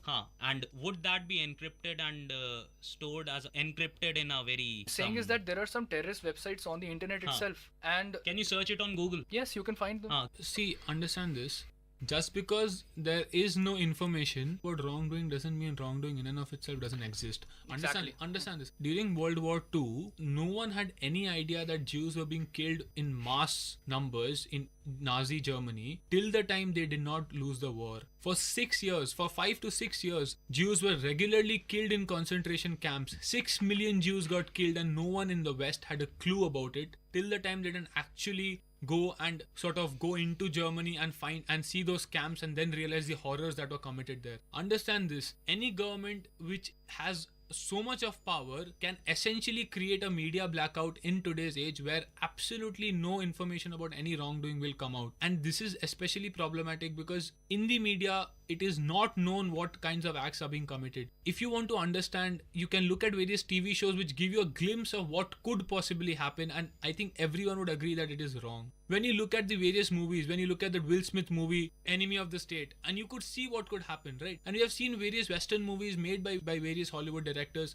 which have shown that how identities can be entirely wiped out and your existence can be completely wiped off the face of the earth. We are against anyone possessing this kind of power over the entire populace. We do not disagree. The government always had the power to wipe out an identity. No, it does not. It always had that Understand power. this. It might have that power, but at some point in past, it is not about power, and this is what democracy is about. Democracy is about how you can use that power, whether you are free to use that power. Irrespective of mass surveillance. Every government, understand this, every government has that power. Let's take the case of India. When one comes to the power, other is definitely completely out of power. It's a complete contrast balance. Yet they do not initiate action which will decimate the other party, because you might possess the power as a government, but there are checks and balances in democracy which prevent you from using that or misusing that power. So the problem with mass surveillance is not only does the government possess the power, which is something we accept that at some point they will, but the fact that because there is a complete media blackout regarding mass surveillance, because there is absolutely no system of checks and balance, they are free to misuse that power. A government in power can misuse it to coerce political opponents, can misuse it to coerce opposition. I'm not saying that they might be of different parties. I'm not telling you that. I'm telling you people are against anyone not only possessing such kind of power, but fundamentally being allowed to misuse that power. You're considering mass surveillance as a threat to our democracy. Yes or no? Yes. Unrestricted, uncontrolled, yes. Isn't democracy a system that checks itself? Exactly. And it is not doing this. Suppose a government goes out of hand. We won't know that it's going out of hand. Is that what you're saying? Exactly. And random things will start occurring which will affect... Not things which will affect your life, but things which will affect the lives of people who are intrinsic to the process, and some things which you will not get to know about. So because how do you propose to put a check? I'm just asking for a basic philosophy. Exactly, right. So when someone has to, say, monitor a senator's house in the US, or someone has to monitor a politician, there are various court procedures which he or she has to go through. That is not the problem, because that information is not privy to the public. So the person who's being monitored does not know. If you start going for court permissions for Court means there is a written record that you are putting this person under surveillance for so and so reasons. Here is the thing. You give your reasons. You give what led you to being suspicious of this person. You tell for how long you are going to monitor this person. That's fine. You tell to the level of monitoring. That's not what we were talking about, gathering data. The process you undergo after gathering data process. Yeah, even data gathering. So how would you know that a person is doing a wrong act without getting data about them? Get that data is fun thing, but how much of data and who all data you want? You and me just differ on the level. I differ on the current level. You say that at certain future level, if the government completely monitors every act. I differ on the level in the sense that I'm not a policy maker, but my view, my opinion is that the government should have a right to analyze all the data that flows into a country and flows out of it, internet traffic, but it does not have a right to monitor people without court orders. Based on this data, if they have a legal basis to monitor a person, they should pursue that person. Otherwise, if they do not, but they have to have, authority over all the data that flows in and out of a country in order to decide whether they should monitor particular persons. That's my view. Because without that, you don't have a holistic picture of what's going on. You have no idea what's going on in certain places which you're not monitoring. You have to monitor them. In today's age, today's insecure world, where a single war can just finish off two countries or the whole world for that, you have to take some extreme measures. Fine, I mean, we fundamentally differ on that. I don't think we'll come to a conclusion, so I think, there is nothing left, I think, to stay in Now that we've had the debate, and now with that, I would like to end today's episode. I hope you guys had a nice time, and you guys can now make up your mind on where you stand on mass surveillance. Thank you for tuning into VIT Community Radio 90.8 FM.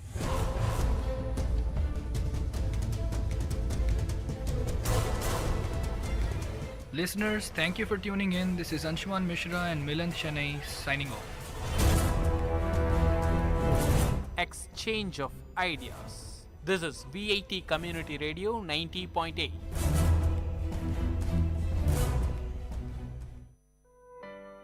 மகிழ்ச்சி நிறைந்த அறிவு சார்ந்த நிகழ்ச்சிகளால் உங்கள் மனங்களை கவர்ந்த இன்றைய ஒளிபரப்பு இனிதே நிறைவு பெறுகிறது. மீண்டும் எமது அடுத்த ஒளிபரப்பு நாளை காலை 9 மணிக்கு 90.8 பண்பலை அலைவரிசையில் ஆரம்பமாகும். VIT பண்பலை 90.8 நேயர்கள் அனைவருக்கும் நன்றி, வணக்கம்.